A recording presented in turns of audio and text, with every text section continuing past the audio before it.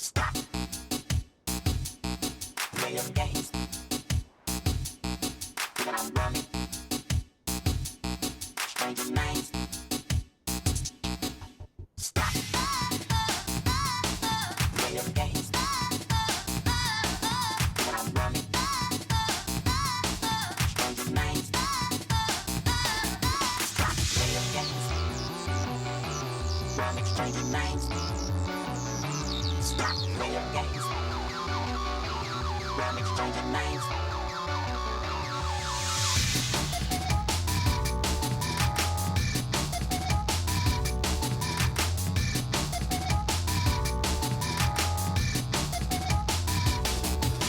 Stop playing games when I'm running, stranger names. Baby, fail, looking shot when you know I'm the reason why.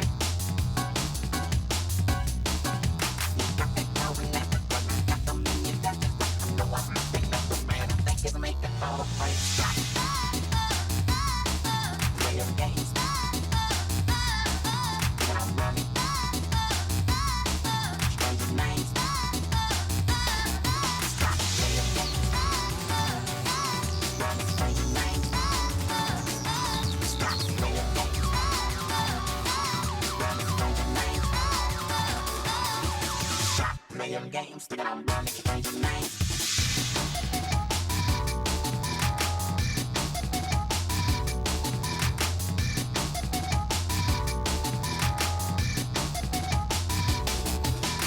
You've been taking much too long, trying to find what's going on. Wasting all my precious time while you're making up your mind. You think you're really in the know, waiting for the sign to blow. I've been waving that green flag and you still ain't moving. Stop playing games when I'm running, stranger names. Stop playing games, running, stranger names. Stop playing games, running, stranger names. Stop playing games when I'm running, stranger names.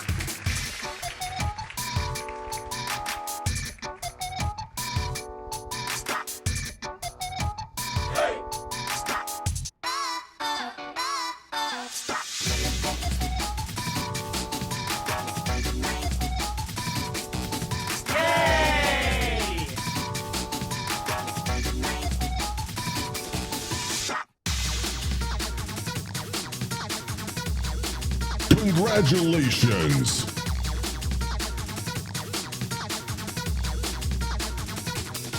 Stop playing games, running, stranger names. Fail, looking shot. Know I'm looking for the light. Taking much too long. Find what's going on. All my precious time. Making up your mind. Stop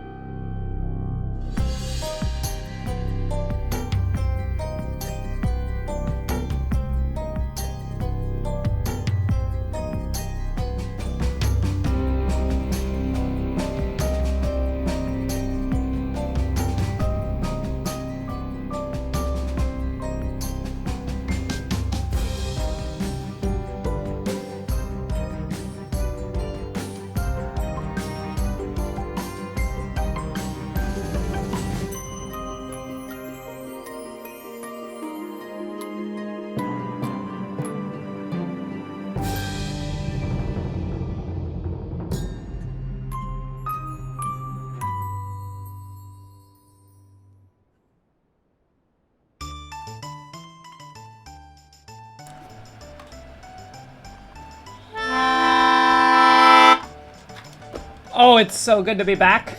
It's so good to be back.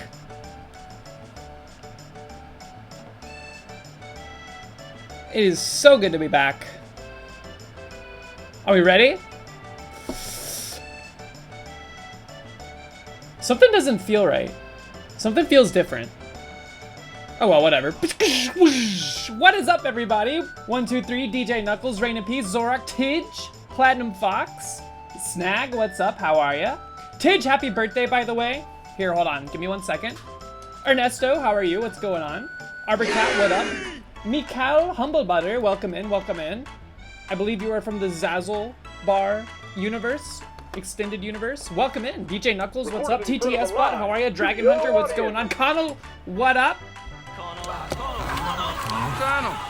I am alive! We may also. Don't look at my bangs, man. Oh my god. It's gonna take my hair like weeks to recover from that camping trip. Hold on 1 second.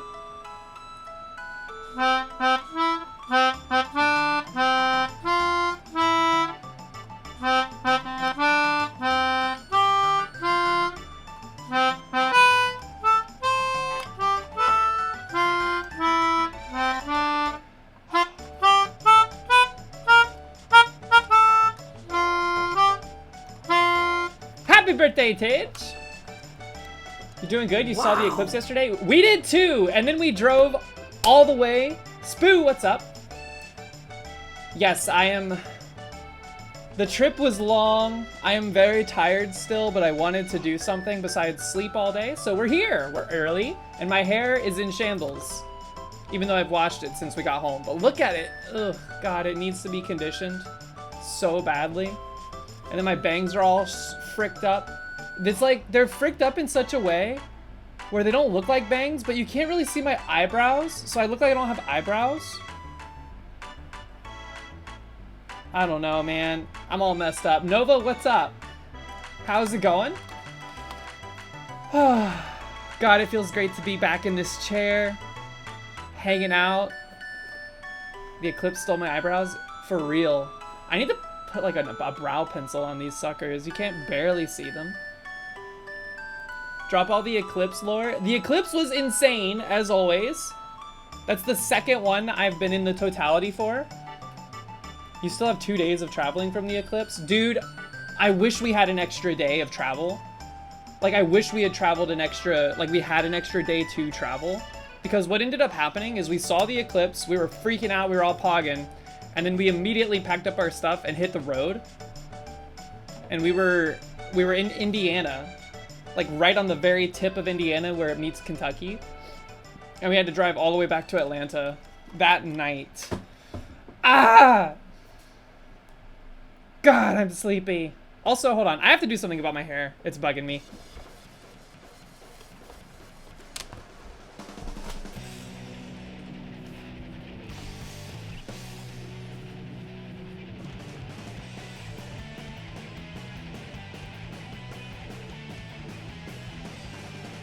Yeah!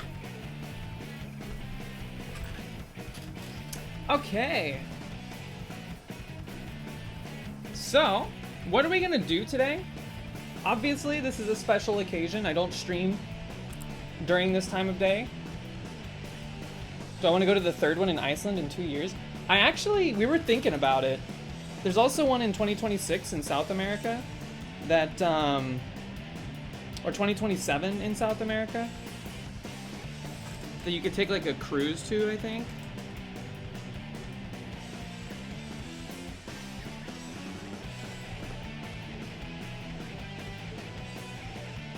You're going to the Iceland one 100%? Oh god, I haven't done this in a while. Give me one. Give me 1 second.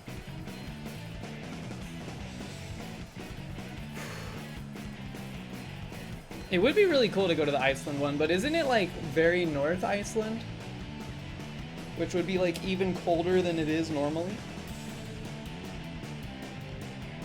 I guess maybe not. I don't know what the path looks like for that one because it's also going through like Portugal. It's in August. Is that like a warm or a dry part of the year for them? I don't know. Or a warm or a cold part of the year. Isn't it always cold? Dude. We're in trouble today. Look at this. We're in shambles.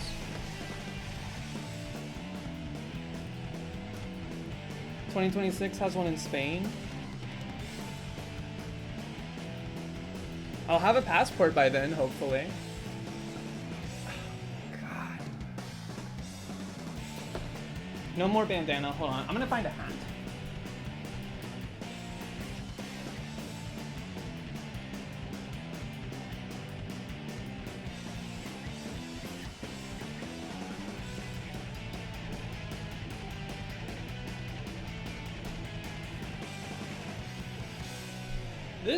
This will force my bangs to behave later.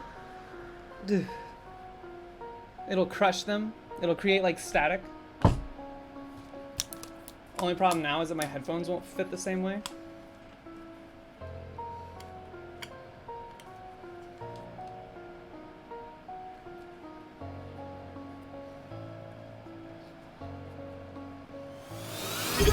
Yo, Simbera raid. What's up? How was the rest of your stream? I was lurking. I was watching in the shower. It looks like you made it through winter in Stardew. Clovey Girl, Bendejo, Arborcat, Tidge. Welcome in, Raiders. Man, it is Ultra Tab Tuesday, is it not? It's Ultra Tab Tuesday. You have Dan Giesling streaming. You had Simbera streaming. You have me streaming. What's going on, dude? Appalach streaming. Michael A.L. Fox streaming. NL is streaming? Oh my god, it is noon. Everyone's streaming.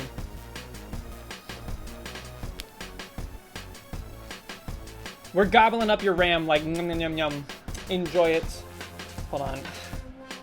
Fix me up, fix me up. Okay. RAM. R-A-M. Also, nice hat.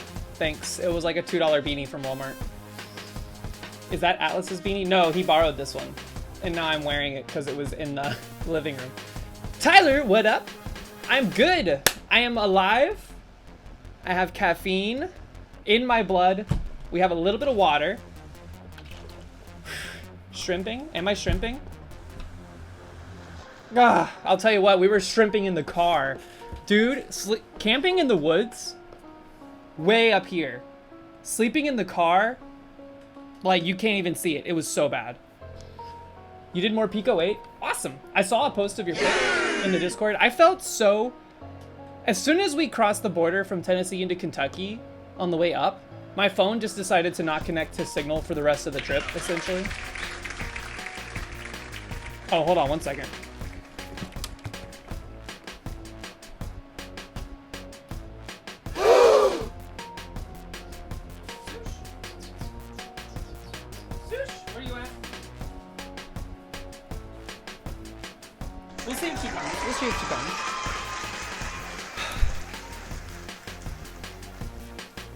But yeah, no. It was extremely cool. We did a lot of different stuff, man. It was jam-packed. For those of you that didn't hear or see or know, got to meet Zorark in person. And that was super cool. Zorark is so incredibly nice. And has such a nice smile and just a warm personality. What do you mean, huh?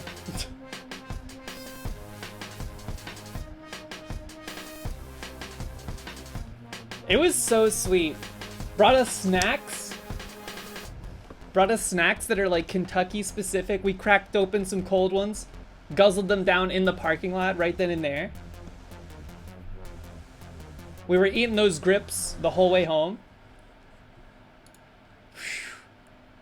It was so nice. Murph, what up? How's it going? Here, let's see. We have some juice to divvy out. Let's do that real quick. There's a lot of stuff going on today. We're gonna do the dulls, so if you haven't done them, quickly go do them. Or tab down. We are going to play some Splunky, because I want to play Splunky. Yo, Sirenita, what up? Can I milk Murph? We're gonna juice him. I can't milk him. I don't have a cow named Murph. And then we're gonna do we're gonna crack open Godot, and we're gonna get into some Pachinko development. I don't actually know what I'm gonna call it. Also, move out of the corner. Good idea. Skirt, skirt. Please dedicate 5 minutes of stream to speak on Cave. The Cave was insanely cool. We went to, so hold on. Let's juice some folks, and then I'll go down. I'll give like a high-level trip breakdown, and we can get into more details if we want. Pachinko is the perfect name. We shall see. We shall see. I don't dislike it. I don't dislike it. 1, 2, 3 with a juice. Yo, Mikael. Is it Michael? Michael Humble Butter? Thank you for the gift sub. Appreciate it. I'm making a pachinko. I'm making a TTS bot. Spurt_ just acquired 5 juices. They've slurped a total of 25 juices in the past. Thank you so much for the 5 gifties. That's 5 more juices right down your gullet. Just slurping it up this morning. Thank you guys. You guys are crazy. We're not making a pachinko game necessarily. So in the channel, there's an emote called Zeppelin Rigged. It's an emote that was derived from the use of a wheel that we would pull up online. And the wheel would have a wedge on it that designated some kind of punishment that we would have to do. And wait, what happened? Cyber Benny? Donny the Pony? Yo! The wheel would determine whether or not we would pay out for doing the punishment that was on it. And I've decided the wheel is not rigged. Yo! Welcome in. Ooh, wait, that means you get to be sprouted and juiced. Hold on, let me juice you. Or sprout you. HIJKLN. Murph! Thanks for the bits, man. Look at all the juice coming in. Just pouring straight down the rocks. Kind of like the caves in Kentucky. Wait, where are you? Me? Michael. HIJKLM. Prepare to get sprouted. 1, 2, 3. Thank you for the 100 biddies. Didn't that kind of sound like I want to move it, move it?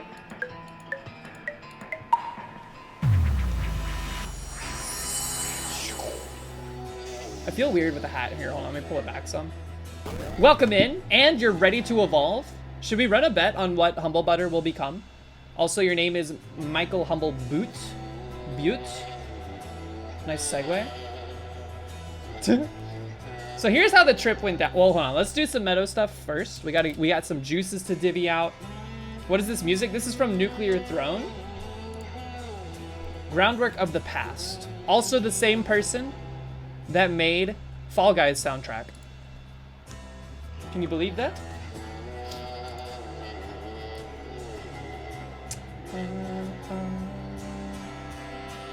But yes, we're not making a pachinko game. We're going to make a pachinko thing that I can pull up, and then we drop tokens into it and watch them bounce around, get flung about, whatever, until it lands in the slots. And if it lands in the slot that is punishment worthy, we're punished. But I think it'd be more fun to have like particle effects flying around, custom stuff that I'm able to build. Perhaps we tie it to a channel point redemption thing as well. When it's done, do you mind if I shamelessly steal some code from it? You want to make a pinball game? It's not going to be in Pico 8 or Picotron. It is going to be in Godot. So if you're interested in pivoting to that engine, the code can be useful. I'm mostly leaning into Godot for it because I can customize the graphics a bit more, and also I can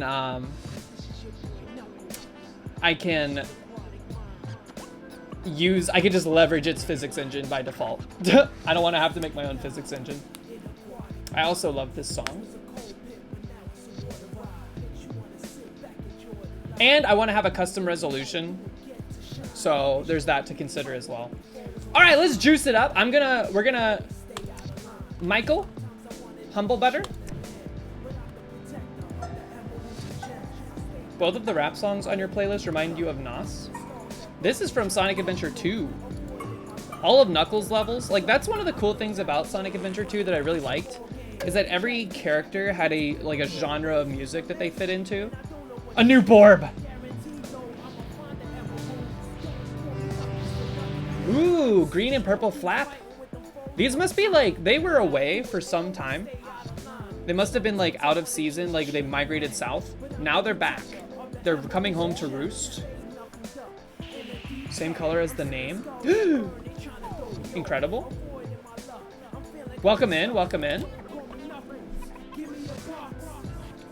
All right, juice me. Let's see. 1, 2, 3. What do you? Of course, never ever getting luck ever again, evidently.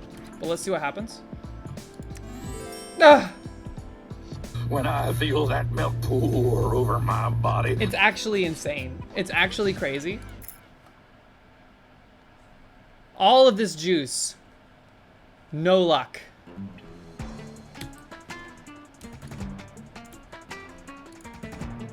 Yes, get the milks out of the way. Platinum Fox, do you think you're safe? Do you think you're safe from the milk? You think that's how it works? Look at your 10 luck over here. Flexing. Hard. Barely any milk.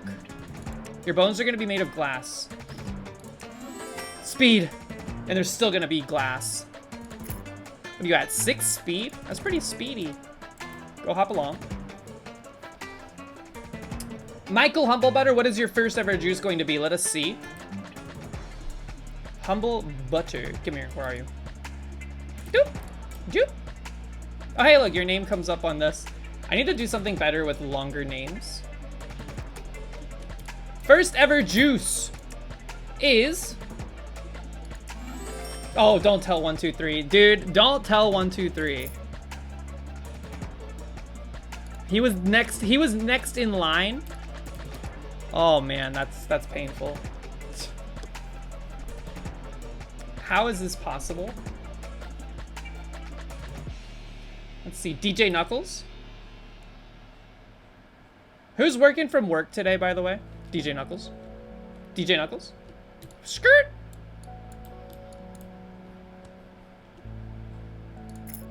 Four, 5, 5. You're so well balanced still. Don't tell him. Don't tell him. You're barely working from home. Work from work. Don't tell 1, 2, 3. Oh my gosh. You almost have as much luck as 1, 2, 3. Let's see. Who else? We had TTS bot, of course. Murph, Tidge. Tidge's birthday juice. Tidge's birthday juice. Where you at? Tidge. Only 2 wit? You've only ever slurped on 1 wit juice? Apple juice. Apple juice for your birthday. Enjoy it. 5 decks. Burbs get luck. His what juice? Murph, what do you got? What do you got? Wait, come here. Skirt. You still... You like milk the least. That's fine. That's okay. How is juice awarded if someone gifted 6 months of a sub to another? I think... I don't know, to be honest with you. I think it actually would only count for 1. I would need to go in and manually give you some compensation for that. Because it probably strikes as 1. It probably counts as 1 event flag. Murph with the wit. The grape juice. I'm finding a newfound appreciation for grape lately. I don't know why. I don't think I'll still eat the grape Jolly Ranchers. But that ice cream that was grape plus black currant. You still never had the apple juice? Well, today, you're getting apple juice. Enjoy it. Don't tell him. Milk. when I feel that milk pour over my There it is. body. First ever apple juice. Oh man. It's rigged. It's rigged. Also, I did not hear the new soundboard. What's the new soundboard, Simbera? Also, please eat the blackcurrant toast. I will. Probably closer to, like, later. I'm all messed up. I ate breakfast at, like, 10 a.m. God. Okay, so hold on. We're juiced up. Everybody's juiced. Everybody's quenched.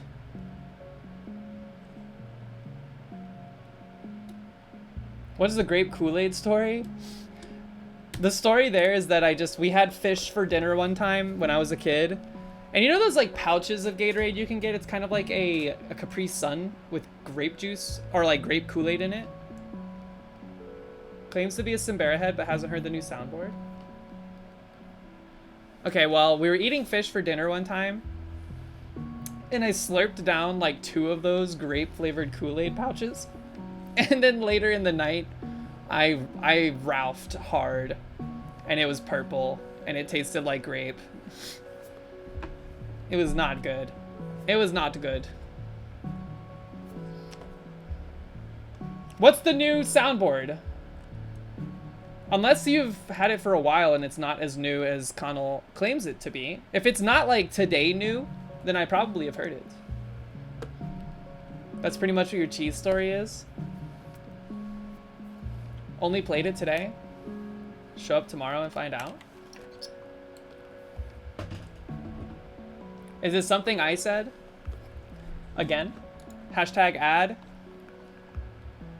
Sorry, ad eaters. Look at that salute. All right. Let's talk about the trip. The trip was fun. So it started out Saturday morning. We get up at the crack of dawn. We haul butt all in the same car to the car rental place, which is like not very far from us, but still decent drive. We pick up the van, which by the way took forever because the place opened at 9. The guy didn't show up to run the Hertz location until like 9:05, and then we got in there. Zorik4 gifted a subscription Zorak. to Nova Rival. Enjoy your juice. Thank you for saving Nova from eating ads. Your kindness knows no bounds. Here, let's juice you real quick. Where? Where are you? Scoop! Still have never tasted the grape juice. It's ironic that you're made of cheese in the meadow. Ah! Oh my god. Not cheese? Okay, you're right. It's lemon jello. Lemon jello. It's pea? You would rather it be pea than cheese? Hold on a minute. Yes. P mentioned, by the way. So we get the van. We come back home to drop off the other car. We pack up the van and we head off. It takes a long, the drive up is not bad. We get through Tennessee, but as soon as you start going west in Tennessee and north at the same time, there's this highway called 24, and 24 blows. No matter what, every time I've had to encounter 24, there's at least a 30-mile stretch of bumper-to-bumper traffic, which really sucked, but we were like, whatever, it's fine. Somehow, I don't know, the trip said it would only take us about 5 hours to get to Mammoth Cave. Somehow, it took us 9 hours. This is a good song. Somehow it took us 9 hours. So we pulled up to Mammoth Cave Visitor Center at 5:30. Song is too loud. Scoop, sorry. We pulled up to Mammoth Cave's Visitor Center at 5:30 in the evening, and it was busy as hell. There's people going crazy. We get inside, we talk to somebody to find out where our campground is, and they're like, oh, okay, cool, you're staying at this campground. You need to take the ferry across the river, or you're gonna have to drive around the entire park. and come in from the north side, and we don't know if the ferry is still running, so you should probably go check. And we were like, oh crap. So we hauled butt to the car. We got in the car, we drove down to where the ferry is. We got to the ferry at like 5:50. This is from the messenger. We got to the ferry at like 5:50. They had a sign posted that said the ferry closes at 6 p.m. The ferry was on the other side of the river, and there was still like, so there was a gate. There was a gate that would close that said, you know, the ferry is closed, come back tomorrow or whatever. So the gate was open, and we were sitting there. It only allowed 2 cars on at a time. There was 1 car in front of us. We were behind that other car, and we were all in the car just being like, please, please, just let us through. Please take us over. Let us be the last trip of the day. The guy on the other side of the ferry operator, took forever walking up this hill to close the gate on that side so that people wouldn't pile up on that other side of the ferry, like river, to go across. Waltzed his way up to that gate, closed it, took forever, sauntered back down the hill, got on the ferry, rode the ferry over to us, and we were just like,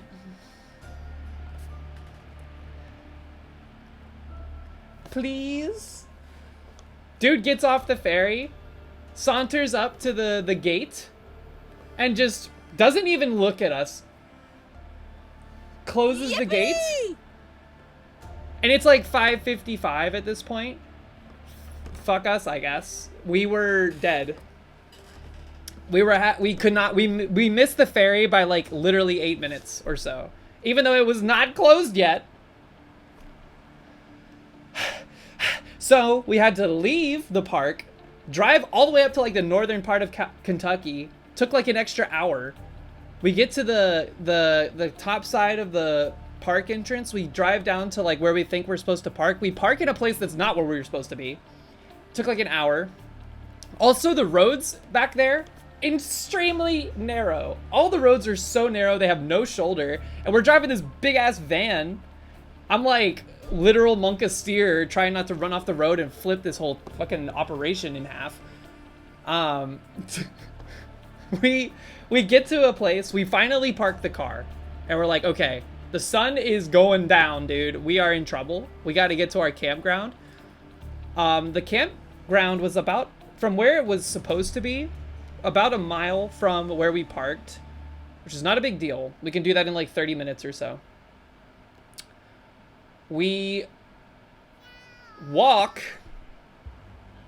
to where the trailhead is supposed to be. We have 30 pounds of equipment each loaded up on our backs. Way too much stuff. We overpacked yet again. Classic mistake.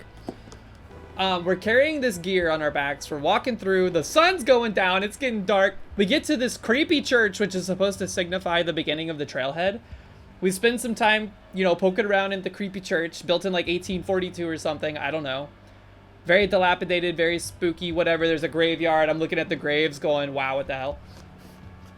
We start looking at the trail, or looking for the trail, and then there's a sign posted that just says trail closed. And this ain't no like temporary sign. This is like a piece of wood that has like been etched, burned into the thing that just says trail closed, nailed into the ground. It's a big sign. And we're like, oh, that's our trail. That's the trail we're supposed to take to our campground. And so we look up on the map the next trail that we're supposed to take. We already passed like a half mile away, like from when we started walking. We already passed it. It also had a big sign, like a big gate in front of it that was like, it didn't say it was closed, but it was like, hey, you can't bring your horses down here or whatever. So we walked past that because it wasn't the trail we were supposed to go on. We get to the trail that's closed that we're supposed to take, and we try to take it, but we get like 30 feet into it, and the trail just ends. We can't see anything. There's no trail markers. So we're like, oh, frick this. We turn around. We walk back to get to that trail that's supposed to take us to the campground. That trail takes us to our campground, but it's like 4 times as long of a trail that basically goes way down and then loops all the way back to where the church basically is to get to the campground. And we can't see the campground from where we are at the church because it's like thickly forested. There's woods everywhere. I guess like a storm came through semi-recently and trashed the place because like the trails were in pretty rough shape. So the sun, by this point, it's like 8:30.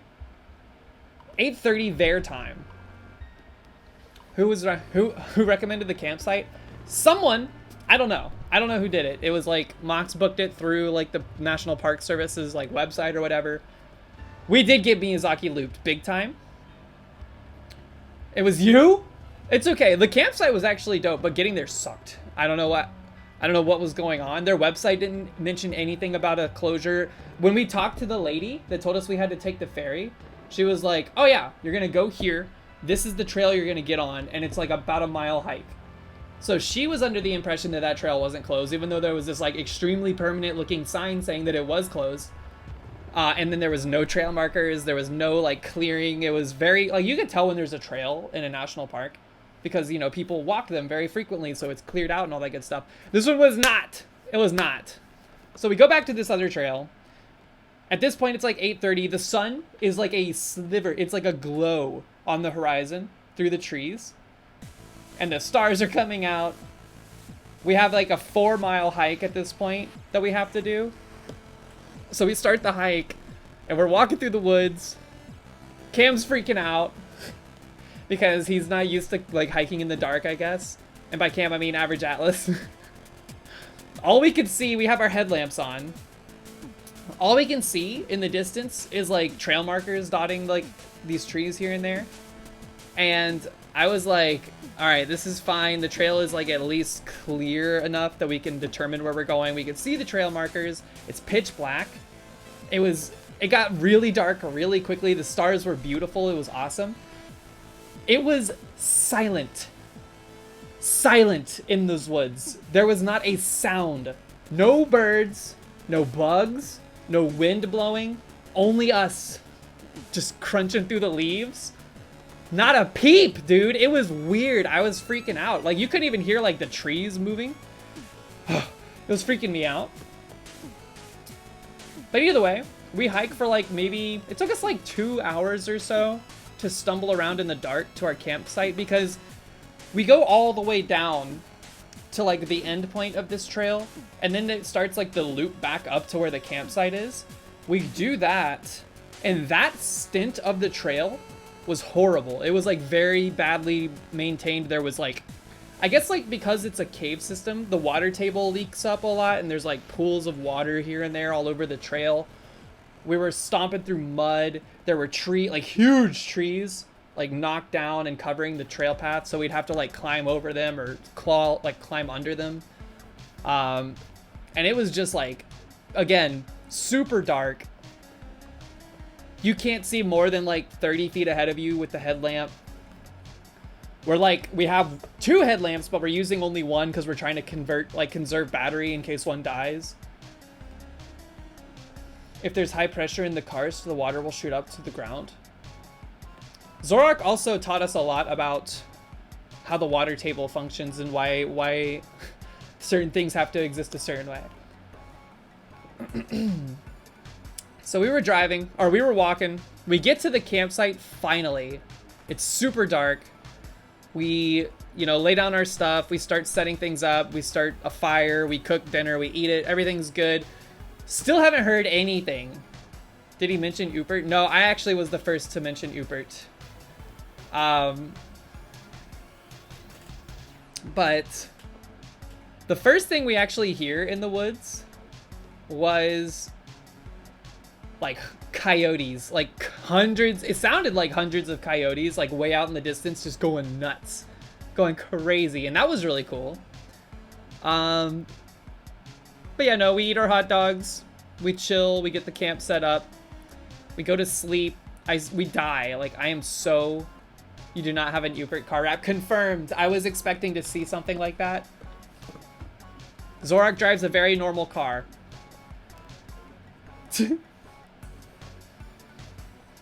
But now we've incepted the idea into his brain.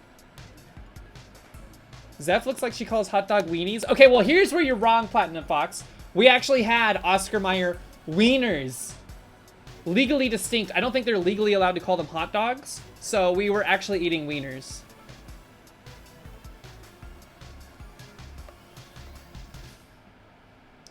We camped. All I heard all night were owls, coyotes.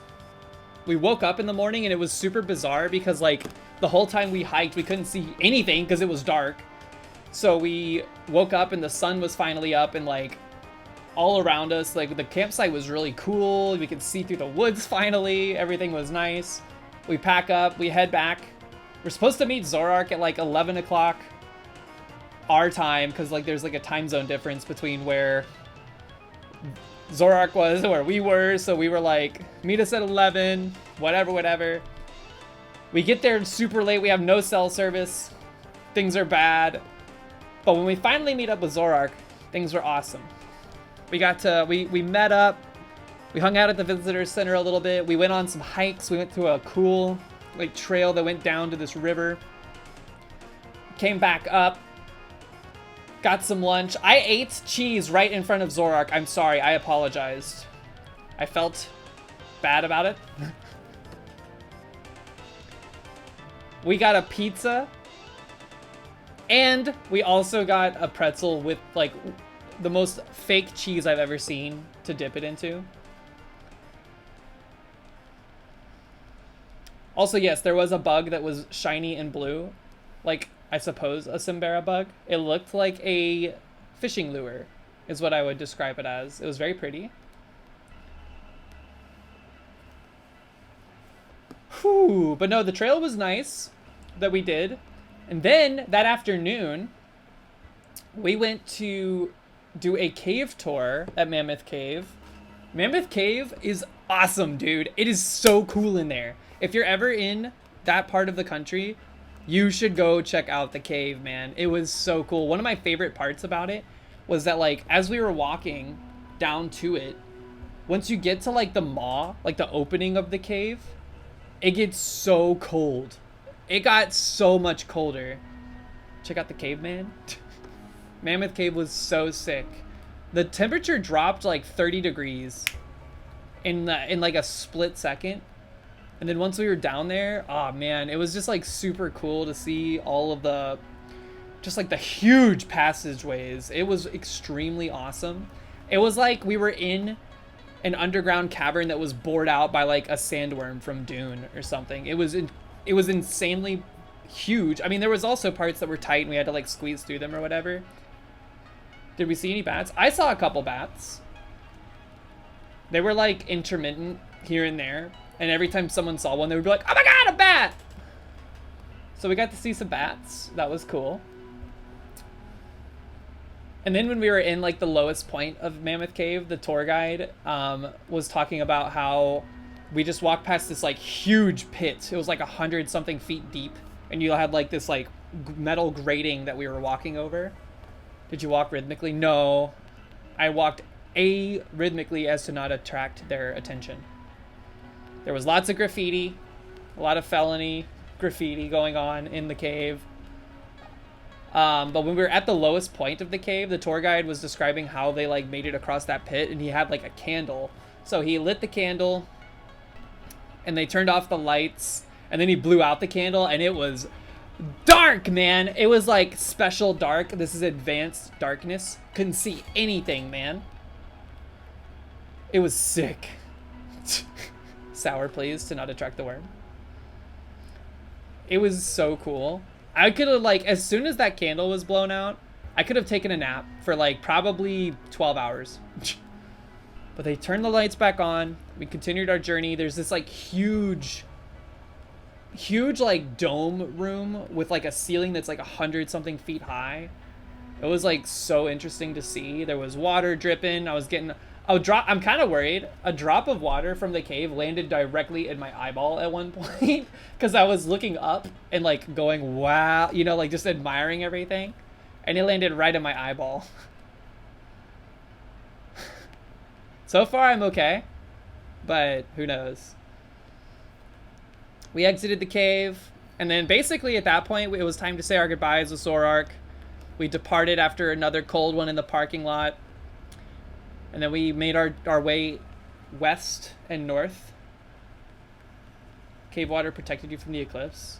Cave pink eye. Scrolled up IRL. Yeah. It's probably cleaner than some tap water. This is true, I presume, but there's a place in Tennessee called Ruby Falls, and it's infamous because you go down into this mountain, basically, and in the mountain, there's like this big waterfall. And they're like, do not, we cannot emphasize this hard enough, do not drink the water. Because you will get explosive diarrhea before we can even leave the cave. So I was like, oh god, my eye's gonna get diarrhea. Thankfully, that didn't happen.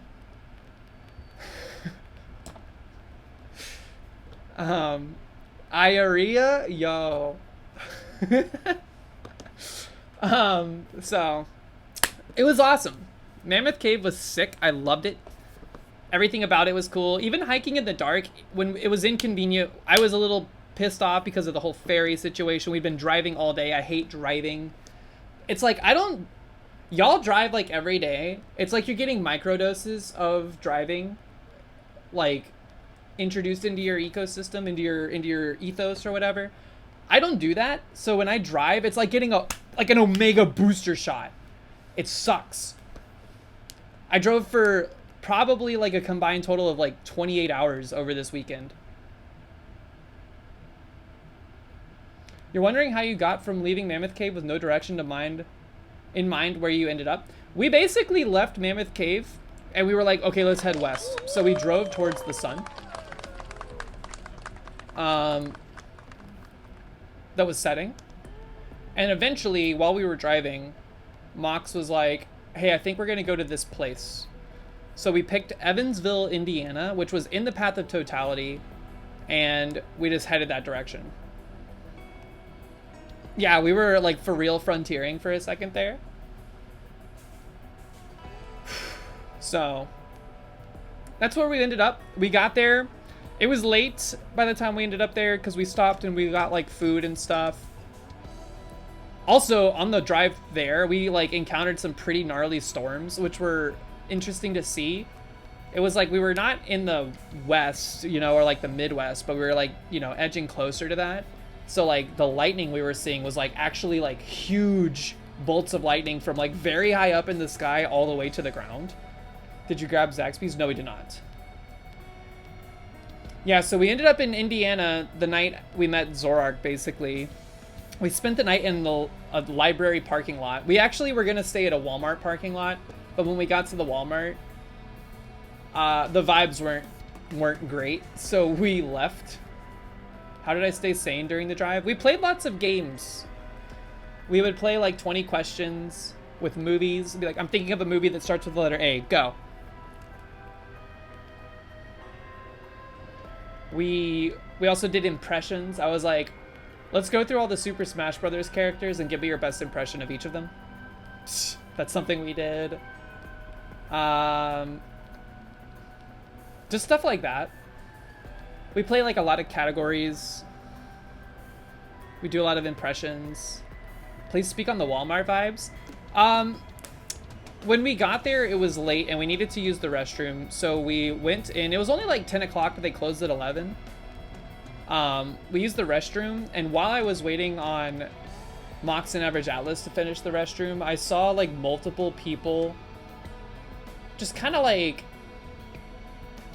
behaving in a way that I would consider a little suspicious. Maybe not suspicious, but like uncomfortable. Like it didn't make me feel safe. So, and there was also just like 2 or 3 people in the parking lot that didn't work at the Walmart wearing like face masks, like those, what are those things called? Like a toboggan that covers your whole face. A baklava? A ski mask? Yeah, they were wearing ski masks and they were just like going around and looking in people's cars. They weren't doing anything, but they were just going around and looking in people's cars. So I was like, no, I don't want to be here. Yeah. I was watching them in the parking lot the whole time and I was like, no, I'm okay. So we left. Before like we were able to leave, I was like, let's go check out the library. Let's like see if we can sleep in the library parking lot. Caught? I'm just looking. So yeah, we went to a library. It was a fancy, like, historical library too. And I was like, look, I don't care if like a cop comes and taps on our window to be like, what are we doing? You need to get out of here. I would rather that than like, I don't know, something else happen that is less predictable. Cause like when a cop comes and knocks on your glass window, it is Monka-esque, like scary, but at the same time, we could just be honest. We could be like, hey, we've been driving forever. We're out of town we're here in town for the eclipse. I'm sure you're used to this or like expecting something like this. Did Atlas end up hotboxing the car? We all hotboxed the car. All of us. It was horrible, but also like, what are you gonna do? What if the cop wore a ski mask? I would be like, why are you doing that? What's your badge number? No, it was pretty rough. The whole trip, dude, isn't hotboxing smoking weed? No, not in this context. Dude, sleeping in the car sucked so bad, man. First off, it was like, it took forever to set up the car to sleep in it. We had to like lay all the seats down. We had to blow up air mattresses. Like it was interesting. We were parked in this library parking lot. There's lights ahead of us. So there's like, you know, it's not like dark, but there's also like this industrial building over like neighboring this space, this library. And it was like 24-hour workers, I guess. So there were people like out there like smoking cigarettes, watching us set up. What if the badge also wore a ski mask? I would ask them to at least show me their face. I need facial recognition software to kick in. And so I was getting a little sketched out. I was like, ugh, we're taking too long to set this up. There's people like watching us set up. They're gonna narc on us or whatever. So we set up the car to sleep in, and then when we started sleeping in it, I had to be like, I was squished up against the wall. It was all three of us laying. Mox was like next to me. Average Atlas was on the other side. So we were all just like sardines in this like van packed into the back of it. I had to like have my hands up so that I could like fit. Because if I was like this, it was too wide. But it sucked because like I was pushing my head over against the wall and there was a street light beaming right into my eyes all night. So I was like, holy crap. And it was hot. It was so hot in the car.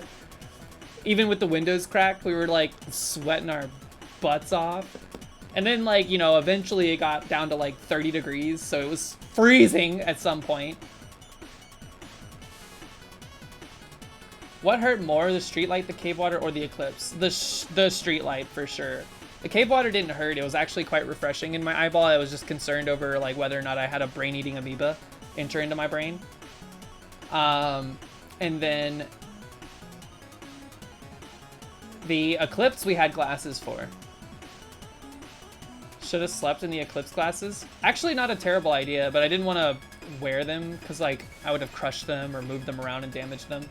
I ended up finding some manner of clothing. I don't know what it was. The van was just in shambles after we left Mammoth Cave because we were like unpacking stuff. We were throwing clothes around. Oh, also, I forgot to mention this. This sucked. The night we were camping, I was wearing some pants and I only brought like 2 pairs of pants, some leggings, and some shorts.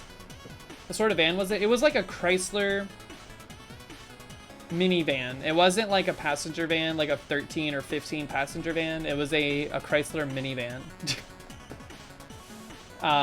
But when we were making the hot dogs, when we were making the wieners, I had like Mox handed me the pack of wieners at one point, and I didn't realize it, but the whole pack was open and the hot dog water was just seeping into my lap. So I stood up and I had like this huge wet spot on my pants of hot dog water. Dude, oh my god, I never want to smell hot dogs ever again. Because what ended up happening is that hot dog water dried and then my pants just smelled like hot dog water for the rest of the damn trip.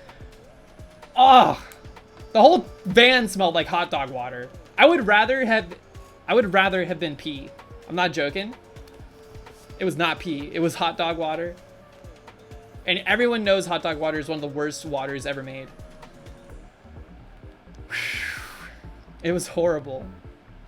And then like the day of the eclipse, we parked in this, like we left the library, we went to a park. The park was actually having this huge event with like food trucks, some live music, some not live music, which was very annoying. And then like they had this huge field that used to be like a golf course, but they like had given it up to this park. And we were, well, you didn't smell it, Zorak, because I was wearing an outfit that had nothing to do with the hot dog water. But if you were in the van, you would have smelled the hot dog water. I was considering just throwing the pants away. But we ended up in this field, and it was actually very hot on the day of the eclipse. It was like 78 degrees in this town, and it was supposed to be cloudy all day, which we were very nervous about, but it actually stayed very sunny in the area we were in, so we had no cloud interference with viewing the eclipse. We got to see it perfectly. It was beautiful. It was surreal. The portal was closed. It was very interesting to be like hot as hell in this field. And as the eclipse, like as the totality was happening more and more, it was getting like cold again. It was like so bizarre. Thanks for returning the rental. What's that smell? I have a sush. Hello. She missed me. Oh, look at her.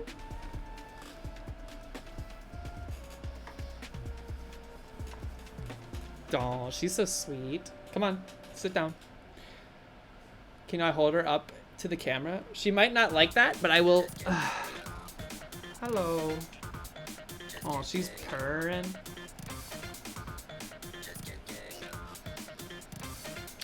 But, no, viewing the eclipse was awesome. It's so cool to be in the path of totality and, like, experience the darkness that comes with it. Like, we could see stars. It's, like, basically Twilight, but all around you. Oh, hey, what's up? It was very cool. It lasted a long time, too. Like, we were in totality for about 3 straight minutes. So did it get dark like night? Basically, yeah. Like, the edges of the edges of the horizon were all lit up. But the sky above us was dark enough that you could see the stars. Shiny vampires all around. Aww. She's so sweet. It was sick. It's so cool. And it was actually, like, emotionally overwhelming to just think about the last time I was in an eclipse and where I am today. That 7 years is so wild. It was like a totally different... It's like a totally different life. So it was very cool.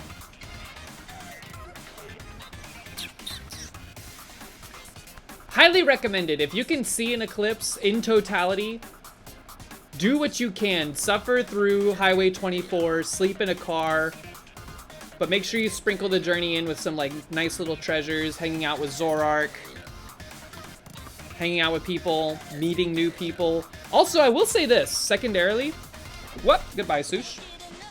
The people of Indiana, extremely nice. They're all very nice.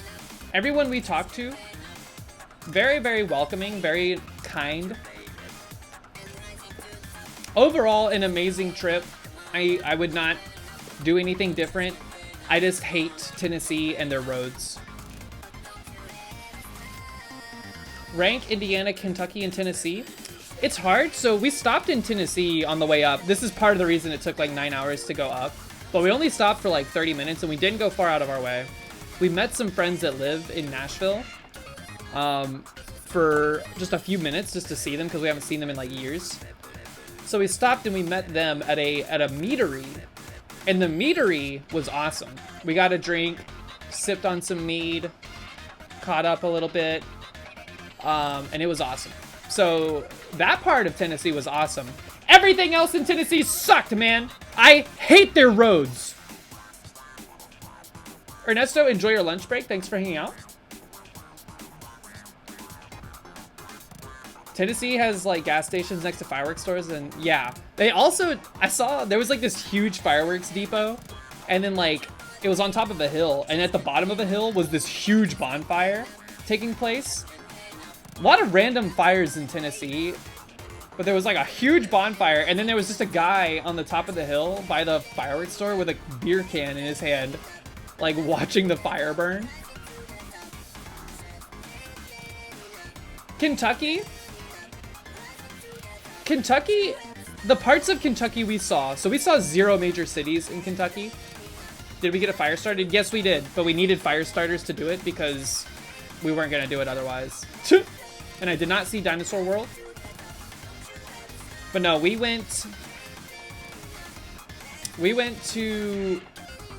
were in Western Kentucky for the majority of the time we were in Kentucky.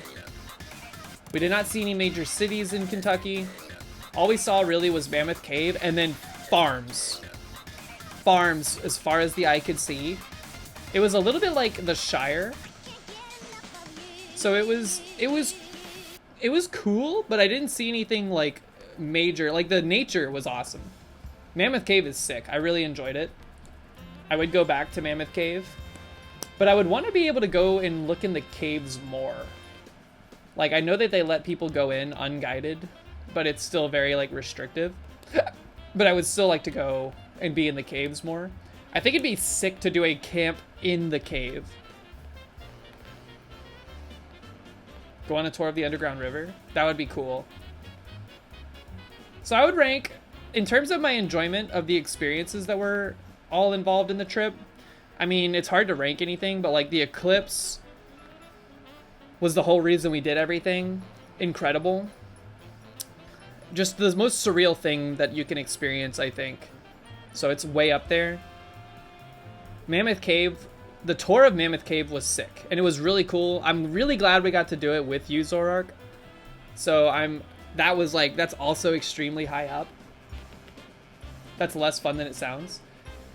Perhaps. I'm sure it's cold. I'm sure it's a little miserable from like a weather.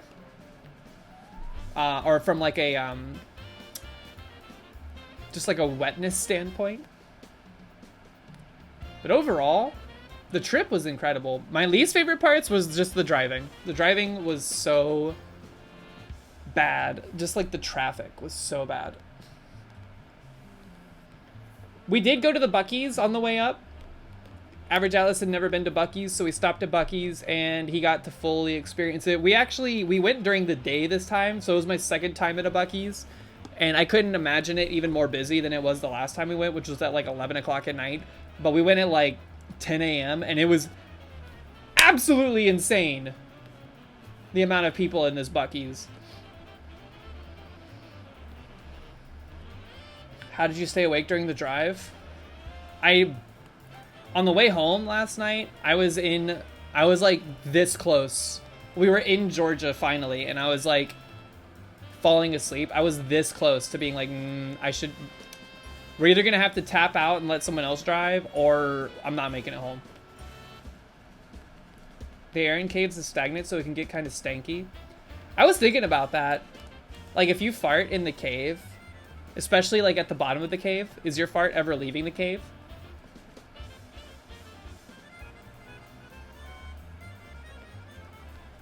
It goes nowhere.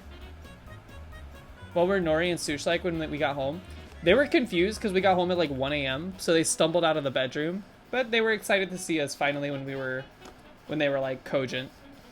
But I was so sleepy. I was like, I love you guys, but I'm taking a shower and I'm going to bed. With a long enough time scale and with enough visitors, the cave will just be fart. You eat sunflower seeds or chew gum? Yeah. I don't know what I did to stay awake, but we made it. What's it like to have a shower after 3 days of no shower? Incredible. Especially because, I don't know about y'all, extremely valuable piece of tech that I forgot to mention. Not tech, but extremely good development that took place. I somehow, throughout the course of the whole journey, managed to avoid getting sunburn.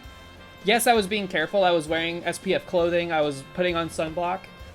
I am so glad that I put on sunblock the day of the eclipse, But I did not get sunburned. But I hate the way sunblock feels. I hate the way sunburn feels more, so I do put it on. But I was so gross feeling with the sunblock coating my whole body. So I was so happy to shower it off. Mox and Alice, they did not get sunburn either. Mox maybe got a little pink, but nothing crazy. And yes, there is SPF clothing. It's like, it's not like infused with SPF aloe or whatever. It's just it's a specific type of clothing with like a fabric and stitching that is designed to block the sun better than some.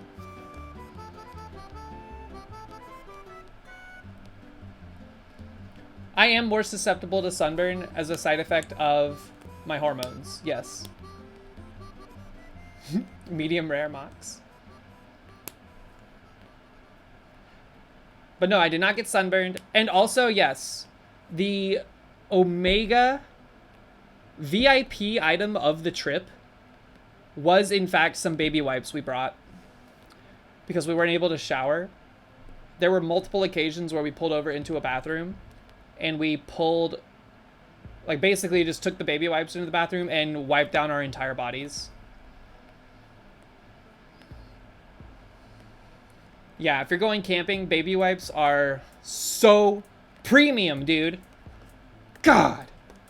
Incredible. Yeah, I'm also extremely pale. I don't know if y'all knew this. I don't know if you could tell through the camera.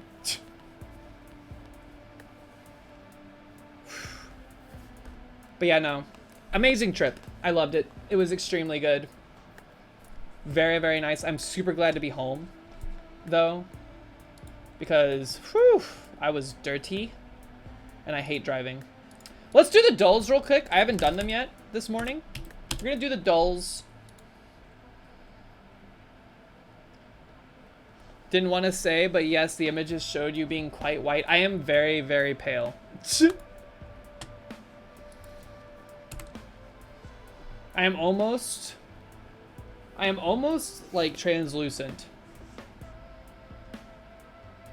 I should have some nice home-cooked Zaxby's. I'm gonna be real with you, Zorak. I don't want fast food for like the next month minimum. I was so over. We ate too much fast food. We've eaten way too much like camping geared food. I'm gonna eat a salad for dinner tonight. I don't really care what Mox says. I'm going to go get a salad no matter what. And then I don't know if I'm eating anything else today. You bought some of these adult wipes from Japan? More absorbent and have menthol in them? Is menthol good for your skin?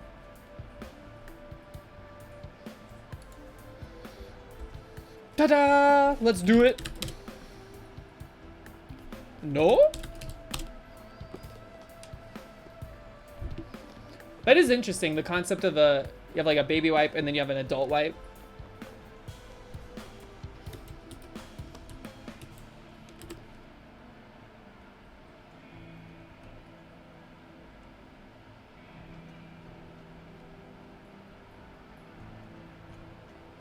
Reg.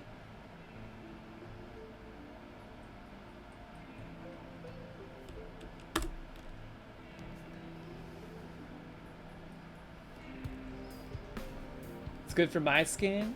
Since Metacon version 0.01 has happened, do you think Metacon version 1.0 may ever happen? I think it's possible. I don't want to do it in a place that's like crazy, like Vegas. But if we wanted to like, if there was something going on and we wanted to have like some kind of lightly informal get-together of some variety, I'm down. It's cool to meet people.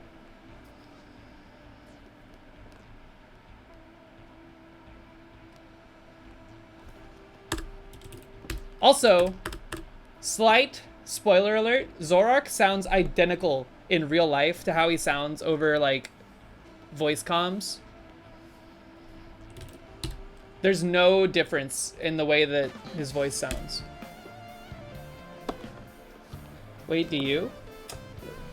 Not really. I feel like maybe your sound setup in your stream picks up a bit more like bassiness in your voice. Yeah! How can we help you? You can help by not doing that.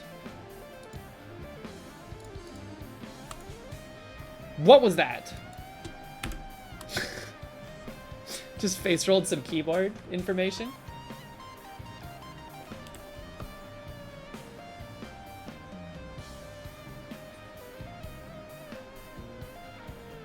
MeadowCon 0.1 was Vegas anyway. That is true, but that was not the focus. That was 596Con, great time. I'll have to put together some grab bags for everybody that comes to a MeadowCon that has like, I don't know, like a bag of piss in it or something. MeadowCon EU.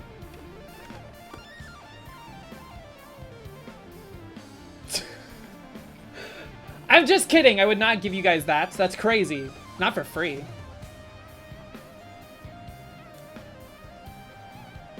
Drop some candy on the floor.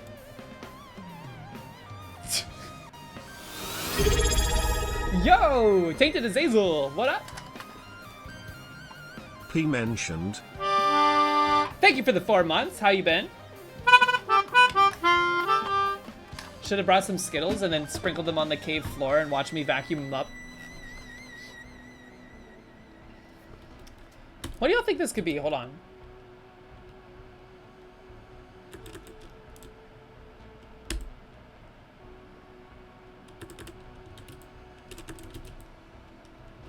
Woo!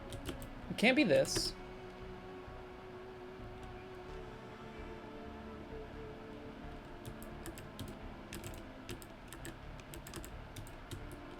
Surge?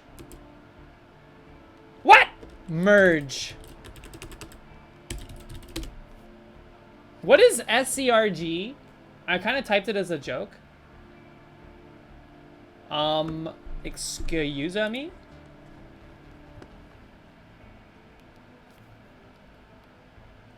Tidge has, you have the shocking ability to do the Wordle and then immediately forget what the word is. Yeah. The non-long-term memory committal is pretty good buff. Surge is a durable twilled woolen or worsted fabric. Interesting. Mock said there's no way that I'm gonna get the span today or whatever it's called.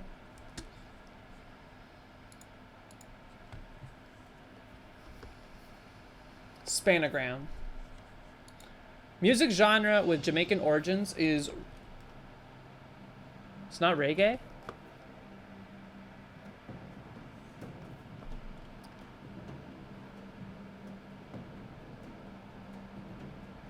Oh my god. R&B? My brain kept going RGB, RGB, RGB.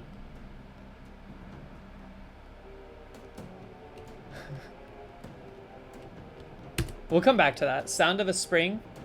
Babble. Babbling brook. Oh, wait, sound of spring, not a spring. Tweet? Like a bird tweeting? Sesame Street character who sings Dance Myself to Sleep. I don't know anything about Sesame Street except for... Is Big Bird Sesame Street? Religious offshoot groups. Cults! What you might use to test the temperature of a bath? Toe. You dip your toe into it, right? Boing? Like a metal spring? It might be boing. Well...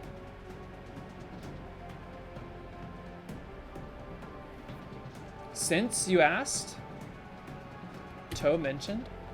Have you not seen that? Where people dip their toe into like a river or something, or a lake to test the temperature before they jump in?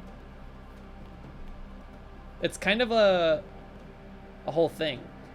To work with yarn and needles, this is knit, which means this is probably boing. Boing. Years and years, ages. First word of every Oscars category. Best. It's not cult, it's a sect. S-E-C-T. I mean, same thing, dude. Come on. 5. Oreo. Well, Ernie?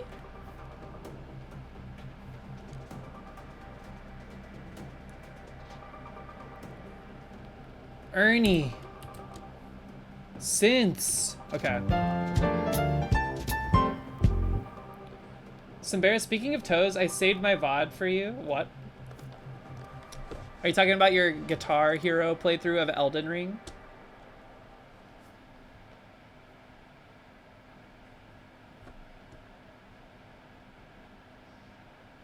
In person, I do not farm as many Huns. Look, I was Zorark, but I think I was annoying Mox in Average Atlas, so I stopped. And by the time we got, like, time we met you, I was already very tired, so I wasn't doing it as much. But like the night before, we were talking about all kinds of crazy stuff, and I was driving them insane. It was getting bad, cause like when I drive, my mind goes into like dark places, not like Monka W dark or whatever, but like extremely stupid or gross places.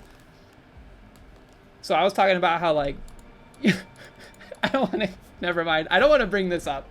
I don't want to bring it up. The Iron Giant. Steel. Tell us.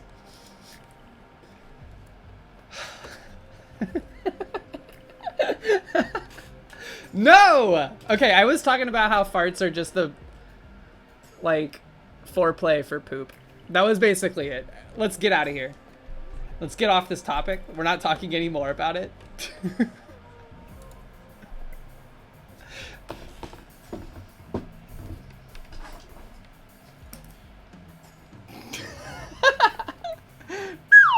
I'm telling you, the car ride was making me crazy, dude. It was. It was.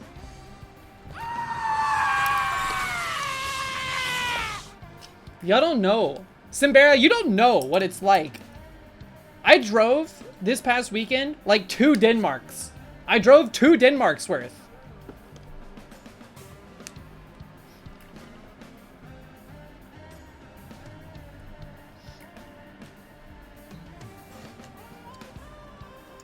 It was wild, man.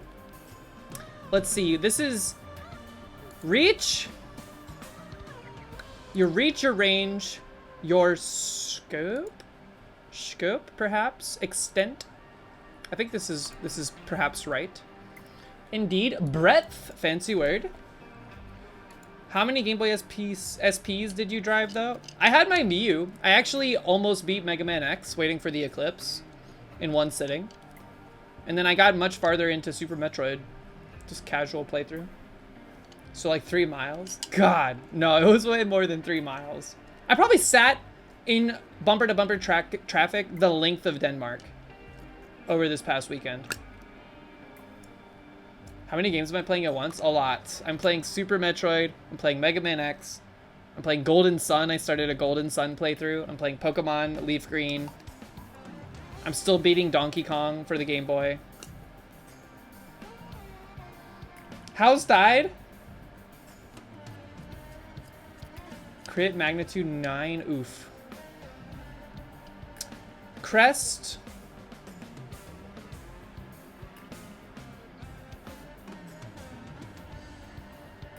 Arms. Shield. Coat. Yeah. What is heraldry? Heraldry?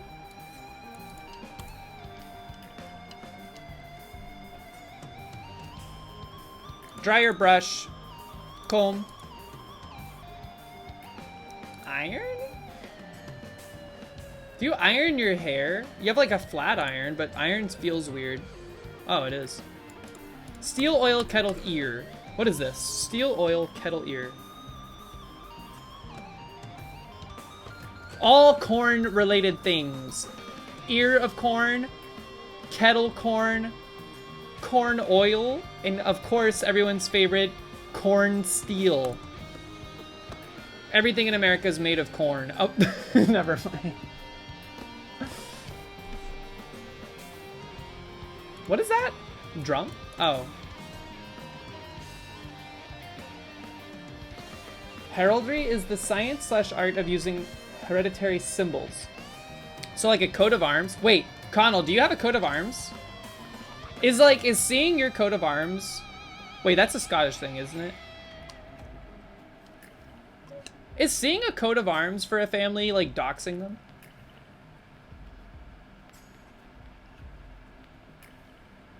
No, the arms go in the coat. Simbera, you have one? Are you allowed to make addendums or amendments to your coat of arms as time goes on? How come someone in your ancestry gets to design it and then that's the design moving forward for the rest of time? Can't you change it? Wait, you have it on your passport? Really? What the fuck? I guess I could just make one set in stone. It's not like a constitution, it's just some art. I'm talking about like families. Families have their own crests often, right? Do you think if people made coat of arms today, they would be like QR codes that took you to a Facebook page or some shit?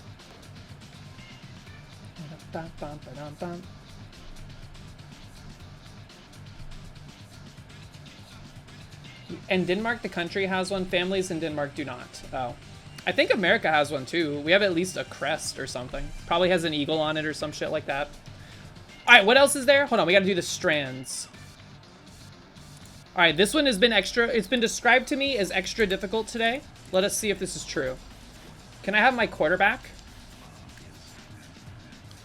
Can I have my quarterback?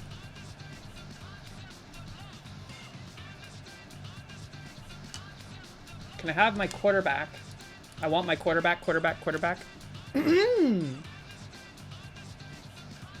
We'll do the bandle, but hold on, give me a minute.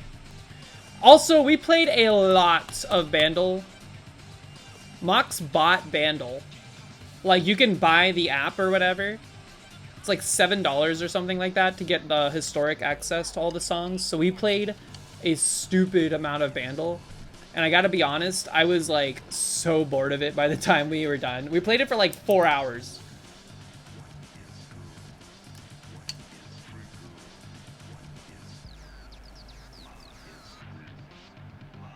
And it was always like music I've never heard of in my life. Let's see. Pant. Part. Vampile. A vampile. It's kind of like a vampire, but different. Hair. Like tortoise in the hair. Tart. Tart. Start. Wait, it can't be start, but give me hinties. Can I have my quarterback? Change? Change. Is the word change in here? Change. No. There's only one C. Is this true? There's only one C?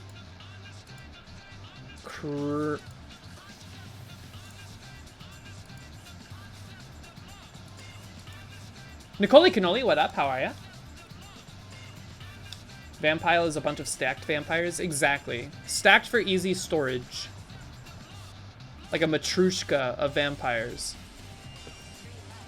Oh, we also played this game on the car ride.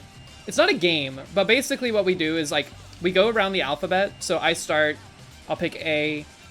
Average Atlas would have B, Mox would have C, and we would just go in like a circle like that. Basically the objective is pick a word that starts with the letter of the alphabet that you have, that you don't know the meaning of, but you know the word for some reason, and let's find out what it is. Actually really good. Letters after A. The bad news is that I kind of lost all of the knowledge that I gained on the car ride because I was focused on not running off the road in these extremely narrow roads in this giant van that drives like a blimp. I missed my go-kart fit.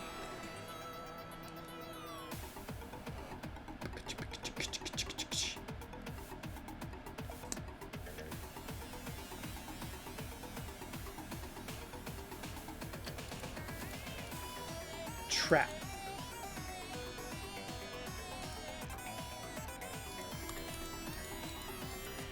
Rapport? Rapport, no R. Dole, the banana brand.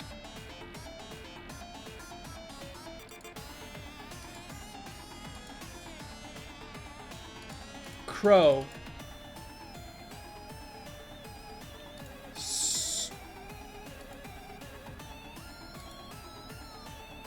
Stult. Stilt. No.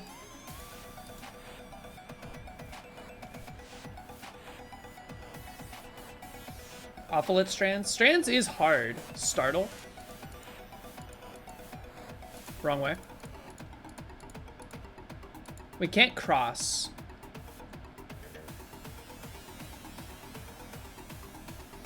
It can be very hard. This is gonna be hard to do without the hint. Hold on, let me look. I find it's easier to do if you zoom out and you can see more of the words at once, more of the letters.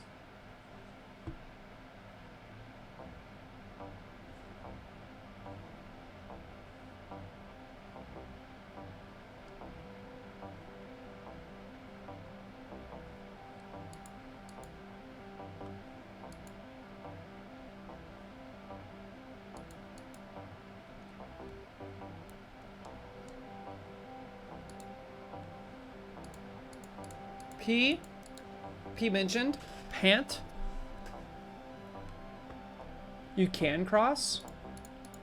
What? Since when? I don't think there's ever been one that's done that for me.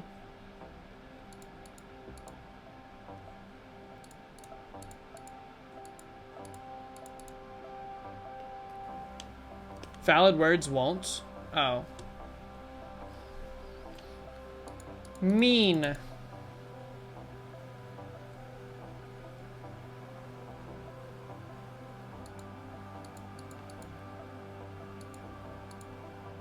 Nape, the nape of your neck. Lean. Give me a hint. We're hinting. Raven?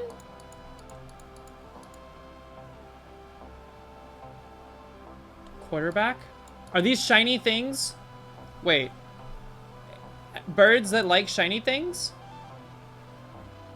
Wait, these are footballs. These are football players or teams. The Ravens. Patriots.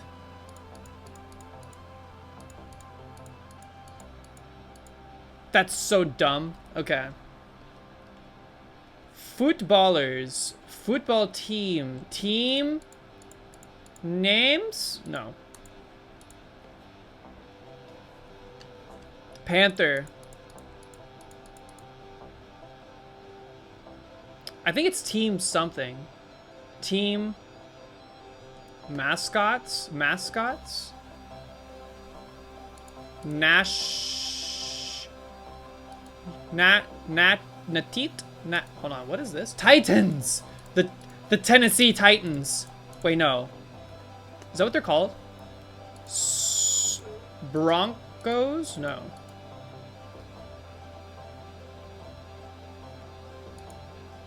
Did football season start this week or something? Is that why this is happening?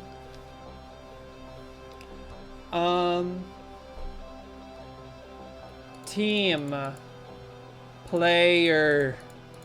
Team players. Dolphin. Whoop. Dolphin. Stop. Stop. P-H-I-N. Oops, I forgot the L. D-O-L-P-H-I-N. And Cowboys. Stop. Okay, we had to get a hint. This was hard. Without it, it would have been hard to do. But once we knew, we knew.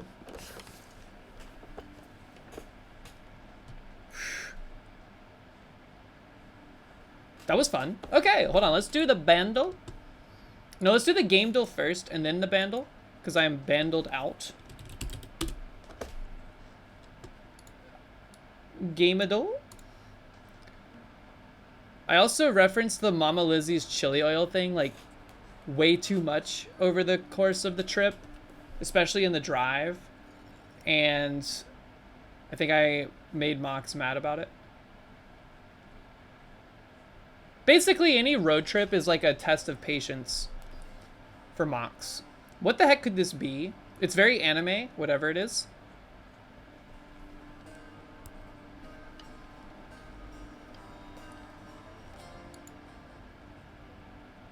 Those are glasses. The character's wearing glasses.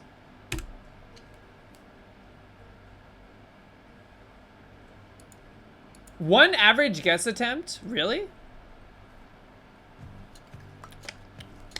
Sorry. Sorry. Your music is getting flagged for some reason. It does kind of look like Avatar, like a Korra. Was there a Korra game?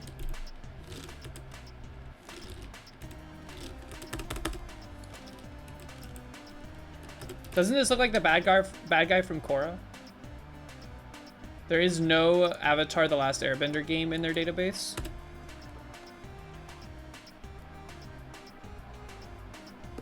I'm gonna say this is... All these colors down here are tripping me up. Korra is 2 R's.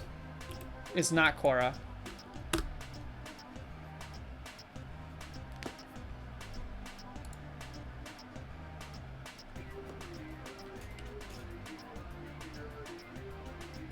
It's a guy, it's like someone doing this, 2 hands, and then I guess the main character here. You can kind of see like this is their eyeball, probably. Minecraft. No, I think it only looks like Minecraft because of the pixelation.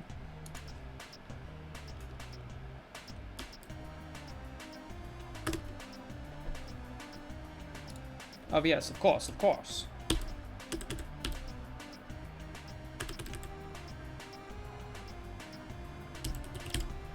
Mega Man 64. They don't have Mega Man 64. Mega Man Legends. No? They don't have Mega Man Legends or 64? Pixelation must be Honey Pop. I have to say something. Maybe it's not my place. I'm just gonna put in Mega Man Battle Network. What? It's hyper anime. I have to say it now. No, it is my place. That's not Goku. I was gonna talk about how someone in the community has a habit of being like a Honey Pop Santa Claus type individual, where they gift Honey Pop to people. And we were talking, like, after we met Zorark, this individual communicated with me in a manner of speaking that was basically like, oh, I can't gift it to Zorark. He's too nice. He's too innocent.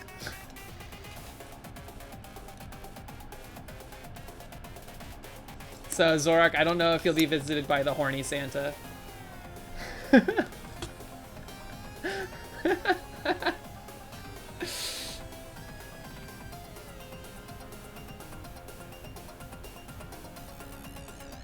That means you're not nice? No, it means that you're not innocent, is all that means. What is this? I recognize this. This looks like something in Shonen Jump.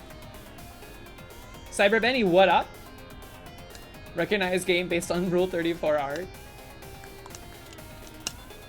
Horny Santa skipped. Yeah, instead of getting Honey Pop, Horny Santa puts like a Bible in your stocking or something. Or he just bops you in the head. Let's see. Transistor? I don't think it's Transistor. Transistor has a female lead character. It's like, this is like Dragon Quest, but not like the main Dragon Quest.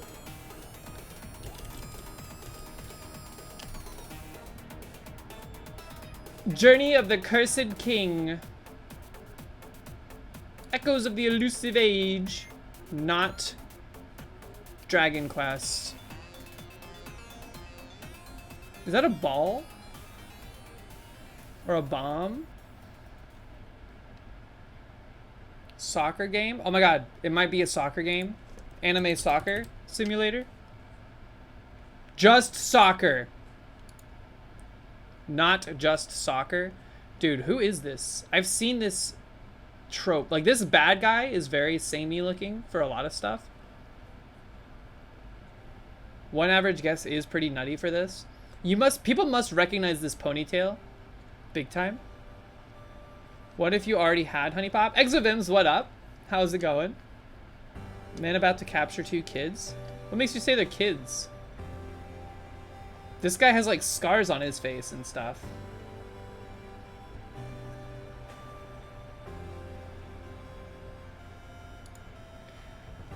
What's that game where you had to like hold your Game Boy up to the sun to charge the gun? It's not that, but it looks like it.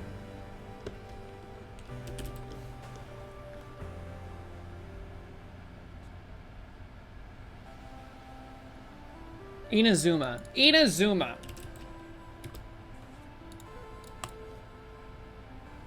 How? How did I know? How? Oh my god, hold on, go back. Wait, is this the game, or did you just make a guess? Tage, this is not the game with the charging light, is it?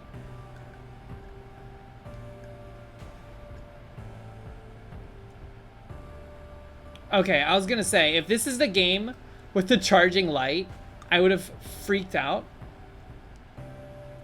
So what is this? I don't know what this is. How do people know what this is? I've never in my life heard of this. Also, look at the size of these shoes. That's like size 28.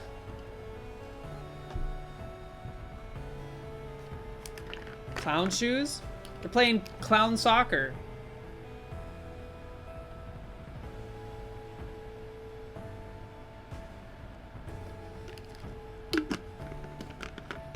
You know who this is? This right here. This is precursor Bakugo from My Hero Academia. And this glove and hand is precursor Deku from My Hero Academia. Did the same art studio work on these things? It's the same stuff. Oh man, this is that game. What was it? It was like a kind of Jet Set Radio adjacent game, but not Jet Set Radio. It was like a launch title for the 360, I think. Sunset Overdrive, that's what it was. You can tell just based on the color palette. Yeah, dude. Was this a good game? I never played this game.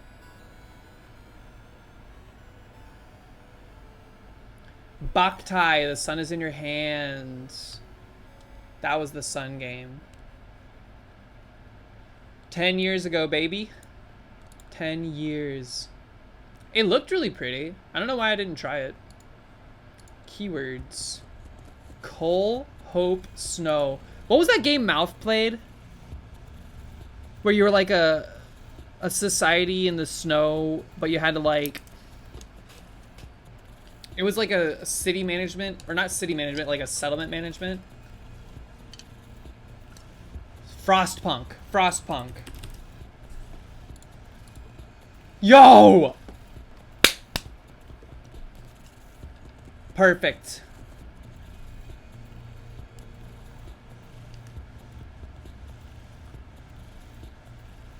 Well done. Good guess. All right, now time for hard mode. 7 average guess attempts is pretty difficult. If you're the first person here every day, does it just say no average guess attempts? Undertale?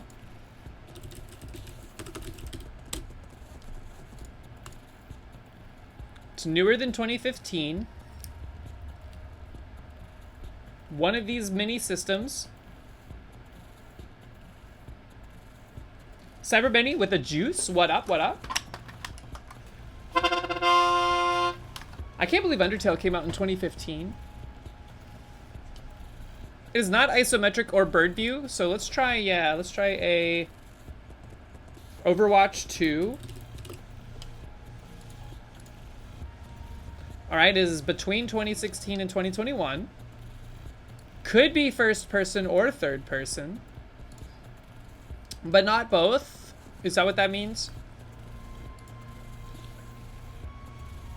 Ghost Recon Wildlands? I've not played any...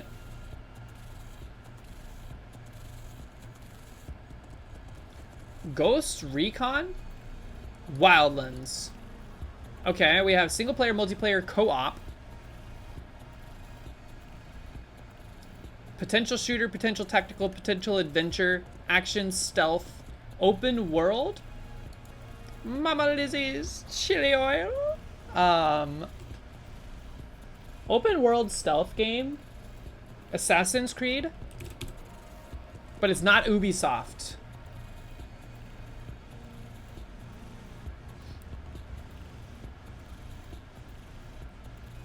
What was that game?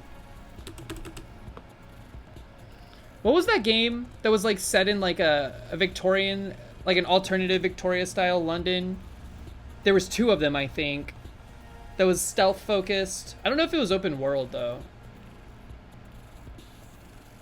Dishonored. Y'all think it could be this? Lies of P? Didn't that come out? No, that came out in 2023? 2022? Liza P. Made in Unreal. That narrows it down. It's not NeoWiz or Round 8. Is it Elden Ring? Can it be... What was Elden Ring? Definitely not Unreal. Unless...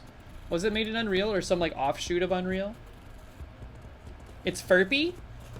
Oh, you're right. What is a first-person game? Apex Legends. 2019. Third person. What? What part of Apex is third? I guess the jump master part? Not a shooter. Is a first-playing role-play or first-person role-playing game adventure. Open world. Is this Starfield? Starfield. No. Oh, we knew that. One-time clue. It is a science fiction sandbox open world first-person game. Science fiction sandbox?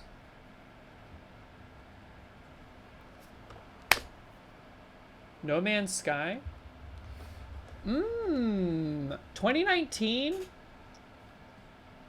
Technically co-op and multiplayer and single player. I don't know if it was made in Unreal, but that's a pretty good guess. Whoops. No Man's Sky? Not no... Whoa, 2016.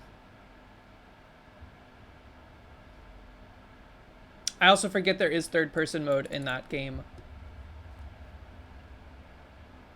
Borderlands 3? I have to stop with the voice inflection thing. I have to stop. This is our last guess. Hold on, let's circle down. Let's focus. Let's focus. It's not a shooter or a role-playing game, which means that it has to be an adventure game. Adventure game that is sci-fi, fiction, sandbox, open world. 2019? Was that Mass Effect game? No, that was also third-person potential.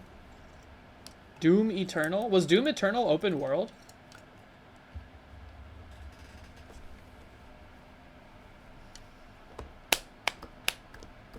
Science fiction. Sandbox. The sandbox element is freaking me out. Fortnite? Fortnite's older than 2019, right? It has to be.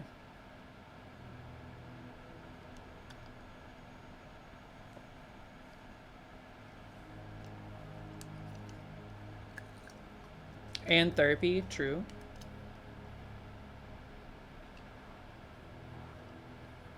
Outer Wilds? Does Outer Wilds have multiplayer and co-op?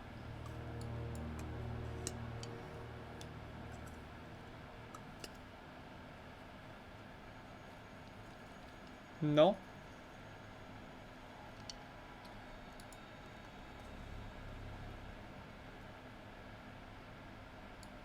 What even happened in 2019? I got married again.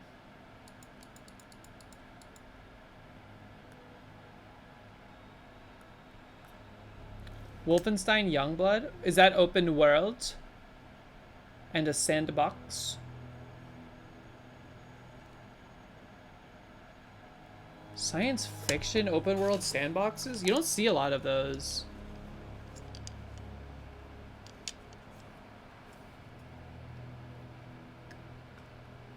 We tried Borderlands 3. What's B-Lands? Is that Borderlands or Blands?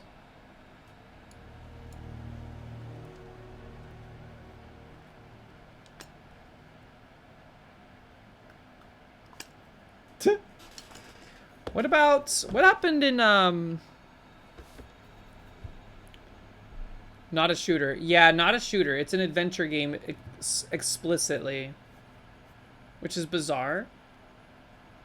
What first-person adventure games are there that are sci-fi? Is this Cyberpunk? Cyberpunk is also first-person and third-person though, right? Can you be third-person in Cyberpunk?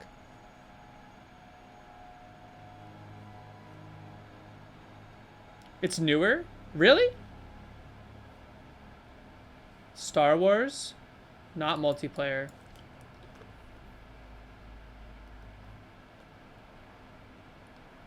Jedi Fallen Order? That's a great guess. Wait, was there any multiplayer in that? I don't think there was multiplayer in that.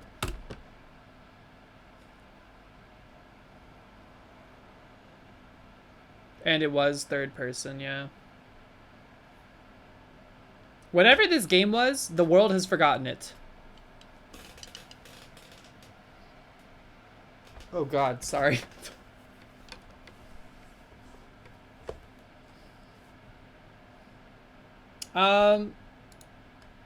It's also not published by any of these like larger studios that you would expect to make an open world game. Bethesda, Ubisoft, Toby Fox, of course.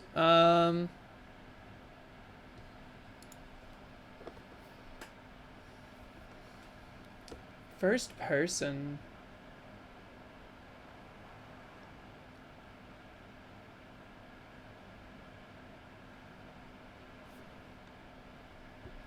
Metroid Prime 4.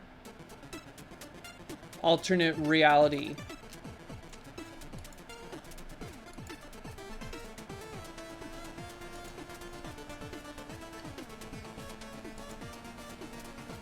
What about...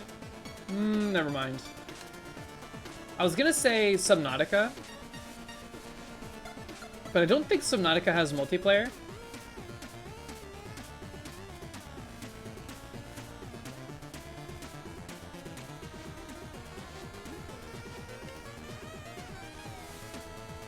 What about a Space Engineers type of game? What about Elite Dangerous? Is that a sandbox?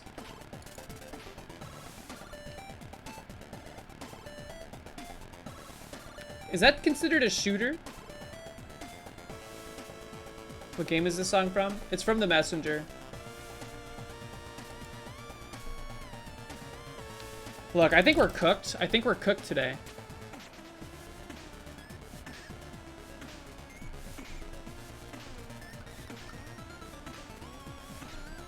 How about Vigor? I don't know what that is. Neither does this game. Elite Dangerous. Whoops. Elite Dangerous. Satisfactory. We have Factorio at home. I forgot all about this game.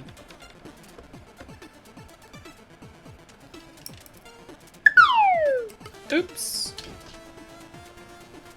Well, you know what? You can't win them all. You can't win them all, but that's fine. That is a hard one. Satisfactory? Sandbox, open world, first person. I never remembered the perspective of that being first person. I never played it. I never watched anyone play it. Whoops. Let me get Vandal going. Vandal me. 1996.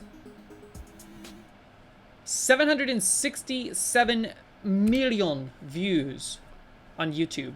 We have drums, bass, piano, and synth, guitar, and choir. Voice cover, Get a Clue. Medium par 3 guess. So the piano and the synth probably carry the melody. Is that first person? Yeah, I don't know. Crank it.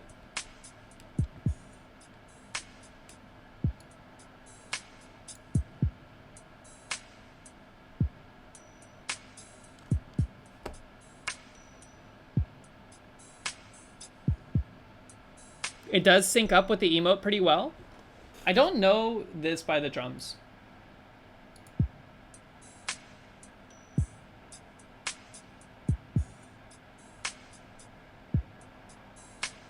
It's very slow, like low tempo.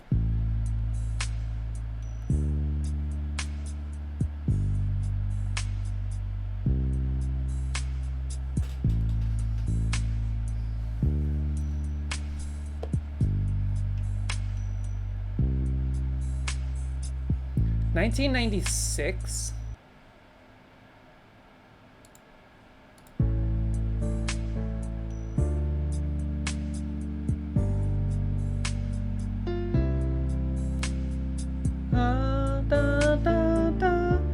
This is familiar.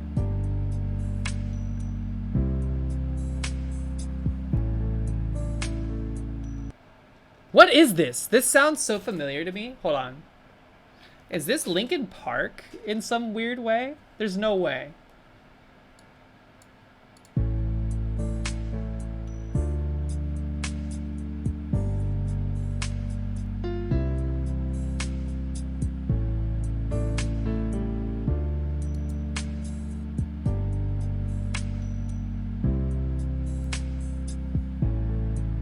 Give me more, give me more.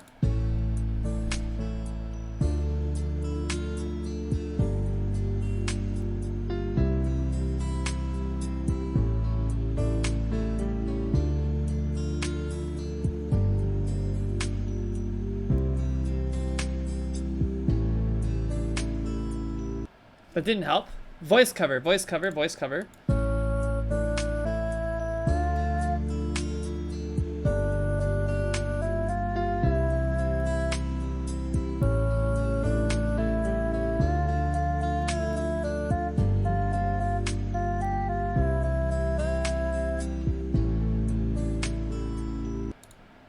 Unshatter my ticker? Unbreak my heart? I don't know this.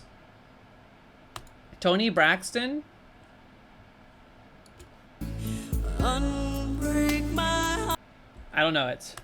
Is this at the end of a Disney movie from the 90s? Did y'all ever notice how like the Disney movies in the 90s had like, you know, kind of like theatrical style choir, like, you know, symphony backed musical numbers and whatnot? And then like the end credits song would always be like an R&B song that's in the movie but not in the movie. Do an Eclipse rap to that? What is an Eclipse rap? Also, geez, my volume is up so loud. All I can hear is the wind from the meadow. Dude, my hair! What is wrong with you, dude?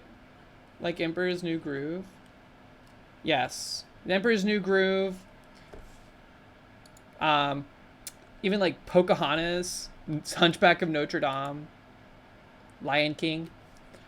Alrighty, well, let's move on to the next part of the stream. We're going to do some Spelunky 2.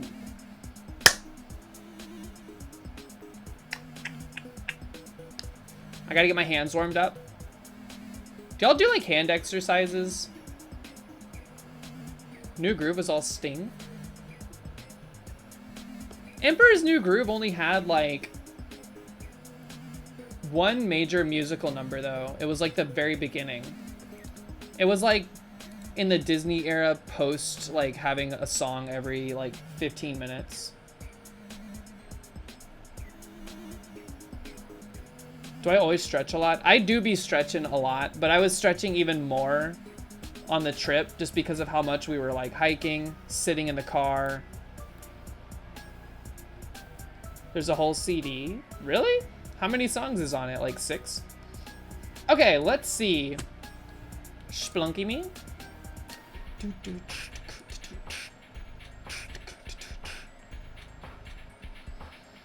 Tree pose like 3 times per hour. I was so stiff. I felt so stiff. Pause the music. Skirt. Update the stream information. Spelunk E2. Done. Go back to the stream. Window capture. Where is it? Hello. Game audio is set to Splunky 2. You should be able to hear it. You can hear it. Game window is also set to Splunky 2. It's doing the thing where it doesn't want you to see it. There it is. We're in. All right, so last time we got to Cosmic Ocean with Demi. So now it is time. We're still not allowed to play Pilot. It's time for someone else.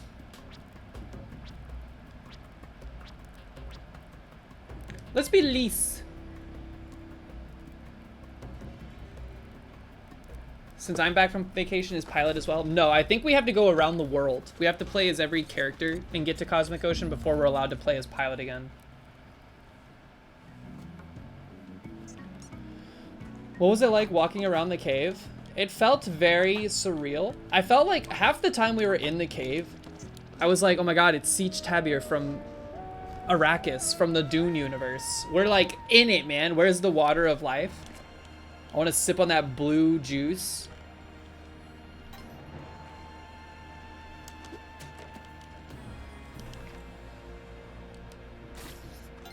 Doesn't the water of life look delicious, though? Man, it's been a minute since I played Splunky. Did I ever bonk my head? Yes, I did bonk my head once. I wasn't paying attention. I was cracking a joke. And then I bonked my head.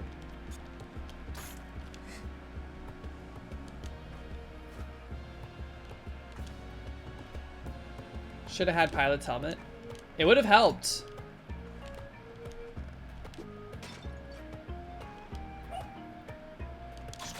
Double kill. Yummy dead people juice. No, the blue juice is just like worm piss, right? It's from the worms. There's like a whole extraction scene. Skirt! Oh god. You're thinking of the water, like the reflecting pool that was water from all the people they would pour into it.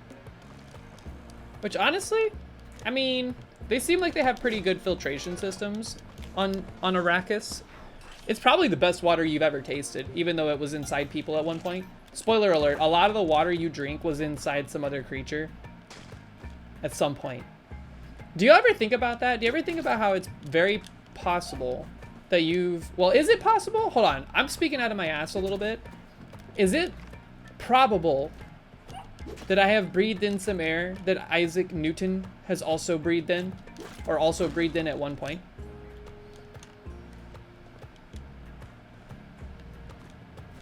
Like worm pre-cum? Very, very shiny, very blue excrement.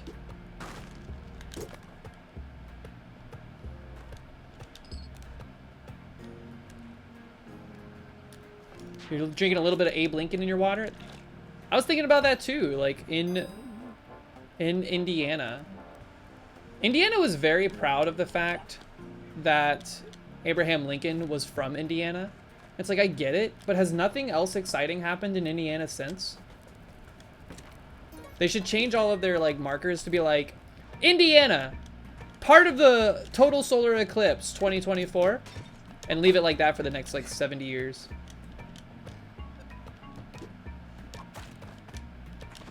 There's a Kali altar here? I was talking out of my ass? How likely is it? Crunch the numbers. Did I save Monty already? Did I already save Monty?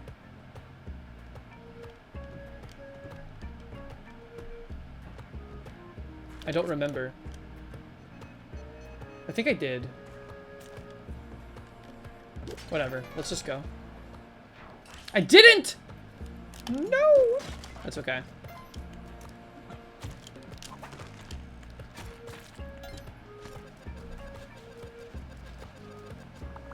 when you're Monty, but you see a Kali altar. He should have thought of that before he put himself in a spot that makes him easily grabbable on a Kali altar floor. Multiplying by the fraction breathed by Newton, each breath of ours has about 6.08 times 109 molecules also breathed by him.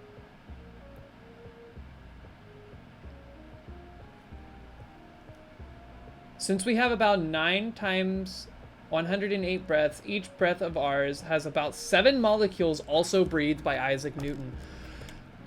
Are you telling me right now that if you rip like a fat vape cloud, part of Isaac Newton is in that sucker? What?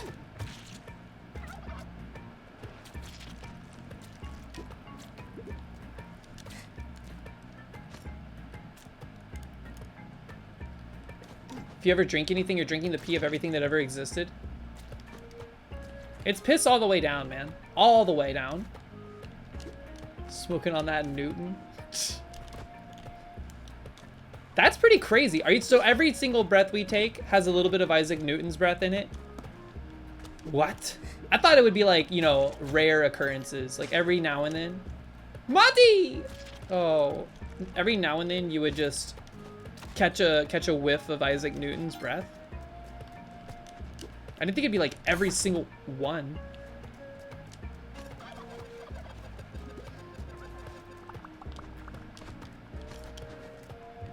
Is he gonna get shot? No, he's not.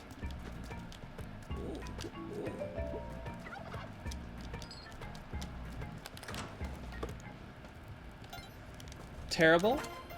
Thank you so much for nothing except access to this amazing exterior tunnel or back level tunnel. Newton's rare. Wait, so does that mean that like,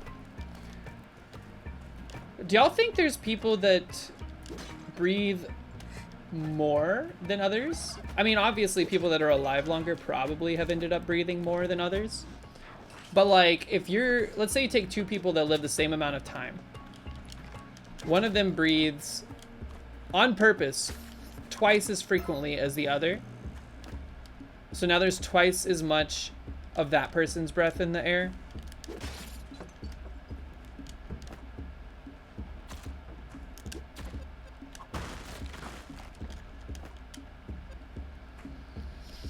Lungs vary in size. How much air do you get in your lungs when you breathe? Like, are we talking like 2 liters of air for every like big breath?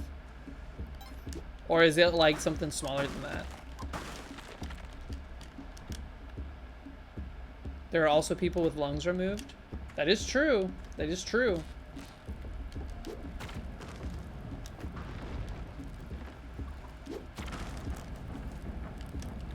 Skirt.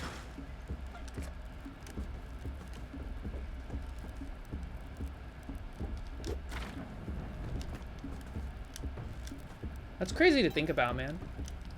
That means that like, whose air is the rarest? Like, what famous person do you think has the rarest air? Also, doesn't that mean you could technically like just bottle up regular air and sell it as like Newton breath? Because it's technically true, but like, you know, kind of BS at the same time. I guess you could sell anything and say whatever you want, as long as it's like not something that needs to be approved by the FDA.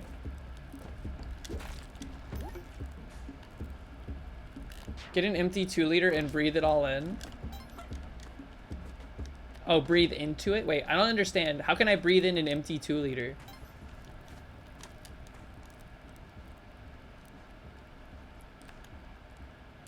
The tank lasts different amounts of time for different people and when you're scuba diving? Interesting. I guess there's also, yeah, like people have different oxygen absorption rates, etc. Someone has sold 2-liter of their gamer girl breath. Now we're talking. Would y'all want gamer girl breath to be like right after they brush their teeth, or do you want it to be like, you know, at the end of the day before they brush their teeth?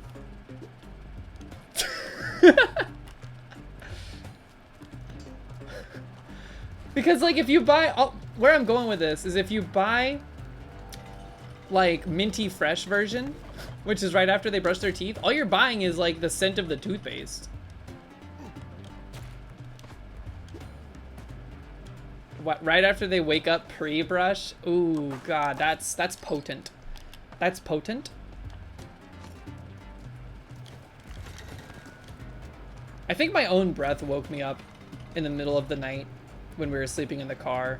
Because like I had my face up against the side of the van and I like exhaled really hard and I was like, oh my God, it smells so bad. Get him! I'm glad Yang didn't get mad just now.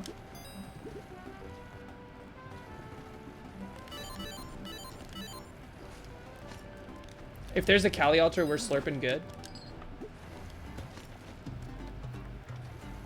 I'm so happy right now. You're not going to be happy when you learn what I'm about to do with these. You want their breath after getting blackout drunk? What would it... I mean, I don't know what anybody wants to do with anything like that. Because there's like, there's various corners of the internet where all sorts of unhinged things take place. Do I consider myself a gamer girl? I think the trope of gamer girl has been like concocted and made by people that aren't real or people that aren't serious.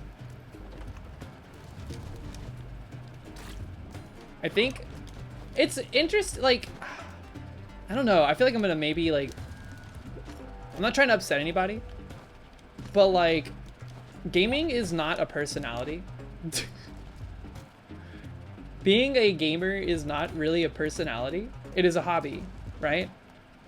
Whoa, the turkeys stop on the treadmill if it's too tall.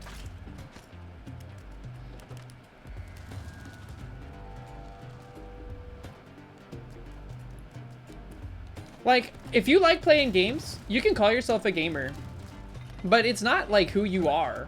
Like, you are not, I wouldn't call it like your personality. And I'm not trying to be like insulting or mean about it. You know what I mean? Like, you can love games. It could be like a fabric of your existence, what have you. But that's just what a hobby is, man. There's people out there that love knitting. But it's not their personality, is to be a knit, like to knit.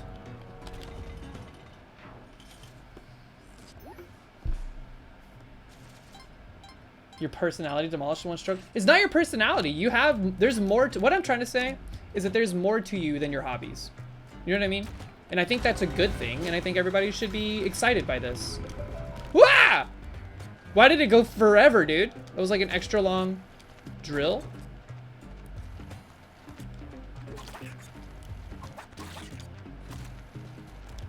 You should relish in the nuance.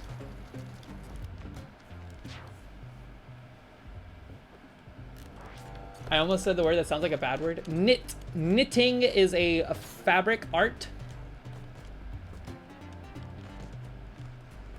It's like adjacent to crocheting and to sewing. Knit. Very, very much pronouncing the T. It also starts with a K. I think there's a... Get up. Thank you. Thank you for killing Monty, you piece of garbage. There's a box. I feel like we're fooling around on this floor too much. Boomerang! Did y'all watch Boomerang, the channel on TV? All the old shows?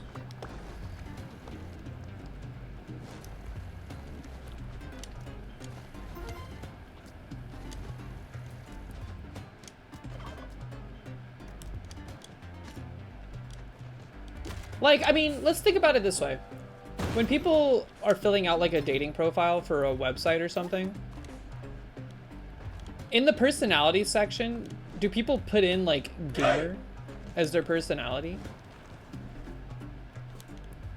Also, dry dock? Because isn't there like an interest in hobbies section? What do you put in that if you're a gamer? But you put in personality as gamer. TTS bot, what up? Welcome in. Throw the turkey. I wanted to throw the turkey. I wanted to throw a pot of lava at the turkey to cook it, but I messed up. What is this generation? I don't want to blast a rope unnecessarily.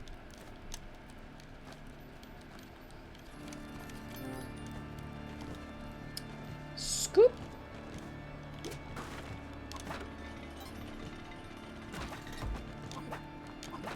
We don't have cup, so we don't need to worry about doing the slurp tech. Are you referring to the About Me section? Look, I haven't been on an online dating site since like 2018. And my tenure on them was extremely limited. Thankfully. I'm not trying to brag. I'm just saying I don't have much experience with what's going on in them. But I have filled out things that are like, hey, what are your hobbies? What are your interests? And in there is where I would put, I like playing video games. I partake in some gaming. But I would not put it in like, you know, tell me about your personality description. I would say things like, I think I am relatively laid back.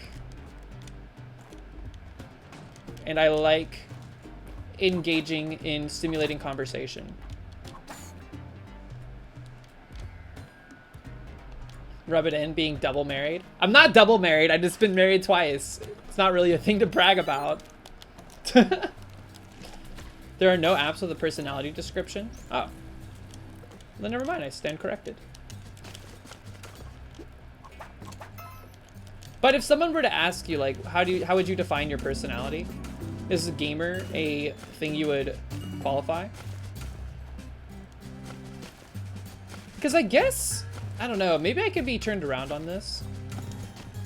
I think there are people out there that are like highly competitive that could maybe consider themselves a gamer in that way. Like it's burned into their personality to be competitive and want to win at things.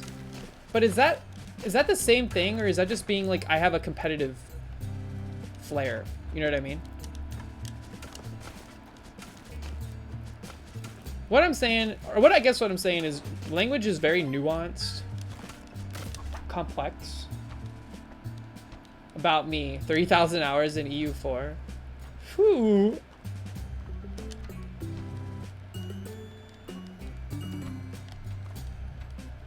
I would say I'm friendly, outgoing, and enjoy creative and competitive endeavors. Yeah, I think that works. And by all means, I'm not the bastion of what should be used to describe yourself, because I mean, you know yourself best. So if you want to call yourself a gamer as like your as like an identifying trait to yourself, by all means, more power to you. I just think you could, there's more you could do. There's more you could tease out.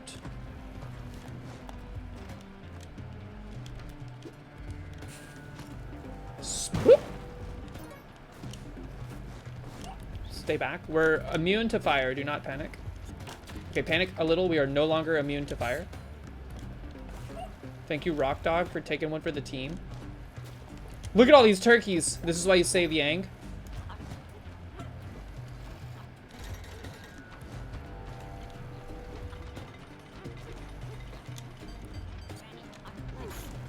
No Kali altars, by the way. We have angered Kali in some capacity.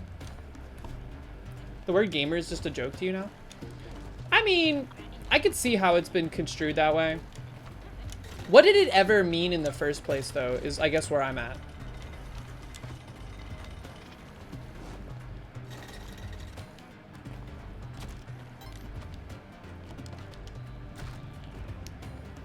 Gamer is the person who jumped on the table to cry about Szechuan sauce. A Rick and Morty enjoyer. You know, I've still never seen an episode of that show. Is it any good?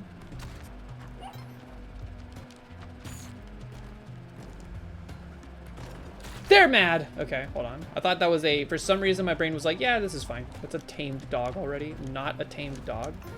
Wild and free dog. Like the coyotes. You prefer player?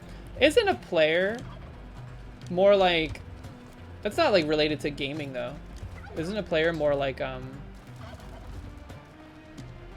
someone that is, ooh, how would you describe player?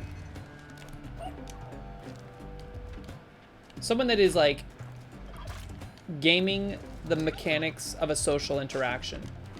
And I'm not trying to say that in like a nefarious undertone way. Right? Welcome back. Welcome back. Sambera, what's for dinner? Don't say cock and balls.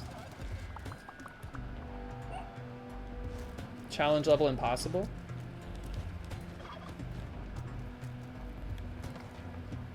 You don't want to be a player no more? Anymore, there's middle-aged ladies preferring June's Journey or Candy Crush. Most popular gamer games. Video games used to be more niche, so they are so mainstream. Gamer was used by people to claim themselves as real gamers, i.e. people who are racist, sexist, and only play real games like CSGO. I don't know if that's true. I think that's maybe casting too wide of a net. I wouldn't say you're completely, uh-oh. I hit the tab key on my keyboard. I would say you're like absolutely wrong. But I think that's too, we don't have enough bombs.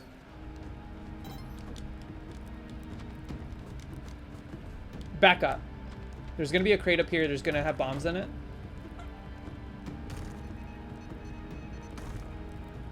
Are you kidding me? We have to do this the old-fashioned way?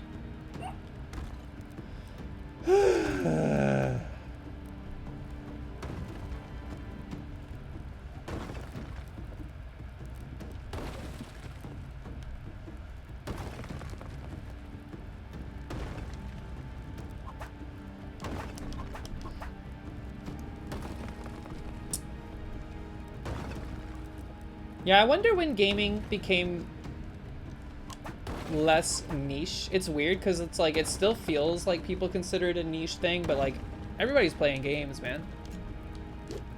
And everybody kind of always was playing games, just not video games explicitly.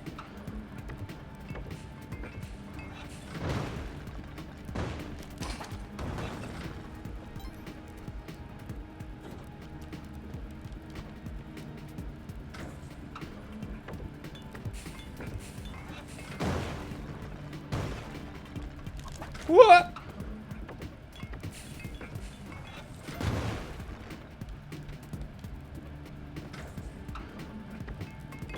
This seems bad. Nah, we're fine. We're fine. I don't fight Olmec enough. I don't know what I'm doing.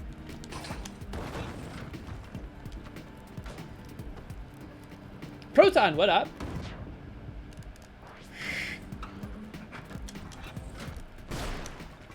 No! Oh my god, he came in hot. That was scary. Pooh.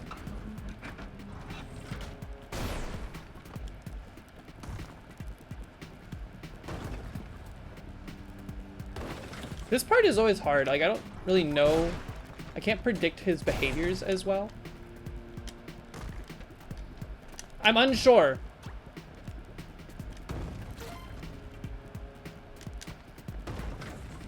Watch out. Doink.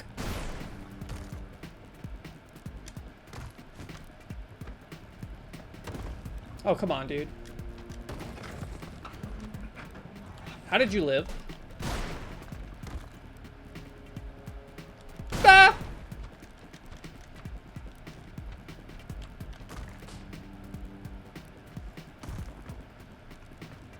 Come on, fall through.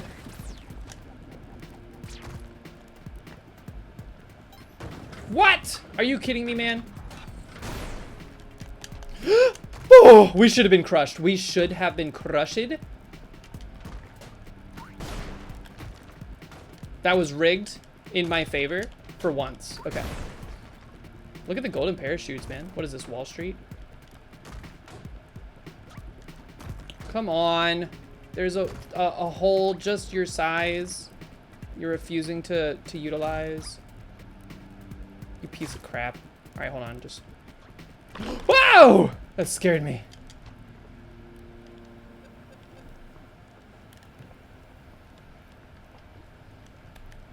Sounds like something you'd say on a Friday night. Look, I'm laying them up for you. I'm laying them up. I'm waiting for you to slam dunk. I'm just laying little, like, Reese's Pieces. Waiting for you to, you know, follow the trail of Reese's Pieces to the little trap I've laid. I'm gonna say it. I feel like I've said this before. I think E.T. is a bad movie. I don't like it. I think it's just really boring.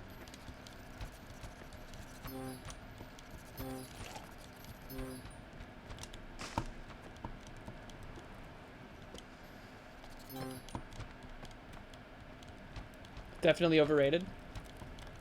Like, there's much... That's Steven Spielberg, right? He's done so much better stuff. He's done a lot of worse stuff, too. But still. I just don't get why it was so, like, hyped. It felt like... Maybe that was, like, the first, like, hyper-astroturfed movie of all time.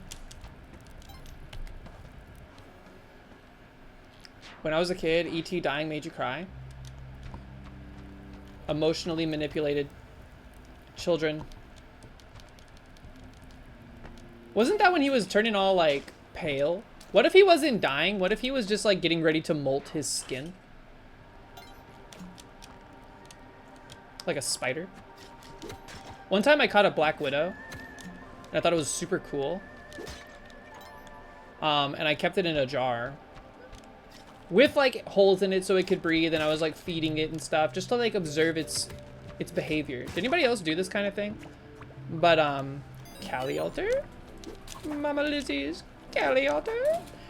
But one day, I was looking around, and I was like, oh my god, there's 2 spiders now! How? It wasn't 2 spiders. The spider had just molted its outer layer. It took off its spider suit.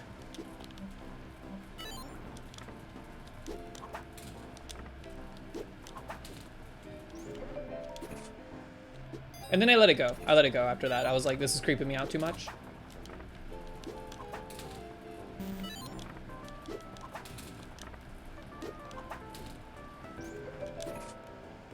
I was afraid it was gonna escape the jar that I had put it in. And it would like nest in my bedroom.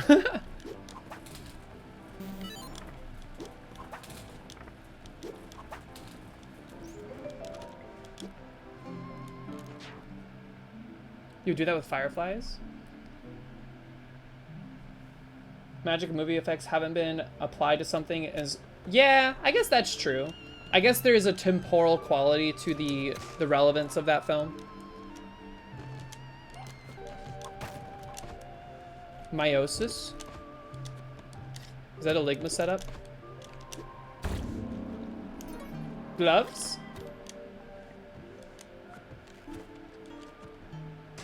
Being a scientist must be really hard because everything you learn or everything you hear in the field or whatever sounds like a Ligma setup, and I bet people get got all the time, dude.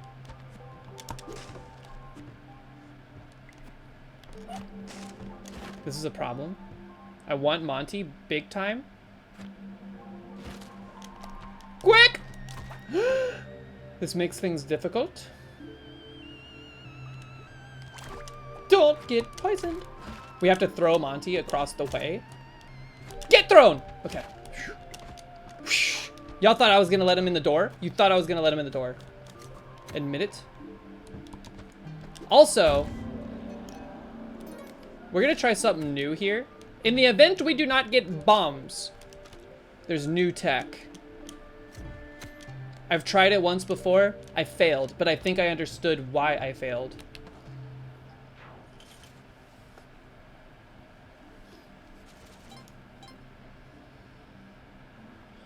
Killing the patient because they're getting Ligma set up. Oh yeah, No, I'm just kidding. I don't think I could ever have been a doctor. Like a physician that treats patients. It seems like much too emotionally taxing work for me.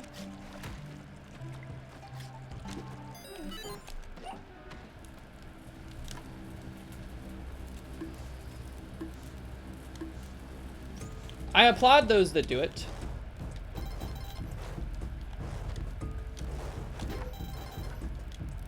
But for me personally, I think I am better suited to making computers do things that otherwise would need like, just be like way too cumbersome for humans to want to do.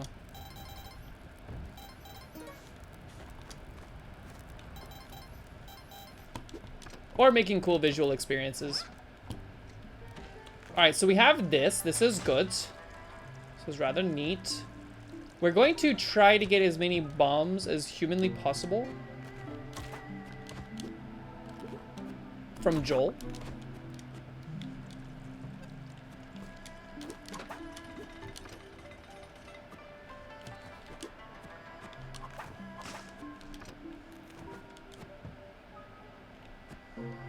And if we don't get bombs from Joel, I have new tech. We need to keep this Gary alive, unfortunately.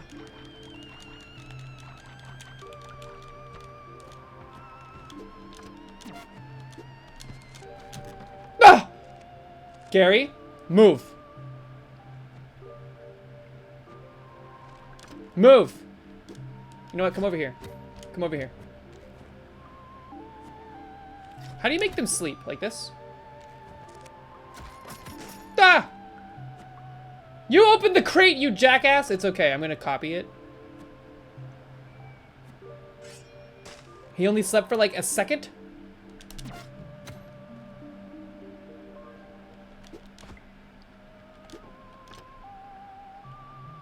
Sleep. You made me miss! I should have left. I should have let him live. It's okay, we have enough bombs. Free jetpack in the wall. Yo, Claire threes. There's a whole trust mechanic that dictates how long they sleep when you toss them. A trust mechanic? So they don't sleep very long if they don't trust me? Or is it the environment they don't trust? So if it's like a quieter environment, they will sleep longer? It's kind of like real life.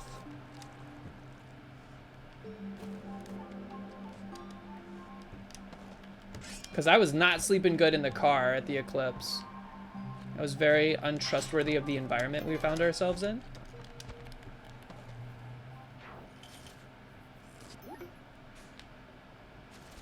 Oh, the longer you have them, the longer they sleep for? That's interesting. They're like Tamagotchi or something.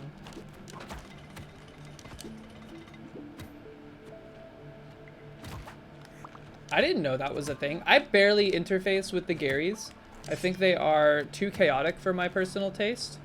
It's like the game is already so chaotic. And it's like an exercise in just mitigating chaos. But they introduce like a whole different element of it that is hard to control and therefore scary. There's a lot of bear traps in here. I do not like it.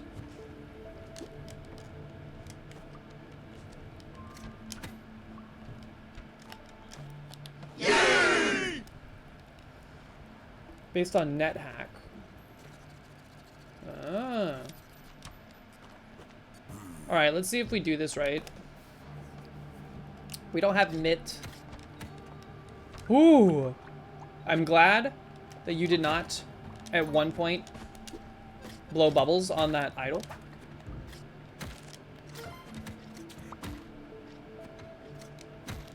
Okay. I just want to like remove all suspects. Okay. Blast a rope. Blast a rope. 4. We need 4.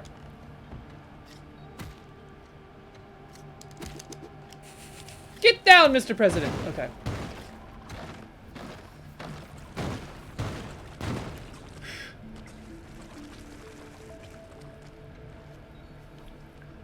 I'm so glad we found bombs in that crate.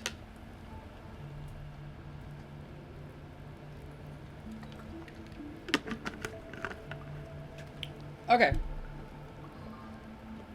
You think we can make it to the wall from here? Yes. Okay.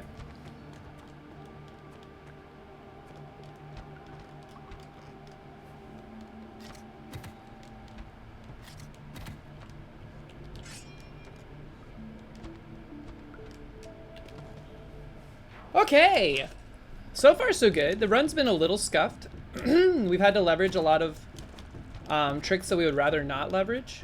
Like that one super special trick you never see, which is AKA killing Olmec the old-fashioned way.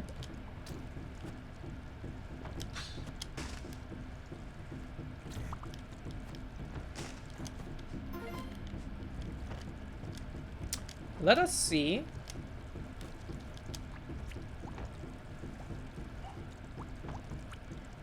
Please have bombs. More bombs would hit the spot. Thank you. And what's up? Thank you for the PB wishes. We'll see what happens. We'll see. It would be quite noteworthy to PB on a run today, just because of how mentally drained I feel. But you know what? It's a good thing I put a lot of mentally stimulating things on the docket for today, because my brain glycogen is at all-time lows right now. But it's okay. We're talking about fun stuff like E.T. not being as good as we all thought it was. Give me the tablet. Okay. Moving on. Should have saved Monty, perhaps. It's okay. Scoop. We do not have boots. Not yet. Don't forget it. Watch out for the ice. Ice is very slippery, very untrustworthy. Kali Altar. Box. The movie or the ride? The ride kicks ass. There's a ride? Do you get on a bicycle and fly away? I feel like I've seen it before. I'm not making a joke.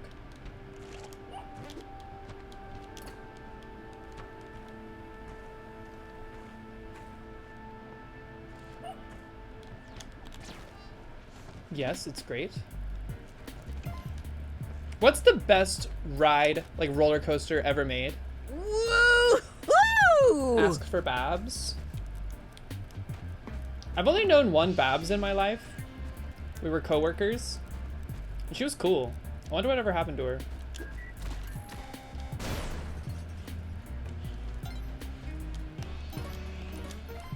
Alright, we got boots. Man, I wore my boots.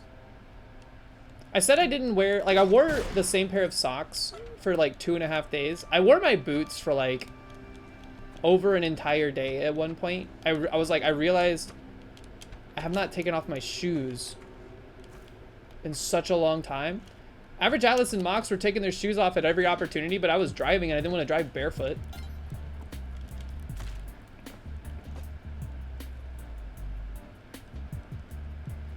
Millie? Millennium Force at Cedar Point? GT Tuna, what up, by the way? Hope you're having a good day. Boink.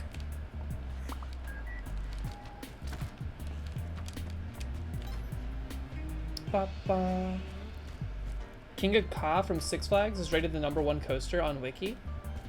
King de Ka? Which Six Flags? Bah! Get him! Go! How much do you need? Oh, I was instantly frozen and killed. That was stupid. I should have just used a bomb.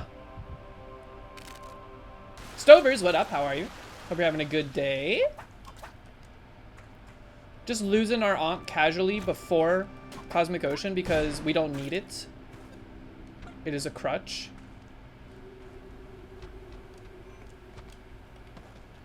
But we are going to go back in here and get revenge on this piece.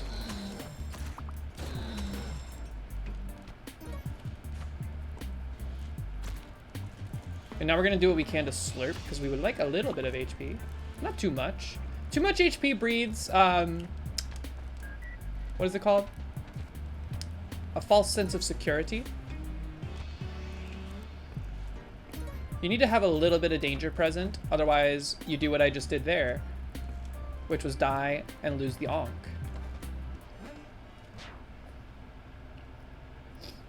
Six Flags Great Adventure in Jackson, Jersey. I think the best ride at Six Flags over Georgia is Goliath. But I haven't been to Six Flags over Georgia in like at least 5 years. At least 5. And I kind of don't want to go back ever, because every time I go there, I just see the employees, and I'm like, you poor bastards.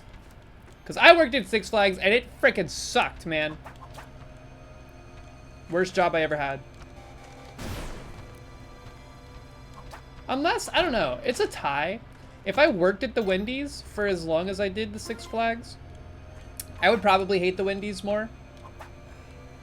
Because like the heat lamp that they like keep the chicken nuggets and french fries warm under would give me like actual like skin lesions. Like I was getting like sunburned. Combine that with like the salt that I would have to throw everywhere. It was pretty rough, man. My role, I was a ride operator at Batman the Ride. And no, I was not the operator during the time that guy got their head kicked off. I got asked that like every day. But I would always tell them. They'd be like, yo, did someone get their head kicked off on this ride? And I'd be like, yes. Yes, I saw it happen. Surprisingly, I never got fired. Or no one ever ratted me out for being like that.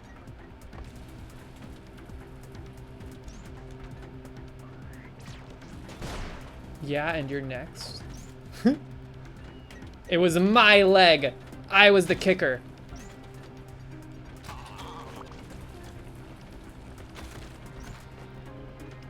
Kicked. There is a... I don't even know if this story is true, for the record. But there is an old tale, a legend, if you would, that at one point, someone was riding Batman the Ride, which is a ride that you sit in and your legs dangle, you know? It's got like the overhead thing and your legs are dangling. Someone was riding that ride, and while they were riding that ride, someone jumped the fence to retrieve a hat that they had lost while riding the ride.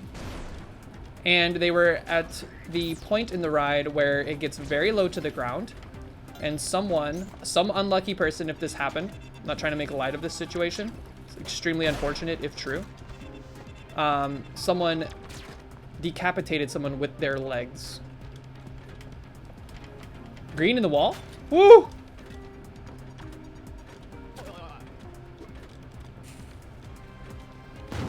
I cannot verify the truthness behind this tale. It's one of those like playground legends, you know what I mean? But stuff like that happens at theme parks, man. Like, there was another ride at Six Flags, and this did happen. It wasn't at the one that I worked at, but there was we had the same ride as another Six Flags called what is it called? Acrophobia. It's one of those rides that takes you up. It's like a long tower, and then it just drops you. There was a Candy Gandy, what up? There was a person on that ride, and then like the tension wires that like control the ride in some way snapped, and they just like lopped their feet right off their body.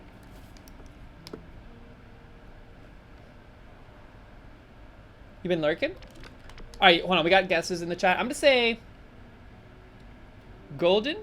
Oh, by the way, Friday, Average Atlas and I were playing Spelunky together, like separately, but in the same room. He guessed his Ankh. He guessed his Ushtabi the same way I did stream on Thursday. I'm gonna say Wooden Smiling Vortex. Simple Onyx Snake.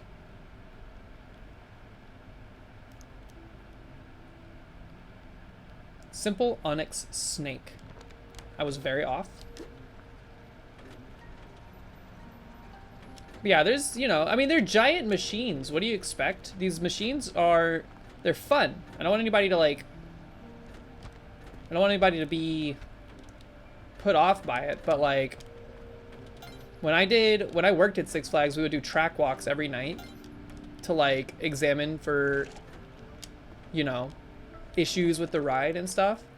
And first off, let me be clear. I was an 18-year-old child running these track walks with supervision by other 18-year-olds being paid minimum wage.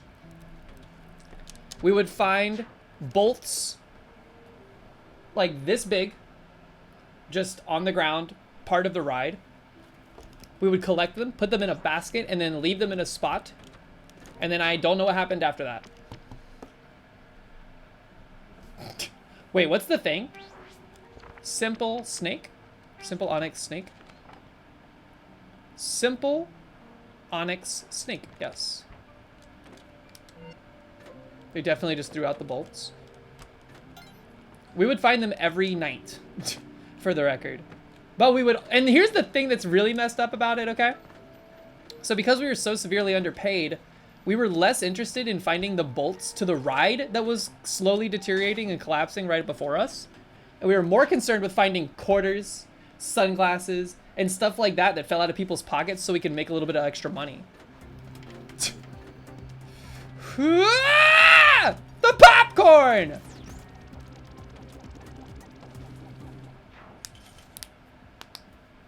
Chaco, what's up? I would find like $6 worth of quarters every day. People would just have them in their pockets. And then when they go up the ride, it would like, I guess, get dislodged from their pocket. I also found a few pair of like really expensive sunglasses here and there. I thought he was mad and I was gonna be so scared. Laden with spare change. Oh yeah, I was rattling like a piñata, like a piggy bank on the way back to my car every night.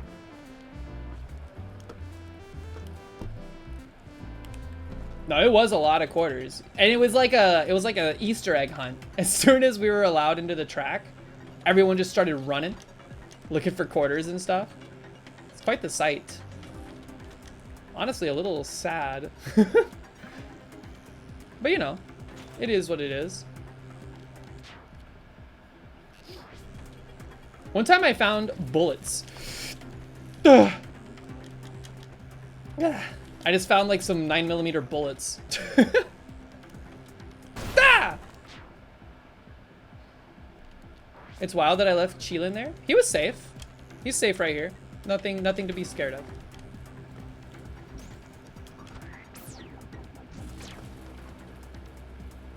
I was like, why are there just loose bullets? I don't understand. Monty, how did you... First off, how did you start moving and what are you doing? This floor has been a little treacherous. The popcorn has been extra spicy today. Get some cayenne pepper on it. Don't breathe in too much while you eat it because you'll just inhale the cayenne pepper and you'll be coughing all day.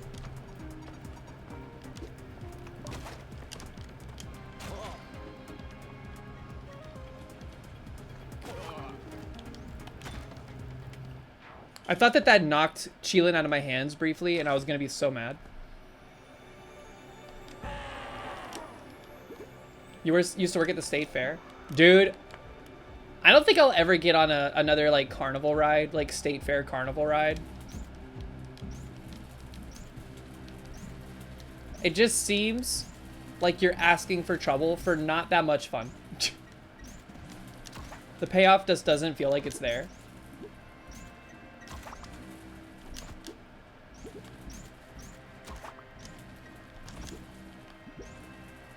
Dude, it sucks that this run is actually pretty decent, minus the fact that we don't have paste and stuff, because we lost the Ankh. That's okay. Remember, crutch. Parking lot attendant, man. I bet you wore a bucket hat every time you worked, because if not, you were gonna get cooked.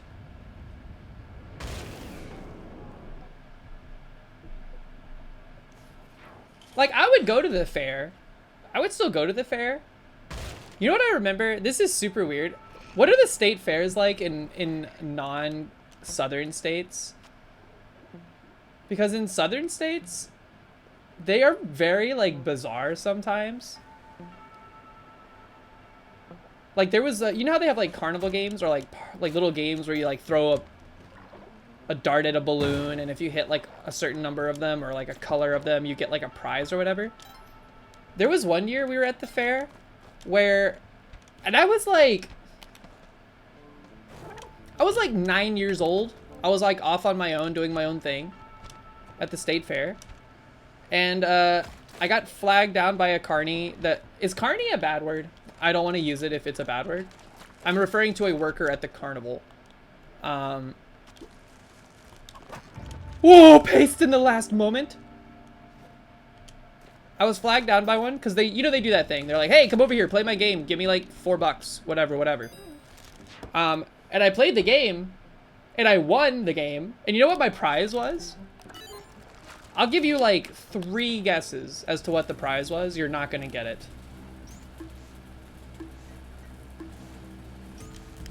I'll tell you after this brief message from our sponsor. Get down! A switchblade? No. That would actually be pretty sick. A coupon? No. Poster of Jenna Jameson? No. I got a thong underwear with a rebel flag print. I was 9 years old.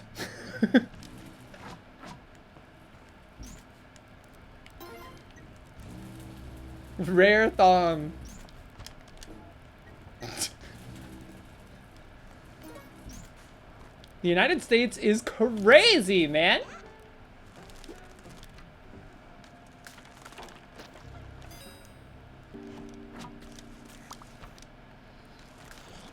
I can't believe we got paced right before the sun challenge. That is so good. Wah! Let's just go.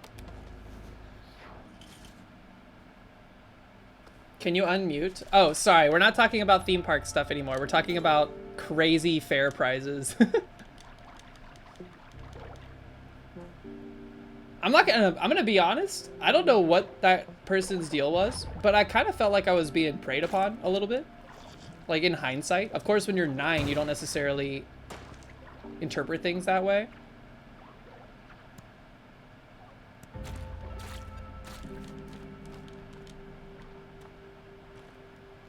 You has a question? What's up, Zimb? How you doing, by the way? What's your question? And spoilers, I did not use that underwear. I threw it in the trash. I was like flabbergasted. And I was like, my parents are gonna be pissed if they see this. I'm gonna have to get rid of it.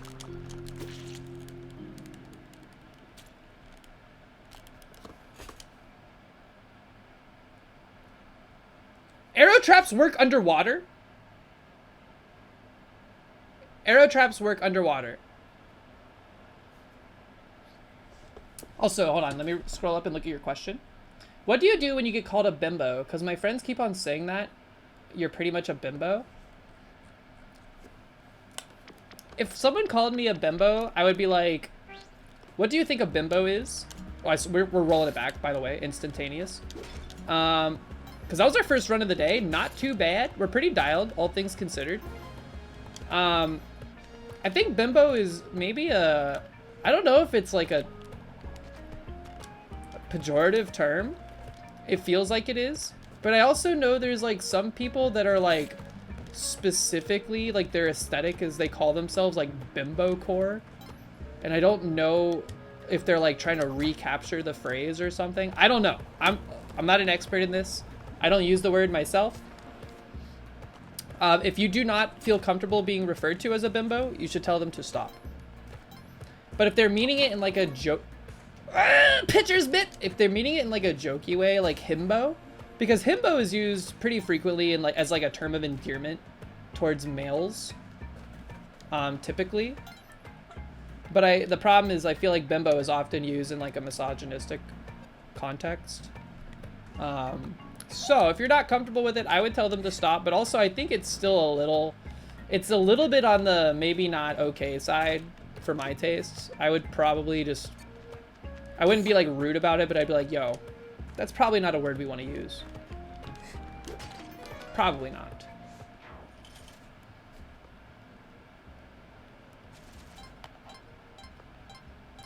Yeah, it's just a little rude, you know, like...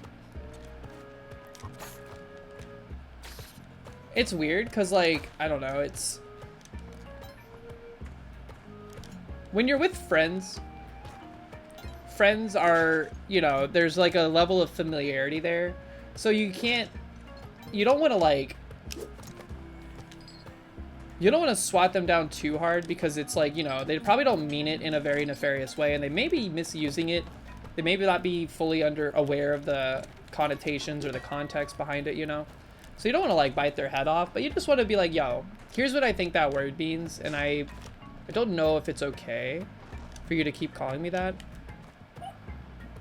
Let's come up with new nicknames for each other. You call me Bimbo, or not, you call me something besides Bimbo, and I'll call you, like, I don't know, something silly.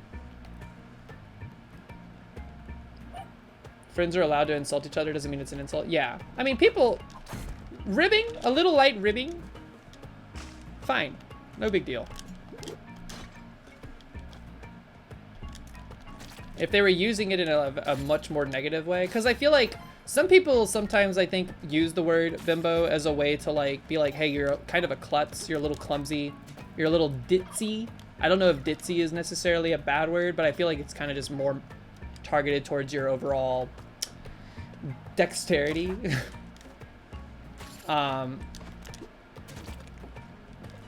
If it's being used from that frame or context, it's not as bad, but it's still, like, a little, probably don't want to be using the word that way, or just in general. But again, ultimately you decide what is allowed. That is the power of consent. And if they don't want to respect it, then find new people. I know it's like a little forehead answer, like, you know, just uproot your friend group and find someone else if they don't adhere to your requests. But sometimes it's the way it's got to be. Friendships are weird because, like, especially when you're young, you're friends with people most often because they were close in proximity to you. And then there becomes this, like, obligation to be their friend, right? I'm here to tell you right now, you do not have to be friends with a person, even if you already are friends with them. Friendships can end, and that is normal and healthy.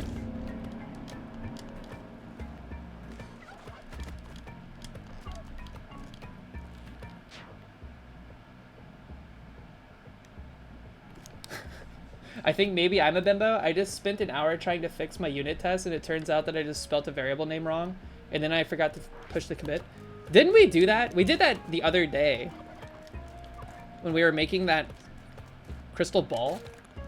I accidentally spelt a variable wrong, and it wasn't looping through and updating them all. And I, like, spent forever looking at it being like, why isn't this working? And then we found it, and I felt stupid. It was a spelling mistake. Montserrat. That is a great font, by the way. I love that font. I use it all the time. Montserrat. Is that how you pronounce it? Montserrat? Montserrat? That's a monospaced font, isn't it? I like it. Or at least there's a monospaced version.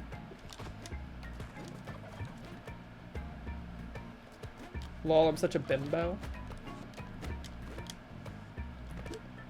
Montserrat? Montserrat? How do you pronounce it? Look. This might be a hot take. We gotta be quick.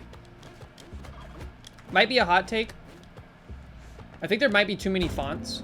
Where's the ghost? Did he come from the other side? Illegal. Go! Okay, we're fine. Most of the people here are in that age range. I assumed you might be younger.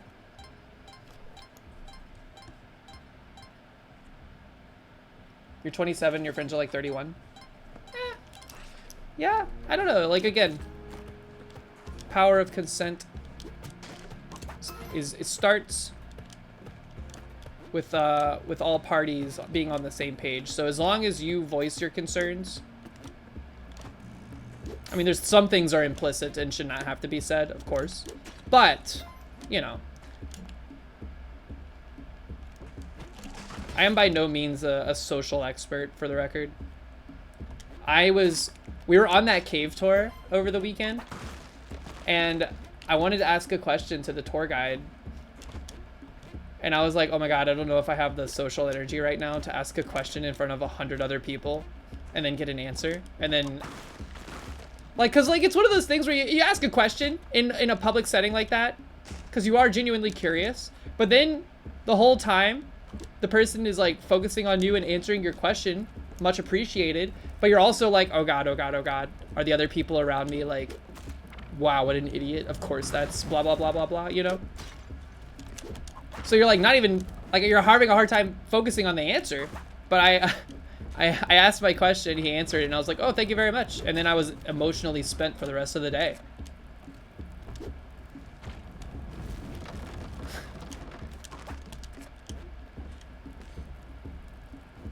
Everyone else on the tour is already a cave expert. True. Introvert life? Oh yeah.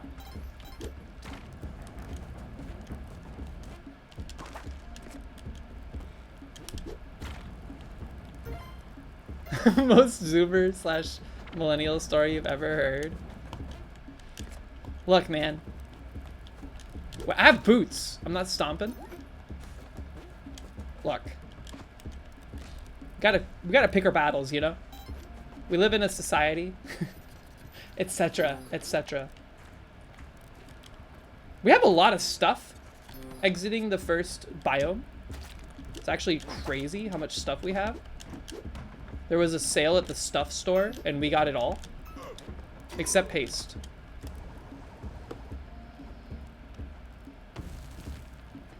Do you ever ask Mox? I actually was very close to being like, Mox, you ask my question, please.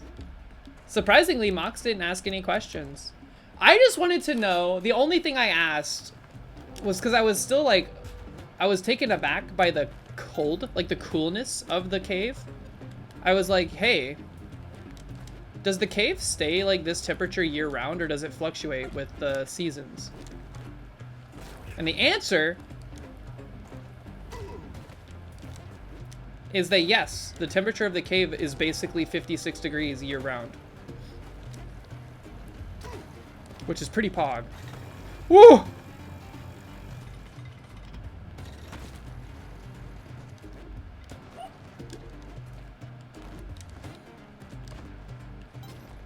Y'all think we're gonna get an opportunity here? Where's the... Okay, I see the key room. It's in a highly unpleasant region. Yo, that Gary just got the rudest awakening of his life. Simbera juice? What's the dress code at a cave spelunk? I mean, most people were just chilling. Average Alice was in a t-shirt. I kept being like, hey, are you cold? And he was like, no, I'm fine. Secretly freezing, I bet, but he would never admit it. I was wearing like enough clothing to stay warm. I was actually, it was quite pleasant in the cave. Yeah, he was fine. I'm sure he was fine. But most people were just kind of in like whatever they wore to the national park, you know, like it's your typical stuff. Patagonia, overshirt. I need better pants for hiking. I was wearing like tights and shorts, which was sufficient, but I was like, I need more pockets. I usually wear like cargo joggers when I hike, but I spilled freaking hot dog water on him, man. Monty, thank you. Prana pants? Zip off cargo pants?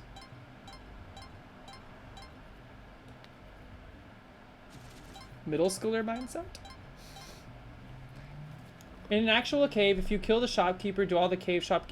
If someone killed another worker in a gift shop in a cave, they'd probably be more frightened than mad. Prana pants sounds like a Ligma setup. Yeah, that does feel like a setup. I've seen, like, I finally understand the use case for, like, the zip-off pants that become shorts, the Transformers.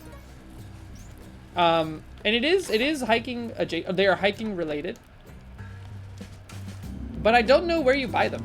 I've been to REI. I've never seen any zip-off jorts or anything like that.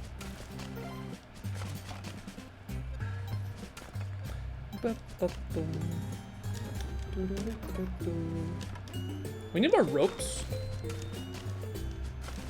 No! I knew it. As soon as I hit the button, I was like, wait a minute, that's gonna have an arrow trap.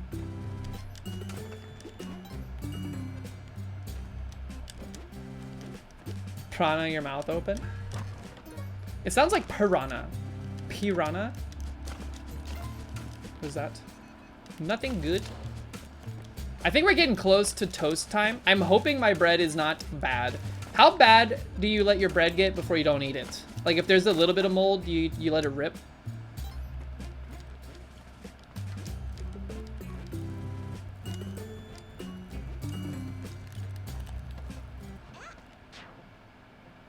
Any mold and it's gone? What if I told you that even if you can't see it, there's like tiny itty bitty traces of mold on your bread? You still eat it? Isn't it good for you? It's like penicillin. Don't eat a lot, but you should be fine, right?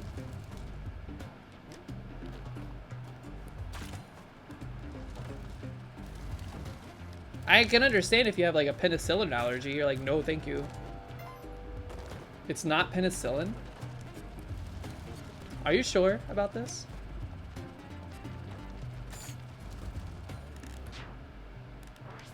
If there's invisible stuff, imagine how much there isn't. What? Whoop! So if there's any that's actually visible, then imagine how much there isn't visible. I see what you mean. I mean, I'm not gonna like chomp down on a Dalmatian looking slice of bread, a green Dalmatian looking slice of bread, you know? But if there's like a tiny speck, I would probably, it depends on how much I want the bread. I don't usually like bread that much, so I don't care too often. Bah! Are you kidding me, man? This box better be extremely good. We are now in a deficit. Extremely deficit. Thank you. I'm not even picking it up. I'm not even gonna pick it up. I'm mad.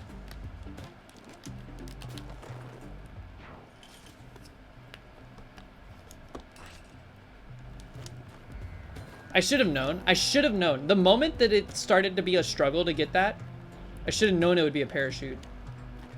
Can we get there? I don't think we can get over there without a bomb. Now we're not gonna have enough bombs to do Olmec skip. Ugh.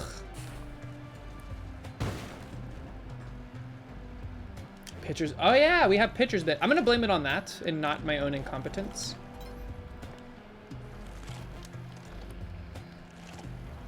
Sunk cost fallacy achievement. What if it was paste? Or a bomb box? What just happened? I don't have the cape yet. Why am I trying to double jump?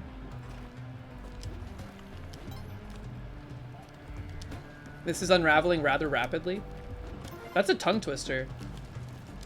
Unraveling rather rapidly. You!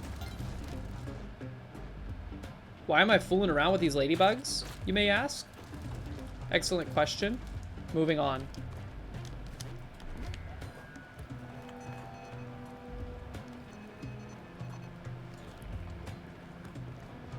Go. Go, go, go, go, go. That was way shallower than I thought it would be.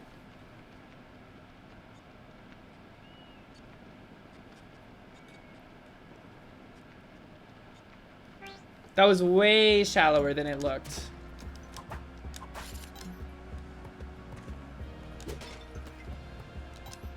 That was omega shallow. Throw itself isn't faster? Oh. No! I wasn't even looking, man! We're playing with our eyes closed. It's okay, not punished. We gotta get better about baiting the arrow traps. Just to flex, and also so we don't waste ropes in various occasions. So shallow, a bimbo level. Whoop. Bimbo Baggins. The not often talked about Baggins family member.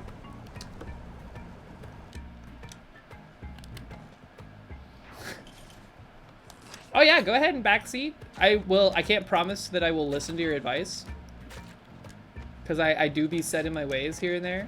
But new tech, tips, tricks, always appreciated.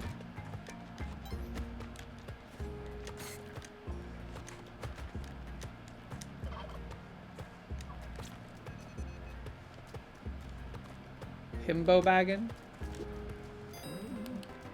One of the Sackville. Dude, Sackville? Do you think the Sackville...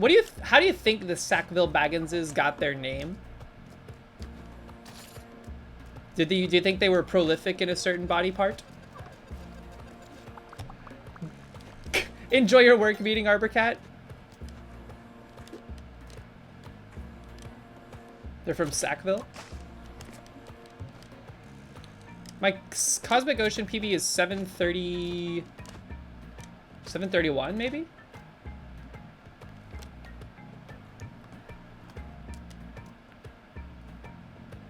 I don't know what it is on stream. I can't remember.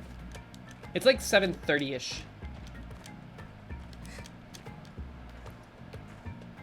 And it is a struggle to even get to Cosmic Ocean more often than not, so we feel lucky every time we reach it.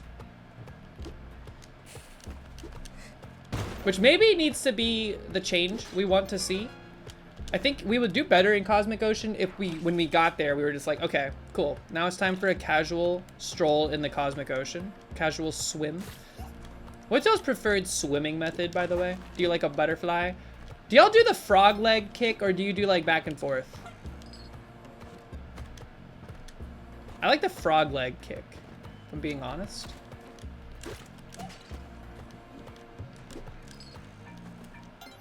Frog. I need to do a couple of 24-hour streams to get into the groove of Spelunky 2. I don't know if I could handle a 24-hour stream. Maybe someday we could try one. Freaky! Freaky Friday, dude. But I don't think I can do it. Whoop. Here's the thing. I think it would be fun for like 8 hours, and then the remaining 16 would just be very boring and very not very interesting for the rest of everybody else.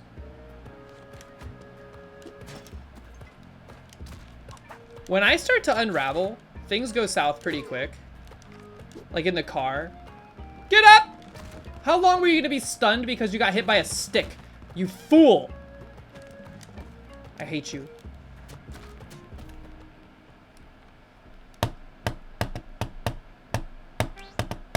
That run was scuffed.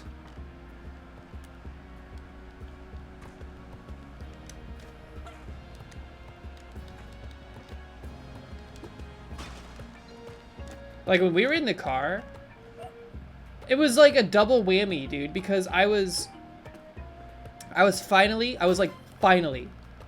we are at the state park. We do not need to drive anymore. I am out of the car. Things are good. We're fine. But then it was like, oops, just kidding. You have to drive for another like hour minimum. Because we have one way to get from the visitor center to the south side of the park, or to the north side of the park. And if you miss it, get fricked. And it pissed me off, dude. Because the creek, the river, the Green River, the ferry for the Green River was almost as wide as the river. So it was basically a bridge, but it didn't quite reach it all the way. So why not just make a bridge, man? Why? Sea-Doo Dog, wait. Sea-Doo Dog's not here. There's no way. Sea-Doo Dog is here? How did your account not be deleted? Did you appeal your ban? I thought you got banned from Twitch, period. Of course we didn't ban you here. Scoop.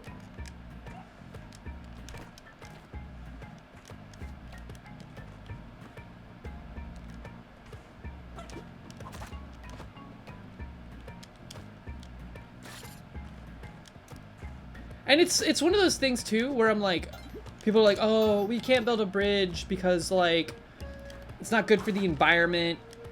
You know, this place has like protections, it's got laws that prevent like new major construction projects because of all the blah blah blah. Dude, the ferry was diesel powered.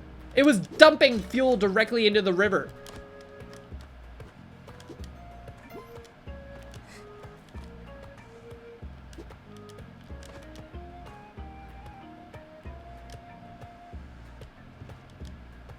I do not hate the environment. I think there is some like weird nepotism stuff going on with the ferryman. Back in like 1812, the ferryman that started it was like, you know what? I'm gonna guarantee that my progeny always have a job. We're gonna be ferrymen of the Green River until the end of time. No bridges are allowed to be built here.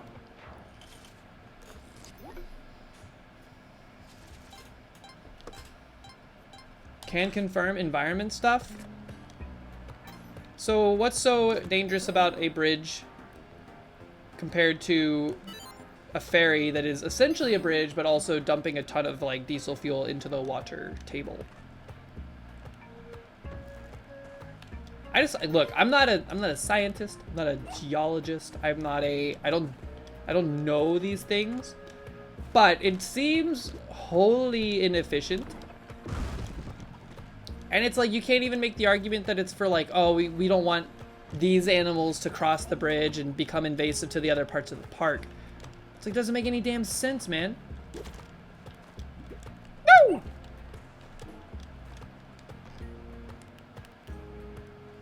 Animal habitats and migration stuff? You telling me these animals can't figure out how to cross a river? I'm gonna be honest with you guys. After we learned that we have to make that drive, I was this close to being like, get your stuff. We're crossing the river ourselves.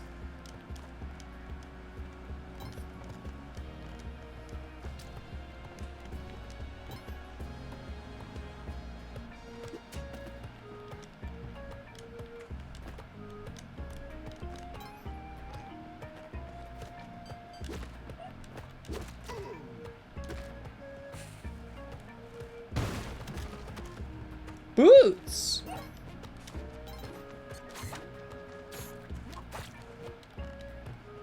I was unbelievably cheesed at the ferry. God, I could not believe it, man. I was like, there's no way this is like the most efficient means of doing this. There's gotta be something.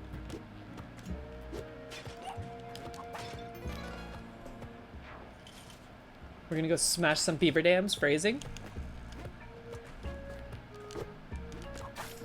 Beaver mentioned. Beaver, the word mentioned. Hold on, wait, what?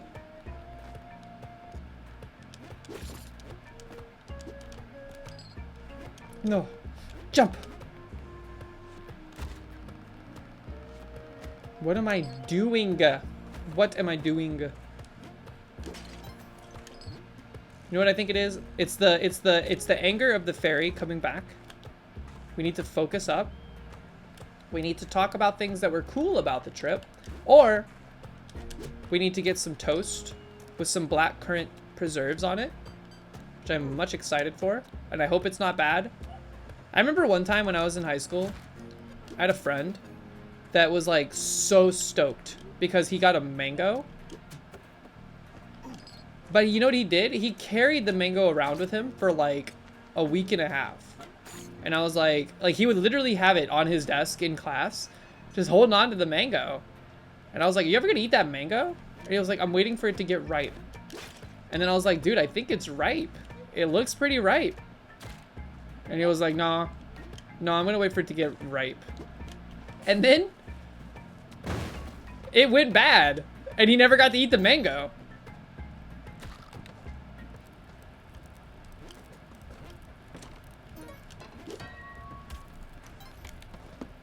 Like, what are you doing, man? Just eat the mango.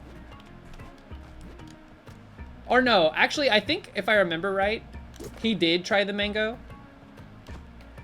But he was like, I didn't like it. Like, he did all of that waiting for nothing.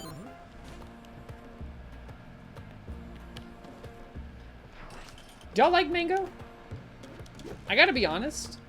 I can't even really conjure the flavor of a mango in my mouth right now. When y'all remember tastes, do they show up in your mouth or like in your brain?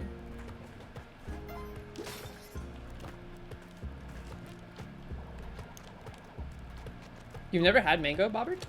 You should maybe, you ever wonder if like trying something for the first time will like alter the course of your your entire life? It's your favorite flavor of all time? I'm thinking, depending on how this toast goes, I'm thinking this black currant, like black currant might be my favorite flavor of anything. I don't know why. I'm obsessed. It's good stuff, man. I want to try real black currants though.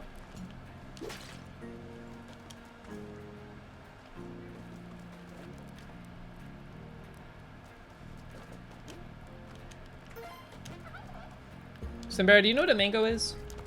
Do they have them in Denmark? I'm not trying to be mean. I'm just like, there's like certain fruits and stuff that just don't exist in parts of the world. I don't think mangoes are like native to the States at all either.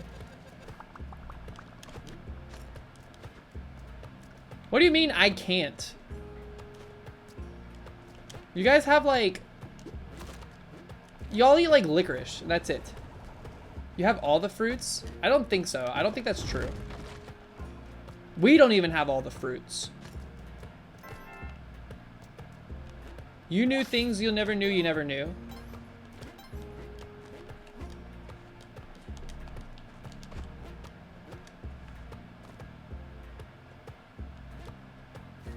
Black currant is what happens after all those diesel ferry trips? Essentially, yes, but also, dude, the implication is that there are other types of currants, and I'm wondering if those are even better. We need to go on a journey to taste all the currants. Can I also petition that we change their name? I don't like the word currant as a fruit. It's like currant or something. I think it should be renamed to something else, like omega berries or something. Currant events.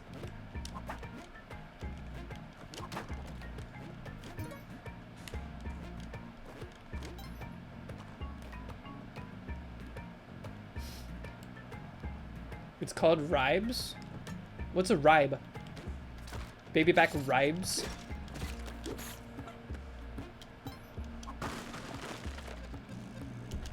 Is that a Wikipedia list of all fruits in the world? In the history of ever? Do y'all think that there could have been like prehistoric fruits that are extinct now that were actually so insanely good that there's no way we can conjure the goodness of them today? Like, what if there was a whole history of flavors that were so insanely good? We'll never know, man. We will never know. It's unfortunate. Snozberries. Are you stuck, man? He's stuck. Yeah, so good. We ate them too fast and they never grew back. Probably like the dodo. Wasn't the dodo like a delicious? It was like a delicacy. I almost said delicacy.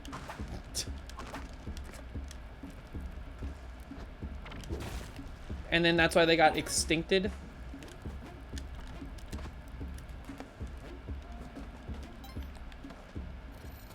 They were really easy to catch. No.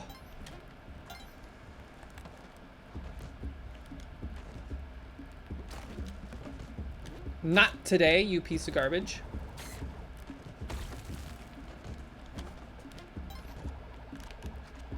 Illicacy? Look, I said it. You spelled it. Spelling it made it weird. The dinosaurs took all the best fruits with them. That's sad. Y'all think dinosaurs, like a T-Rex, do you think it tasted like chicken? Because aren't chickens basically dinosaurs? Whoosh.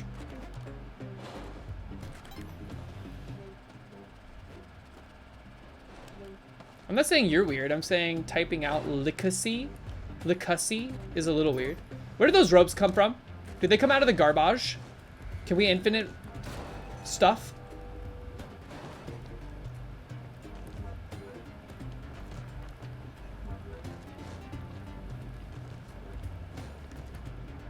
I don't think we can infinite stuff, but that is interesting. I don't like where we are. I feel like all predators probably taste bad. I mean, I've had gator before. Gator is a predator. It's not great, but it is like chickeny. A little chickeny flavored. We're dead. We're so dead, dude. We're dead.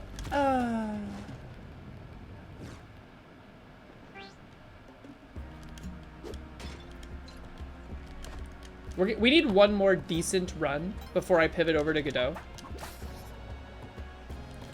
And before I get my toast. Gloves right off the rip.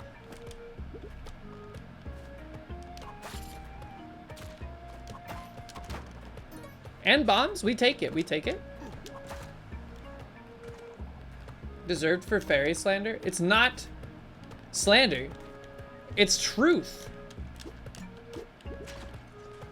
Bringing awareness to the impossible stupidity of something does not make it slander.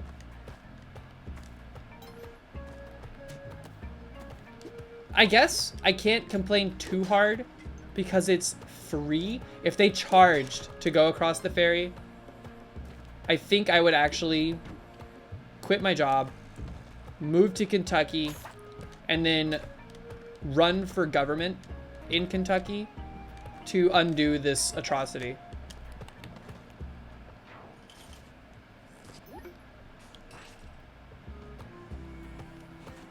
Yes, it was free. I think. We didn't pay. I don't know if we were supposed to pay. We did not pay.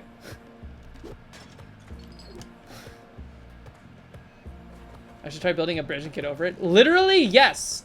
I would love to do that.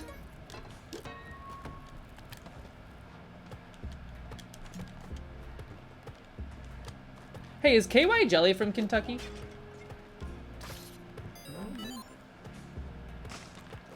I kept seeing KY everywhere. No.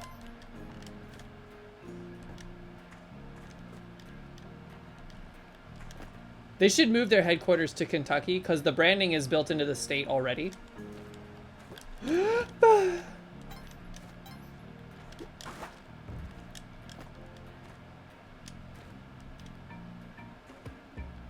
It wasn't a big ferry.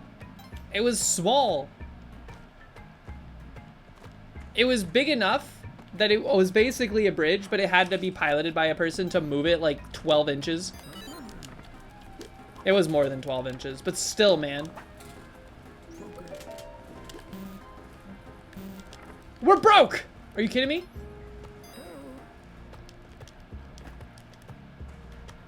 Whatever, dude. Whatever. Maybe if they started charging for the ferry, the park can't afford a bridge. It's a national park, dude. All of our taxes are paying for it, man. We should take a vote. Who wants to put a ferry, or who wants to put a bridge where the ferry is?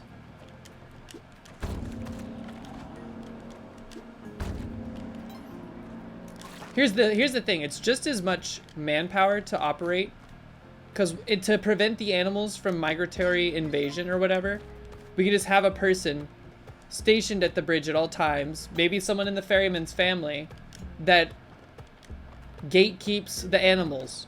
Says, nope, sorry, you're not allowed to cross the bridge.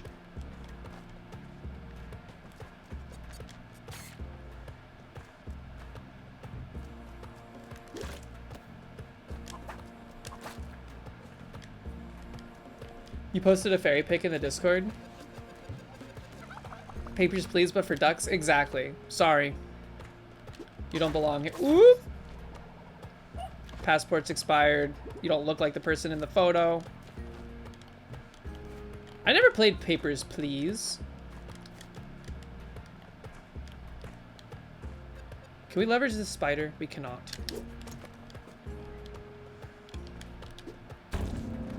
Freaky, freaky. I should play Papers, Please. A lot of alliteration in today's discussions. Do y'all ever become hyper aware of alliteration all of a sudden and it's like all you can think about? Just like too much.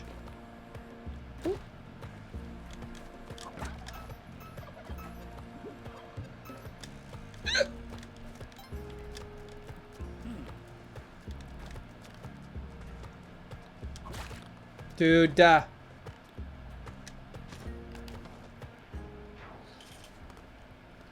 oh yeah, bomb bag in the Gamba shop. Oh well, too late. It's very, like, my brain is very quick to just be like, information I no longer need, goodbye, and now I'm dead. You know, fairies can be two-dimensional. Bridges are one. The bridge would cost about $50 million 2010 dollars. So $50 million 2010 dollars for a bridge. Okay. So I've seen like slides installed at local parks that cost like $8 million. Slides, like plastic slides for kids to go down.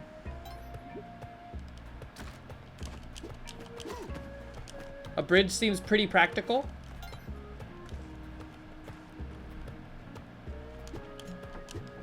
Everything government related costs like millions of dollars for no reason.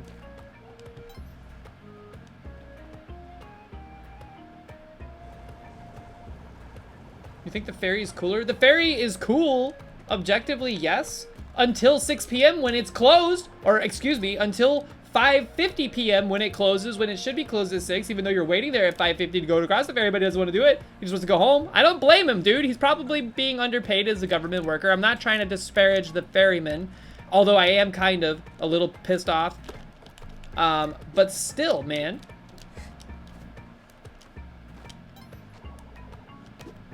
We were there on time. We were left in the lurch. And then we had to hike through the dark.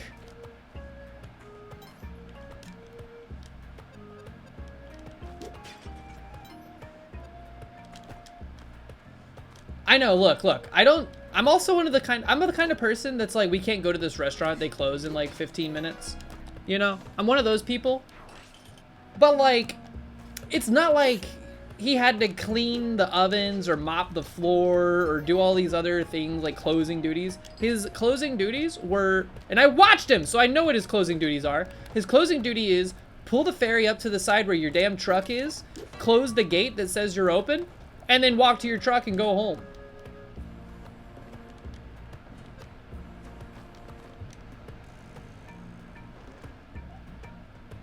Can't really complain because it was free. Free! Exclamation, or asterisk. Free insofar as our tax dollars pay for it, yes. But I also don't like that argument because people use it at the library all the time to be assholes. Look, I'm not trying to be a jerk. I would just prefer it that if it says, hey, ferry runs until 6 p.m. that if I'm there before 6 p.m., we get taken across. I could understand if it was like, you know, 5:50 and there was like 12 cars backed up. Yeah, no, sorry. If we were the 13th car in line, it's not happening. It's not happening probably for 10 of those 12 cars. But it should at least happen for the 2 that are like most close and waiting to go. Also, they had a sign posted that was like, oh, check our Twitter account for updates. Their Twitter account hasn't been updated since 2022. 2 years!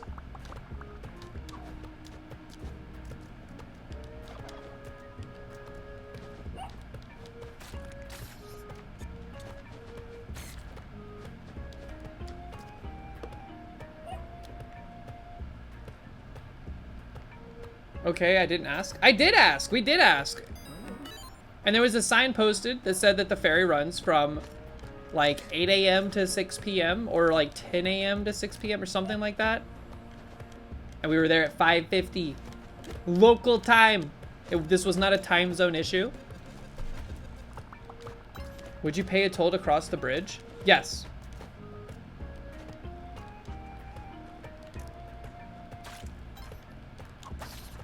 If I could pay the toll at any time to cross the bridge at any time, yes, I would do it. I would do it.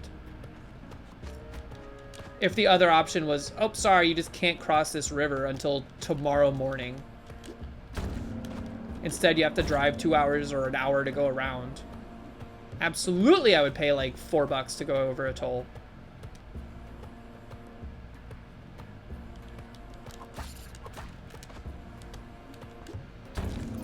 No! Again?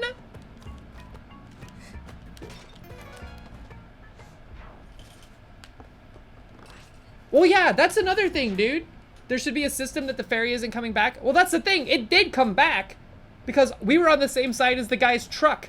But if he was on the other side when we pulled up, if he had just gone like this or shook his head or been like, nope, sorry, like some kind of gesture to be like, I am not taking y'all asses across the bridge or across the river, I would have been like, all right, fine, let's back up and leave. Instead, he takes his sweet time getting back and then doesn't make eye contact us, doesn't do anything, just leaves. Just closes the gate in front of our faces and leaves.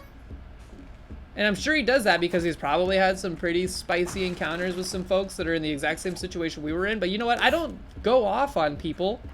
I don't go off on people in public. I'm not a Karen. I'm just like, come on, dude. I want to cross the damn river before the sun sets.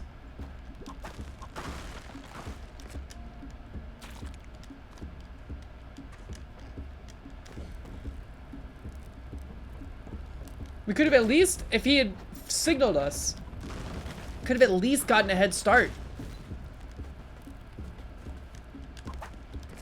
We were losing daylight rapidly.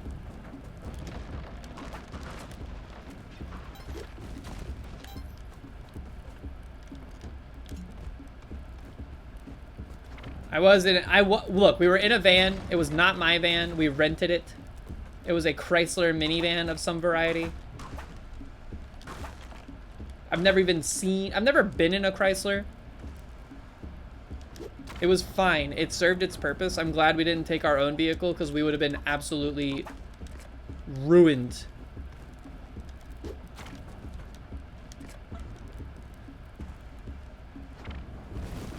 Whoa, secret tunnel?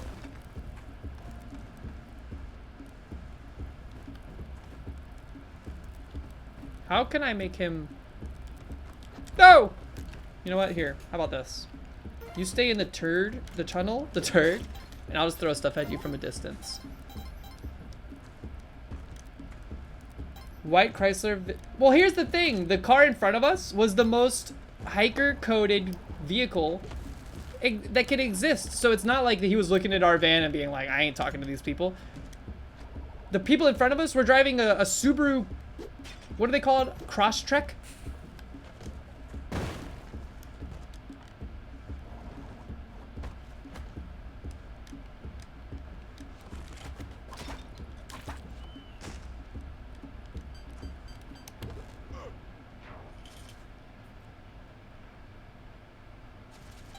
You left your water bottle in the car, but you don't want to go get it?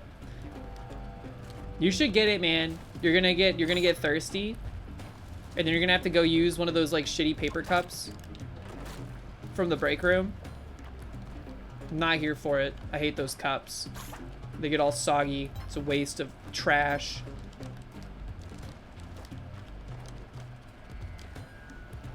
And the Yeti water bottles, like the metal, for some reason makes the water taste absolutely delicious.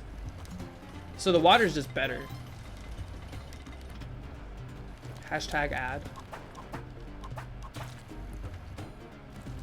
Does anybody here have one of those Stanley Cups that people freaked out over the holiday season? I feel like they're kind of like fidget spinners now. There's like 60 billion of these Stanley Cups just floating around in the middle of the Pacific somewhere because they don't know who to give them to and sell them.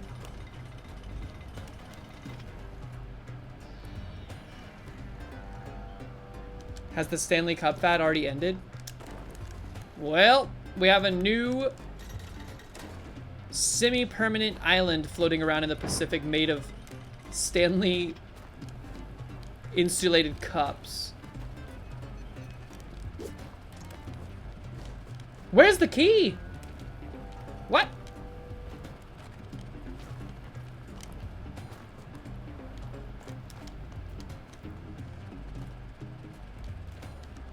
It was wild, man. Like, I gotta admit, I'm kind of a cup hoe. I love a good cup. Kind of like bags. I love a good bag. I get a new bag, like, maybe a little too frequently. No! You! Bah! I hate that.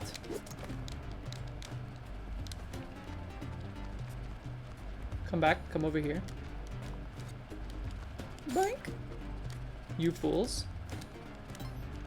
Bag tier list. That's a hard thing to do. My preferences fluctuate so frequently. But I was tempted to get one of those Stanley Cups. I did not. I did not do it. Because one, I think the major appeal to those cups... What is happening? I think the major appeal to those cups is that they can fit in a cup holder, yeah? Like in your car. I don't have... I mean, I drive a car. I have a car, but I don't drive it. So I don't need a cup that can go in a cup holder. And plus I already have like a Yeti. It's small, like the Yeti's a little small for my personal taste, but I also have Nalgene water bottles.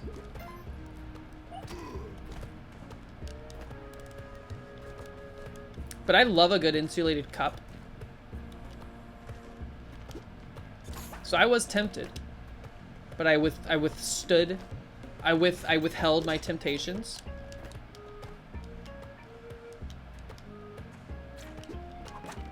And now, they're gonna be cheap as hell. What were they selling them for? Like $50 or something?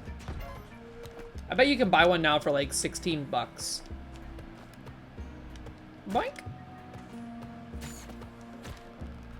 Why? No, I had a Yeti before the fad.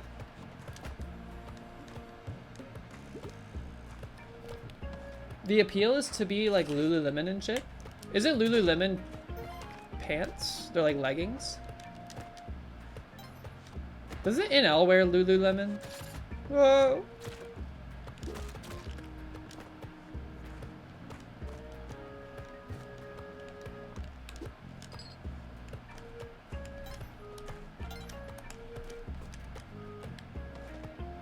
Fact it's overpriced is a feature, not a bug. Well, yeah, but now there's an overabundance and the demand has plummeted. So there's going to be, you know, the price will lower.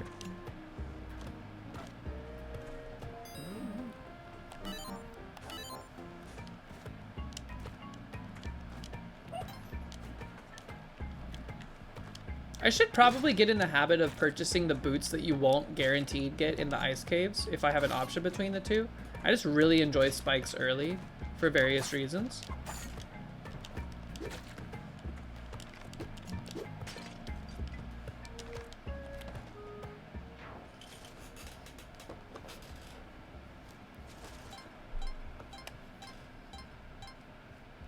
That spider had a family? Yeah, I know, but he was coming at me. He had a crazy look in his eye, etc., etc.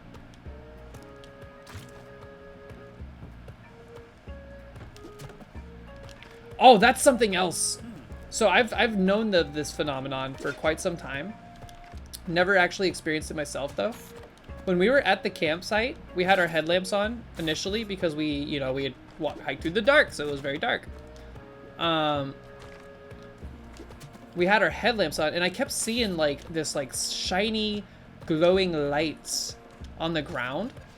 Looked like little green lights everywhere. And I was like, what the heck is this? I thought it was maybe like some mica or something. Like a mineral.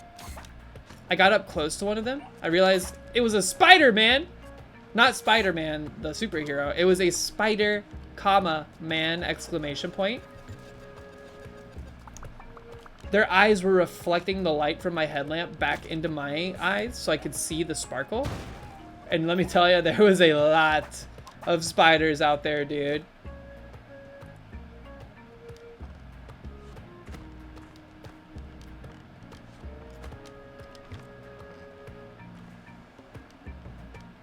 Did we make camp food? Yeah, we did. We made hot dogs. I mean, wieners. And then I got wiener water all over my pants. Not pee. I would actually have preferred it to be pee, I think. God, the hot dog water got all over my pants. It was like a huge puddle of it. And my pants smelled like hot dog water for the rest of the trip. I was contemplating throwing away the pants, but I really like those pants, so I didn't throw them away. They're in the washer right now, actually.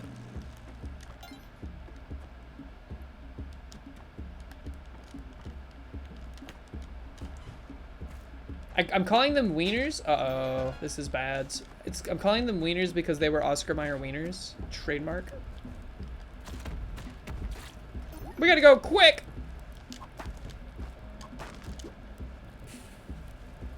He's coming! Here, we'll do a little ring around the rosy. See you later, loser. Boink. This seems bad.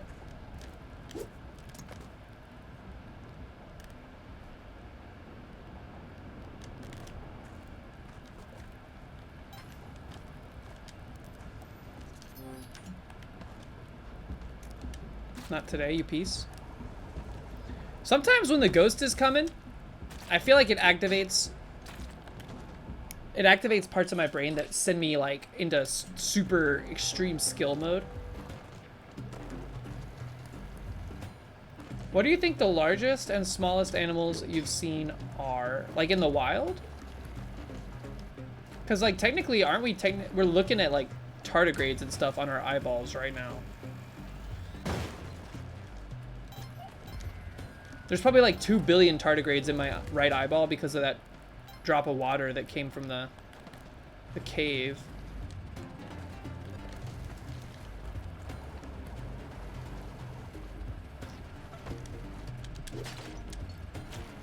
I think the smallest animal I've ever seen is definitely some kind of like mite. Like a bird mite. And then the biggest animal I've seen in the wild was probably that moose, but it was so far away that I didn't feel like the grandioseness of the moose.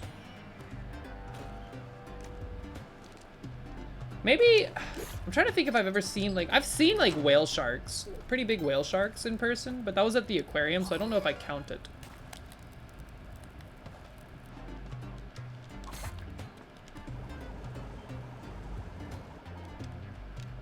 Zorak is an AI trying to survey farm? Perhaps. No. Zorak is a real person. A real, kind person. Zorak, if your mom asks how the hiking went, tell her I said that she has raised a wonderful human, and she did a good job. Get me out of here. No. Okay, that's fine. Lava into more lava. We like it. We like it.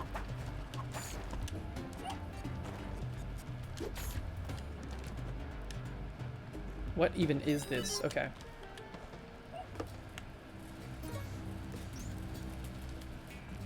Yeah, the idol doesn't trigger the rocks. Isn't that interesting?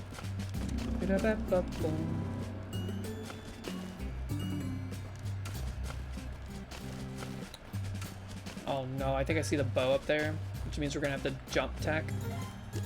Whoa, you can backwards tech?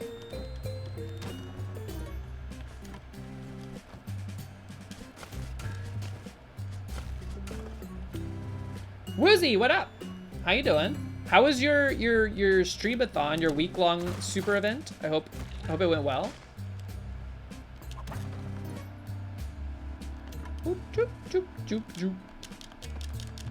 How come this never works the way I want it to? There we go. We lucked out pretty hard right there.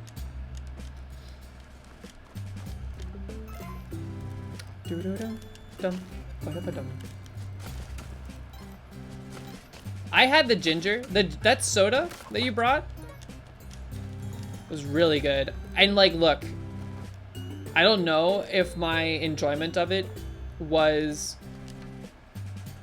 intensified due to the circumstances. But even if it was, it hit the spot in an amazing way. You think she'll get mad? Okay.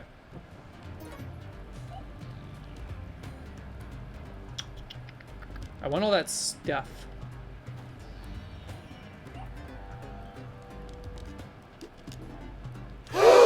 No. Whatever. I don't want all the stuff. I actually just want these. Woo! I'm good. I am all free. I am... Oh, no. Are you kidding me, dude? I took today off work because we were at the eclipse yesterday. We drove home from Indiana immediately after the eclipse. So I am very sleepy, but I'm feeling good. So I wanted to stream. I'm just glad to be home. Glad to be back. Glad to be, like, talking to people. I felt like, again, when we entered Kentucky, my phone was like, you know what? I'm on vacation too. And then I didn't get any messages, like, for days. It was annoying because I could see, like, activity in the Discord happening. Whoa! And then, I would try to respond and it wouldn't work.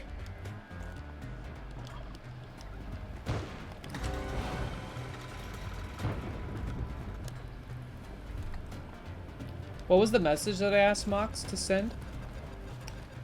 That was one of the messages. I was just like, hey, I miss everybody. I hope everyone's having a great weekend. But my phone was like, nah, you don't need to talk to them right now. I was going to the general Discord channel. What? Is it Tuesday? It is Tuesday. Holy crap.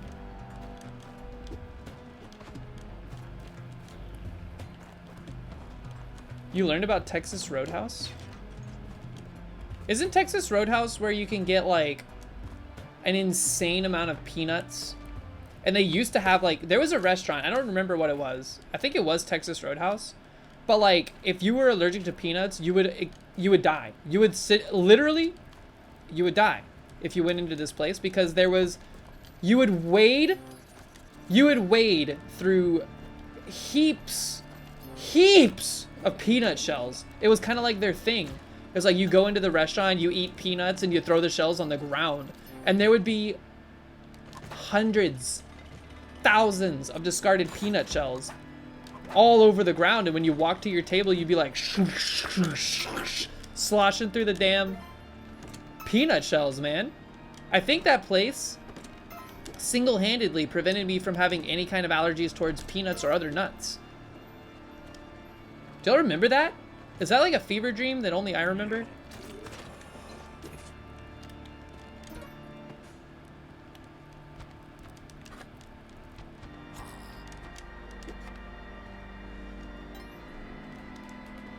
It was crazy. And like you could just go there and eat peanuts for free. Like I'm assuming they would get upset at you eventually, but they were like, "Hey, you know what? You're contributing to the vibe. Just keep putting those nuts in your mouth."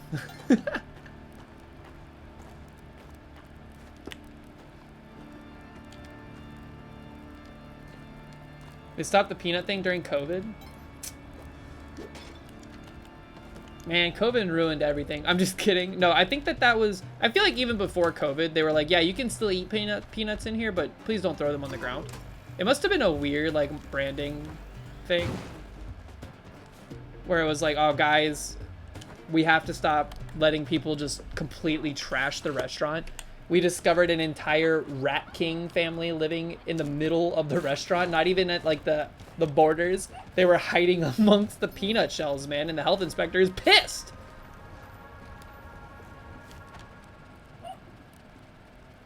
There was a whole society of rats nested in the peanuts, the peanut detritus.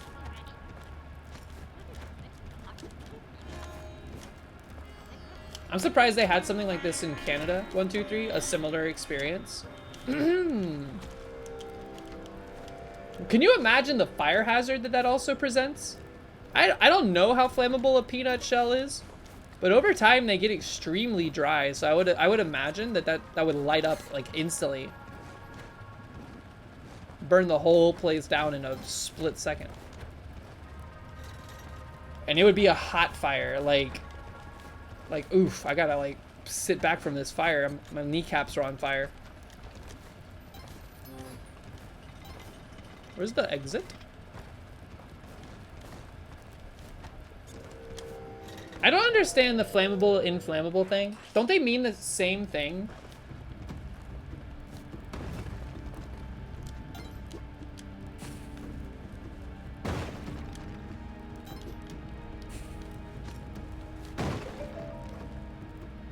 %of the restaurant's budget went to the peanut shell floor rider on their fire insurance.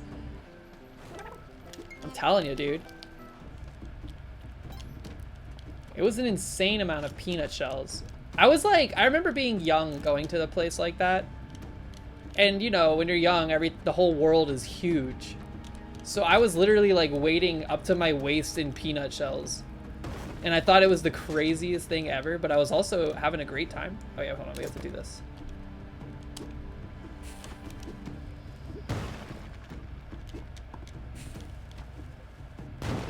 But the food, if I recall correctly, is just like your typical like Gen Xer core chain restaurant type thing. Like a Chili's. Or a Longhorn Steakhouse. Favorite mid restaurant chain? What's considered mid? Because there's a divide, okay? There's the Gen X core, which is like Applebee's, Ruby Tuesdays, Outback Steakhouse, Longhorn Steakhouse. I don't know, stuff like that. That's all like in the Gen X core. Brett! Thanks for the sub. What's up? How you doing? The resub at 7 months. Wow. And a juice redemption on top of that. Thank you so much. Hope you're having a great day. That's what I consider like Gen X core, and those are kind of on the way out, you know? The millennial core restaurants are more fast casual, so places like Chili's, any place that has like an element of like the illusion of choice where you're like, oh, we have all these ingredients and you can build your own whatever. So like Blaze Pizza, Mod Pizza, stuff like that, you know? That's more like millennial core. And I don't know what Zoomer core is. I think they're just not going to have anything because there's nothing left in this world. I'm sorry. Mod Pizza is real? Yes, Mod Pizza is a real thing. There's one pretty close to us. And it's extremely just fine.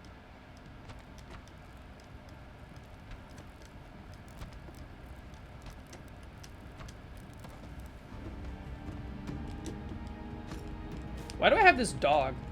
I really like want to keep this dog. Look at his little toe pointing out. That's cute.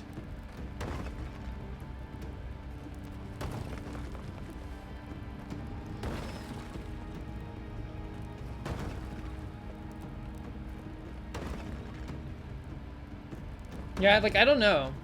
Out of the Gen X core restaurants, the absolute, I can tell you the bottom, the very bottom, avoid at all costs if possible restaurant is Applebee's. There is nothing good at Applebee's. T Smitty, what up?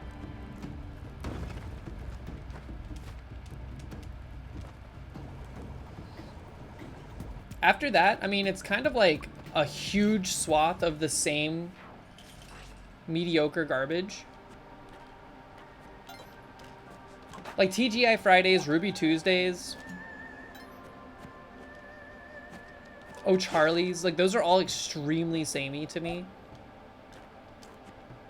And if you love these restaurants, look, more power to you. That actually is awesome, I think. That's an awesome superpower to have, because now you can find food anywhere in the continental United States with no issue. Or at least you can enjoy food anywhere in the continental United States with no issue. Finding food is still possible, you would just probably not prefer to eat it. Whoa, I forgot I have the glove. If I had to pick one, though, probably like Chili's. Chili's would be, I think, most palatable. I haven't been to an Outback Steakhouse, ever.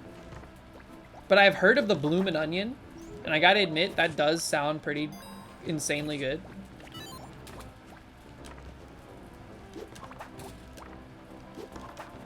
Please give me paste, paste, paste, paste. No!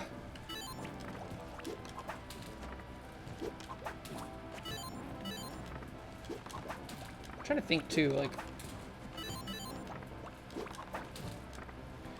I don't know. Like, those restaurants, they feel... I think my enjoyment of them is tainted by memories of going to them as a child with my family. Because, like, I love my family, don't get me wrong. They might be a little misguided here and there on their opinions. But regardless, I still love them. And I try to, you know, I try to make them better. But going to restaurants with them was like the most stressful thing I could fathom. Being around them can be extremely stressful sometimes. It's very dependent on like the objective, like what we're out to do. So every time we'd go to those restaurants, there'd be some kind of endeavor or scene. It's kind of like that scene from Talladega Nights when they go to, don't they go to an Applebee's in that movie? And then like the dad causes a scene and gets thrown out of the Applebee's. It was not that extreme, but it was very similar.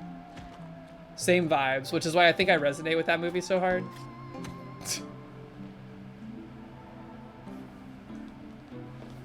They don't laugh when I say that my lemonade is pea juice. No, they probably would, honestly. I have my sense of humor for a reason.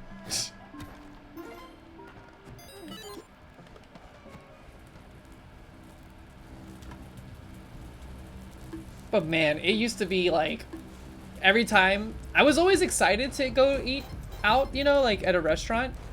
But at the same time, I was like filled with dread. I was like, oh no.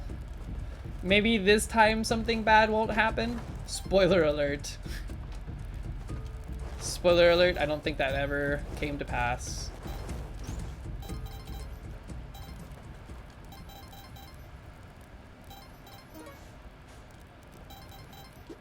And that's not to say we haven't had good times in other places, but you know, it's just like, you know, they have a very different approach to how they handle being upset about something that I do. And everybody's different in that way. But I'm like the kind of person where like, if something's wrong with my food or it's not, you know, necessarily how I wanted it or it's not good or whatever, I just deal with it and then I move on with my life. Unless it's something omega busted, like you gave me food that is literally not cooked. I'm not paying for this. But, you know, if they put like something on it that I didn't want, I'm just gonna deal with it. You know, whatever. And I'm not gonna blame the waitstaff or, you know, think that it was like a personal attack directed in my direction or whatever. But food dog, you better watch out, man. If the ire was ever cast on you, God, I would. I don't even want to think about it. Okay. You just make a mental note to not go back. Yeah, sometimes. Sometimes it's like it'll be a place that I really like, that we've been to many times, and they get something wrong. I'm like, oh, you know what? Shit happens. Whatever. I'll deal with it this time. It actually happened kind of recently at a place that we go to all the time, like multiple times a week sometimes.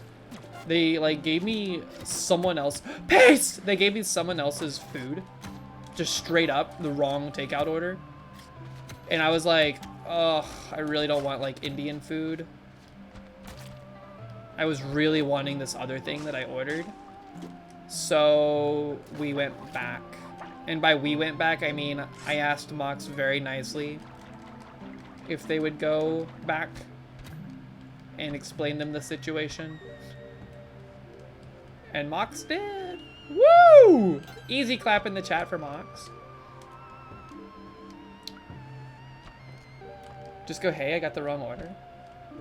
I mean, yeah. That's like the easy way of doing it. But we were already home and I don't want to call them. I was gonna just eat the food, but I was like, ugh, this is so not hitting the spot.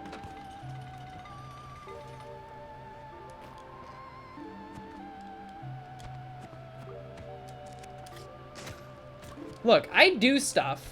I do stuff, okay? I'm not like helpless. But there are times when I'm just like, man, I really, like, come on, dude. Like, today me, tomorrow you. Like, come on. Help me out here.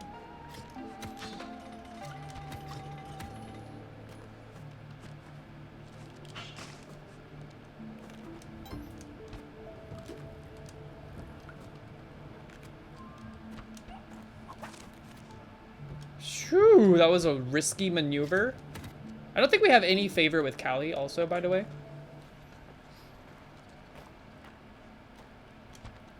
Unless, isn't that where we got the glove? I don't remember now. We have paste, so don't blow it. Okay. Pretty simple. Boink. Boink. Boink. Quick! Okay. Sometimes, if you're not fast enough, that becomes Amicus. I hate it when the door spawns on the thing that I choose! You've rubbed hand sanitizer on a fork before? Like at a restaurant before you used it? Hold on, wait, I'm missing something. Someone told an anecdote in the chat and I'm missing it. Can we reiterate? Oh no. This is annoying. Oh, hey, Sush, are you back? Back for more? Come on. Come on.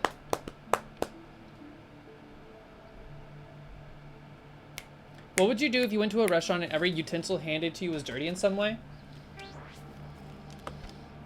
This is gonna sound gross, but I don't, it depends on the level, like what you're describing as dirty.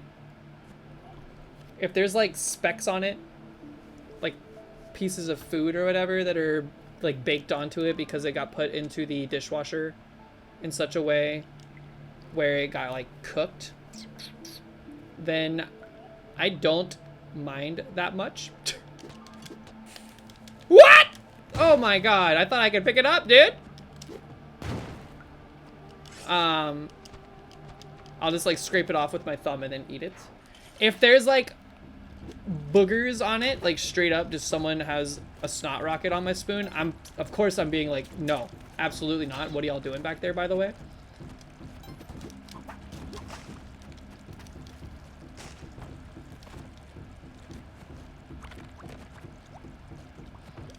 But if it's like, you know, just a speck, I don't mind. I'll deal with it. It's probably not a good idea. I probably should be a little bit more concerned.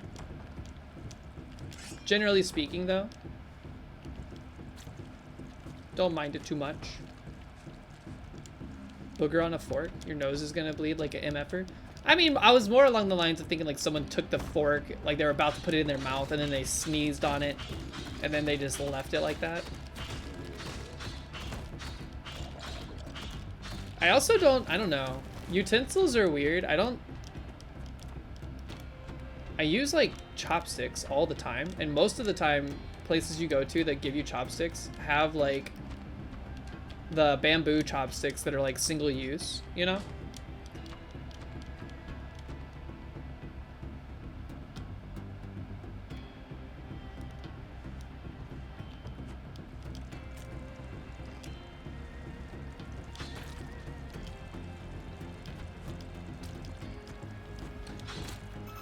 Man, you know what? Never mind. Hold on. What was I gonna say?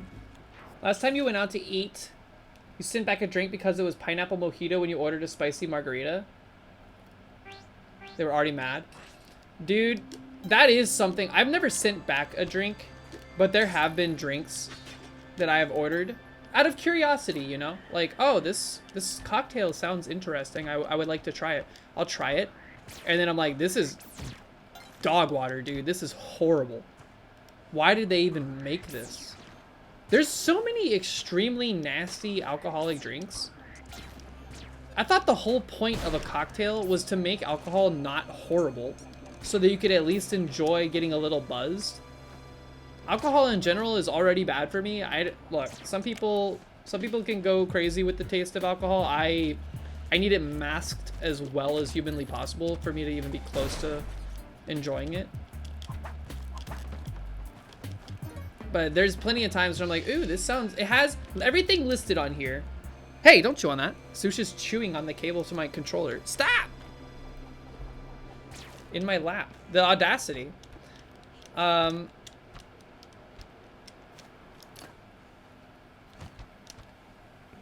It's like, oh yeah, this combination of all these things you like somehow tastes like liquid butthole.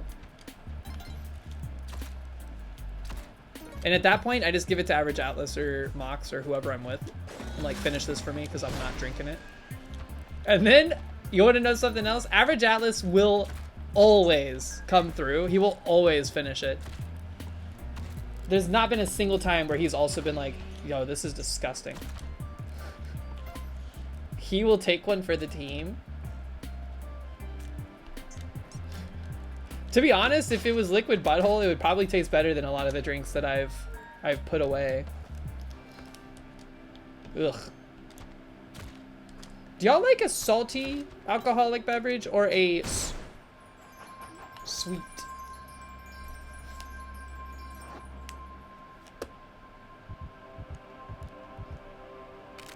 Deserved? Deserved for what? For giving my friend a drink? For making sure my friend has a good time? We didn't even have cup, so I'm not too worried about losing Ankh. How many? How many of you guys, dude?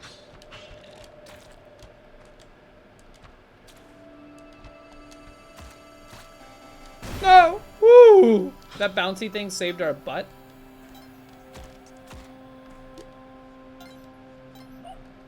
Would y'all get like a, you know how like there's some hot sauces or just sauces in general that are like ridiculously named? Would y'all get a sauce called Liquid Butthole and put it on your steak or something? Even if it was like recommended. There's Cali. I forgot. Now whatever happens to me is deserved.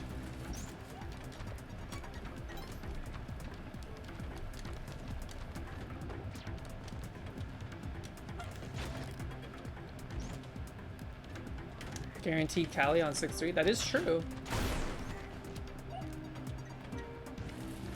You don't want sauce on your steak? But what if it's a really bad steak from Longhorn Steakhouse? And you're just trying really hard to focus on eating as quickly as you can in case your parents get mad at something. And you have to bail out of the store and wait by the car.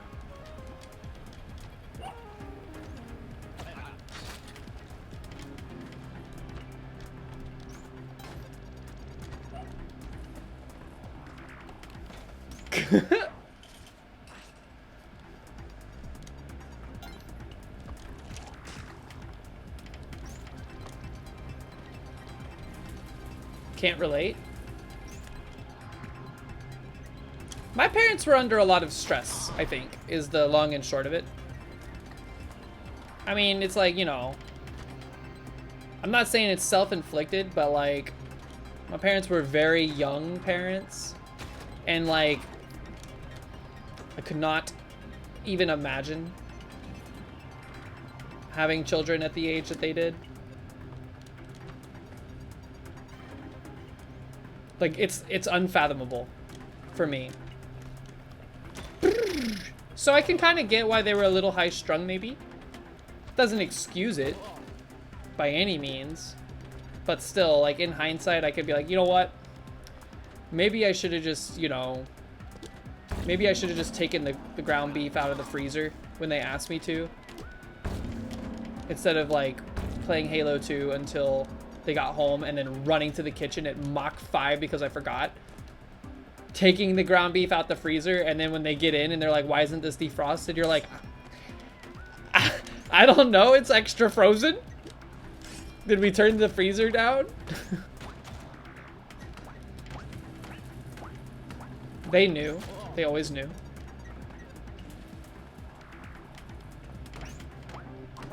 Get him! What am I doing here? I don't even have cup, man. Oh. That's what I think about that.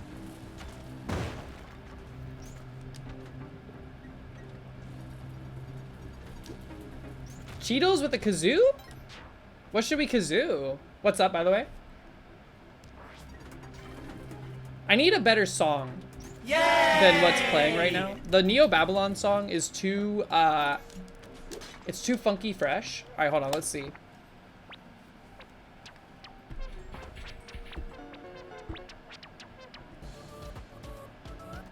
That's a pretty good one, but hold on, we can find something better. That's a good one too, but hold on.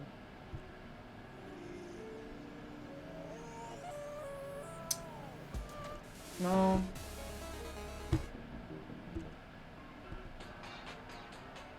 This one would also be good, but it's mostly vocals that are very simplified.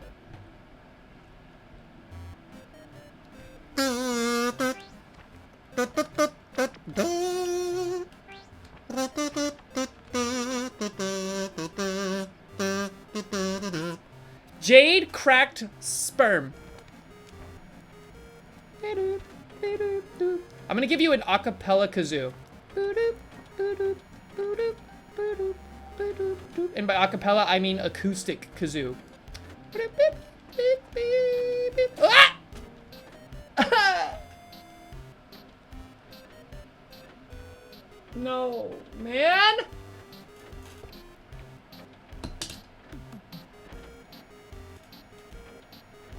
I hate that. What happened to our Ankh, by the way? This is it. This is the last run before we pivot to Godot. We got some, I don't know if we're gonna do Godot right off the rip. We have to do some project planning, is what I mean to say. We can't just go into this pachinko blind. We have to do some research. We need to answer some questions, like how big should this sucker be? What kind of like size of things are we determining? It's all very relevant stuff to know. Also, sorry, I'm mind flooded. Look at a Plinko board. So Plinko, what is pachinko, and what is Plinko? Plinko is from Price is Right, correct? What isn't pachinko like a? It's almost like a pinball machine without the control mechanism. Is that how that works? It's disc pachinko.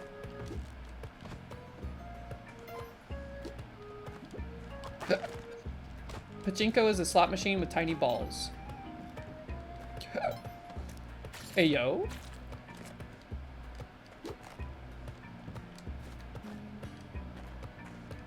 You know what game is underrated at arcades? The coin games, where it's like pushing like a stack of tokens to an edge. That goes so hard, man.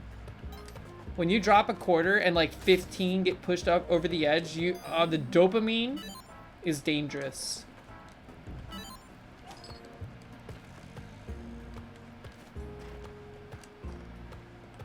The Wonka coin machine, that's what we were playing. We had one at Andretti's. We were going crazy.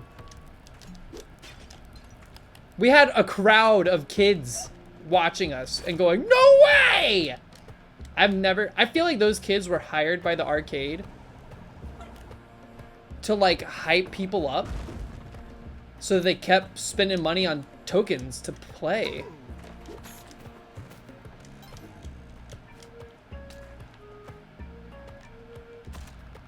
Because truthfully, we would have stopped. We would have stopped after so long, but there was like, the energy was crazy. It was like being in a casino for real, being on a hot streak or whatever. Did I tell you all that time when we were in Vegas most recently for 596Con? We saw a guy rip a line of cocaine on the carpet in front of the machine he was playing on. That was the most insane, like that was the most Vegas in a nutshell thing I had ever seen in my life.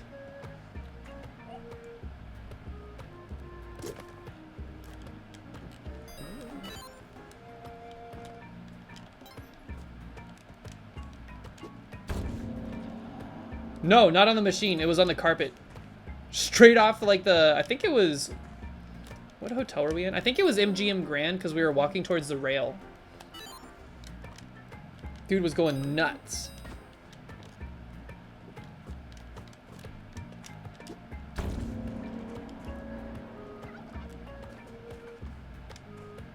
"50% cocaine, 50% carpet dust."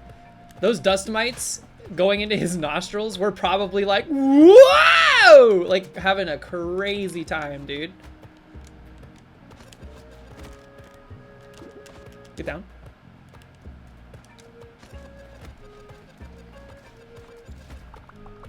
Ooh, you won Balatro?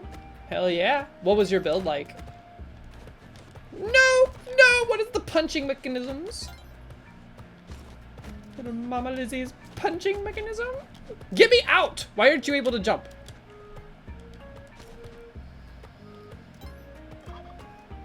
Wait, is this where the Kali altar was? There was a Kali altar on this floor?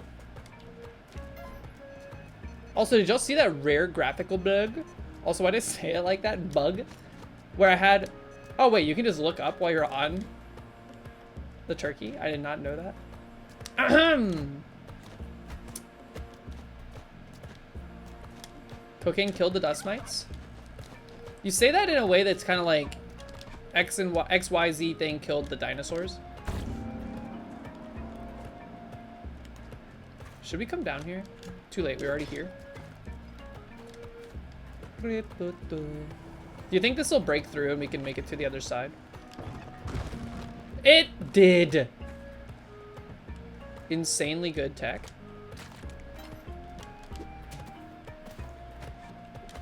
Break on through to the other side, etc. Why?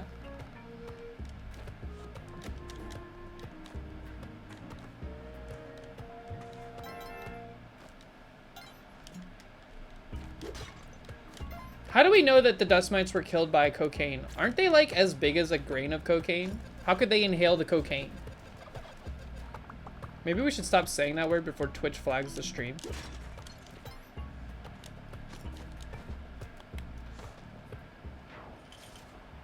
Kiki, what's up? How are you? Scoop, scoop. Cocaine Bear 2. Oh, I thought I jumped. I thought I jumped. Oh my gosh. We used to prescribe those things as medicine? Yeah, that is crazy to think about. I have to stop.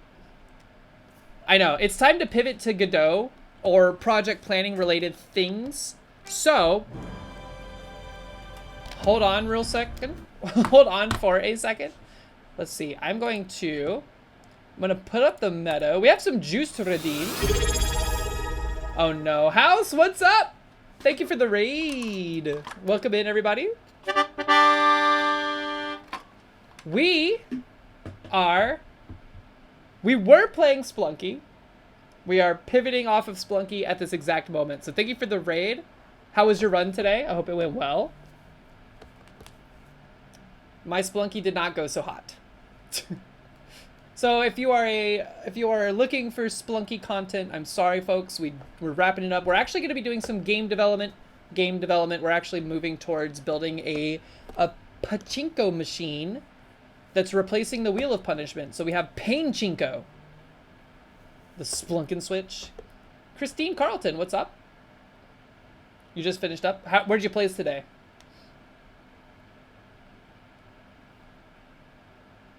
What's a Numel? Oh, your Pokemon. Your Nuzlocke. Yeah, the wheel is being replaced. The wheel is not... It is not random enough. It's not rigged enough, actually. Hey! You're the only $7.99 right now? That's sick. So here's what's gonna happen. I'm gonna go make some toast real quick. I got some blackcurrant preserves that I've been dying to try out, and I'm hungry. So I'm gonna go grab that. I'm gonna make some toast real quick. I will review it live on stream, but then we're going to be pivoting to some software and game development category stuff. So yeah. Thanks for the raid house. Shout out, by the way. I don't know if we've shouted you out yet, but let's do it.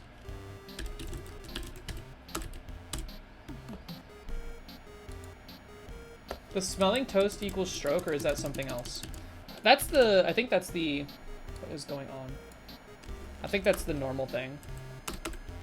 That's like the wives' tale I've heard before. DJ Knuckles, enjoy your ride home, be safe. Oh, we already did shout you out. Good, good, good. Thank you, mods. AKA 123. I'm gonna go make toast. Let's get the meadow up. Here, hold on. Let's juice some folks. There's been some juice redemptions. Let me refresh the feed. Skirt.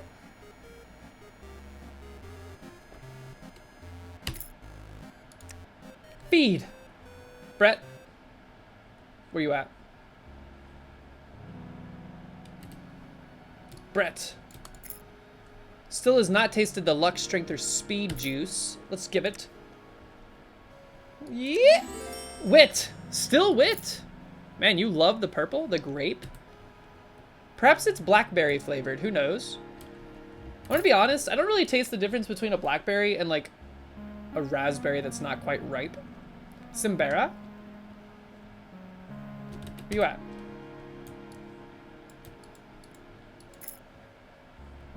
Speed and luck.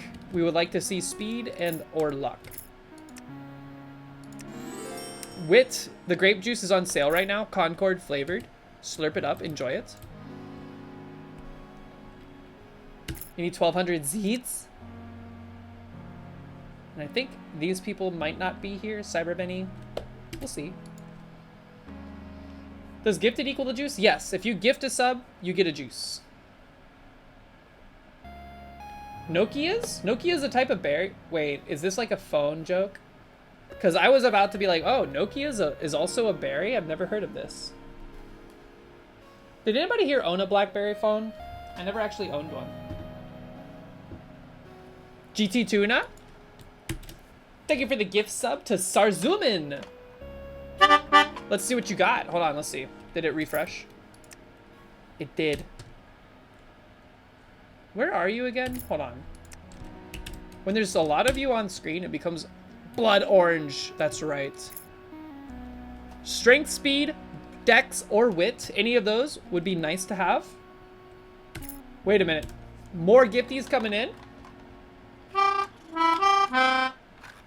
Thank you, Arborcat, for the gift sub.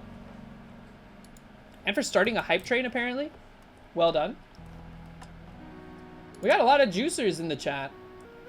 Arborcat, GT Tuna, let's see what you get. Milk. When I feel that milk pour over my The body. only non-juice.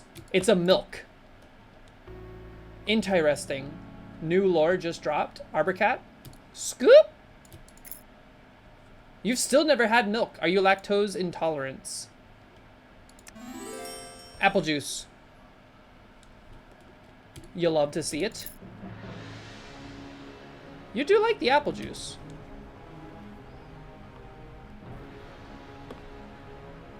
You are lactose intolerant?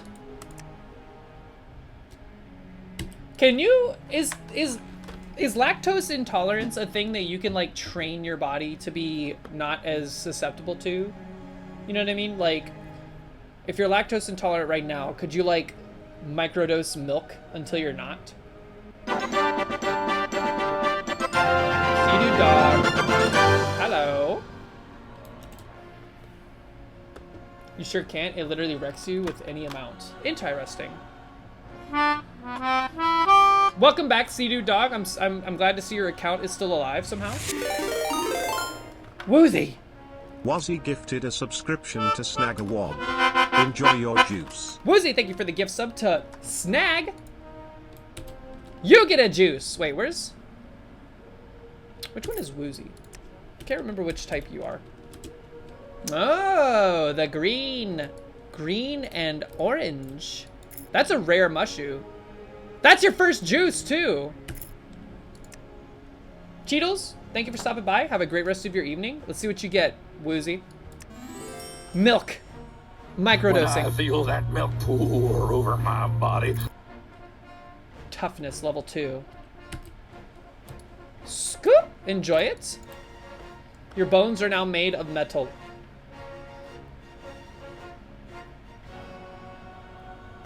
You were lactose intolerant? Why do I keep saying lactose, like the bone apple tea? Now you can tolerate it just fine. Interesting. Thank you for the words, Cheetos. Enjoy your time at the gym. Go get swole. Go pee. I'm not gonna go pee. I'm gonna go make toast. I should probably drink more water though. All right, y'all play nice in the meadow. I know the Pokemon battle music just started with Cynthia. Be nice. Whoops.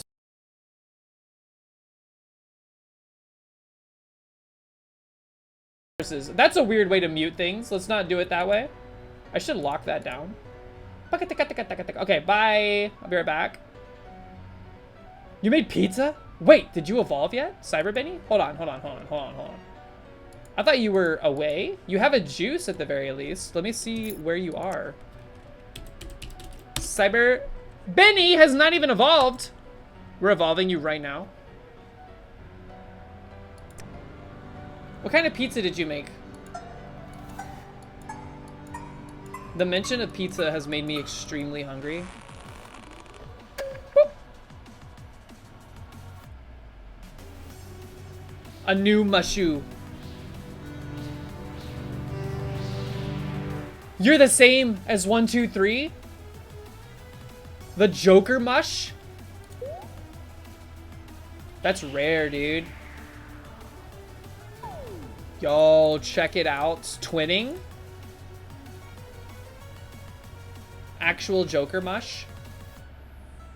Also, hold on. You have a juice. First ever juice. Getting evolved and then immediately juiced. You got a wit. It's your first ever juice. Enjoy it. Brain powers evolving. Scoop. Wouldn't it be crazy if you could drink stuff and you would get smarter? All right, I will be right back. I'm gonna go make this toast. I'll be back. We're gonna play, or we're gonna do some Godot development, project planning, etc. It's gonna be cool. I'm excited. If that was luck, you would freak out. Oops. It's like when you show up at a free samples line and you have like the mustache glasses on and you're like, yes, please, one luck. I'll be right back. I don't have to pee.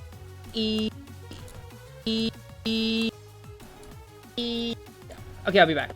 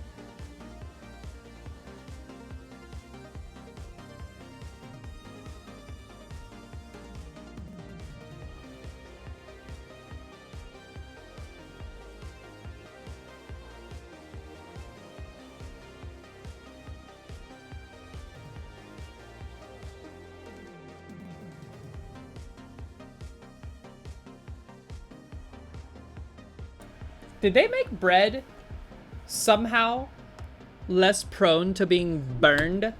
Or not burned, somehow less prone to being moldy?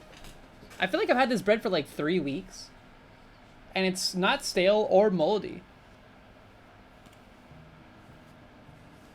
Please be play bread. It is not play bread.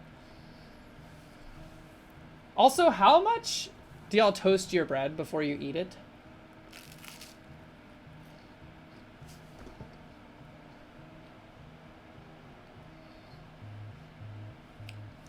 This is black currant. Oh god. I almost just got...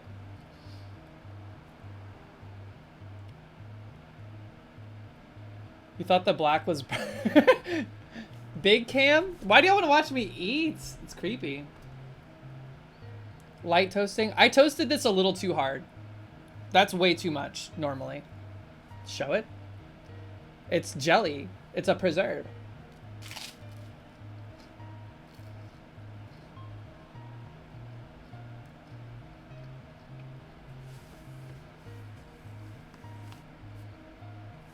This is a little too much toastage.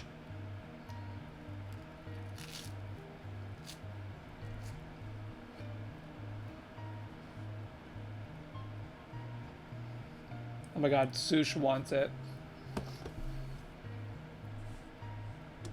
House, I'm sorry.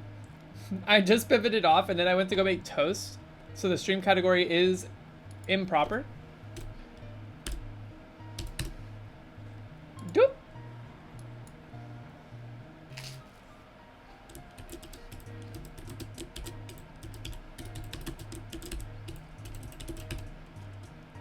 Oh man.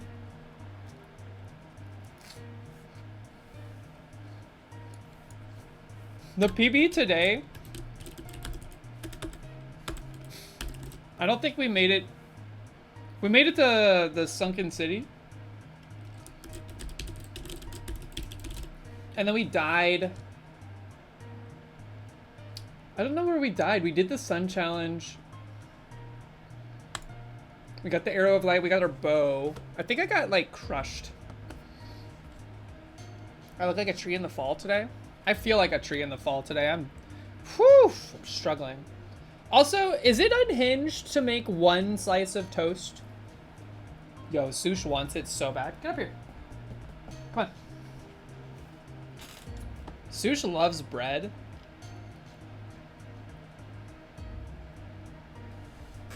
Come on, come up here. Come on. Come up. She's looking at me like I am not coming up there, but I want it so bad.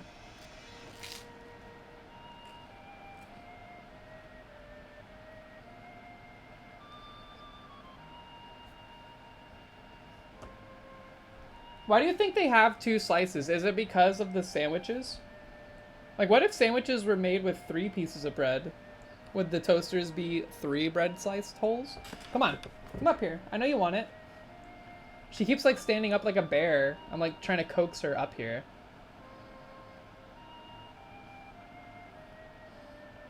Ugh, now she's swatting at my hand.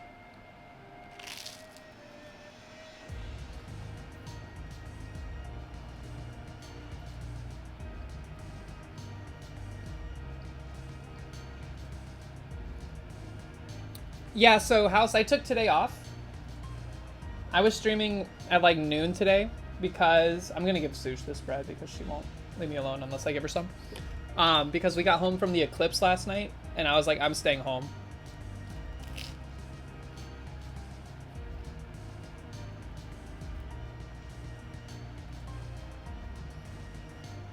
I gotta be honest, the preserves are not bad, but it kind of tastes like every other jam or jelly that you would put on toast.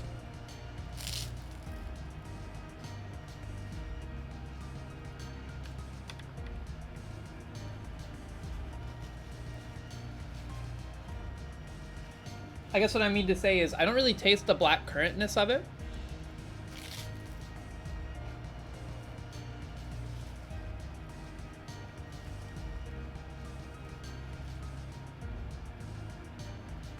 Illegal? What?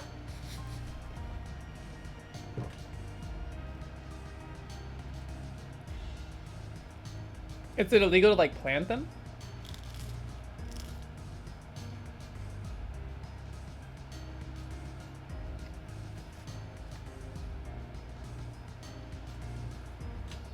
Sush.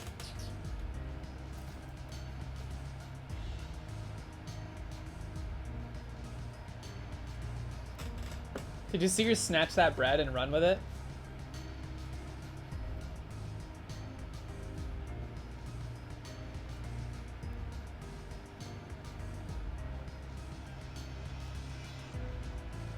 She wants more, but I don't have any more. Okay, I'm gonna go wash my hands because I got a little bit of jelly on them.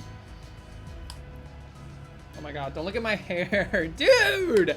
Why? I need to do something to my hair. I gotta condition it or something.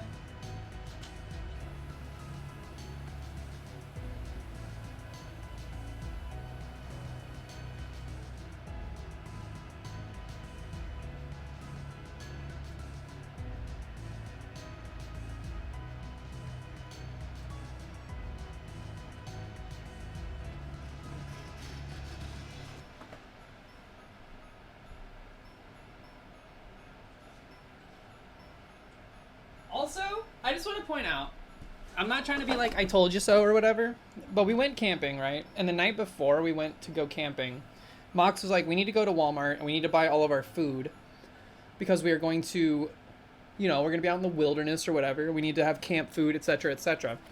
So we went to Walmart and we bought a bunch of stuff. And I was like, yo, I think this is way too much stuff. I think we've bought way too much food. We've bought way too much camp food. And Mox was like, no, we need enough for 3 days. I'm doing the math. I've calculated our calorie intakes and blah, blah, blah, blah, blah. And we're going to be exercising a bunch and blah, blah, blah. And I was like, yeah, but this is still way too much food. Here's how much food we had left. This whole thing is just full of stuff.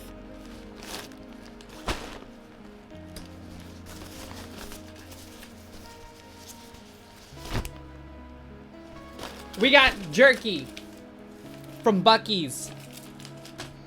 We got freeze-dried strawberries. We got gummy butterflies, also from Buc-ee's. Wet wipes, not food, but still. Ugh. I love sush, just like checking it out.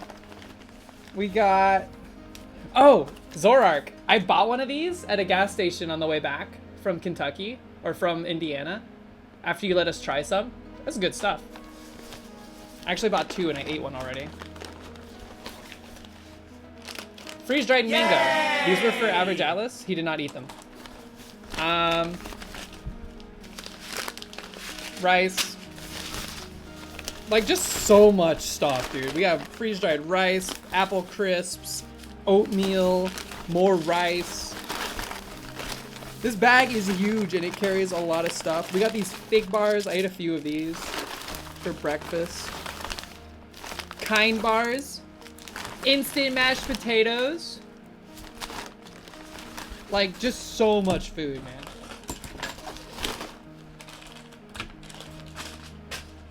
Also, Zorak, ever since we talked about what you do, which I'm not going to dox if you're uncomfortable with it, and I don't want to go into detail because it's too complex for me to describe, but every time I see one of those now, and I'm looking out for it, I'm going to think about you. Mox is getting roasted. No, I'm not roasting Mox. I'm just saying, look, I think we might be over-prepared. Did you eat the toast? No, I ate the toast because when we were at Walmart, we were shopping for this food that I've just described. But we also, that's when I found the blackcurrant preserves. So I bought that and I didn't get an opportunity to try it until just a minute ago. So that's why I had toast. Detention basins, yes. Which out of context sounds a lot more scary. Like a gulag.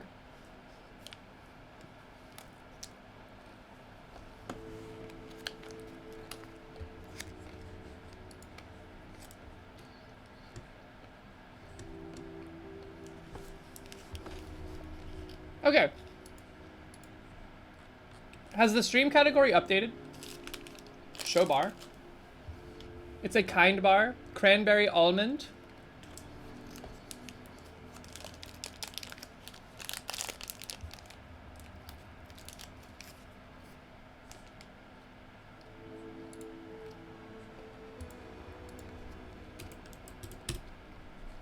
Why does it do that? Okay.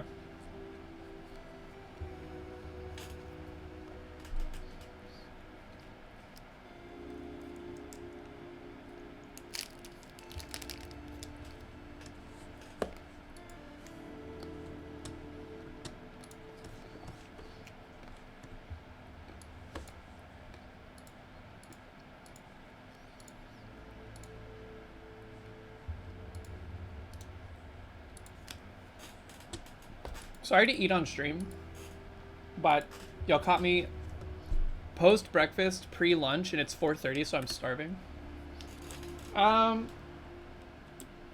Pachinko. So what are we making? We are making a pachinko machine style thing.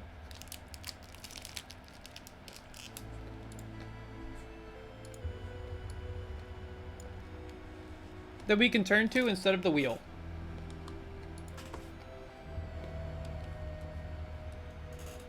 Mukbang.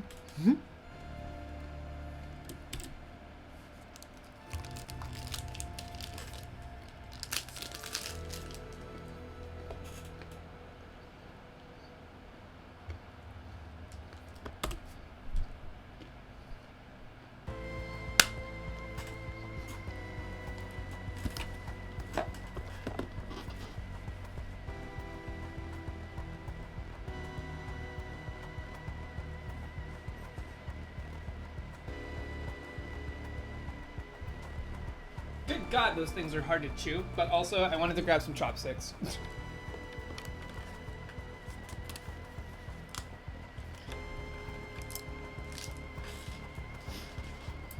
Okay, so pachinko machine. What is a pachinko machine? People that don't know what a pachinko machine is, I also don't really know what one is. I know what they are conceptually. We're making more of like a plinko machine from The Price is Right. Basically, it's a mechanism that's powered by gravity where there's pegs all over the board and there's like a ball navigating through those pegs. And then there's like slots that it can land in. And depending on where it lands is where we'll like have punishments listed and all that other stuff. So instead of increasing the size of like the region that the punishment will be on, the number of balls we will drop will go up. Pegs, balls, and a slot machine? A pegging machine? Yes. All of these things are accurate and more.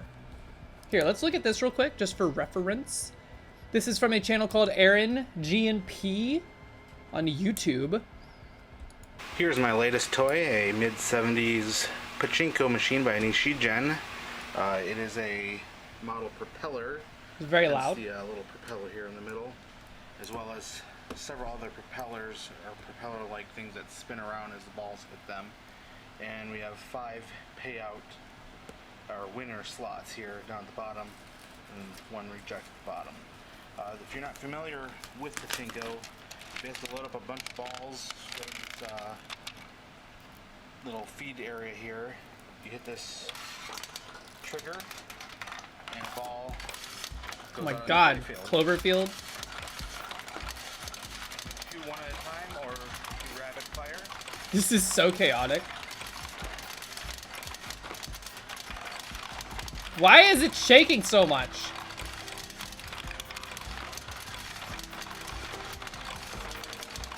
What's he doing with his hand? What's that like reflection down there?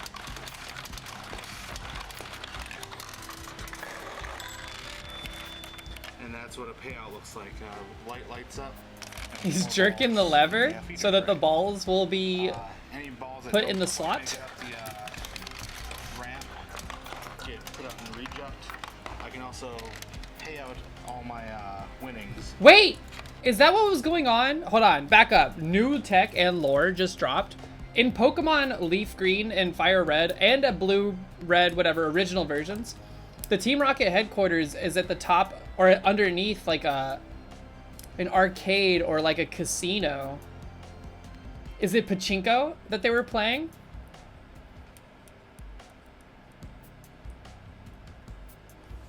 Also, I got chopsticks so I could eat beef jerky without touching it. So just bear with me on this one.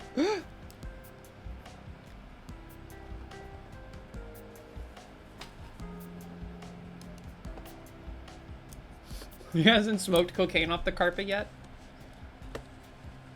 So that's the idea. Hold on, let's see.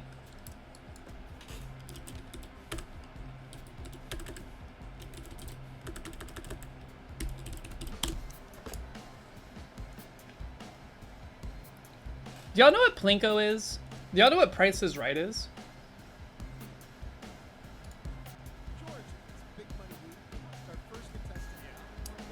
Like how ubiquitous is Price is Right? I can't hear. Hold on. Is it okay to be restreaming this? Just briefly?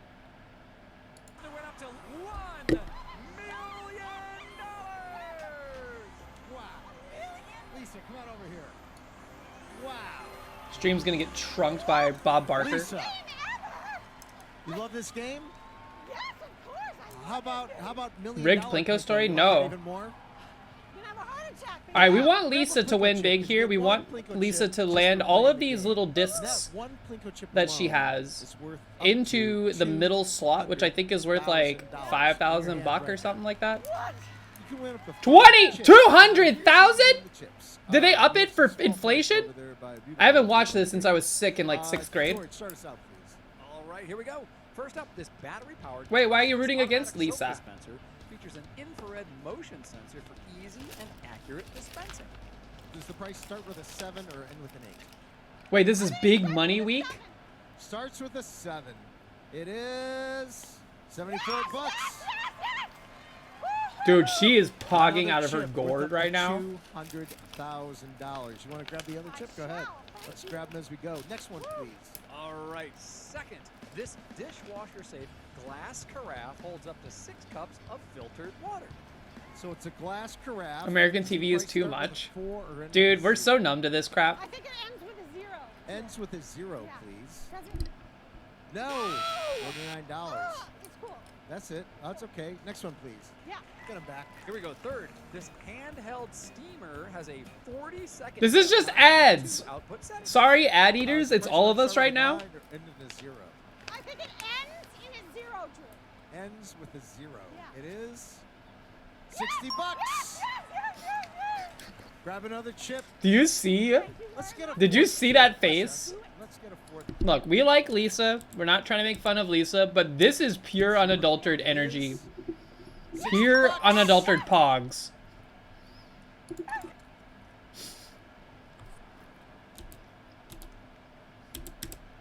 How do I go frame by frame?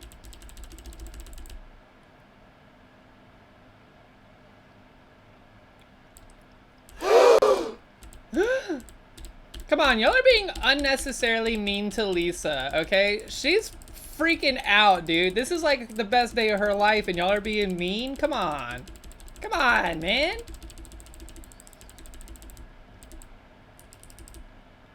Come on. This is a 7 TV emote. Grab another chip. Thank you Let's very get a much. fourth chip, Lisa. do it. Let's get a fourth chip. Go ahead. Be nice. Everyone be nice to Lisa. Come on. Multi-purpose use, this electric scrub brush has an ergonomic handle and Y'all all thought something different when that thing turned around. Don't lie to me. Take a shower with that one. Lisa, does it start with a 3 or end with a Uh-oh. I think it ends with a 9. Ends with a 9. Floor jerky?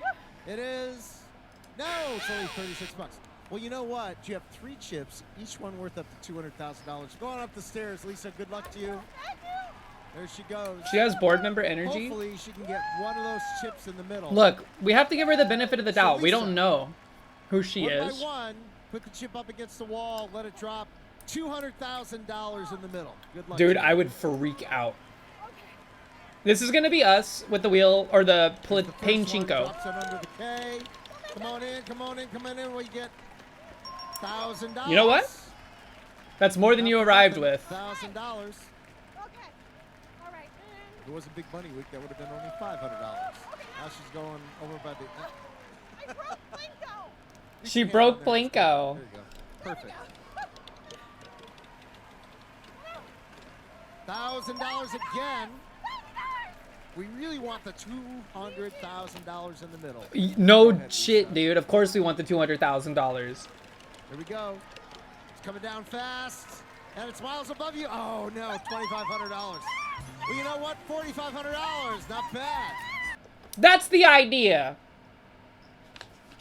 No, we do not watch this. You know who watches this?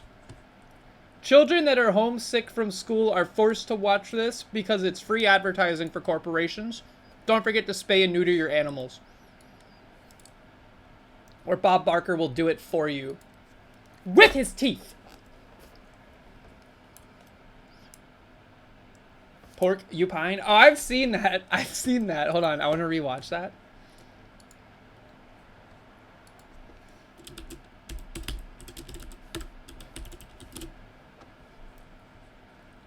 Wait, hold on. Are you trying to get me on like a let's watch American TV or American game show clips?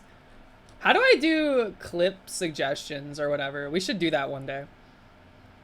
A React channel thing. Point values have doubled. Here we go. Top 6 answers are on the board. Name something that follows the word pork. Lawn. Huh? Lawn. Pork lawn. L-I-O-N. Lawn. Oh, Pork lawn. glad you spelled it. 'Cause the hell is a pork lawn? I thought you said lawn like the grass outside. I was going, what the hell is a pork lawn? Lawn! Looking for the pork loin. Look, it's on the board. Pork belly.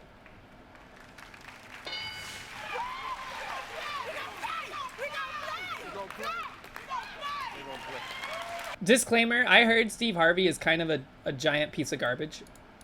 I don't know that for a fact, but I have heard things.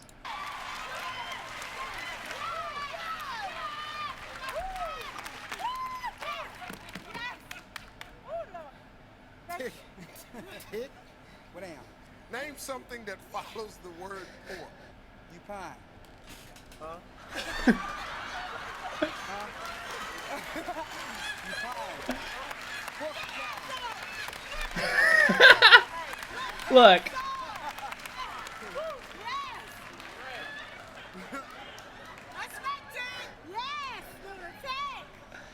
Pork. He said cupine.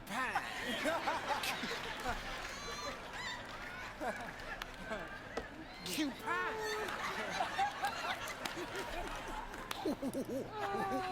What? What is cupine? This is the greatest answer I've ever heard.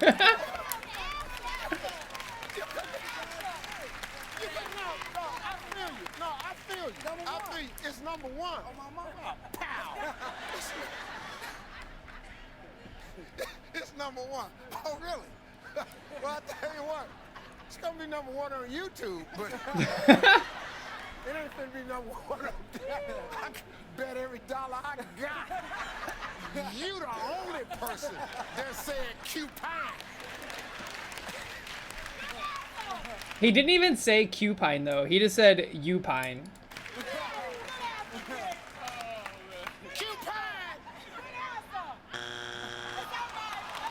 Honestly, yes. 1, 2, 3, you are 100% correct. He was stalling for time for the rest of his family, and it was worth it for the joke. You get 3 wrong answers in this game. That's a lot. You can get away with a lot. That's classic. Classic, but also we're distracted. All right, let's go back. Paint Chinko. We know what we're making. Vaguely. Excuse me. Go in here. What was number 1, though? I don't think we would find out. The clip ends in a second. Pork chop? I would put, yeah, pork chop, pork belly, pork loin, pork. Can you say key pig? Porky pig? Porkytron? We are doing this in Godot. Because Godot has a physics engine that I can leverage right off the rip. Owen, what's up? That way I don't have to make my own physics. So yes, Godot. Gal Godot.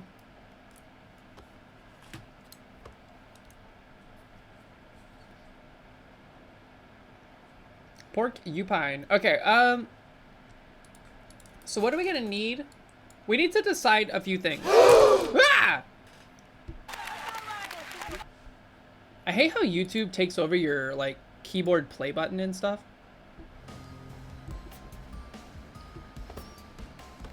Owen, how are you doing? Hope you're having a good week so far.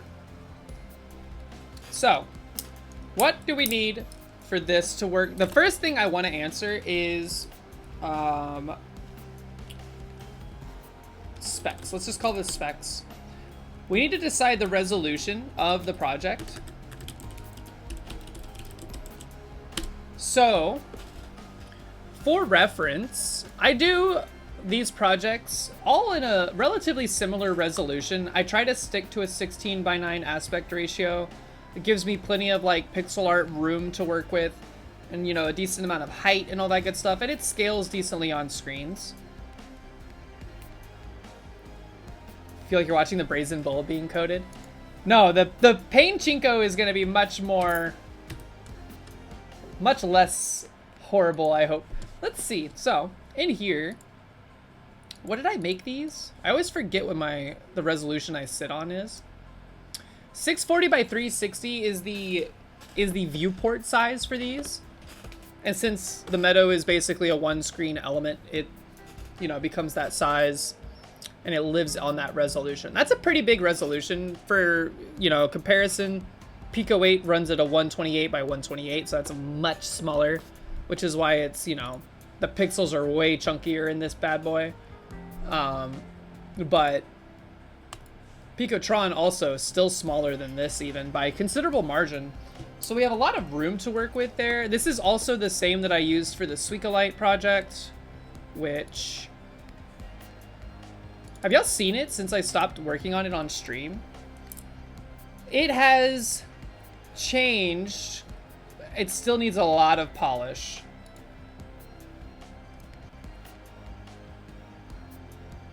This was on purpose. I'm gonna move to the bottom. It has changed quite a lot, but you can see there's the schema's moved over here. Each spell now gives you an item. And then the hazards involved are, you know, some of them are implemented, some of them are not. Game name is my favorite name. You thought I abandoned it? It's not abandoned, but it is kind of on ice right now. I do intend to still finish this out and release it. I'm probably not going to sell it like I once intended to or plan to. It'll probably just be something people can pay what they want on like itch.io or something like that. Just because the scope of the game has changed dramatically enough, right? I don't feel comfortable charging for it outright. So yeah, Fireball, Banish. The hazard here is that we're blind, so now we don't know what rune we're about to drop until it actually drops. It's actually quite a problem. Get out of there, get out of there. Okay. This is also another heal, no hazard, okay. $299 on Steam, Vamp Survivor. But Vamp Survivors is so much more content rich than this. I think it's best to just throw it up on Steam as, or on itch.io as a pay what you want, or download for free. You don't have to pay anything. So that's, I think that game is running at the same resolution. Yes. So I'm comfortable in that resolution, 640 by 360. Here's the thing though, for the Pain Chinko machine to be more pog, we're gonna need more height. But what we'll do is we'll make the viewport this resolution, but we'll just have like a camera mechanism that moves the viewport up and down as the discs or balls or whatever they are moving and cascading around the project. We'll have it so that like the most bottom ball is what the camera is like moving to accommodate for. Pogchinko, some might say. Vamp was such a good moment in time. It was. I was late to the Vamp Survivors train, but I played it a lot for a very small period of time. Basically, once I discovered like the gameplay loop and how to like guarantee victories almost every time. So, to answer this question, 640 by 360, which is of course 16:9 aspect ratio, and color palette is another question I would like to answer right off the rip. And overall, like, vibe, I think, generally speaking, I kind of like leaning more heavily into the Pico 8 color palette just because it works very well. And I think from like a brand recognition standpoint, even though it's not a Pico 8 or a Picotron thing, I think it's fun to work in that space.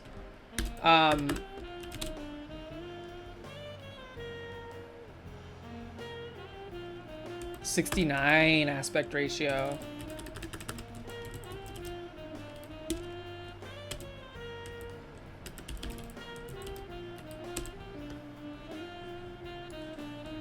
Did y'all think I was gonna show you Conveyor? Do y'all want to see a little bit of Conveyor as it is right now? It's almost done.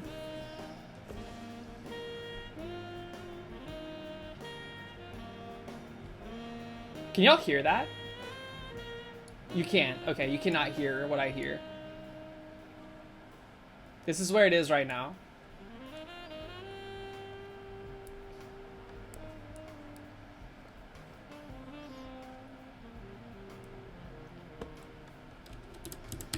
It's so close to being done.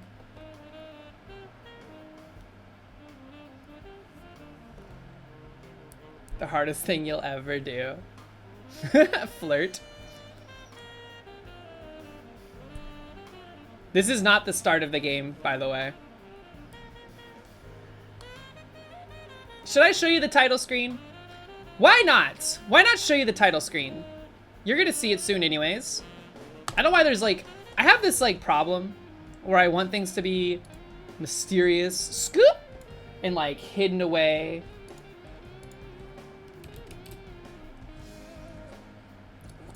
Don't look at the code. I mean, you can, but.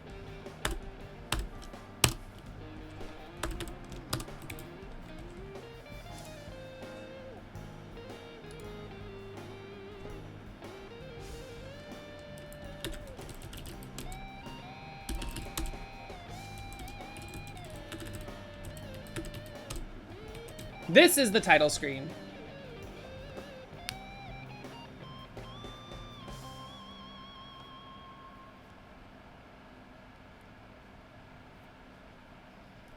I'm excited.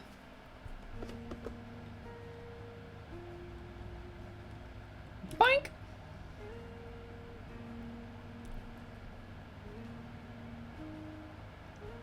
And then, yeah, the game goes. It's gonna be cool. I'm excited for it. I'm almost there. I have like 6 more levels I have to make, and then a song. I've already started working on the song, but I'm not quite there. But that's not the focus of this right now. We're working on something else. But the point is, the Pico 8 color palette is really nice and easy to work with. And I was even considering changing the overall channel branding to lean more into that color palette. But yeah. I think we can at least start with the Pico 8 color palette.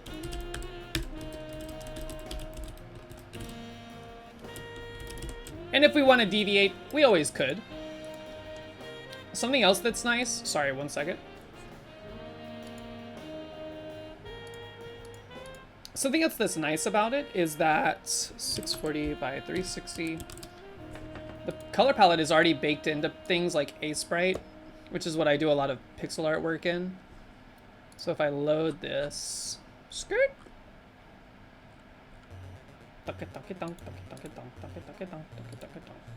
we just have it ready to go.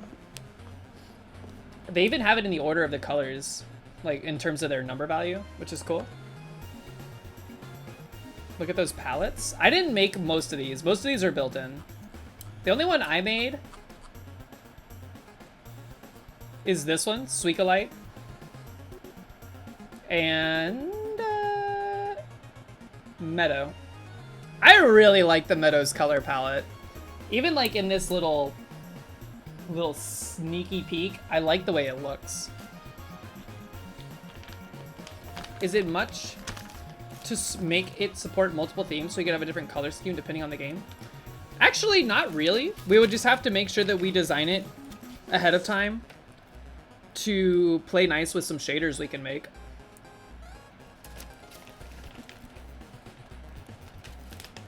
Like recoloring things with a simple shader is actually very easy in Godot.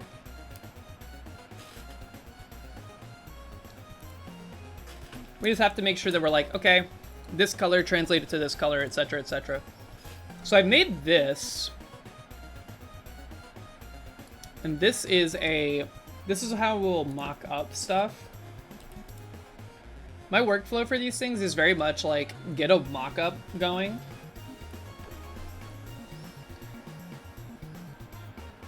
And I think to start, it doesn't have to be anything crazy, but I think a good idea to introduce some like interest or elements of randomness would basically just be to build out modular sections of the board, almost in like a tile by tile basis, where we could say, you know, are these 16 or 8? Here, let's see. Can't really see the grid anyways. Give me a second. They're 8 by 8 tiles. Let's keep it that way, but let me change the color of the grid. Hold on.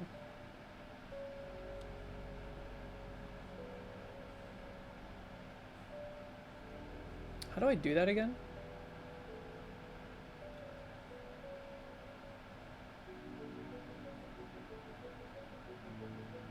Where's my preferences? Hold on, go back.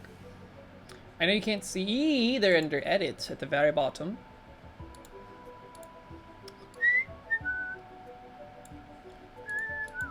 Okay. So, this is also still hard to see.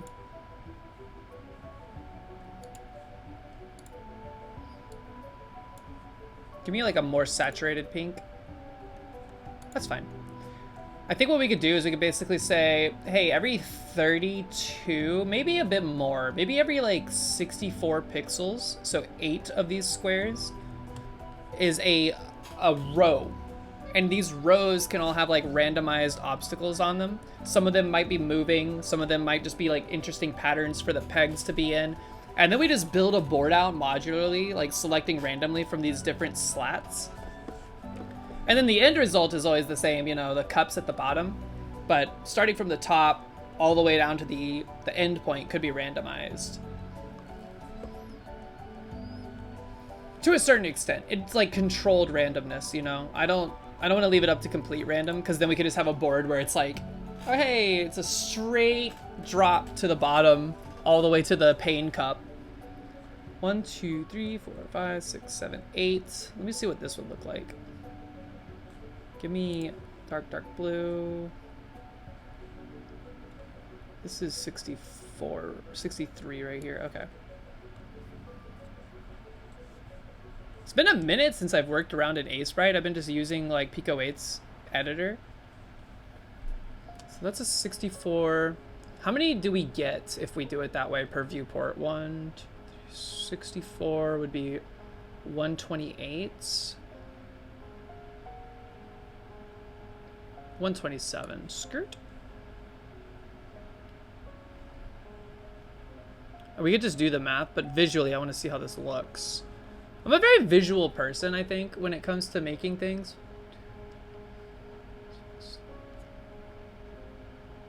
I prefer to see how it will all kind of like coexist with one another.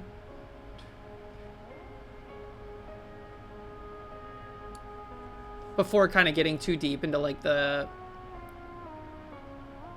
more nitty-gritty of like the nuance and the code and stuff. I think from a coding standpoint, this is going to be pretty easy. There's not much that's needed. We need to engage physics on an object that we can spawn. And then we need to have various, like, I don't know, static bodies, and then some of them that are kinetic in their own way. And maybe like some interesting random variants that can take place.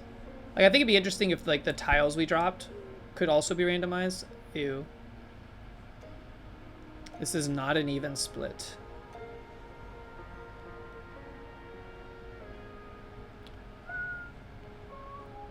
It's also kind of small. Like each row looks kind of small to me, panel-wise. What's our resolution? 360 in height. So it's 180. 180 is 90. We could do 90s. That's there's 4. 4 per viewport. 72.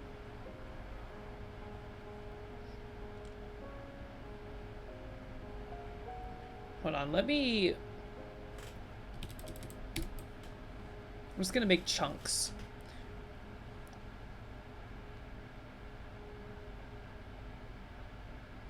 If I divide this in half...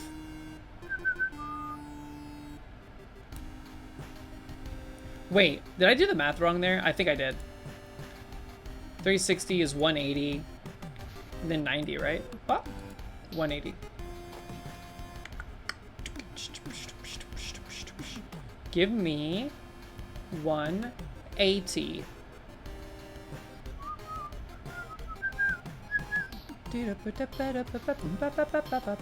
Wait, I think we need 179 because it's 0 indexed.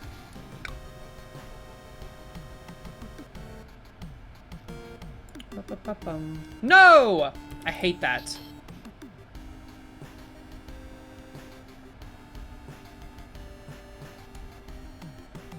Shift click me? Okay.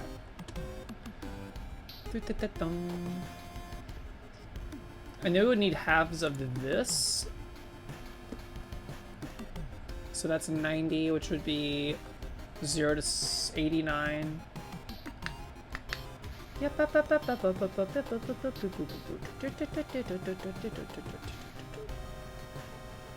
0 to 79. No, it's 0 to 79. I mean 0 to 89. Jeez Louise, my brain.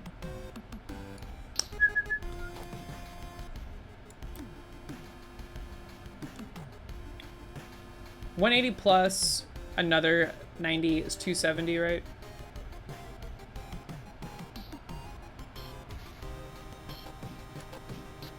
This looks so odd to me. Hold on, let's go.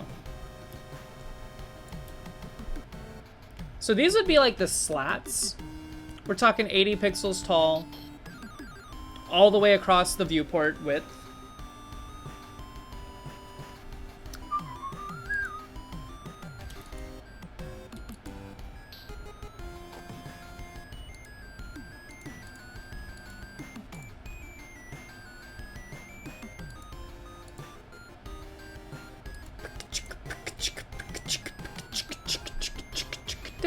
It bothers me that they're not on the grid.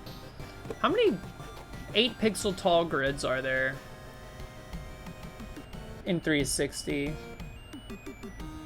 It's 90? No, there's no way. God, I am like, my brain is absolutely not having it right now. 45, okay, 45. Yeah, that's weird, it's an odd number. Okay, that's fine. That's what we get for having a resolution of this variety. Should we change the stream category to math? Absolutely not. Those people would be so upset. Also, are there people watching math streams? No judgment. I think that's kind of interesting, actually. Especially if it's just like a... Today we're going to be learning about Poisson distributions.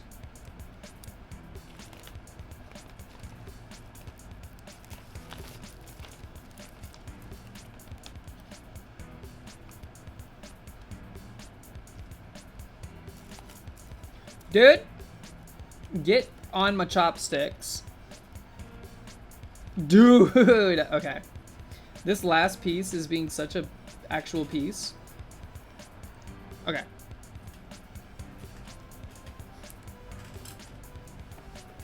Mine Poisson distribution.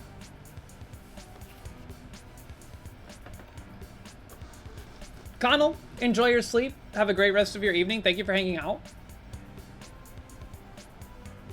Good to see you. Connell. tunnel.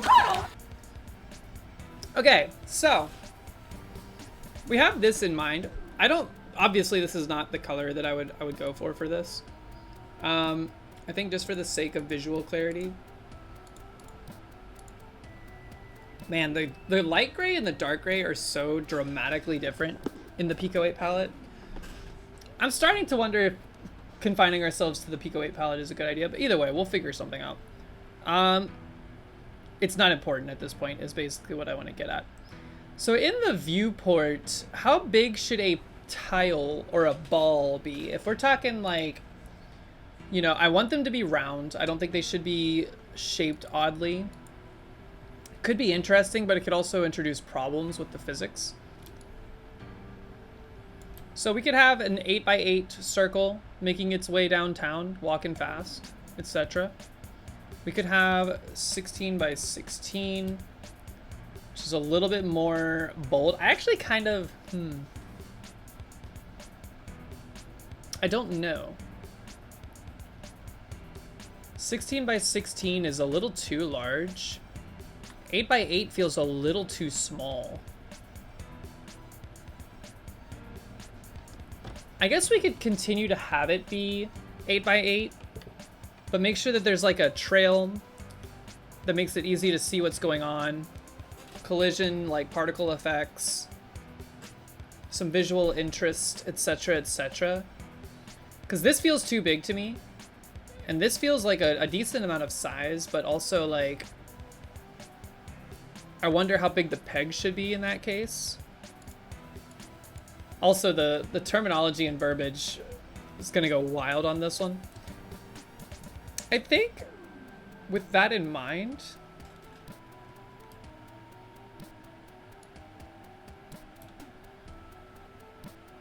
pegs could be like yay sized.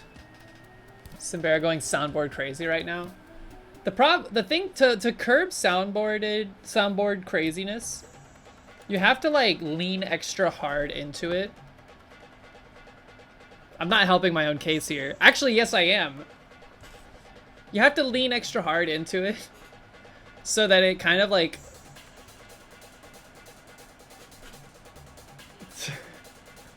Joker 2 trailer comes out tonight. Ooh. That's the Folia Do one with Lady Gaga. Lady Gaga. Yo, this music is mind flooding me. Okay, so here's an example of a peg.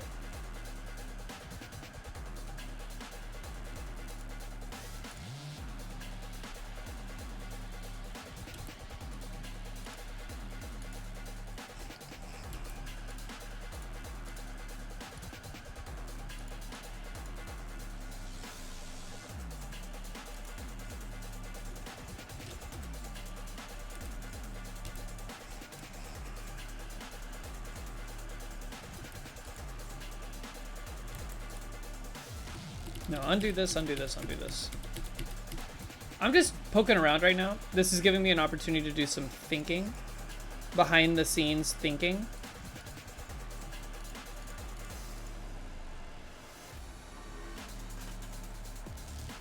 Get ready to be pegged. Get ready to lean really hard into the peg. Okay? Because there's going to be pegs everywhere. I think I like this. Is this 3x3? No, this is like a 6x6. I like the 6x6 for the peg. Why does 123 know what that means? Look, just because 123 is innocent doesn't mean he's stupid.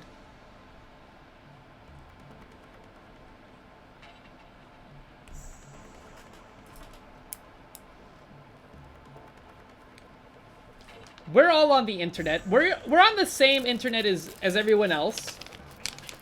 Well, maybe not everyone else, but you know what I mean. What was that? I can tell you one thing. Sush is gonna have a jerky party later. Holy crap. I feel like I've dropped a couple pieces.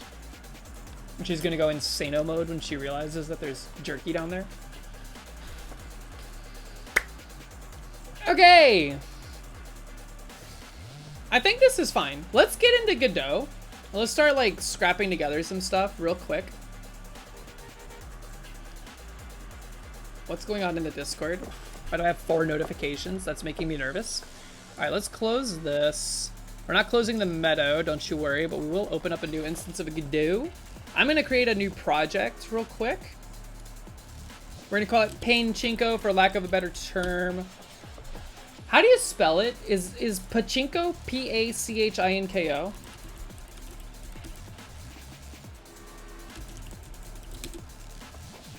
Pachinko. Yes, indeed it is. Oh my. This is from Wikipedia. Is this going on? Is this what a pachinko arcade looks like?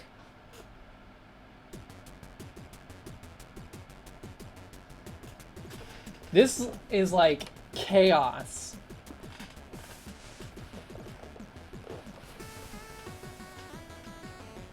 I'm gonna be honest, like everything in this image looks like sensory overload. It's so lucrative, Konami dropped out of making Vidya because this makes more money. Everything here looks like a scratch-off lottery ticket in the States. Why? Okay. So let me real quick make this.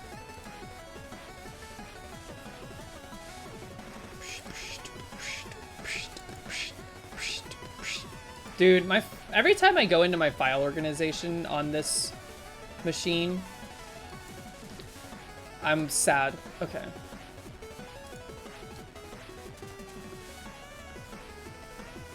I just did a terrible job. Okay, select current folder.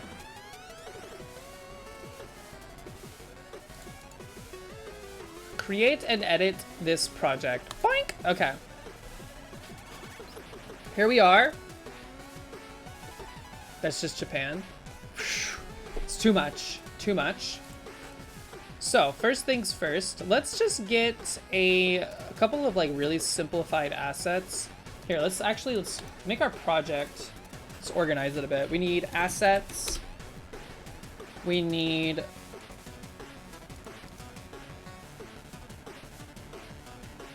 I want to make my assets green. In here though, we're gonna have a sounds, we'll do SFX.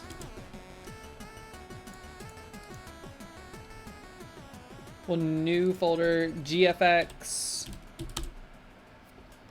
sound effects, graphics, and then I think we'll just do one for shaders, just to have it like listed in there, because I feel like we're gonna lean into some shaders. Can I make nested folders a different color? Ooh, you can. This is a newer Godot 4 feature that I haven't really played too much with. I'm gonna keep them all green just because I like top level organization of this stuff. And then in here, we need another folder for, let's just call it, like this doesn't have to be crazy organized, you know? We're building something relatively small for the channel. This is something that like on its own can be exported out and like sent to y'all as like a little just like toy that you can have. Let's see. Create folder in, what are we gonna call this? We need our like game objects folder, but there's scenes. Let's just call them, I don't want to call them nodes.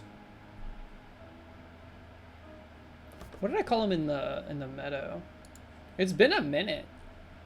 Oh yeah, the meadow I actually organized very like explicitly.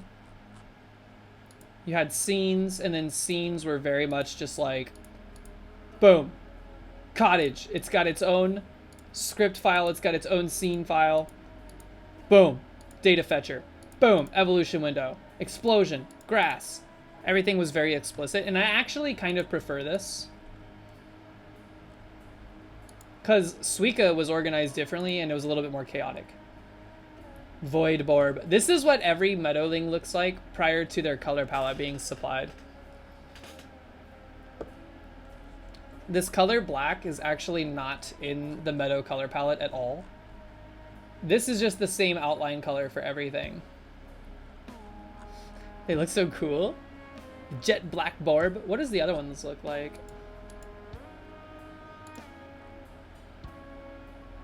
Actually, I don't think this is what they look like. Well, this is not what they look like, actually. I forgot. This is what they were going to look like, I think. Hold on, let me double check. What is this asset called? Borb Idol?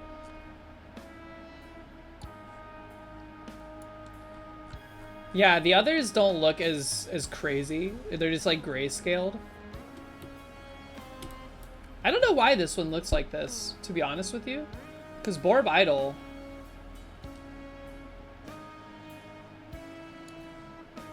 is this. So I don't know why this one looks this way.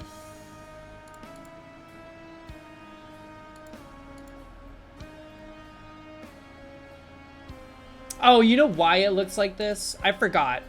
It's because the shader starts out with all of the colors being black. So it's actually replacing all the colors to that, except for the outline that I've specified. So I think it's just taking all their colors and turning it black. What if instead of balls falling down, you use a random metalling? I thought about something like that, but they're not spherical enough. Yo, what up, Ali? How are you?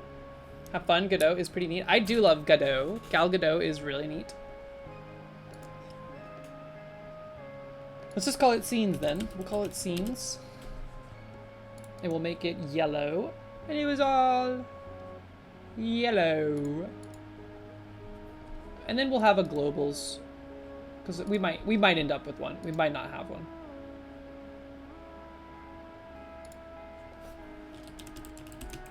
I don't see why we would in a project of this scope, but... Pink! Okay.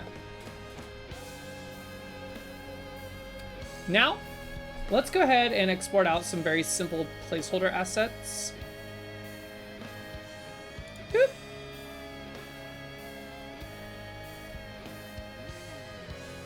We'll still keep this on a 16 by 16 grid for the asset. It feels counterintuitive, but here's why we'll do it this way.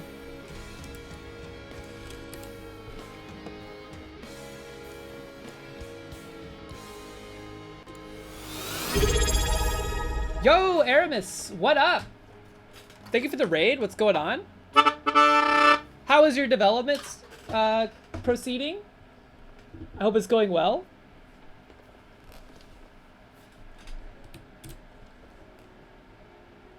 Y'all are catching us at the start of like a brand new project.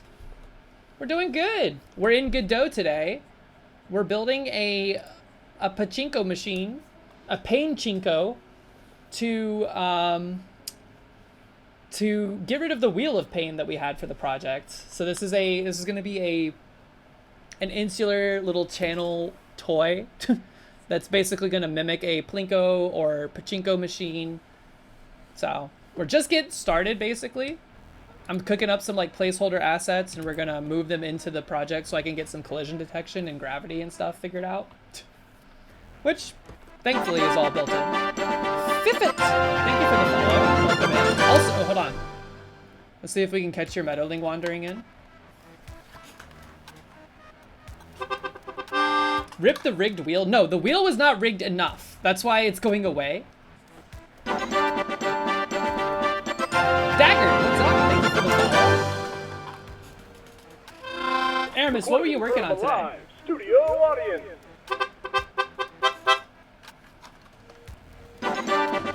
Nick Deli, also welcome in. There's Aramis. Welcome in. And those of you just joining us, following I should say, into the meadow, let me sprout you. So Fifit. This all, by the way, made in Godot. This is an ongoing Godot project for the channel. H-I-A-B-C-D-E-F. Fifit. Get sprouted. Basic enemy AI? Ooh. That's something I've not done much. Like, I have not done much exploration into creating AI. Welcome in, Fifit. What is happening? Shion Splore. This is the meadow. Thank you for the follow, by the way. This is a Twitch integrated Godot application that I've put together where you as viewers get added to the meadow as flowers, and then over time when you redeem channel points, or if you subscribe to the channel or what have you, you can evolve into a meadowling, which are these like little guys bebopping around on the screen. Everybody you see on the screen has been in the chat at some point today because I'm constantly pinging chat, or I'm constantly pinging the Twitch API to give me who's in chat right now. So they come out of this little house. That's why just a moment ago you saw Aramis wander into the meadow, who's right down here now. Wait. There he is. It's kind of like Tamagotchi meets the Chow Garden from Sonic Adventure 2. Once you're evolved as a meadowling, you can redeem channel points for juice to up your stats, which you can kind of see them. I'm blocking them primarily, or partially. And these stats will be good for these mini games that I'm working on behind the scenes, hoping to release the first one of those very soon. We're gonna call it the Meadow Olympics. Candy Gandy with the juice. Thank you for demonstrating. Where are you, by the way? Let's see. Candy. There you are. Get in the juice corner. I'm in the way. Hold on. Candy Gandy. You still have yet to taste the straight Dex or Wit. Let me get you some. That was luck. You got a luck. That's rare. Don't tell 1, 2, 3. 3 luck already. That's actually really good. Let's see. Who else just followed? Dagger. Whoops, wrong button. Dagger.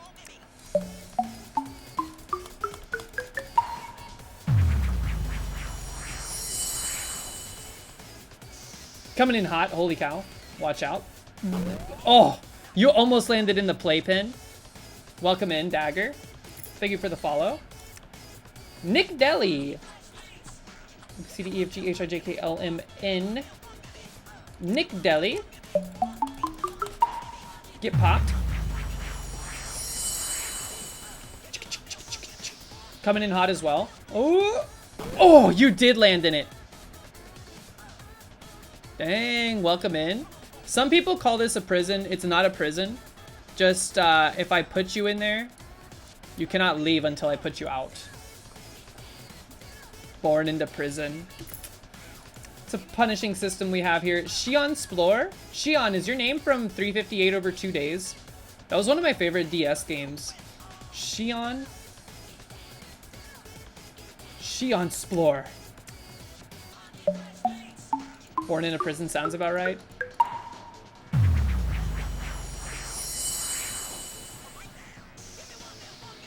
Coming in hot. Boink. Welcome in. Thank you all so much for following. Oh, you Shion or She? Is that how you pronounce it? Shion? Well, it's not a spoiler actually. There's the major character in that game named Shion. All right, Painchinko. So, what are we doing? Oh yeah, we were exporting out some very basic placeholder assets. For those of you new to the channel, I do a lot of stuff in Pico 8, Picotron platforms as well. So I have these like assets that we're cooking up using the base Pico 8 color palette right now. Nothing special, nothing fancy, but it allows us to move forward more rapidly. So let me just create these real quick. Boink. Z? Oh, like Xeon. Got you. Well, welcome in. So what kind of enemy AI were you working on, Aramis, if you're still here? If you have to do post-stream stretches, you know, go do your own, like get your snack, get you some water, etc., by all means. But I'm interested in AI in terms of like video game programming for AI because it seems very complex. It can get very complex very quickly. Sorry, I'm just saving this out to this project. This thing is going to have a lot of heavily charged language like PEG.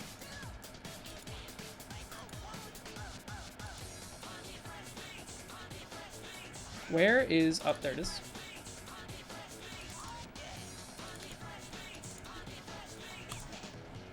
Export. Pico 8 stuff. There's pegs in a pachinko board, okay? Look, look. You'll understand in time. You'll understand in time. Here, let me get that, and then I'm just gonna export out a basic circle. Woo!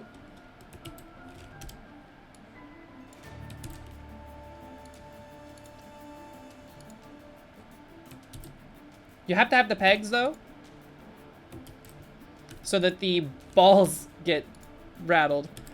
That's what I mean. There's a lot of, like, charged language in this project.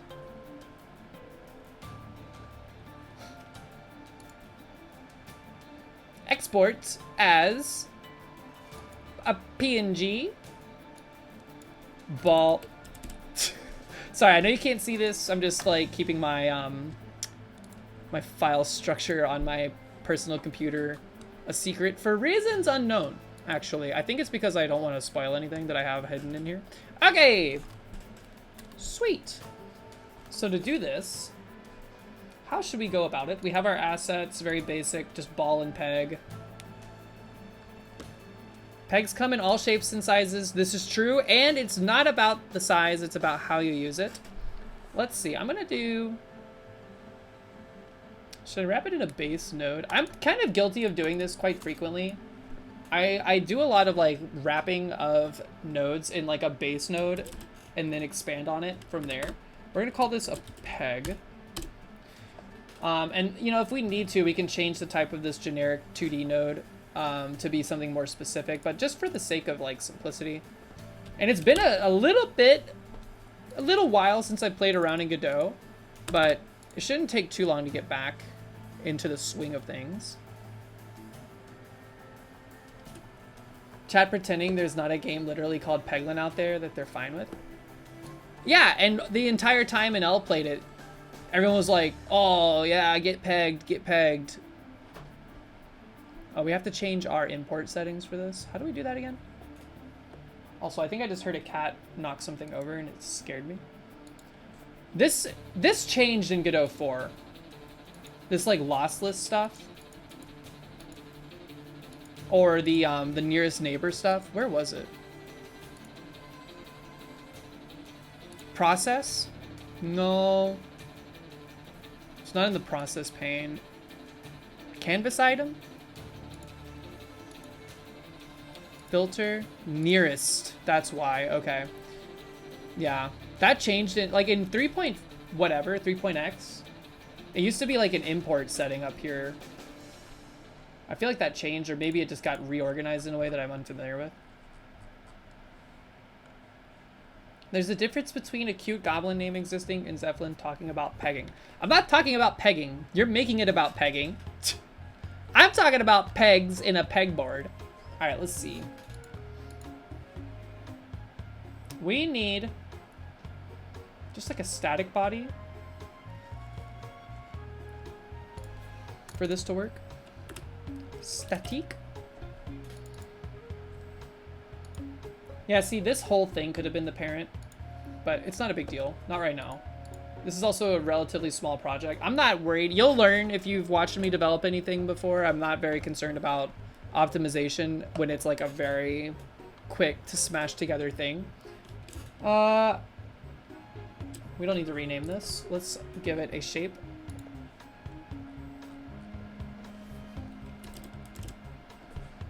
Blink. This needs to be a circle. And we need to make sure its extents are basically the size of the peg. This is like exactly the size of it, basically. I mean, cutting off some of these edges, which is just gonna happen in pixel art. Unless we create like a very complex like collision polygon shape to cover the pixels.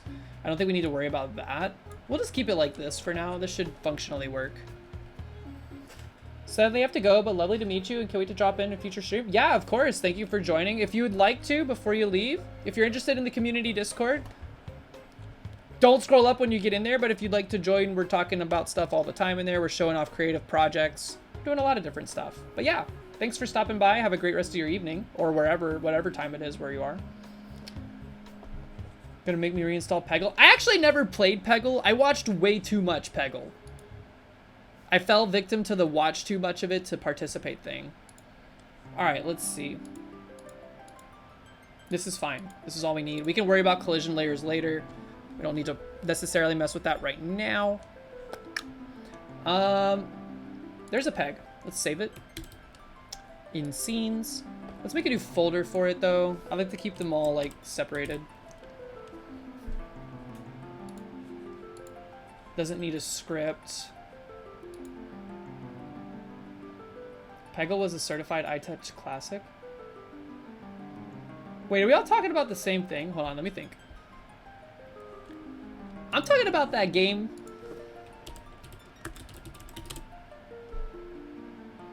This is not what I was talking about. Also, why is the second image I see a penis? I'm thinking of Peglin. Peglin, yeah. I didn't play Peglin.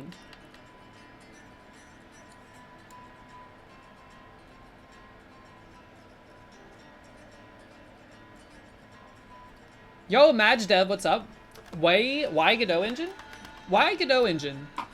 Mostly because I like it, to be honest. Also, yeah, why is this the first image I see? I'm gonna show it for a split second for TOS purposes. Bah! Okay. Why Godot? Because because I enjoy the workflow. I enjoy its low, like, footprint, small footprint on my machine.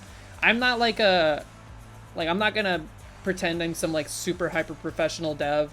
I use Godot to make like curiosities and things that interest me.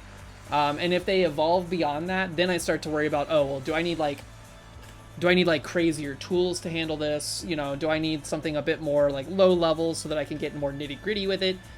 At a high level, Godot is really good for spinning things up very rapidly. And, you know, if you're not planning to distribute it on, like, a grand scale or anything like that, it's very easy to prototype stuff out and get some ideas named. Also, well named, welcome in, what's up? Maddie T. DeCow, what's up? Thank you for the follow. What about Unity? I've used it before. I just feel like it's a little bit more slowed for me to start, personally. I know it works really good for a lot of people. But it's, you know, for this, like, again, for the scale of things that I'm trying to develop and the overall scope of those projects, it's a little overkill for what I need, I feel like, most of the time. You're talking to somebody that, you know, Godot is where I go when I want to make something a bit more complex than something I can whip up in, like, Pico 8. And then, yeah, there's drama about Unity in game development spaces regarding, like, the corporation that, you know, oversees its continued development and how they move forward with, like, the pricing models and stuff they have. I don't really get tangled up in that drama.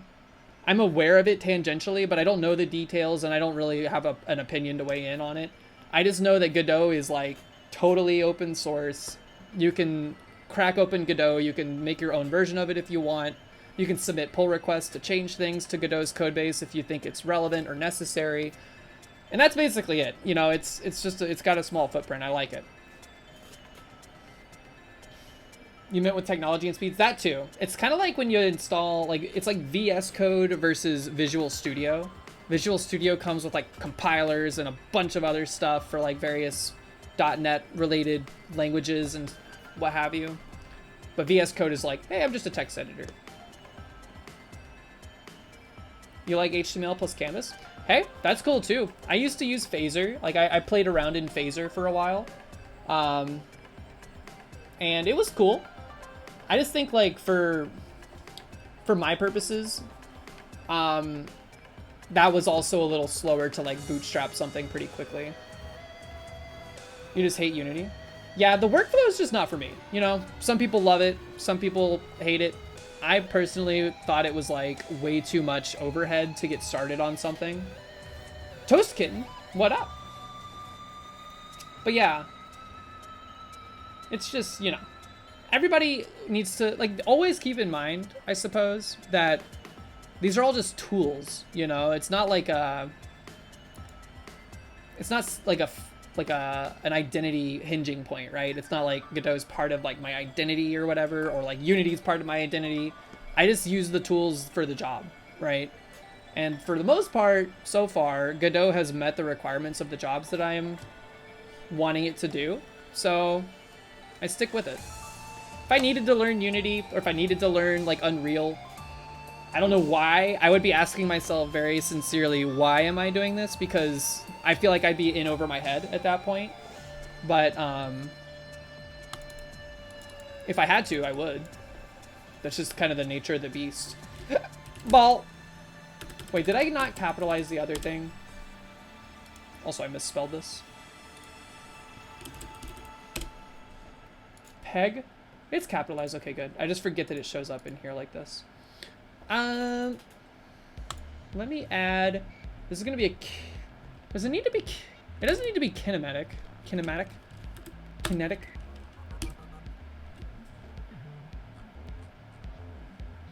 Where's my collision bodies?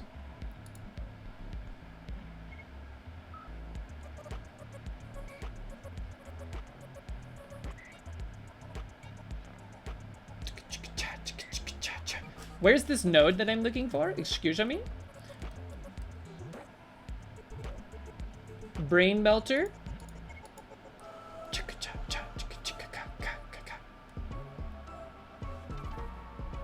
Man, they really did condense a lot of these nodes down from 3.5 to 4.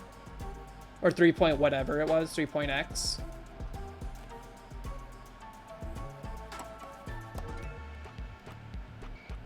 Character body 2D. Oh, they changed it?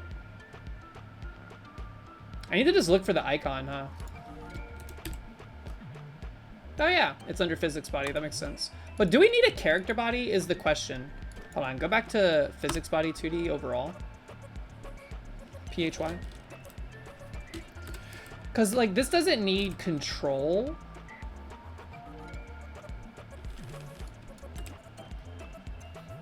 I feel like they changed the way you navigate this. It's feeling a little funky.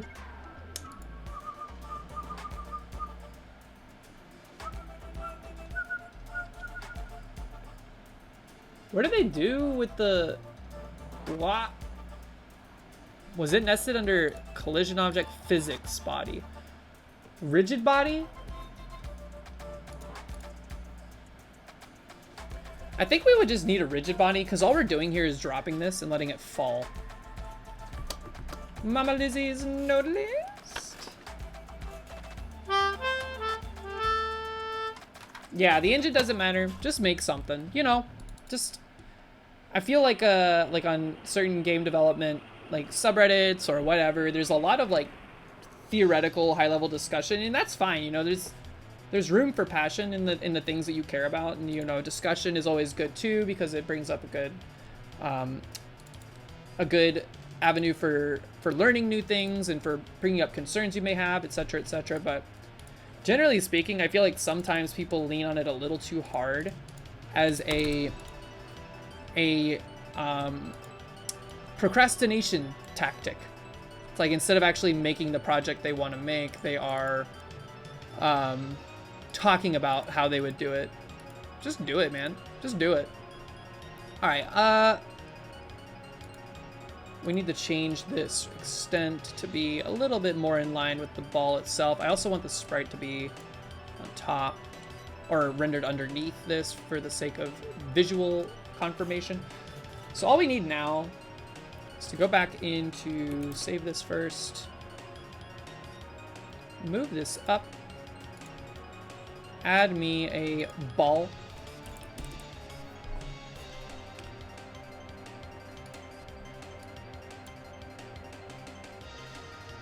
and then let us, we're gonna make just like a generic world scene for now. Tomato.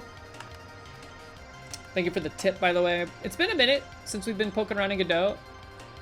I'm excited to be back. It's like fresh and clean. I want to create a new theme for Godot, though. I'm getting kind of bored of the OG. I'm just gonna attach a color rect to this so we have like a background color to stare at for now. Skirt.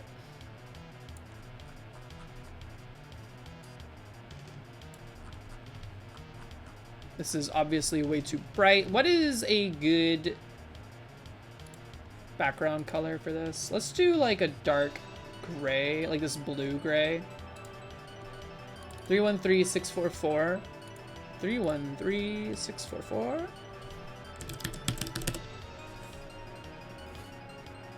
Ooh, yeah, that hard emote is good. It reminds me of Powerpuff Girls.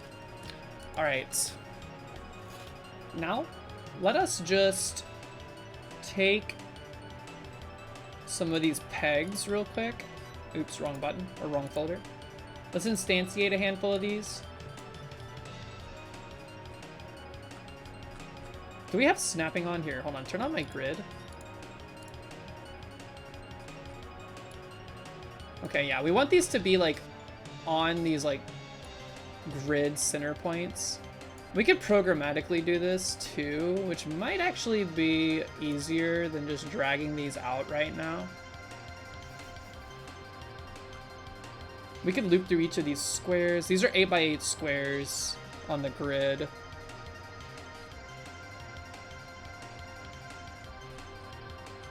Just making sure that is all copacetic. This looks a lot like Suicolite right now. Thank you for the luck wishes.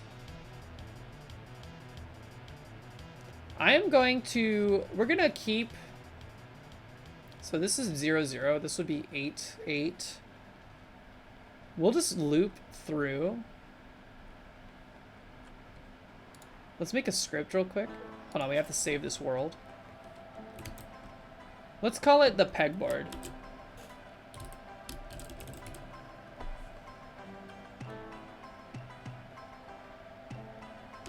I'm gonna keep these all lowercase. I know that's not a good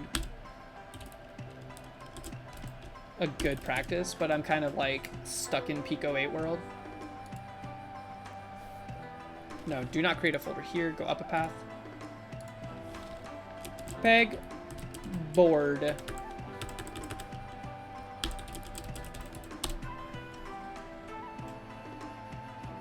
Bye, Mikael. Humble Butter, thank you for showing up. Michael, Humble Butter, Mikael, however you pronounce your name. Either way, thank you for showing up. Have a great rest of your evening. Let's see. Simbera, also, enjoy your sleep. Have a good rest.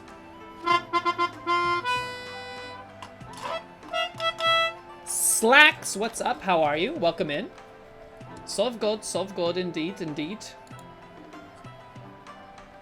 Alright, pegboard has been saved. Let's change this name. Okay. It's 10:45 p.m. there. You must be in like England or something. You're over the pond. You're across the pond wherever you are. Let's make a script. In the UK? Nice. See, I'm learning, okay? I know things. Wait, hold on. I want to be in the bottom. Okay. Can y'all see this? Let me zoom and enhance. All right, we don't need this. Oh, Godot did not like that. I don't know why, but it started lagging real hard when I started to zoom. We don't need this either. For now, what we'll do... God, it's been a minute. How do we do this? On ready. Var. Peg equals load? Is it preload? Let's do preload. And then let's get to our peg scene. And then I think what we'll do is we'll basically just say, hey, let's go through starting on not 0, not 8, not 16, not 24, but 30. Let's do starting down here. What is this, 8? Yeah. Starting at 64 on the Y. And then 8 times whatever the resolution is, which we had it at 640. So there's quite a few squares to go here. Let's loop through the whole screen on ready. Jeez, I've forgotten all of Godot syntax. Hold on, let me crack open the docs real quick. Do they have like basic syntax behavior?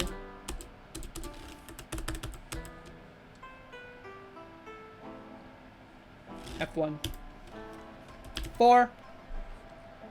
I don't think they have basic like syntax stuff. It's mostly documentation on the objects in here. Give me 1 second. Let me crack open this list. I'm so like Pico 8 brained.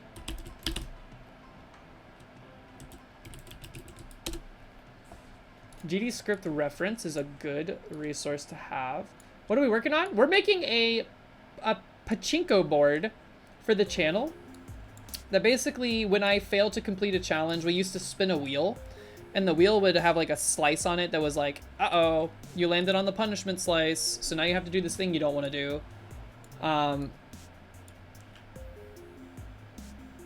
Thank you for the link. Yeah, that's actually where I ended up.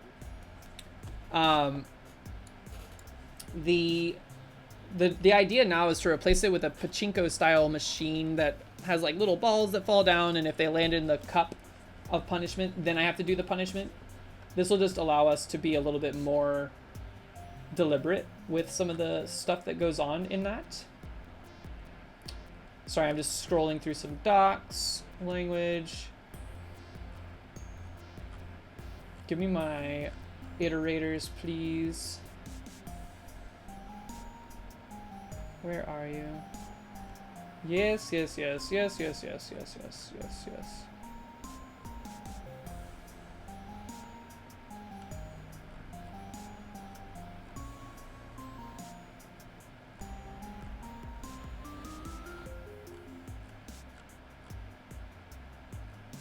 Wow, it's actually crazy. Like, I love Pico 8, don't get me wrong. I love Picotron as well. I've been very Pico pilled lately. But to go from like that to the Godot documentation is insane.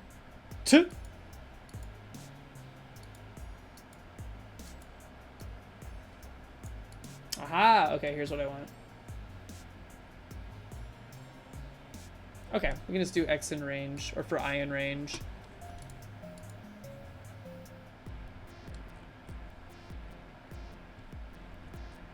Script me. Go back to this. Let's see. We want for X in range. What is our... We'll just do 640. That's our width divided by 8.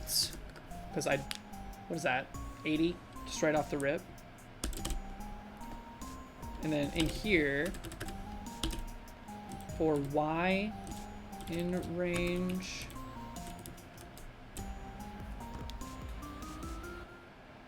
360 is our height, but we want to subtract 64 from that. I mean, whatever. 360 minus 64 divided by 8.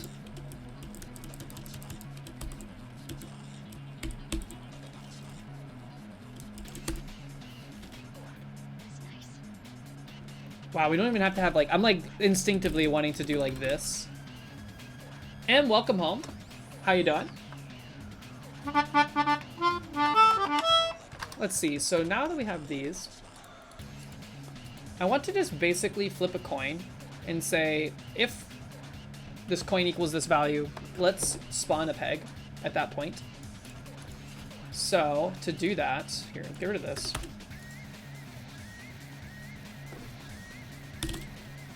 If... How do I do random again? Hold on. Jeez, I'm so lost. Waving hello and saying goodbye. Let's see.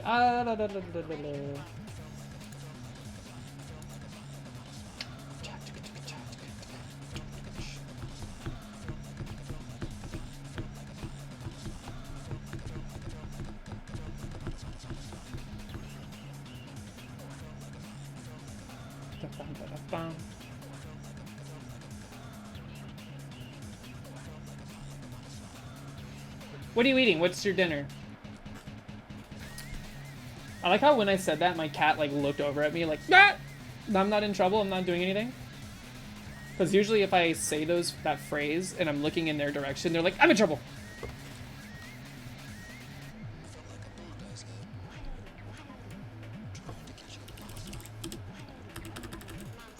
Yeah, caught. Big time. Dude, how have I forgotten so much of Godot in such a quick time period? Here, hold on. Let me look at something. This is another project we were working on for some time. It's a lot more developed at this point. I'm just gonna like skim through the code real quick to try to like find what I want out of it.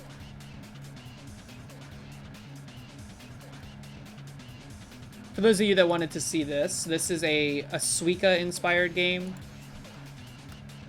where you are crafting spells with runes. There's a lot of nuance, but it's, you know, it's kind of on, it's on a semi-permanent ice right now. I wouldn't say permanent. That's strong phrasing. It's on ice at present. No! Hold on, sorry, we were so close. You just saw a tutorial of how to get Balatro on the Pal Kitty? You mean my cheese brick? This thing?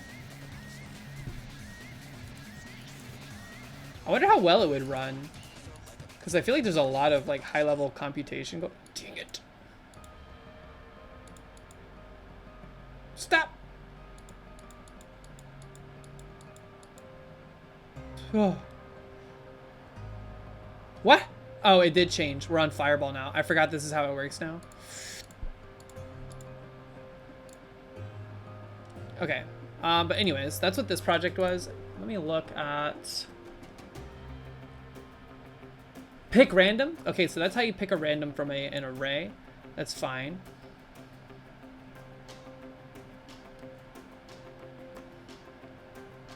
Probably can't run at the 8x speed. I run it at like 2. I actually don't run it on the highest speed setting. I like the slow buildup of the pogs.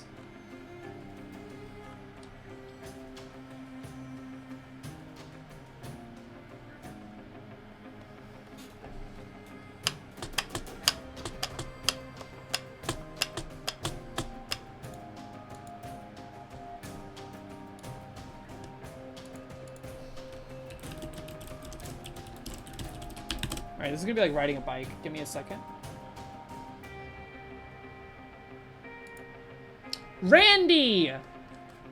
Randy Range. Randy.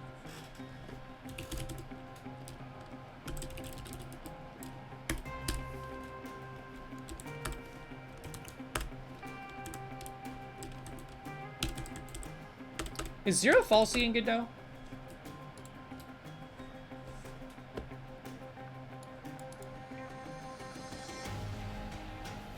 Hi everyone who just woke up because I screamed Randy. What if your name was Randy? Holy crap. I think 0 is falsy, so if we have a 1 here, then we want to peg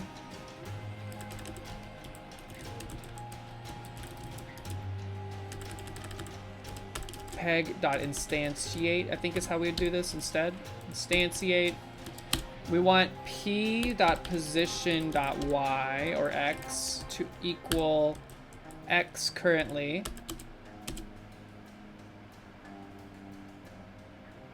We forgot to divide this by 8.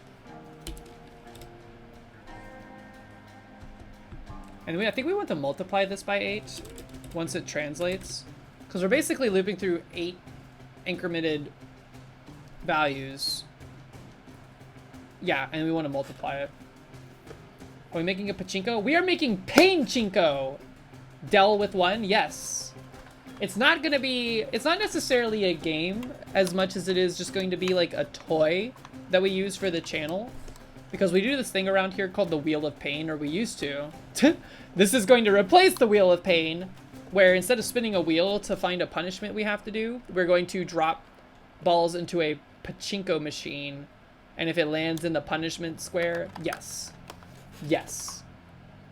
We have to do the punishment. And the punishments are usually things like the most recent one, I have to make a children's book. The last one before that was that I had to write some Lighthouse fan fiction. And then there's been other ones. I don't remember what they are. You started with Godot recently? Cool! Godot is fun. Godot is a great engine. I hope you're having a good time with it so far. Do you have any development experience prior to this? I always forgot about Randy, man. Freaking Randy. Okay, so we can instantiate this. We need to add it to the tree. You can't just add, like, instantiate things. I'm going to delete this instance that we manually slotted in. I'm going to add another. I'd like to do this. I'm guilty of this, okay? I love to grab either a node or a node 2D. I'm just going to use a node 2D for this. I love to use these generic nodes as containers for other nodes that I'm adding. So pegs are going to be added to the pegs node. So we'll just do pegs dot add child p. So that should be adding them randomly-ish. Let's run this. We haven't even told it what to run. We'll select current to be the default. It broke because I misspelled position. That's fair. You did some coding and Woo! Okay, so obviously something's wrong here, but that kind of looks interesting. We made like a QR code on accident. Started with Godot recently. This is great to see. I did some coding in college years ago, but this is concentrating on learning enough to bumble through myself. Oh yeah. Godot is a great thing to pick up. Ooh, also we need to fix our scaling. Sorry, hold on 1 second. Scene, project settings, of course, window. This is our, what? We never set our viewport width. 640, 360.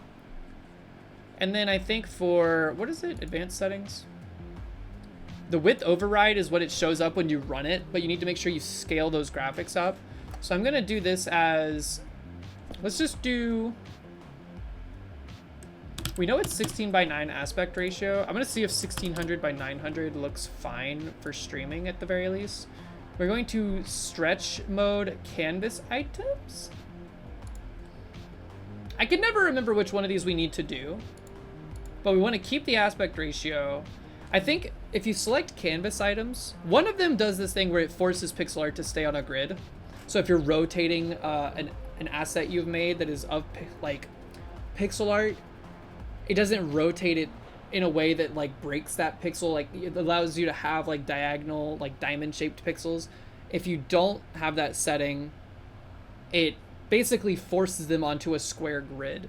I don't remember which one it is. I think it's canvas items that does that. Viewport kind of just like scales everything up, like it's zooming in on what you're seeing. Okay, so this is better, but we're still not right. Also, it's way too dense. I think we need to, oops. Instead of 0 to 1 coin flip, we need to like 0 to 20 and then make this will still be falsy. Ooh, it's actually way less likely to be falsy. We need it to be, if not.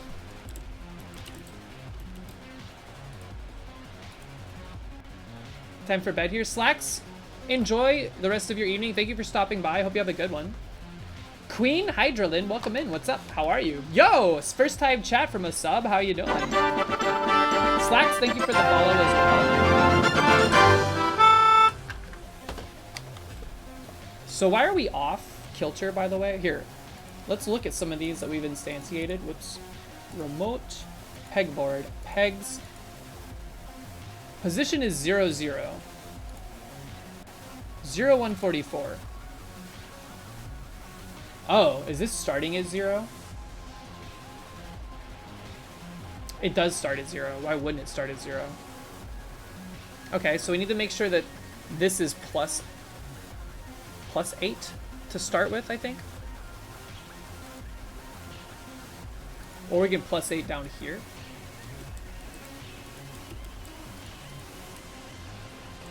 Mentally, I'll have you all know, I came back from a very long car ride. Yes, or this morning. No, it was this morning technically. Wow, best and cheapest viewers at gofuckyourself.com. Thank you, Xavier. Get fricked, sorry. Thank you, 123. You are rapid fire on that one. Doing well? Good, I'm glad to see it. Had to step away, fix 5 pull requests to fix stupid errors you made. A senior engineer on your team just called me on the Charlie Brown of software engineering. I got a rock. Hey, you know what? Some days are just like that. But hey, you know what? You found the issues, you fixed them. That's better than most.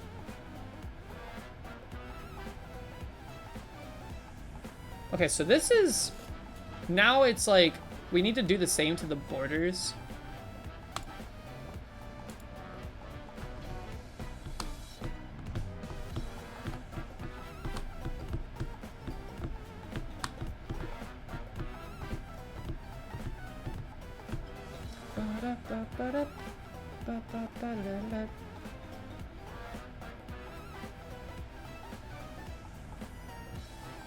Had a typo in a delete query the other day, deleted the whole darn database? Oh my god. Yo, dude, you have to have like restrictions on your database that are basically like, if you see the word drop and star in the same execution statement, delete, like nuke that user's Active Directory account into the toilet. You have to be careful, man. My name is Drop Table Star. Tidge, thank you so much for hanging out. I hope you have a great rest of your birthday. Queen Hydralin. You know what? You're right. I am not hydrating well. I have been abusing my hydration levels.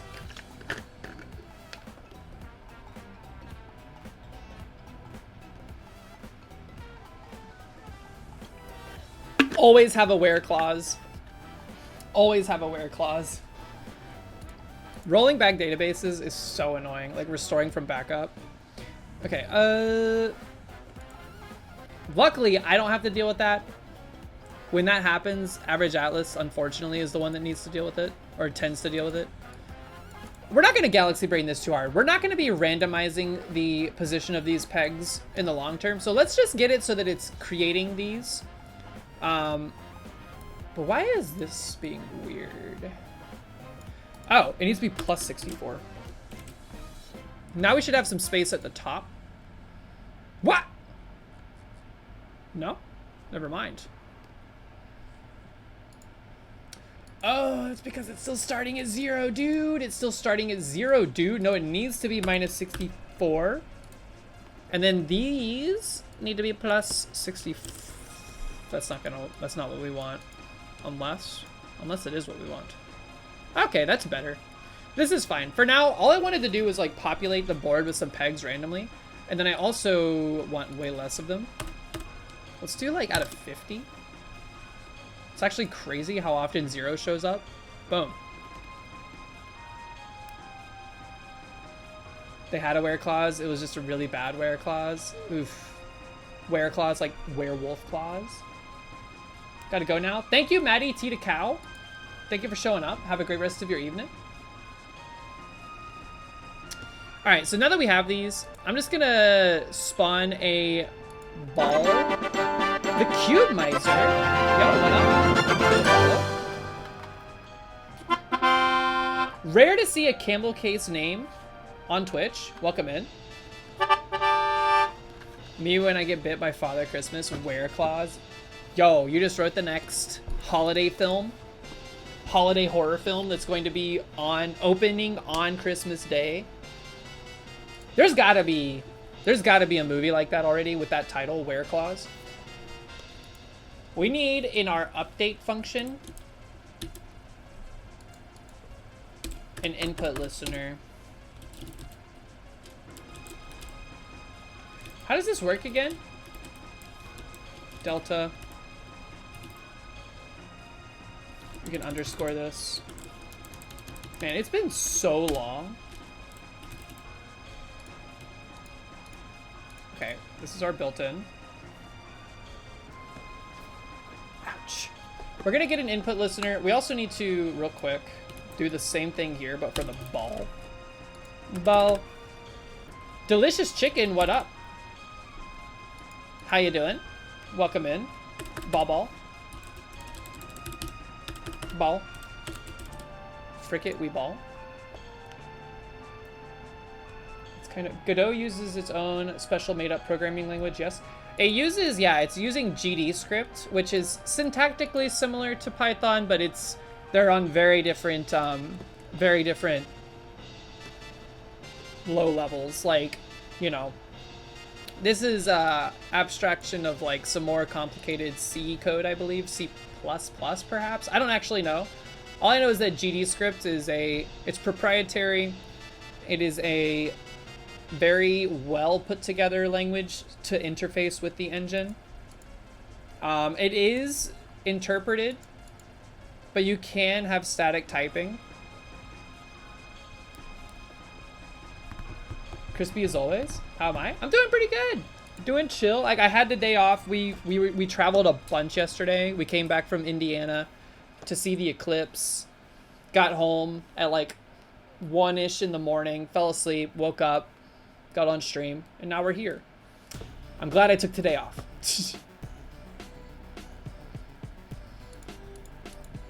So how do we do this? If input dot is action just pressed, we need like an input for the mouse button, which we need to go into our input map for. I can never remember what it defaults to, if it is defaulted. Input map. If I add a new one, LMB for left mouse button.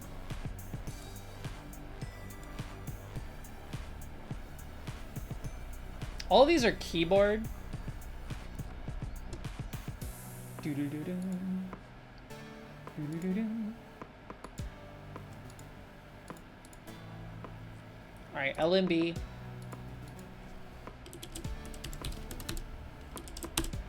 We want to create a ball. We'll just add it to the pegboard as well. So pegboard.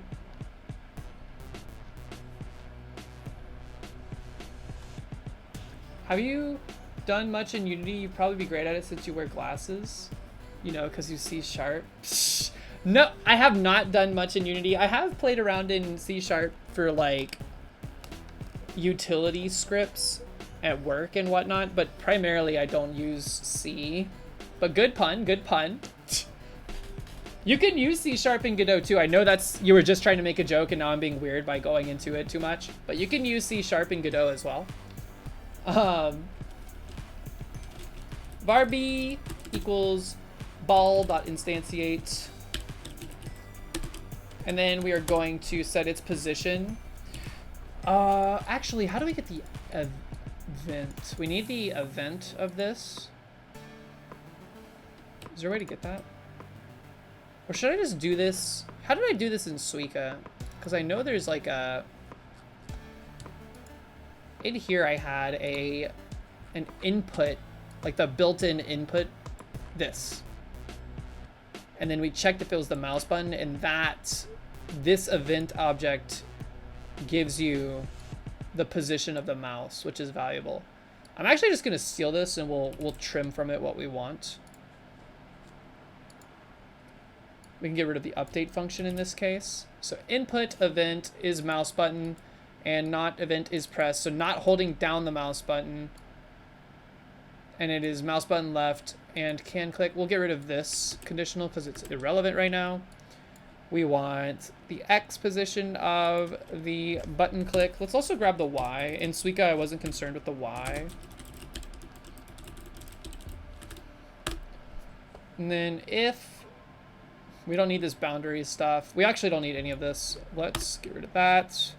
And we'll say varb equals ball.instantiate. And then we'll just say add child B. But here's the thing too. This is where we actually need to get a little bit more complex with this. I don't want to... Okay, it is creating a ball. Oh, we forgot to set its position. B.x, well, position.x. I guess we could do it like this, vector 2. I don't usually do it like this because it's not as explicit, but we can just do x and y. This should create a ball where we click, but you notice we're not falling. No gravity is being applied at present. Now we have to go into the scene for the ball. We have to do a few different things, I think. So in the rigid body, there should be gravity scale, yes. This is where it gets like, there's a lot of stuff in here. Shoo.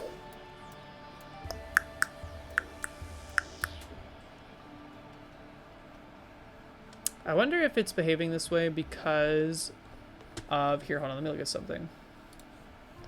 The runes had this behavior. Yeah, I think we need to make them, it doesn't need to be nested in a node 2D because that's causing issue. So in here, I can actually just change this to a rigid body. We can move this. We can get rid of this. Okay, save this, and let's see what happens here. Now it's being affected by gravity. Okay, so now we can tweak these things. This is obviously very, very heavy gravity, but it is by default responding to the collision detection inherent to the pegs that we have, which are static bodies. And then these being, ooh, look at that little ziggy zag.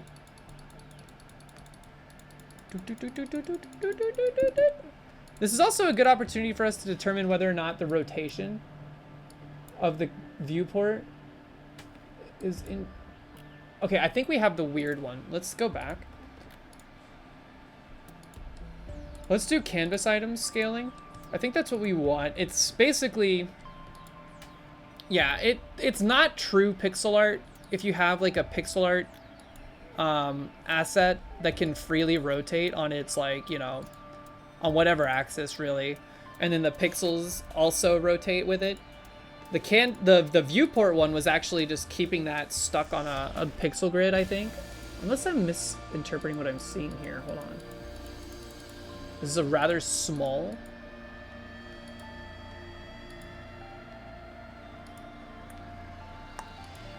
You just see that?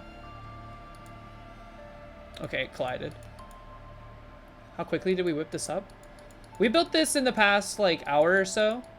But don't get it twisted. Godot has a built-in physics engine. It's actually very, very easy to get working. I did not code any physics or anything like that. I literally just have some nodes that are essentially Godot's, like, building blocks, kind of like Lego pieces that we pulled out and put together. So we have this kind of thing going on here, which is fine. We need to tweak the gravity. It's a little too fast.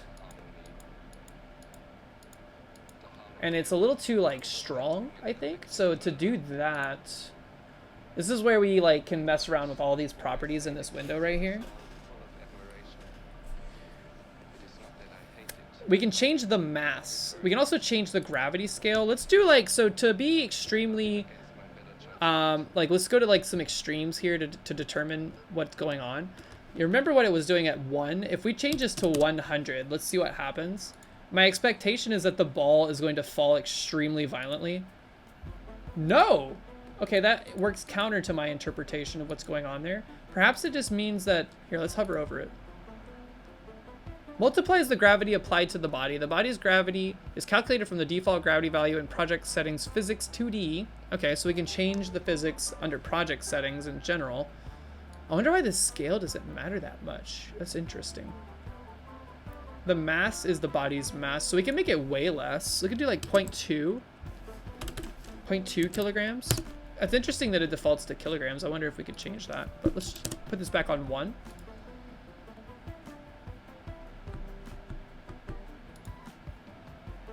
This, you can tell it feels a little lighter now because when it bounces, there's a little bit more.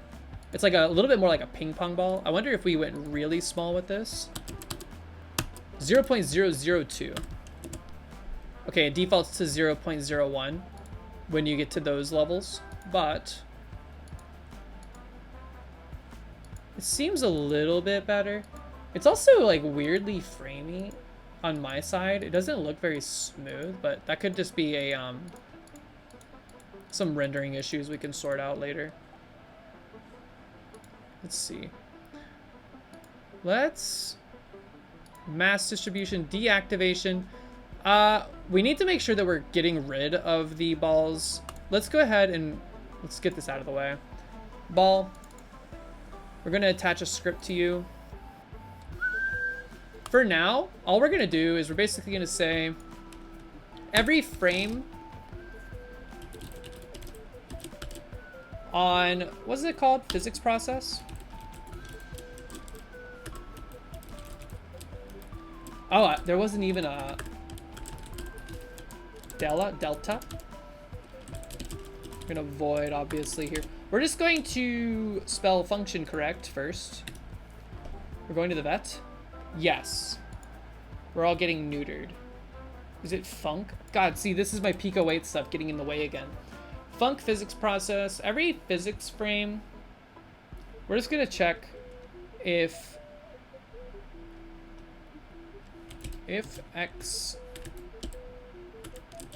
y is greater than or equal to 360 plus 8, aka the size of our ball, we're just going to queue free the ball. So each ball now, if it goes below like the viewport a certain amount, will queue free itself. Oh, and this needs to be position.y. That way we don't fill up our memory with unused stuff. They'll just fall forever otherwise, which is definitely not desirable. So in here, right now we just have the pegs and the board in the background. When we add these, you can see they come in and then they clear themselves out when necessary. Gotta remember to do stuff like that, otherwise you create memory leaks and your game will crash, all that good stuff. So we have this going. Okay. Pretty simple. We need to tweak the gravity a decent amount, I think. The problem is tweaking the gravity is complicated, man. We can mess with angular velocity, constant forces. This is kind of like what happens with particle effects. I just go into the particle effect properties in the Godot editor and I just start tweaking them one at a time. I don't want them to be able to sleep. They shouldn't be able to sleep. What that basically means is like, hey, if the collision body stops colliding with stuff for so long, basically stop listening for collision. Just so we can like free up some processing power, which is a good idea generally speaking. But at the scale we're doing this, even if I click as fast as I can, it's not going to overwhelm Godot or my machine. So we're not worrying about that too much. Center of mass is auto. We don't care about that necessarily. Physics materials, sure. The mass, 1,000 kilograms.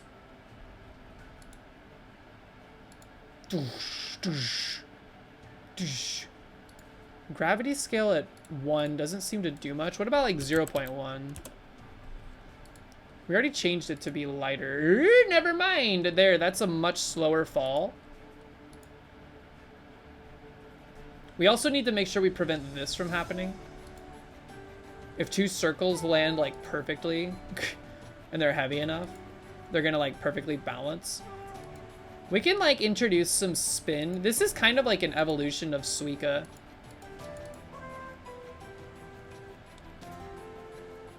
$1,000 kilograms equals 1 megagram? Perhaps. I am not familiar enough with the metric scale to know how that works. Sadly enough. But that's K-Kona, baby! Hold on, let's see. Go back to 1 on this.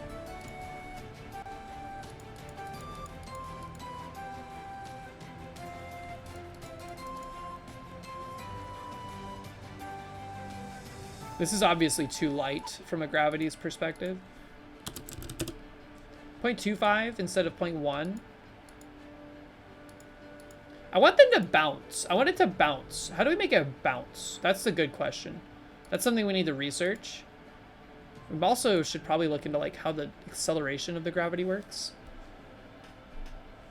I got given out for using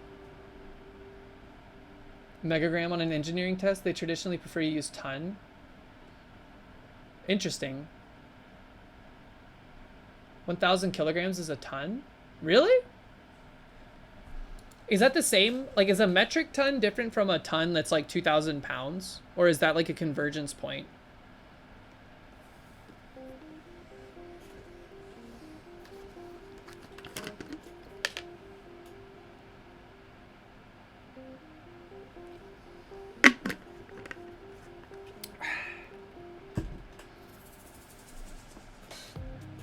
Exclamation point shiny.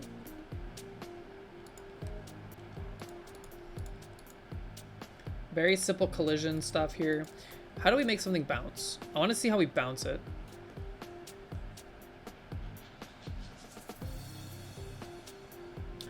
Constant forces, torque. We don't need to mess with layers yet.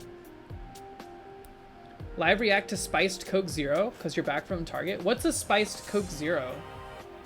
Get commit dash m. I done fucked up again.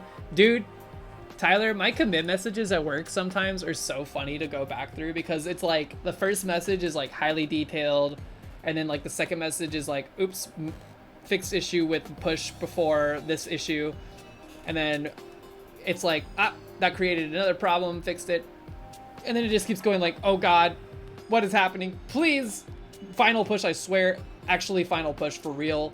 I'm going home.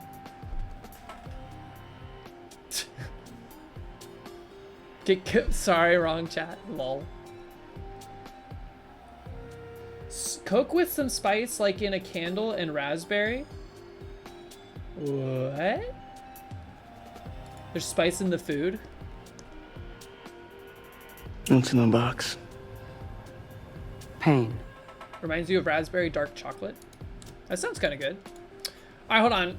So we have this very basic collision happening with the Plinko, the Painchinko. We've managed to like turn down the gravity. I mean, it's basically Suica at this point, just at smaller scale. We need to investigate how to make something bounce. Let me Google it real quick. Scoop.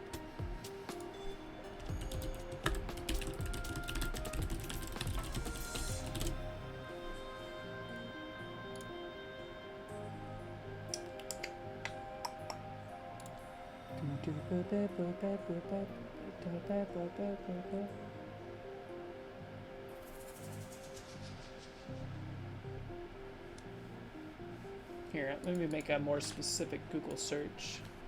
Someday you want to make a zine where I ask Solo Game Devs for their Git commit history and publish the funniest commit messages, the worst Git sins. That sounds like it'd be a good, like, Mastodon account or something. Let's see.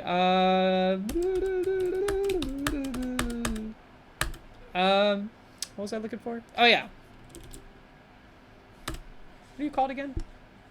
Rigid Body 2D. Bounce Rigid Body 2D. Good-o.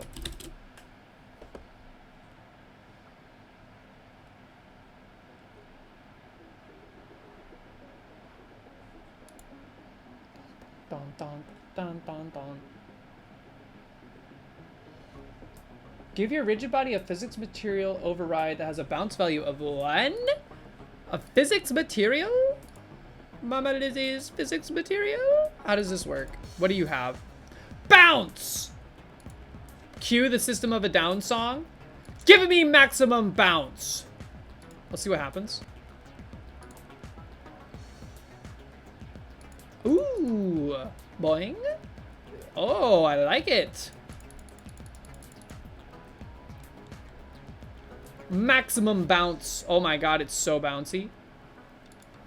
I think it's literally preserving its entire momentum, which is physically impossible at 1. Maybe not, though. Did you see that?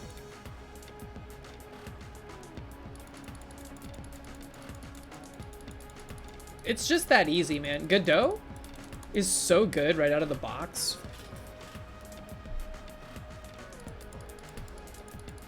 Okay, so that's a lot of bounciness, which is good, actually. I wonder... So this is cool and everything. The problem is that we're applying this particular bounce to the object Like these balls themselves have the bounce property.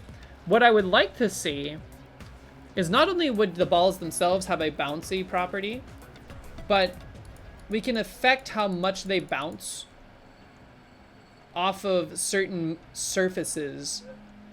So like if they collided with, you know, a peg that was pink, for instance, it bounced more than if it collided one that was brown or red or something like that, you know what I mean?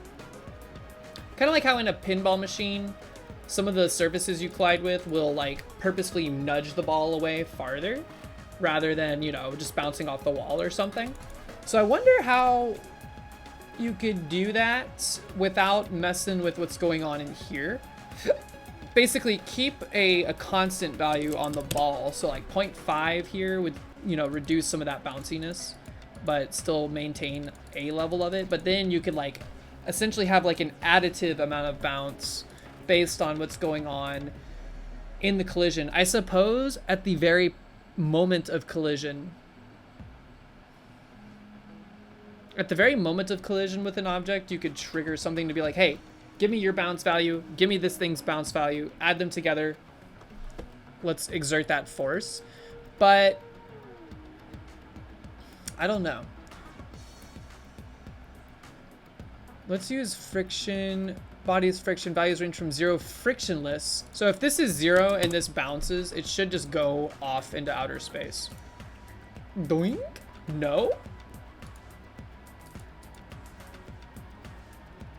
I guess it's not necessarily engaging with friction because it's colliding with nothing. If it was up against like a floor, a wall, move and slide, etc., etc., that would probably cause it to either slide like it's on glass or stick like it's on rubber. Everyone knows pink is more bouncy. That's true. Mox don't come home. She's still doing the chili oil bit. It's okay. I'll be done. I'm getting it out of my system before Mox comes home. Ooh, if true, subtracts the bounciness from the colliding object's bounciness instead of adding it. It does! It already does that! Hold on, go back. Go back. Peg. Static body. Physics material. Mama Lizzie's physics material. Bounce. Did I see 2.9? 5. Oh. Okay, hold on. This is hard to determine. Ooh, it is. It is. Have I ever written automated tests for my games? No. I actually have never done that. I guess primarily because I haven't built anything complex enough to warrant that, per se. Not that I don't find them useful. I do them at work often, but I don't do game development at work. I do things like API development. So for stuff like that, and for like processing data out of files and whatnot, I do have tests and stuff that I run against those. But for my game dev purposes, I tend to like brute force testing pretty often. I can't tell if this is doing the thing. Here, hold on 1 second. I want to test something. Sprite. Transform the scale. Let's make you 5 times as large real quick. I need to be able to see something. Okay, that looks fine. See how the when it rotates, the things, they stay sharp. Check out what happens if you scale it with viewport rather than canvas items. It's a very interesting effect. It's kind of hard to see. Hold on. It's hard to tell what's happening because it's spinning so rapidly, but the pixels are being forced onto a grid.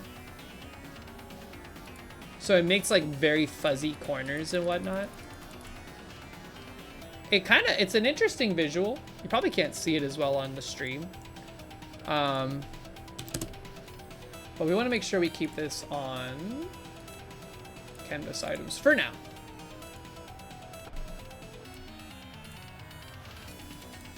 Why me back her dipped in Mama Lizzie's chili oil? We're going too far with the meta. The meta is going out of control. Hold on, let me see what happens if we give like the peg an insane amount of bounce. Give it like 500 bounce. Oh, never mind. It's from 0 to 1, so doing 500 is not going to do anything. But 1 is pretty high. 0. We can make it take away bounce too, so you can have like a dud. So hold on, this is 0. This would be 1 minus the ball's bounciness, which is presently 0.5. So it actually would be negative. There's 0 bounce. It literally just collides with it and rolls away. I could set one down right here, no problem. So we don't want it to be absorbent. We want it to be bouncy. Bang, bang, bang, bang. Yo, that's cool, dude.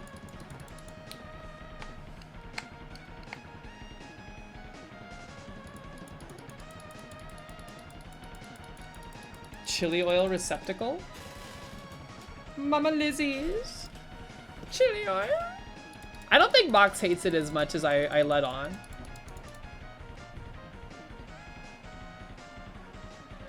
Doink. Okay, so cool. This is actually pretty decent.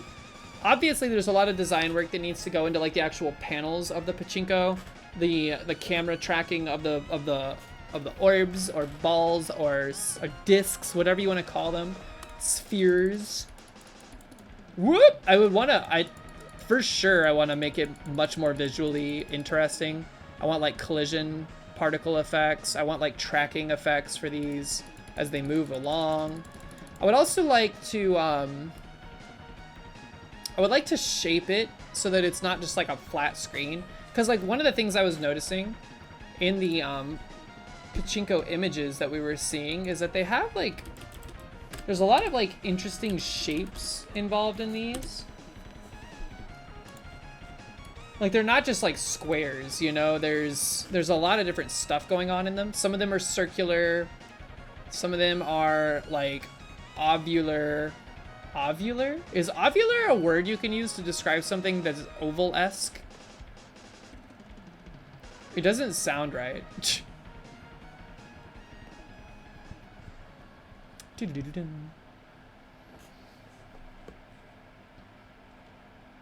I also would like to, I need to identify the style.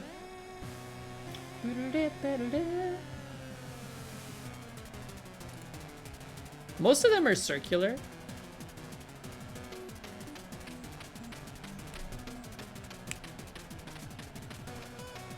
You wonder where it originated? Noted. Clovey Girl curious. Clove is your name. Clove is in your name.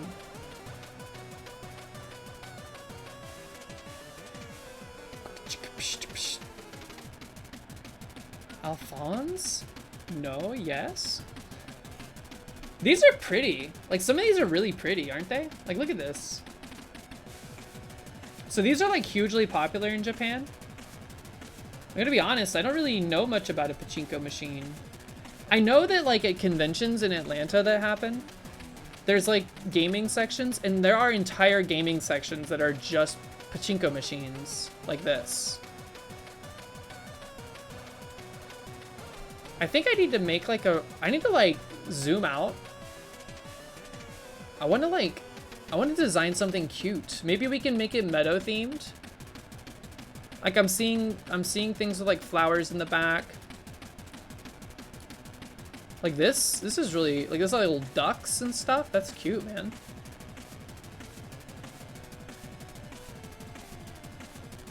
Ovular is a word according to Google. Look at this place, man. Do people in Japan win money off of these?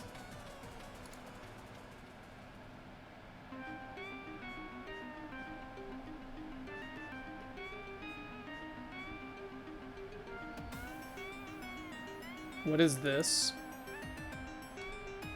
Oh my god, that is ayaya as hell.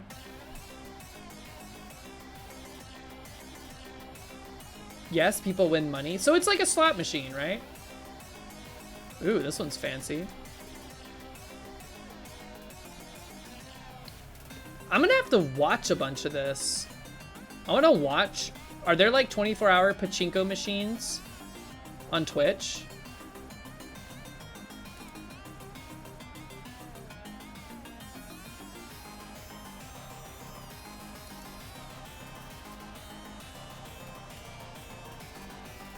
The owners make money, not the users.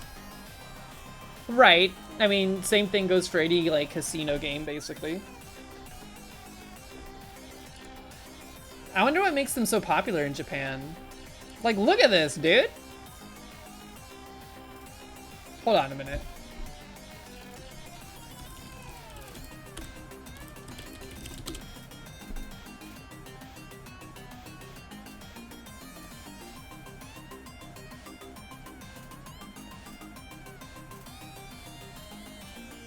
Where is this? Oh my gosh. There's a pachinko place. The closest pachinko place to me is in North Carolina. I want to go to one and see what it's like.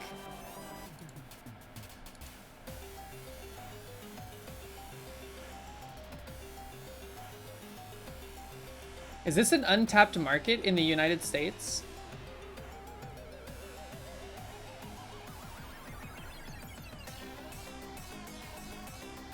They have to be like dopamine machines, right? If they're this popular. I'm noticing there's like a lot of similar patterns and designs on these things. I wonder if those are like calculated the most, like they're the most likely to be not functional. Looks more fun than the one-armed bandit. Yeah, that's what I think. I don't know if it's because I don't know what I'm looking at that it's more enticing. Because like a slot machine, you know, you pull the lever, things happen. I don't even really understand what's going on with most slot machines that I've seen. But I'm looking at this and I'm like, I understand that ball needs to go in cup. But I don't know what's going on beyond that. So I'm intrigued. I'm enticed, if you would. This is interesting, man.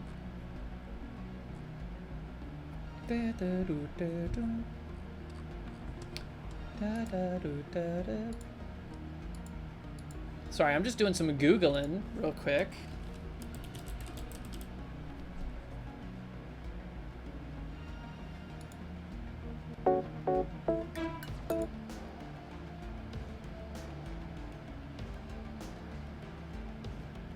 This is wild, man.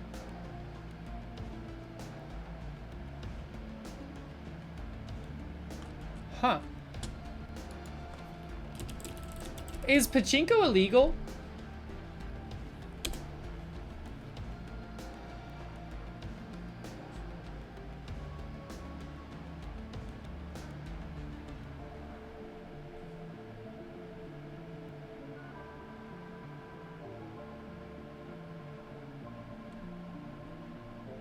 I don't think it's illegal, but it looks like very...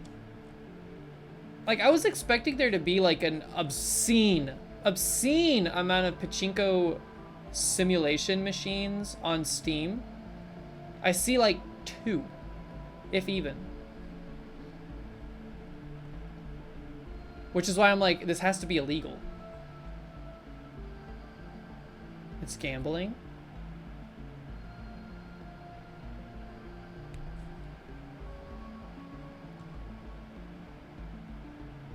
Like, if you search pachinko in Steam, there's one game that actually gets flagged, like shows up, which came out literally like last month. It's got 1 user review. And then there's like none. There's Peglin shows up. Stonks! I forgot about... Dude, I forgot about this game. And I was like, I need to play this when it comes out of early access. But I forgot its name, but now I remember its name. This game. Stonks. Yo, Platinum Fox, what up?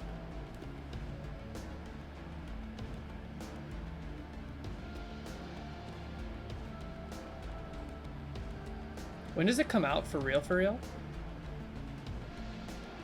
You went kayaking? Ooh. Did you flip? Did you go upside down?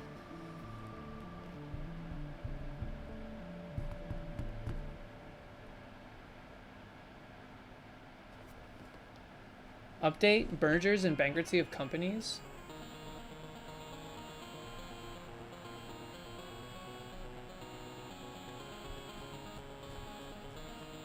You saw dolphins? Wait, are you kayaking in the ocean?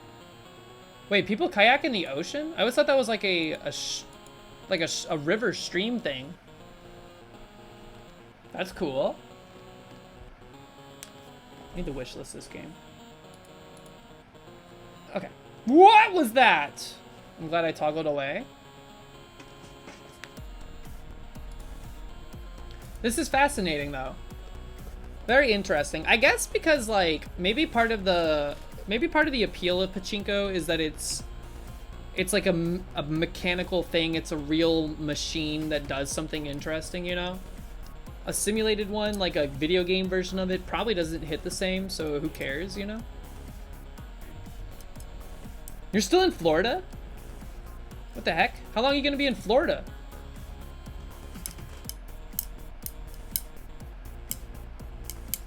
Can't believe the one stream you're missing is like 20 hours long. Proton, what up? Yeah, this is a long stream. We're going for 7 hours so far. You go back Thursday? Holy cow.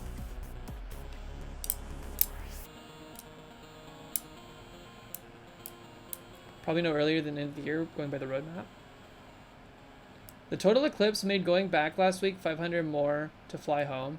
Oh, that makes a lot of sense. I didn't even consider that. I bet flights are fricked, dude. Good point. Okay. Well, we have something. Like, this is a decent first step, but now I'm realizing that I need to consider a bit more the aesthetic, the design, the visual intrigue of this little project, because we could slap something together rather rapidly, but I'm kind of inspired after looking at a handful of the pachinko machines on the internet. I think I would like to make something a bit more like cute with like some interesting graphical art, some cute like little like simple animations. I don't know, I think there's likely room for something interesting there.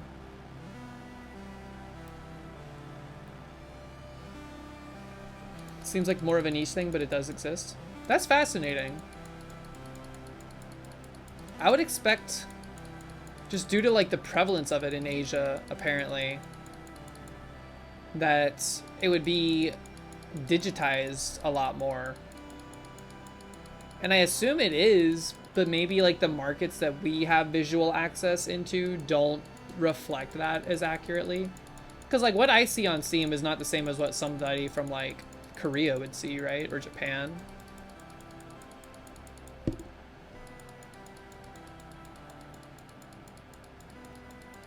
The pachinko part of the Squeaks Mario Sunshine? God. Squeaks took forever to beat that game. I was actually like, I forgot how long and how like difficult that game is at the like near the end. I'm glad we figured out bouncies. But yeah, now we need to figure out things that we can do to randomize it a bit more, stylize it in a way that is more visually interesting. Maybe even like reduce the size of these pegs because they don't necessarily need to be this large. Yeah, I think I just need to like sit down with my iPad and do a more realistic mock-up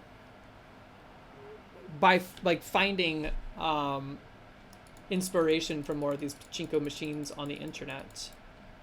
But this is cool. I'm learning a lot. Either way, that was a very easy thing to scrape together in such a small amount of time. Godot is proving once again to be perfect for my like desired amount of like investment from a time perspective. I should beat it? No, I'm okay.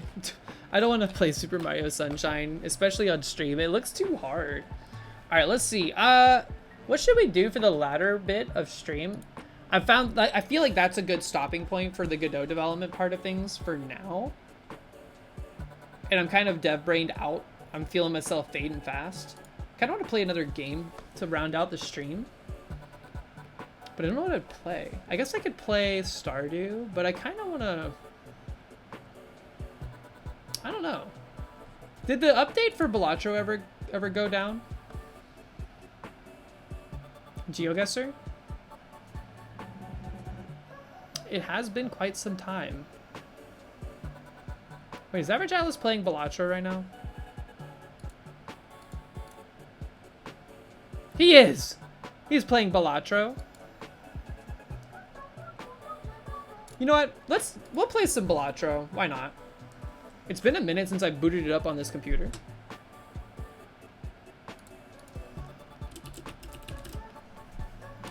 For those of you that were here for the development portion of the stream, thank you so much for your follows, for your interests, etc., etc. I usually go live Mondays, Tuesdays, Thursdays, and Saturdays. Saturdays are usually a bit more dev focused. Mondays, Tuesdays, Thursdays, we play a little bit of games here and there. I also have been throwing in a lot of Pico 8 development and whatnot lately. But for the last bit of stream, I also go live usually 5 p.m. Eastern Standard Time. Saturdays, 10 a.m. Eastern Standard Time. We're going to play some Balatro, which I'm sure people are extremely sick of by now, but I feel like it's a decent thing to just brain off and play. Proton saw a Zaxby's, but did he eat one?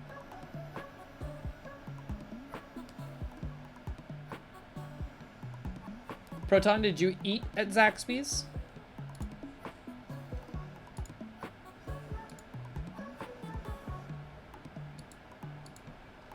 Where is the full screen button?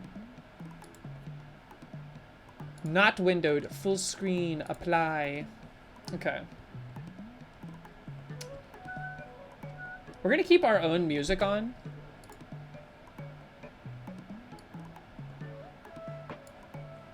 Like, not our own music, but the playlist. We're gonna keep the playlist playing, but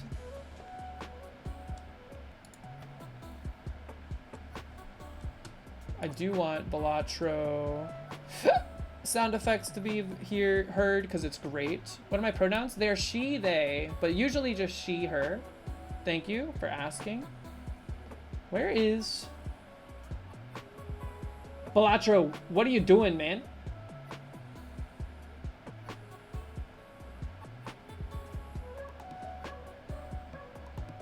Oh, you're way down here at the bottom. My bad.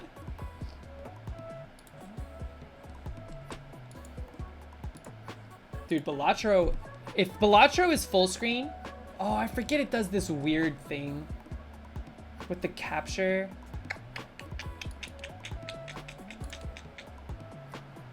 That's annoying. Where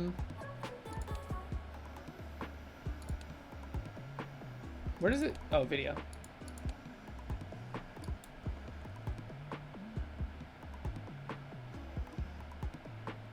That's better. Okay.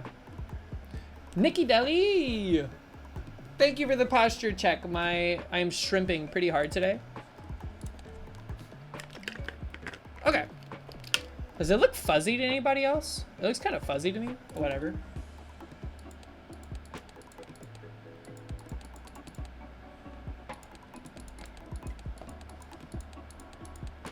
Okay, we're gonna brain off just a yellow deck run on red stake. I've been playing this way more on my iPad than on computer, so I'm like very far, and by iPad I mean Switch. I'm very much behind. We have a... So now that Balatro's been out for like a few weeks at this point, maybe a couple months, what would y'all like to see in terms of like additions to the game? Am I on the beta patch or the release version? It's a great question. I'm on whatever the most up-to-date version is that's not beta.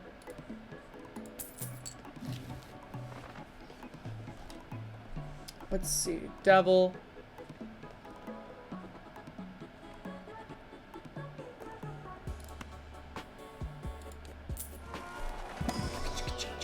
Looking forward. The iPad version is going to be sick. Spades, lucky card, planet cards. Ace of Diamonds is our lucky card. I have yet to make like that lucky cat joker work.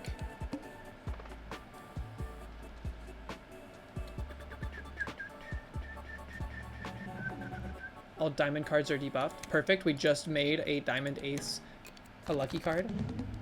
I got a hum. Y'all can't hear the game very well, can you? Is there any audio? There is audio. You can hear sound effects. But no, I don't hum. We don't hum around here. Unless it's through a kazoo.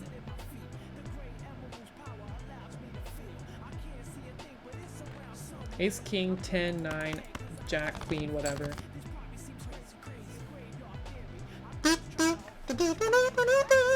Balatro kazoo would go hard.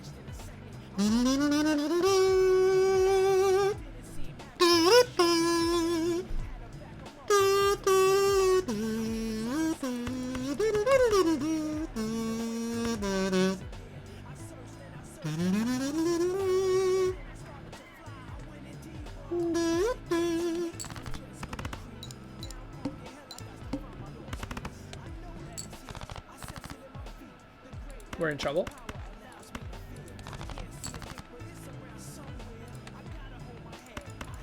Just flush it all, man. Flush it all. Give me a flush. Flush me. Wait, did I update the game? Yeah, I did. Did I update the game? Does it say Balatro? Or is it development still?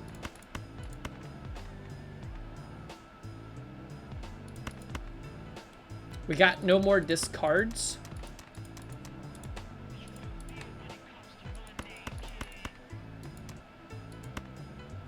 I got 3 pair. It says Balatro. Pop. So now we beat... The next cards are going to be free. I don't think I've ever had this tag. I know you can't see it. Ooh. Straight. 3 of a kind meta. Do I get all of these for free? Or is it just the first thing I touch?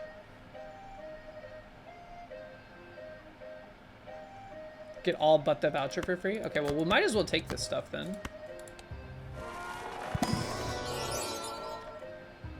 Mama Lizzie's Polychrome 3 Diamond. We'll take it. Glass is nice, but it's too early. It's too early.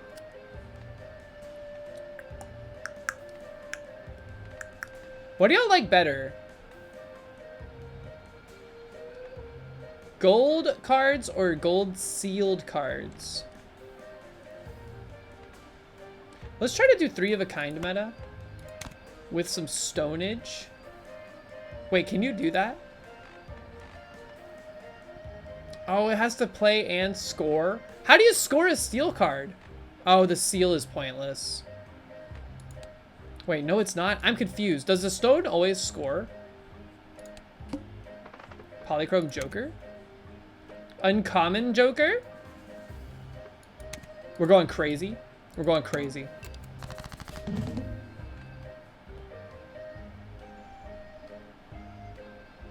Stone always scores. Good. Wait, what is this? Per hand played, we discard. Okay.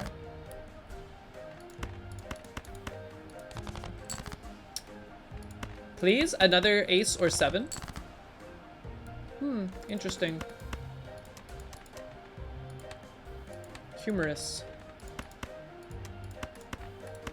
Get this garbage out of my... No, I forgot it discards. Oh well, we're fine. No Panica.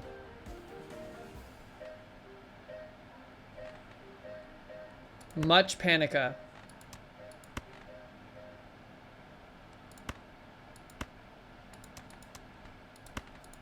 Much Panica.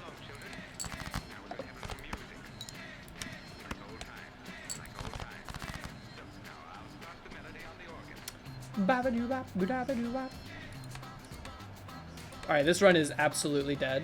There's no way.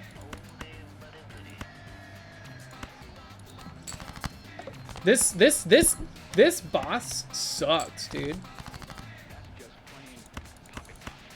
5! Kill him in 1. Go.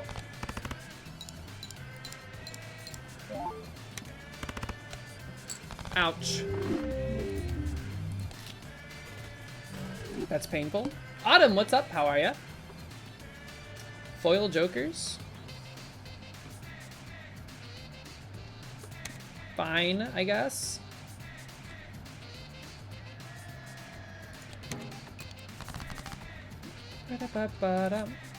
Should we just brain off flush mode? I know it's like, flush is what everyone plays because it's super easy to do. But like, color match color, easy, easy peasy, win squeezy.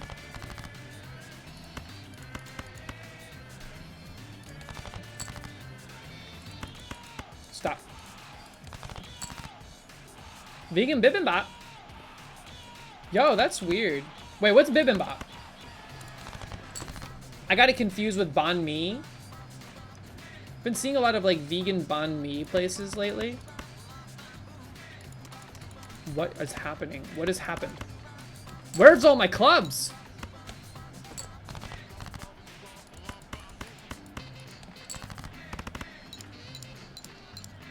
I don't think I've ever had bibimbap.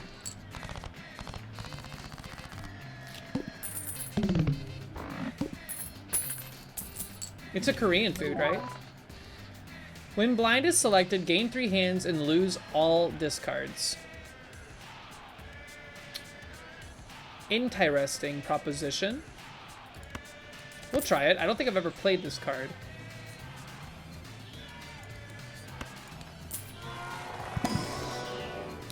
It's a Korean rice bowl. Needle fricks this up. Fair. I can see how Needle would be pretty painful with this situation.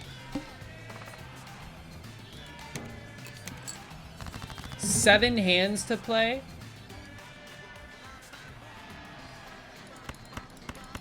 This seems pretty good, especially if you can get it done with like 1 hand that you got luckily. Because you get $1 per extra hand you have, right? That's just plain poppycock. And you're passively scoring rather than what you call it. But Needle is play just 1 hand, right? So you're out of discards, so you have to top deck.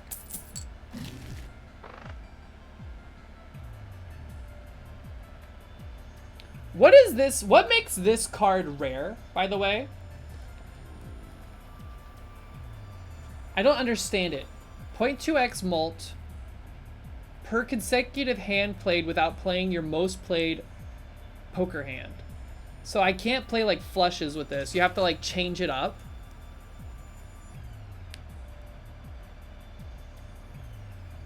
So you have to play like a different hand each hand or your mult gets flushed. Like it doesn't seem to justify the rare tag.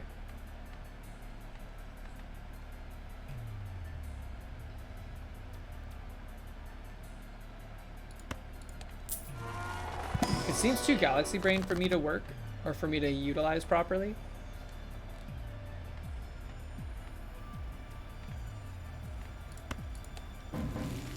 No Jupiter?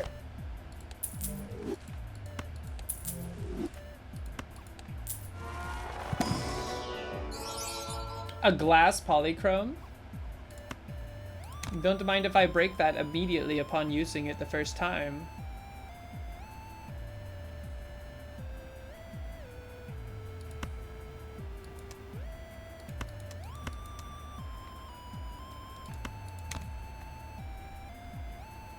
You've never taken it because it makes your brain hurt? Me too, man. That's why I'm not taking it right now.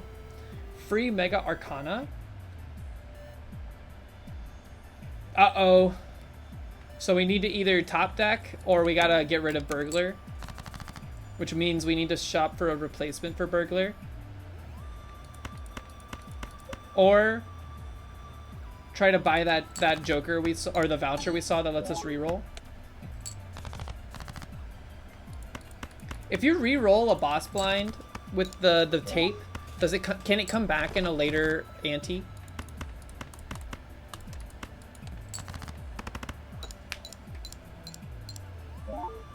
They made it rare just so it comes up so infrequently that it saves people's brains. That's actually not a bad guess as to what's going on there. We need Malta. We can't afford it, dude. I'm an idiot. I think we have to sell you next round.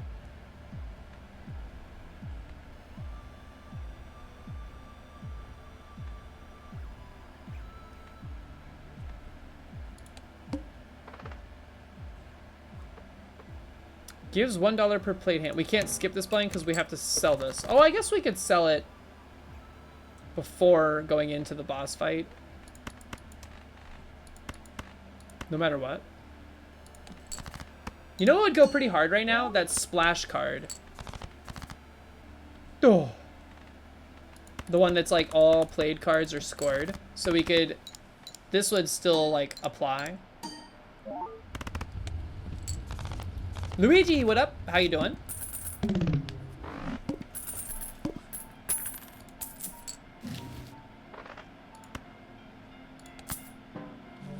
The gross Michael.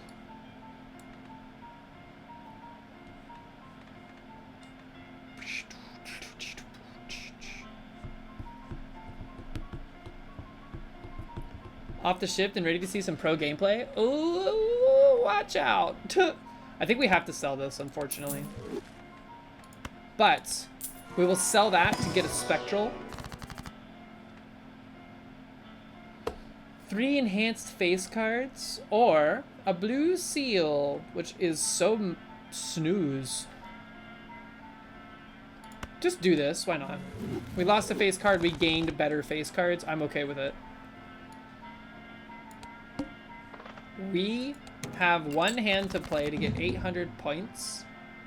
Not that bad.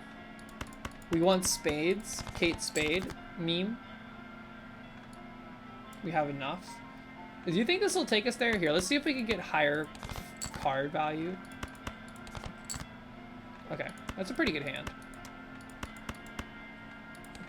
This will be easy 800. Please, Gross Michael, stay alive. No! One use? Are you kidding me, man?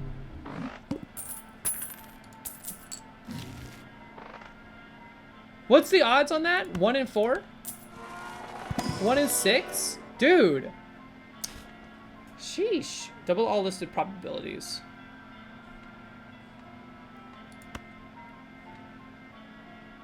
Let's do this. I've never made this work. If you get the insanity card, or the one that like cannibalizes, if it doesn't cannibalize this guy, that's actually a pretty good engine, right?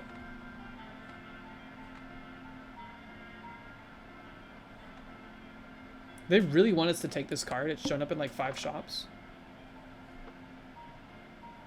Oh, it's 1 in 4 in normal.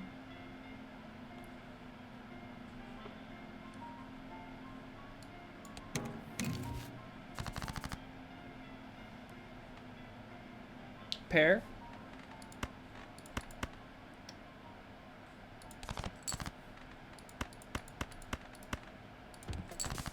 The Insanity Joker doesn't require a Joker to be killed to have its effect go off.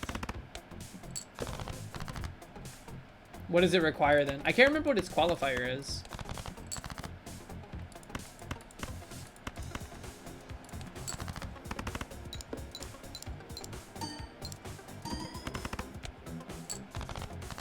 Dude, we're not even gonna make it out of this.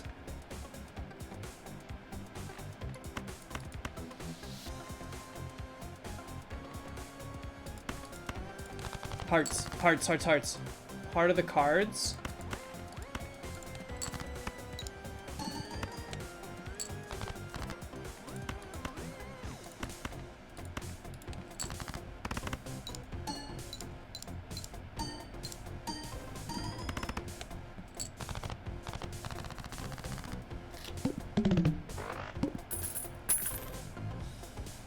Free money for selling the Jokers? That is true.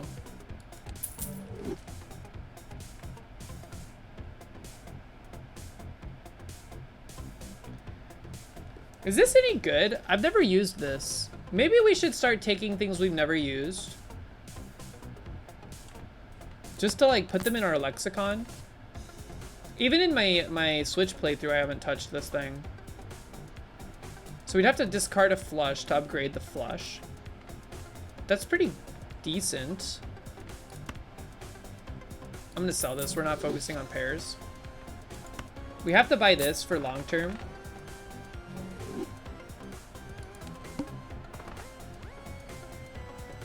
High card by 3.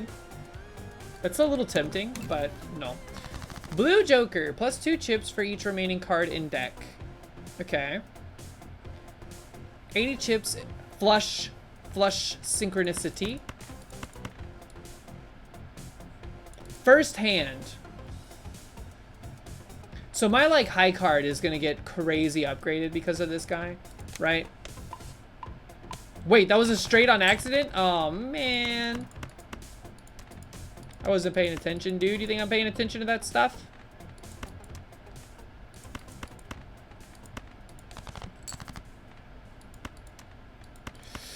Get the... What? Never mind. Get out of here.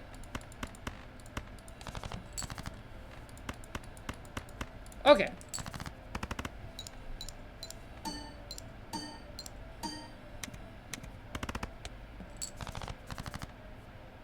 I forgot we had this.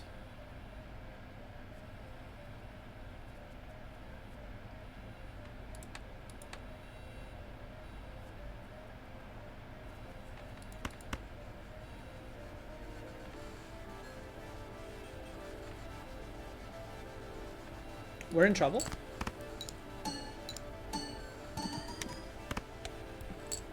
Never mind. We are not in trouble.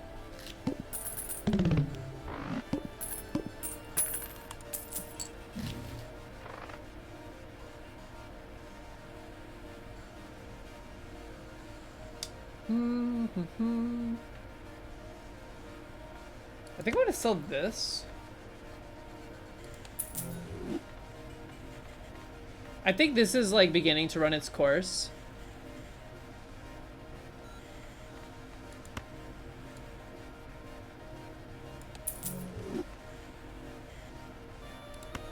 I think we have to buy this for now.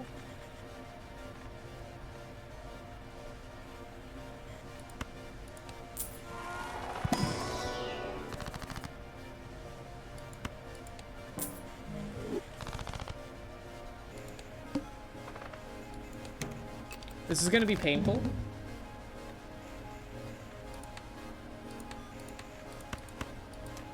Can you determine? I guess if you were really, really sharp, you could probably determine it. We just discarded a pair.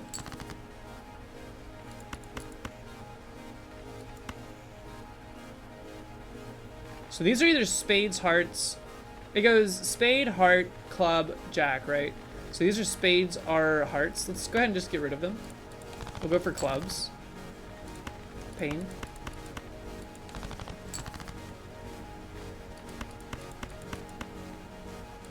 Alright, this should at least give us the ×3. Not a single even card. Held in hand? Oh, that's way worse than I remembered. I thought it was played. We're in trouble.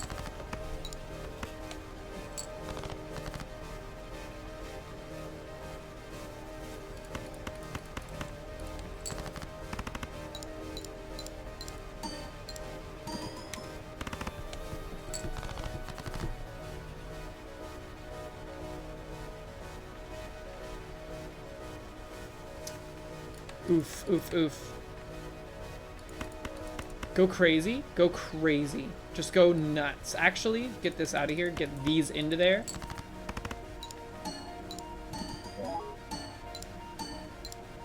I should have played the 6s first. My glass, dude! And then we died anyways? Congratulations. All right, one more. We're not popping off hard enough. Ooh, a rare Joker. We could have a rare foil Joker. All diamond cards are debuffed. Send me.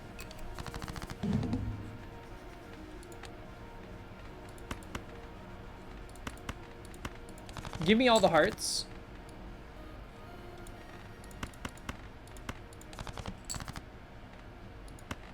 Are you kidding me right now? Almost a royal flush down the toilet.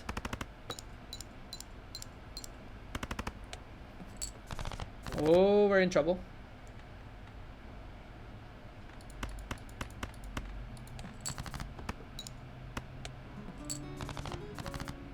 Come on, one more spade, please. 1 in 4 shot. Well, not necessarily exactly that. Ah, dude.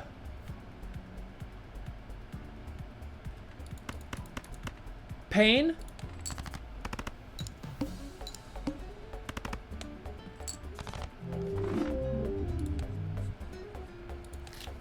One more.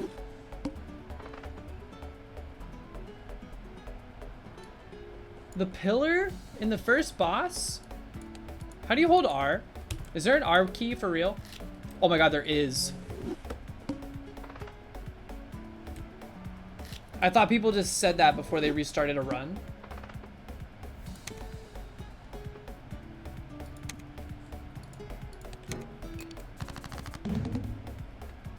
All heart cards are debuffed, and of course we get 5 right off the rip.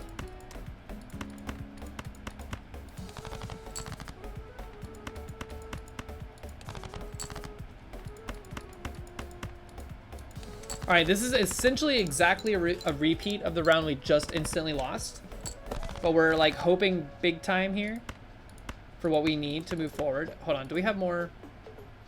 We have more spades than clubs, so just play this to get it out of here.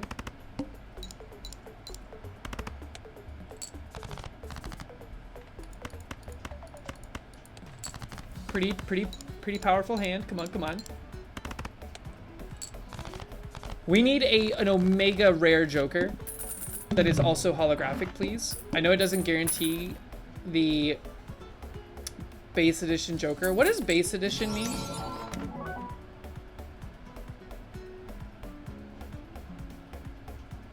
That's so annoying.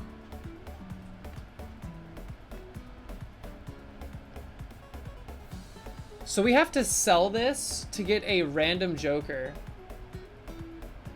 Poly Invisible is an investment. I mean, yeah, it is nice to have 0.1x or 0.15x.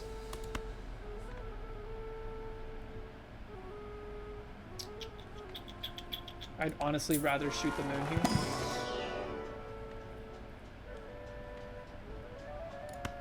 Sock and Buskin is can go pretty good. Next Joker's Polychrome. Now you have my attention.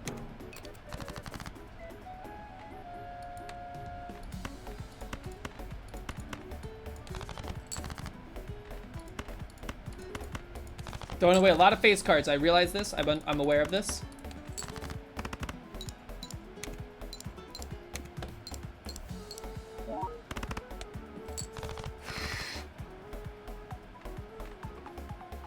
We have 8 club cards left. I'm gonna do the impossible here.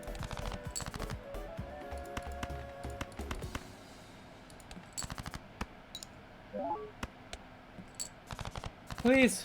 Are you kidding me, man?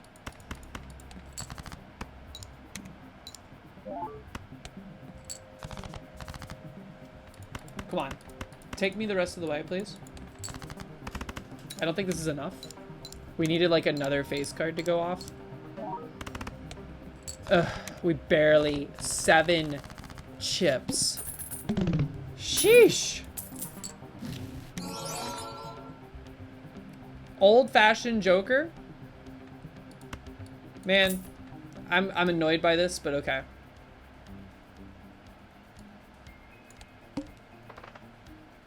All diamonds are debuffed.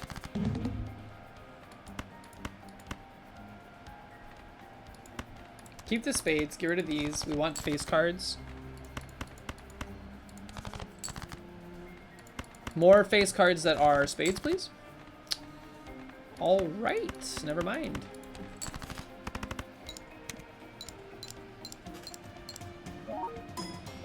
The game is cruel, man. When we were hiking in the dark, I was like, where everybody was feeling nervous and kind of in like a scared or like a not a great mood, you know. Morale was low, is what I'll say. So I was like, do y'all want to sing Disney songs to like cheer ourselves up? And they were like, yeah, I guess. So I was like, all right, I'll start. And then I just went, the world is cruel. Started singing the song from Hunchback of Notre Dame, where Frollo basically just calls Quasimodo ugly over and over again.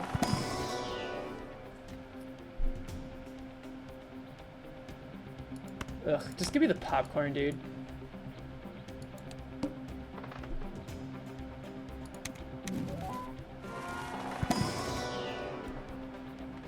Pair, reroll, discard. Business card for extra moolah. I don't mind it. What would we... The problem is, I don't want any of these other ones right now, to be honest with you.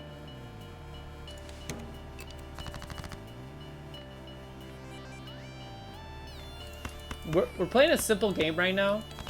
Whichever is closer to a flush and has a face card, we play it. Give me the money!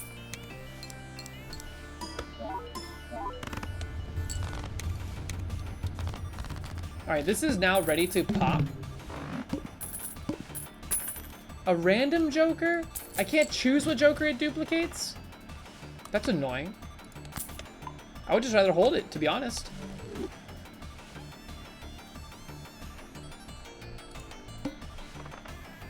Random from your 5? Yeah, but still, I don't want accidental popcorn.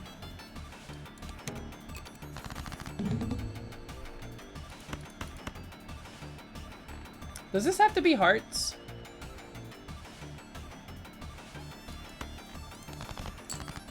No, it was probably a spade. Here, let's wait. I want to see if we can get more face cards for the heart.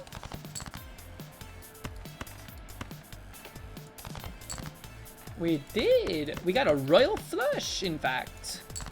Get dunked on.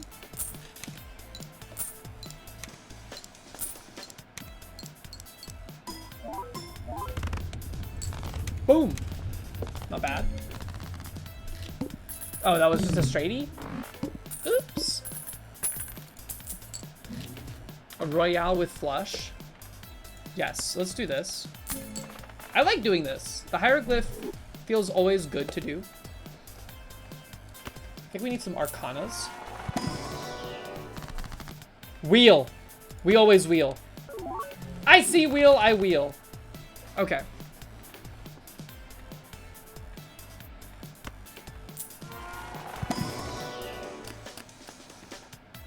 This is kind of an easy take, huh?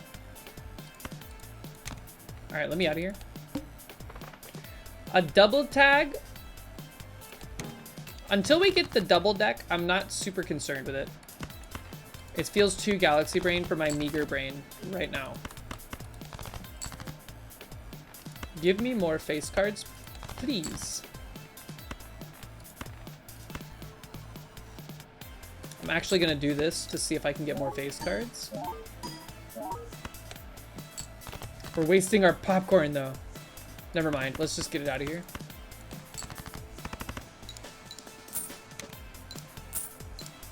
Man, I love it when this triggers twice. When the popcorn goes, we're in rough shape. I see wheel, I wheel.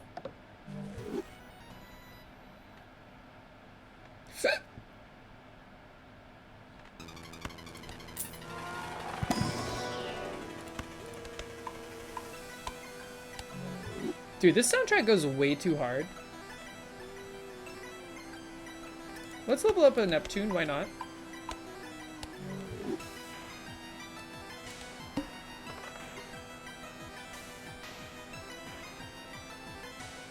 We must play 5 cards. Here, let's just play this out.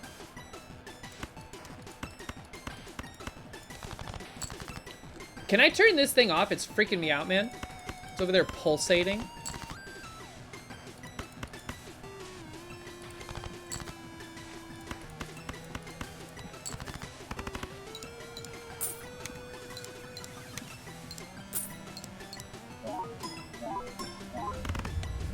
Okay. So far, we're being carried by the 50 chips and the malts we have here. The popcorn is about to be gone. Does it kill itself? Should I go ahead and get rid of it? Let's see. Even Steven, hooray. Crazy Joker, no. It'll self-eat. I want to sell it. Itching to be sold is pulsating. It's too sensual. Plus 2 chips for each dollar we have. I'll take this for now.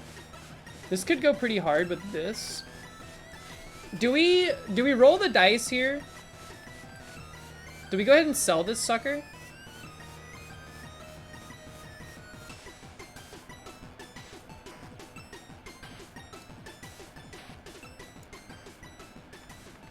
I think we just hold on to it for a little bit longer.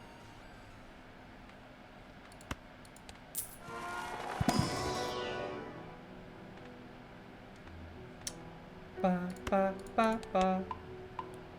We play cards, not dice. Yo, that reminds me, dude. Average Alice and I were brainstorming an idea for like a kind of it's a tabletop game because I don't think it would be impactful in digital format. And I'm very intrigued by the concept that we were cooking on.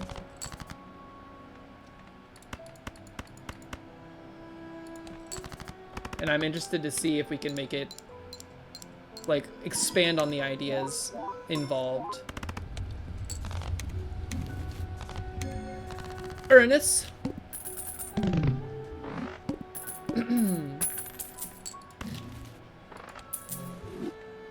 Just ice. Plus 40 chips for each remaining discard. That's not good enough for us right now. Give me a Jumbo Arcana. Double my monies. Buy this. And then, let's just go. Polychrome Joker.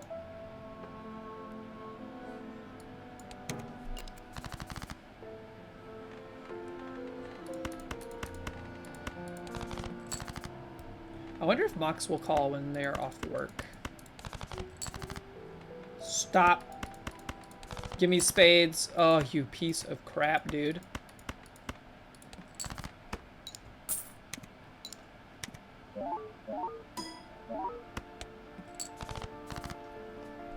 Thank you. I don't know where my phone is. Oh, never mind. Yes, I do. Because I feel like I know what I want for dinner, but I don't know if they're going to want it. Ooh, this is bad. I thought we were surely going to clear that. Full house me.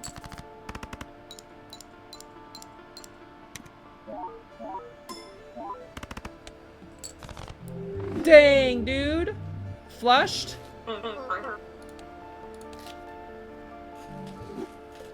We're struggling out here, man. We are struggling.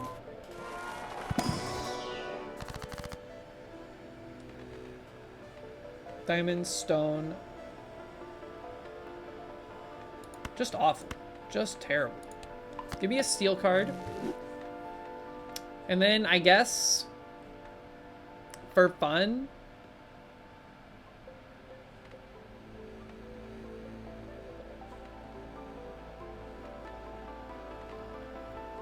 skip. I don't even care, man. The boss is all heart cards are debuffed. For a foil Joker, I don't think we can do it, man. We're playing too fast and loose. We gotta reel it in a little bit. I think maybe let's try to do some full house meta. When in doubt, full house it out. That's what I've always said anyways. Hold on, wait. Still 2 5s in the deck. So we're equally likely to pull these. Let's just get rid of those. Ooh, you love to see it. You hate to see it.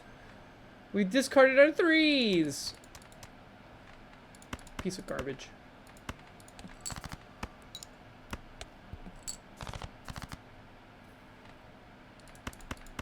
Party with the devil. I should have played the kings. What am I doing? Now we're gonna die.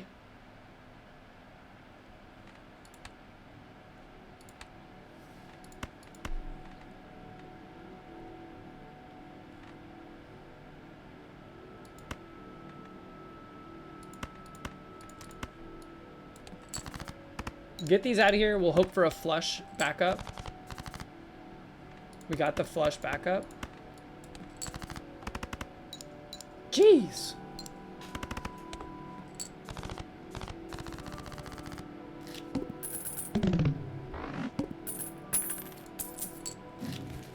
Wait, did I change my... I did not. Whoops.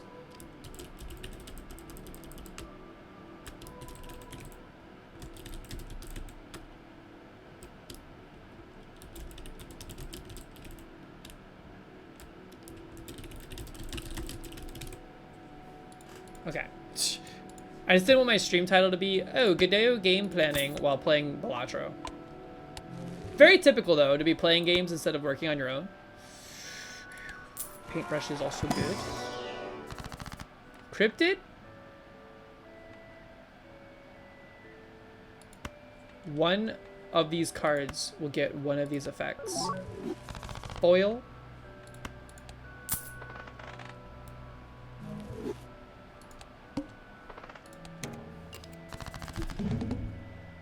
All hearts of the cards are debuffed.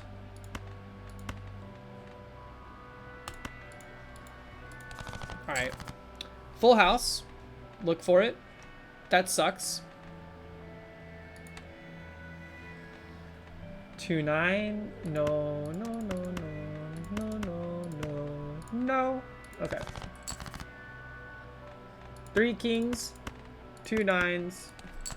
We'll take it. Even that by itself was enough to get us there. Full house is really strong early. It feels much stronger than flush. 300 chips minus 2 hand size. Whew, that's dangerous. Let's do it.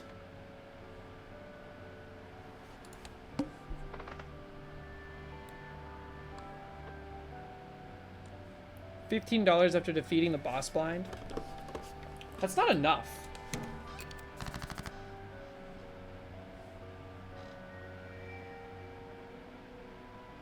Wait, why are my hands... They don't seem smaller. 7 and 7?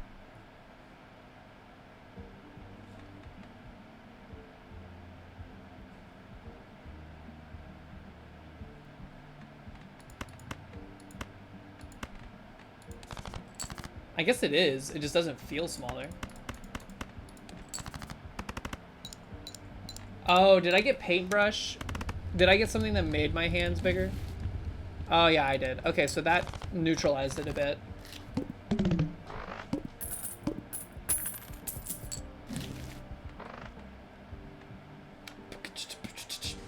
All cards are face cards. Fun fact, this is Local Thunk's favorite Joker.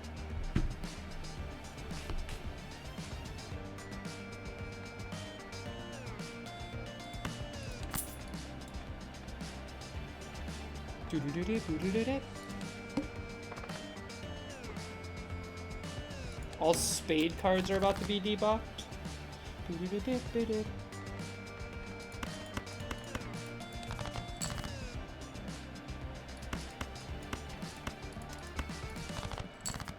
You hold 1 lucky ace. You hold 1 lucky ace. We got it? Okay. Sweet. I feel like Full House was the meta I used to stick to most often when playing back in the earlier like demo days of Balatro.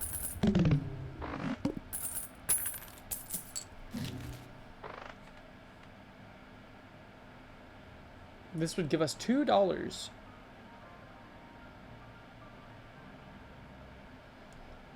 Let's see, right?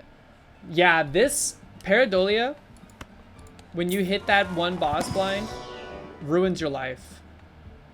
Ugh, take popcorn temporarily here. This should be smooth sailing the next few antes, or like next ante or so.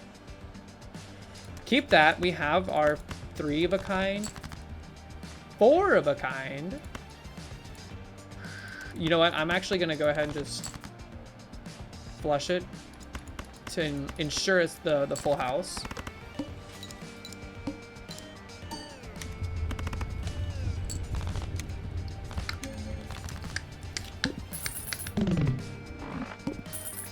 I wonder if there's a Joker that like slows the rate at which certain cards decay, you know?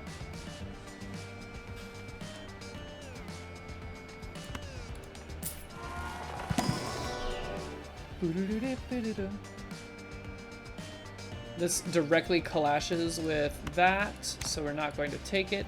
We will take Mystic Summit for now. It's kind of like my Panic Crutch card.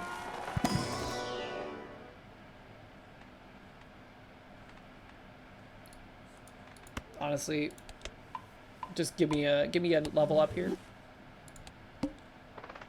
Probably be a voucher. That would actually be pretty cool too. Call it like Saran Wrap or something. Have it so that cards that you play decay slower. Cards with a decay effect will decay slower.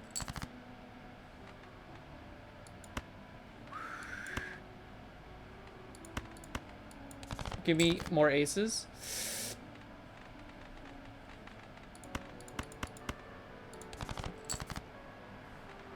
Okay, or not, or not.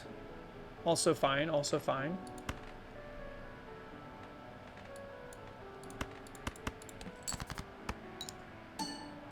What's my favorite Joker? I don't know. I think Blueprint is my favorite because it's every Joker.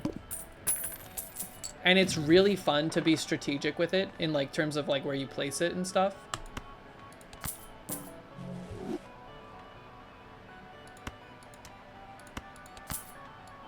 Alright, Gross Michael, 1 in 4 chance. The same chances as the wheel. Surely it will not break on us on the first time we use it again.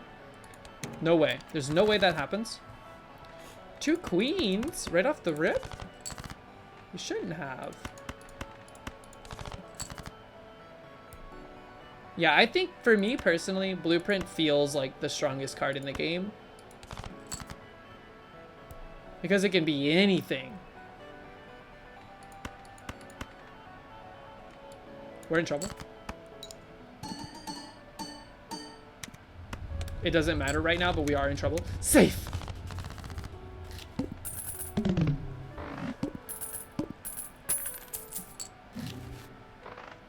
Shortcut is interesting, but alarming. Pair. Played aces is fun. Green Joker.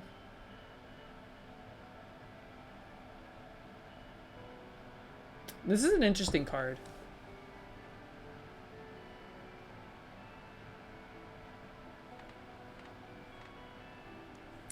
I think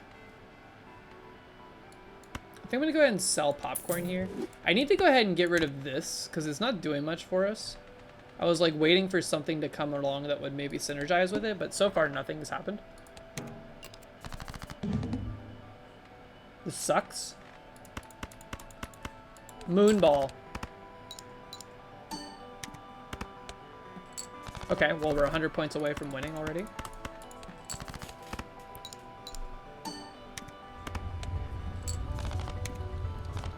Safe.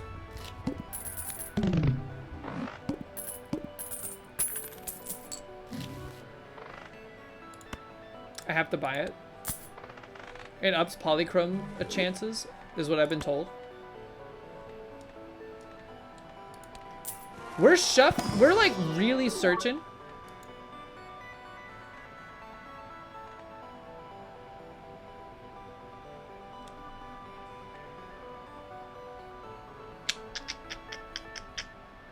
This hurts. I think this does more for us right now. Actually, this does pretty good.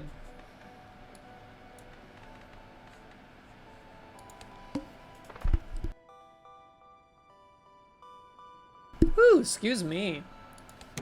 Got like a dust in my throat. Wow. Okay.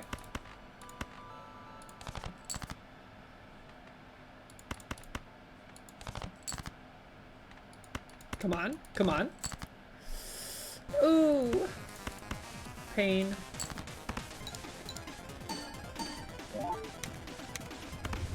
We're still like really safe right now.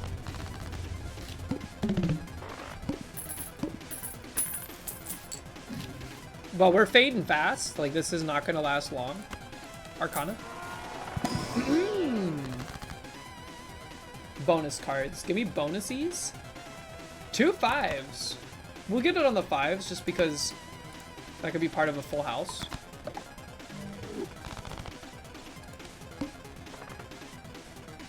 Mega Celestial. No, thank you. What a weird prophecy.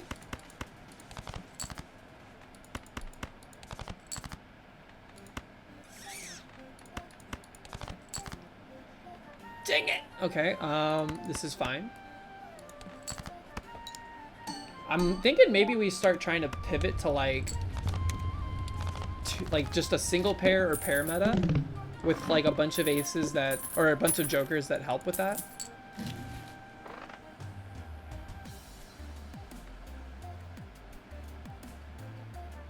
We haven't even discovered this guy yet on this save. That's kind of nuts to me.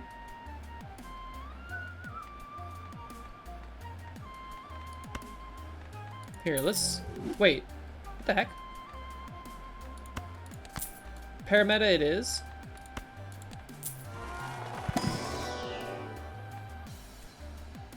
And then this could be leveraged pretty heavily. I'm gonna get rid of this. Yeah, it hurt. Well, this could break at any moment. Let's get rid of this. Okay. Let's see if we can coast the Manacle on just pair meta. Like right off the rip here. Not bad. We want to discard though. We want to get as many discards as possible. For this, we need the mult.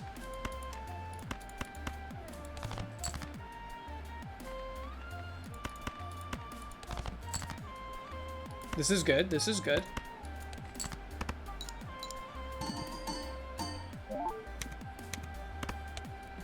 Next pair should go crazy.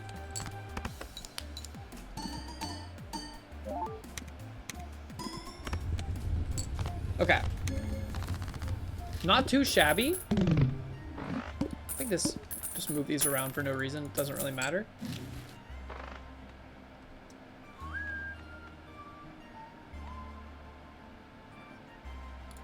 Mega Arcana.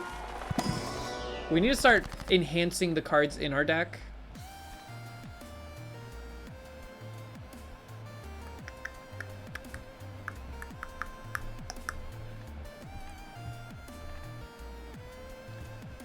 Our stone cards are always counted, right? Like they're always scored.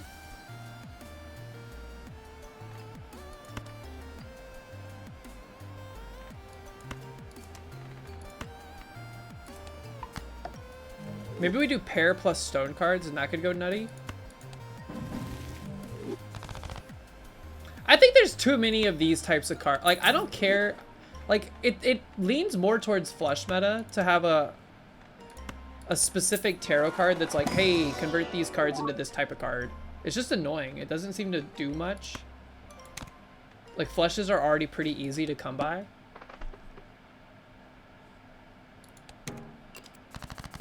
Okay, so.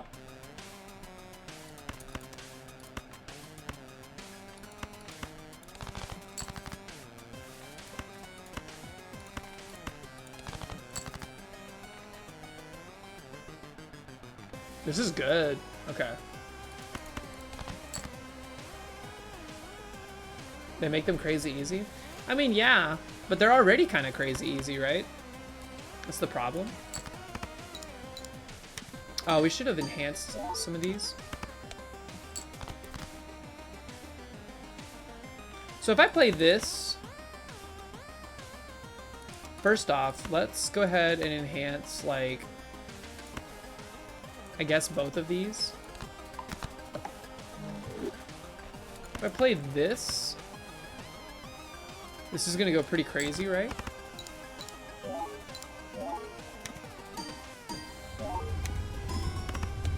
Not bad.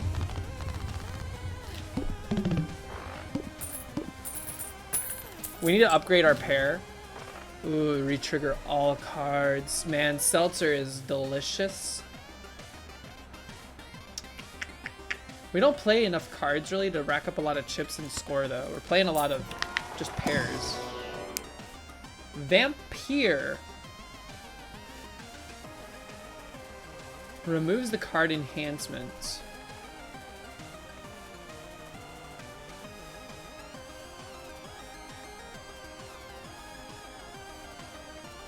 Unfortunately, I don't think we could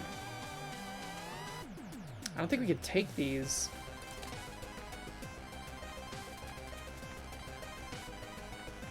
Seltzer is so good, but it's so temporary. Ugh. If we were still on full house meta, that would go crazy. We could still be on full house meta for the record. It just doesn't, it makes it harder for Card Sharp to trigger.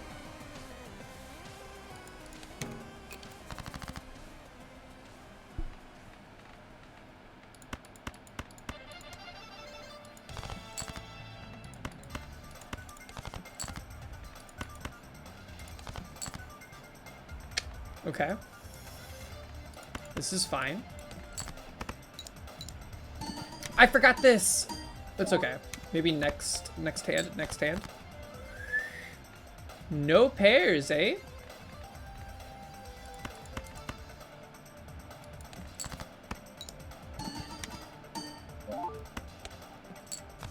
It did not matter.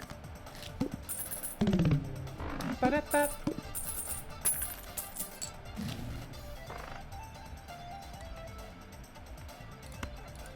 Level up pair? What is pair? Is that just Mercury?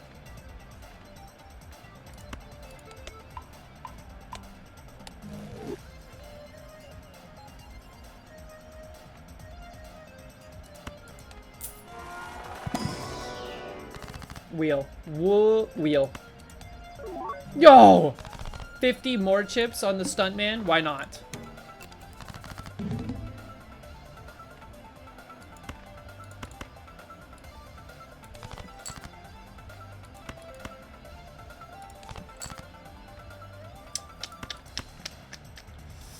Come on, dude. Oh.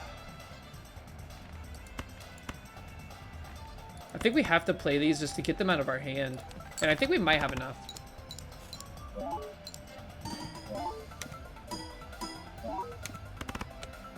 Not enough. Okay, fair.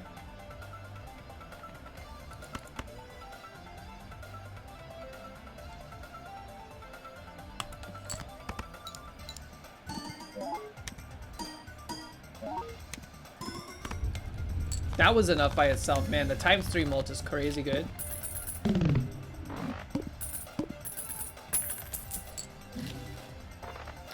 Ooh, yeah. Don't mind if I do. Sticky hand.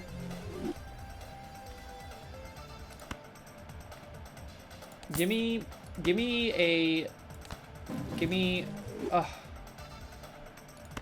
really? Are we still on level 1 pair? I think we are. We need more. We could probably get away with 3 of a kind. That's a good card. But I think we're too locked in. We're like too homeostasis right now.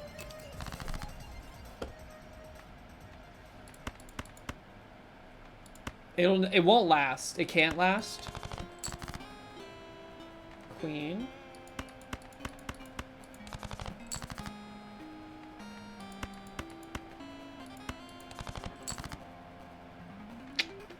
Let's try doing 3 of a kinds. It's still gonna trigger all these pair ones.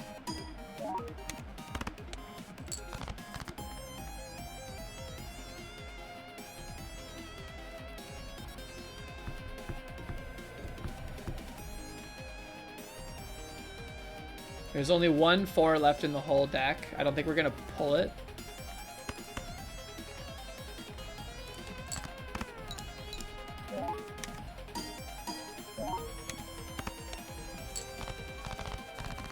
It did not matter.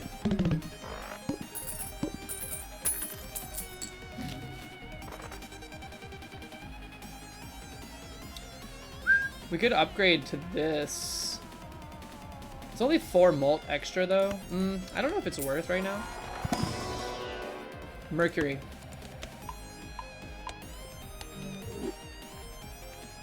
Now begins the Mercury crawl.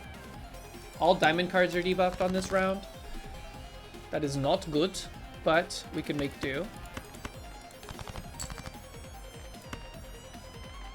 Alright, we win this one. 3 of a kind though. It's rather enticing. But no, we do better if we just play 2 pair. 2 singular pair, not 2 pair.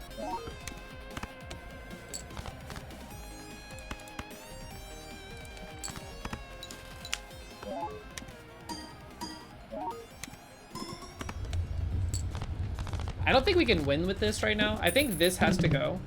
We need something with more gas.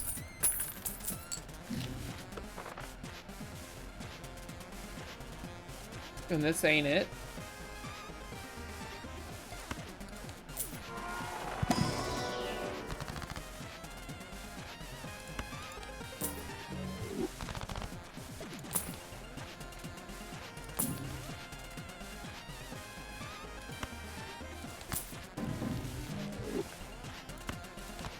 I should just sell these. What am I doing? That would have given me enough for what you call it.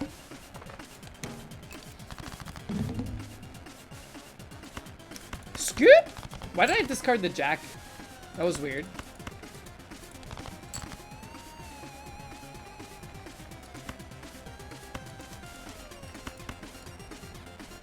I need to get rid of at least 1 more card.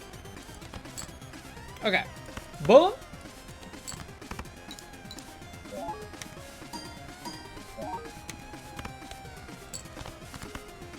And then go crazy.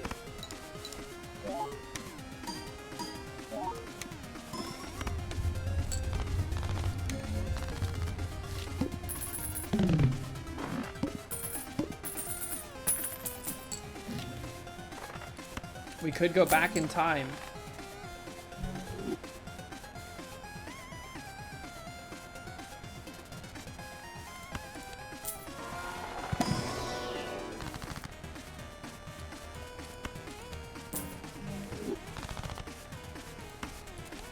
Come on, dude. We need a soul card. I've been buying Arcana packs left and right today. No soul cards. Are you kidding me, dude? I think I do need the malts. Mega Buffoon? Sure. What if we find something to replace this? The bowl is interesting. Now that we're like pivoting into the mid game to late game, we could start really saving a bunch of money. 8 malt. It's all the malt we have though, man. I think we get rid of this.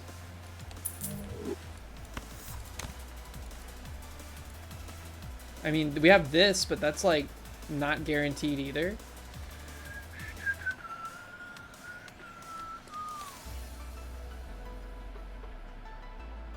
The initial cards will be free next round. We need money. I want to earn more money.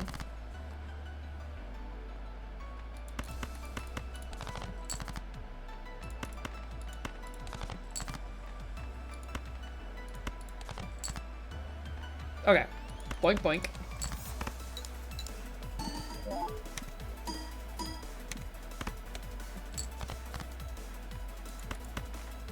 Boink, boink.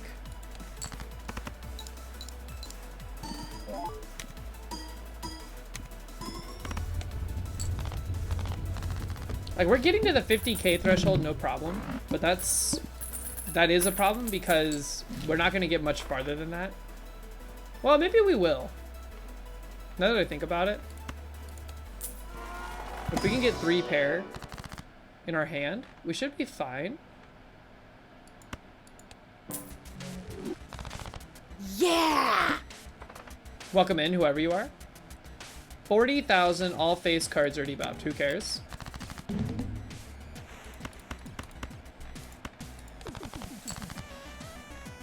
Annie 8 is 100k. Yeah, but that's what I'm saying. We still have hands left over by the end of these rounds. Dealt with one. Thank you for the follow. Let's see. This is where we start making like random discard decisions. Like, watch, we're gonna pull a 10 now. We didn't, thank God. That would have really stung. But we need to play like some stuff to just get it out of our hand.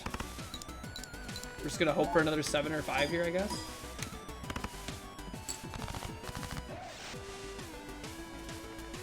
That did not do what we wanted it to. There's still 3 aces in the deck. That was a bad move. Where's my ace, dude? It doesn't matter, but still, it's annoying.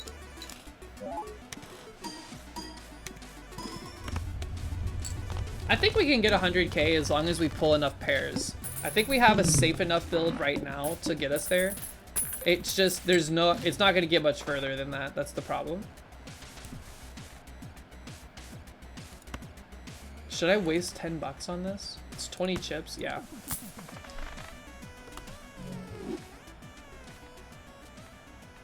We need to be very spendthrifty. Gives $1 per played hand this run. Yes.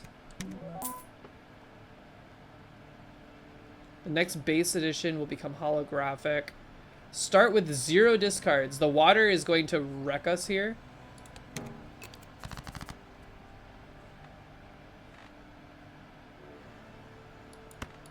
Should be very afraid of the water.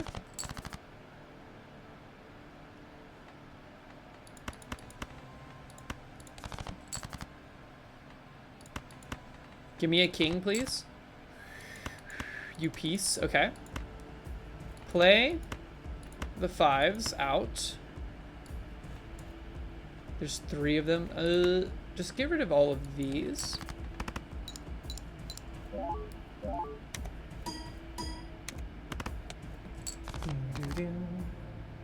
Okay, ace is fine. Ace is fine.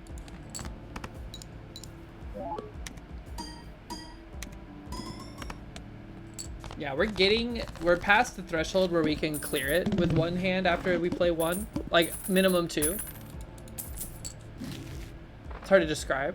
Earn $1 at the end of the round, gains $2 when boss blind is defeated.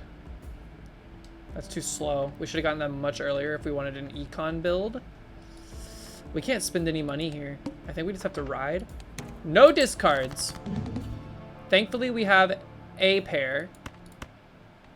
And then I think we play as much as we can in the hopes of fishing for the next pair.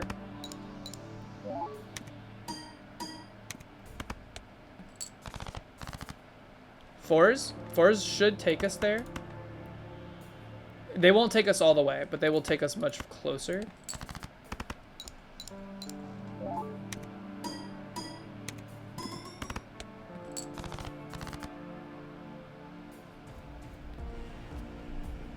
Alright, now we're in the danger zone.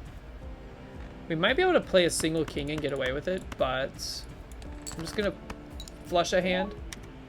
Maybe this will take us there. Yeah, okay. High card is our, like, backup, unfortunate.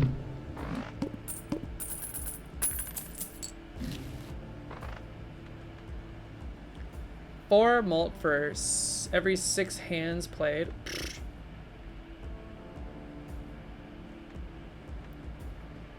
I will buy this just to hopefully get a Mercury. Let's upgrade Pluto.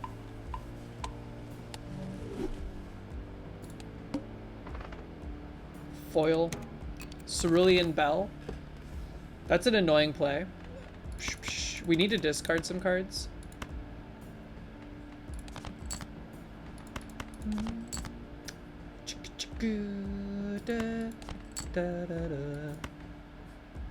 Play the 5s. Bless you. Do you hear my cat sneeze? Now play the kings.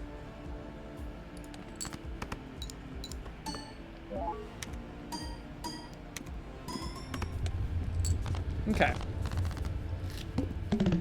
I think we need to... We could probably get away with Arcana packs. I'll buy this too. Would you stop playing with that box? What are you doing with that? She's going crazy with it? Level up full house, why not? It's not going to be great for us, but either way. I don't want to re-roll.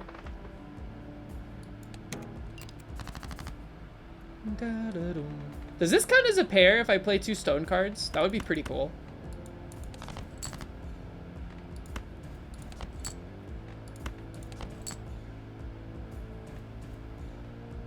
Nope. Okay. Worth a shot.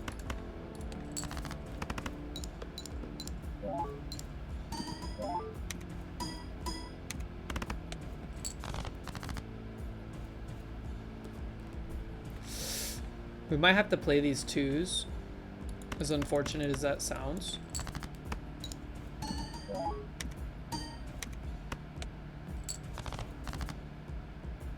We do not have to play those 2s. We should play the 7s. Can't believe we're only on level 2 pairs still. That's stupid.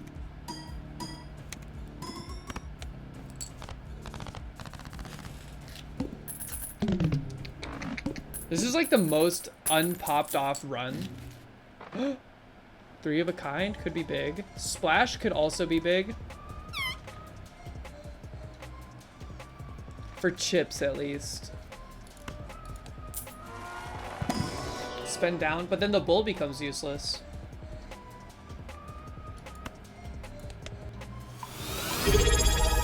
Yo! What state has the best barbecue? Murph, what's up with the raid? How y'all doing?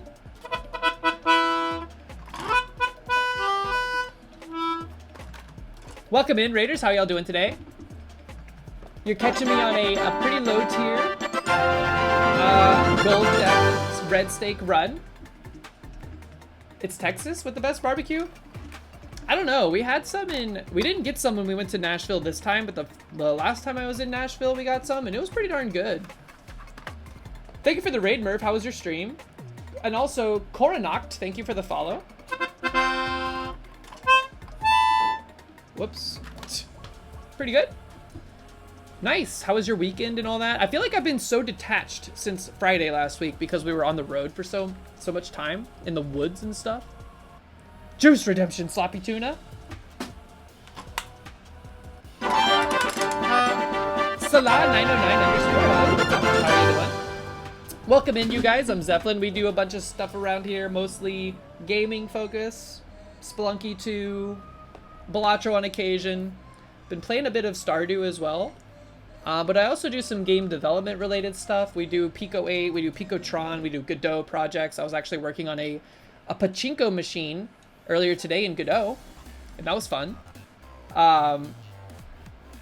And we're gonna introduce that as the Painchinko. Surely the 3 of a kind hits hard here. It would be nice. It might be better than this, but I haven't been focusing very hard in on them. I've been playing mostly pairs this run. And kind of just like chip stacking. We're scraping by. Like, this run is not popping off. It might be... Like, this is like... We barely have any malt coming out the pipe is the problem. It's like, I feel like we can win because the next round is the boss, I think. There might be one more after this. Yeah, no. We can win with what we have. It just won't go to the moon. What deck? Gold deck. Sorry, I know you can't really see it. See it poking over my head?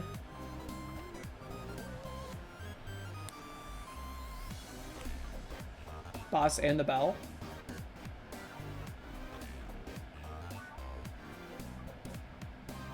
Are we pushing endless? No, I just wanted to beat Annie or Red Steak on this. I've been playing a ton on my Switch, which I don't stream from. So I'm like trying to catch my save file on computer up with what's going on my Switch. So we're just scraping by right now. We're like scraping. But I am tempted by this. We've just been playing pairs. And unfortunately, like our pair is only level 2. We started out with full houses, but pivoted. 3 of a kind is leveled up more. We would just have to really tunnel vision on it. Maybe we sell Card Sharp. I'm nervous. Here's what we're gonna do. We're just gonna ride out.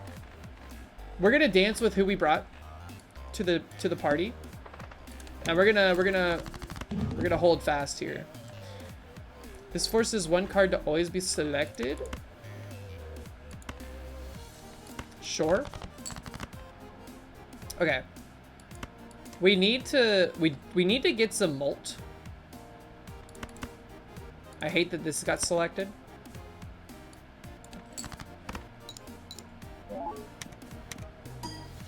I'm throwing. We should just be discarding. All right, discard that.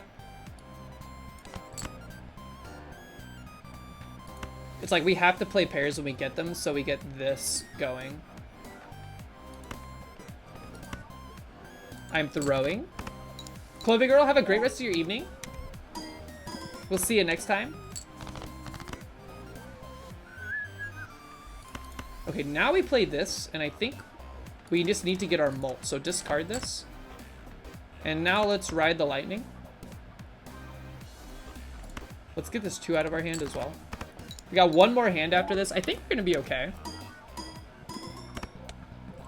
We need one more pair, and it's our king, thankfully. Yeah, we're good.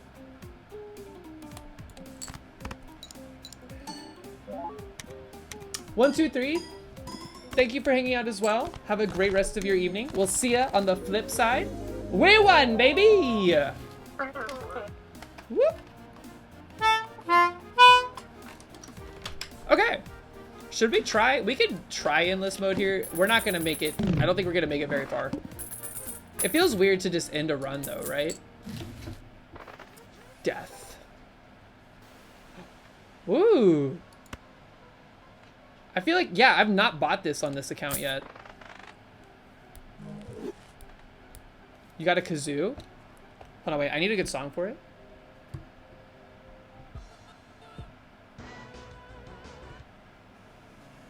This is a good song.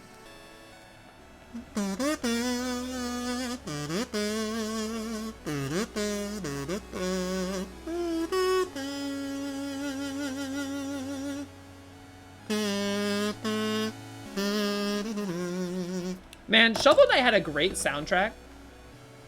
I always forget. How do we pivot this? I think it starts here. We're gonna go nuts on the table, balls to the wall, etc., etc. To try to survive this next one.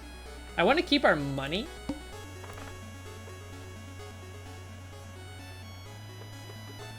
Rare Joker.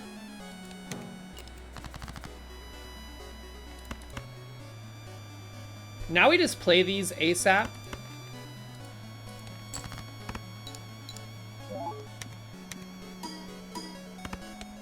So that we get the ×3.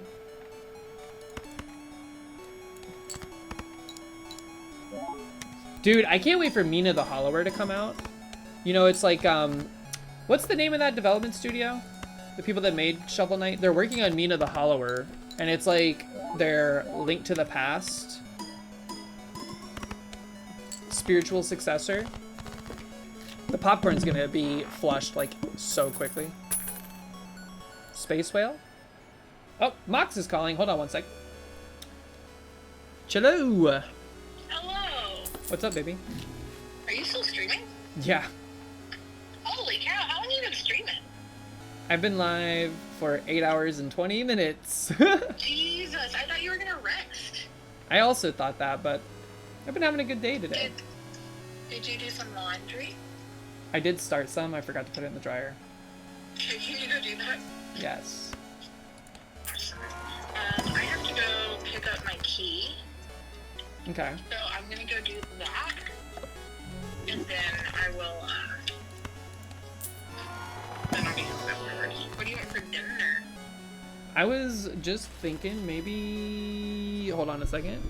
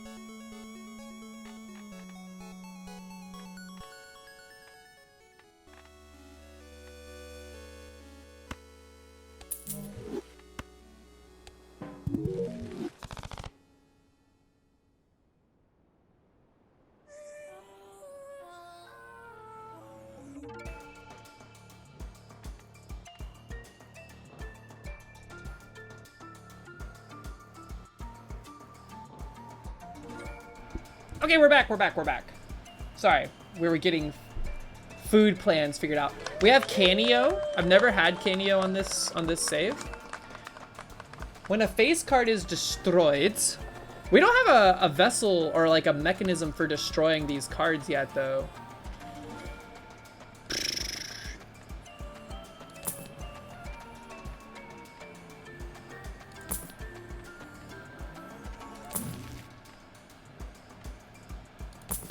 I'm going spin down. It's way too late for these, man. I mean, I do love a campfire, especially hollow. Get it out of here.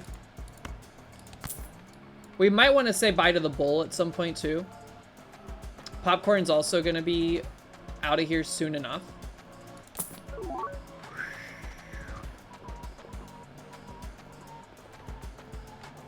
This is essentially better for now.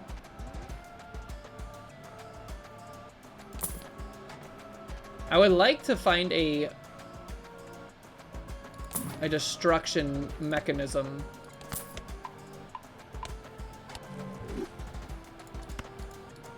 Yeah, bull is very rapidly becoming useless. Let's see if we can...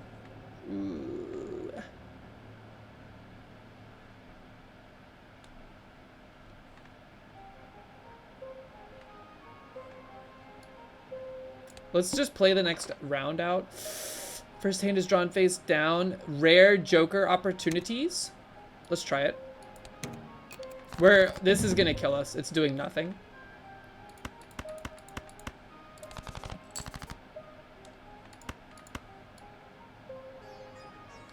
This has to be a 10 or a jack.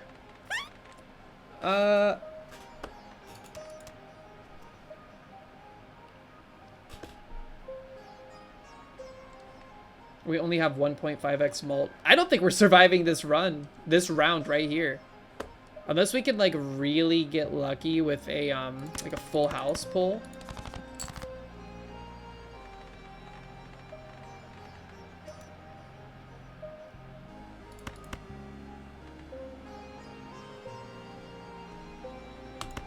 This is gonna hurt.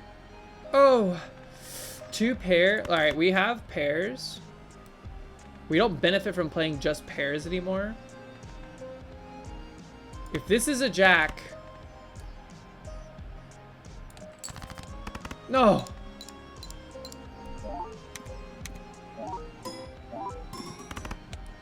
Yeah, we're not surviving this. This is where the run dies. That's okay, though. We were just scraping by on this one. We weren't really... We were not expecting to make it out of this. And this feels like it's super hard to make work early.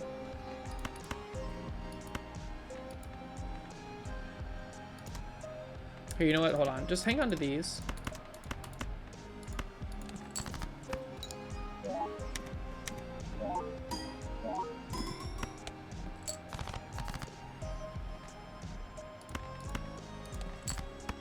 Alright, this is our last stand.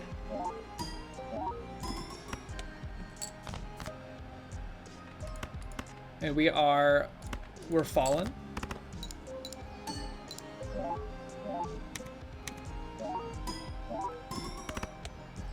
Okay, well that was a decent, we got it done. We got it done. It wasn't special, it wasn't fanciful or anything like that, but we got it done.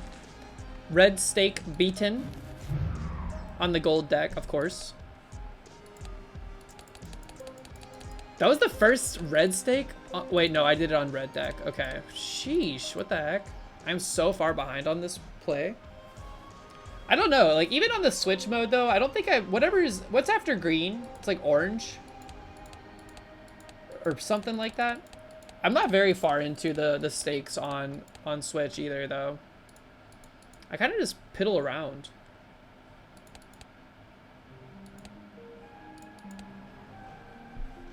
White, green, red, black, blue, purple, orange, gold. Is that like karate belts? Wait, that's a thing in casinos? For like currency values, I suppose? So this is like $1, this is $5, 10, so on and so forth? I didn't know that. But that makes a lot of sense. Decoy! Thank you for the resub at 4 months. And thank you for the welcome back. It was a good trip, but we are going back to work tomorrow. Long stream today. 8.5 hours? Are you kidding me, dude? Whew. Yeah, boo work. It'll be okay, though. It'll be okay. I mean, truthfully, I only had Monday and Tuesday off, which was a nice, like, 4-day weekend, but Average Atlas has the whole week off. I'm jealous, man. I'm so jealous. That being said, though, I do believe this is where we were going to end the stream for the evening. It's been a long one. Those of you that are lurking, I go live Mondays, Tuesdays, Thursdays, and Saturdays. Monday, Tuesday, Thursday, starting at 5 p.m. Eastern Standard Time. Saturdays, starting at 10 a.m. We do game development, we do indie games, we do non-indie games, we do community games, etc., etc. Exclamation point Discord if you'd like to join the Discord. Come hang out with us. We do a lot of goofy stuff in there. We talk about some fun things. We show off our cool projects, etc., etc. What the heck is up? Yak Pimp, you just missed it. We're ending stream for the evening. Thanks for stopping in, though. Earlier today, we were working on something in Godot, which is not Pico 8 or Picotron, but it is my other main library that I work in. Thank you all so much for the stream and for hanging out. I'm gonna send you over to... Let's look around. Hold on. Let's find somebody that we haven't raided before. I'm gonna try to find some people. Potentially some Godot developers, perhaps.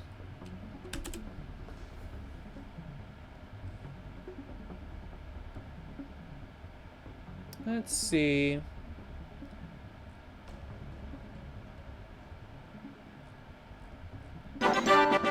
Stewed Rat, what's up? Do I know Mr. T? No, I don't.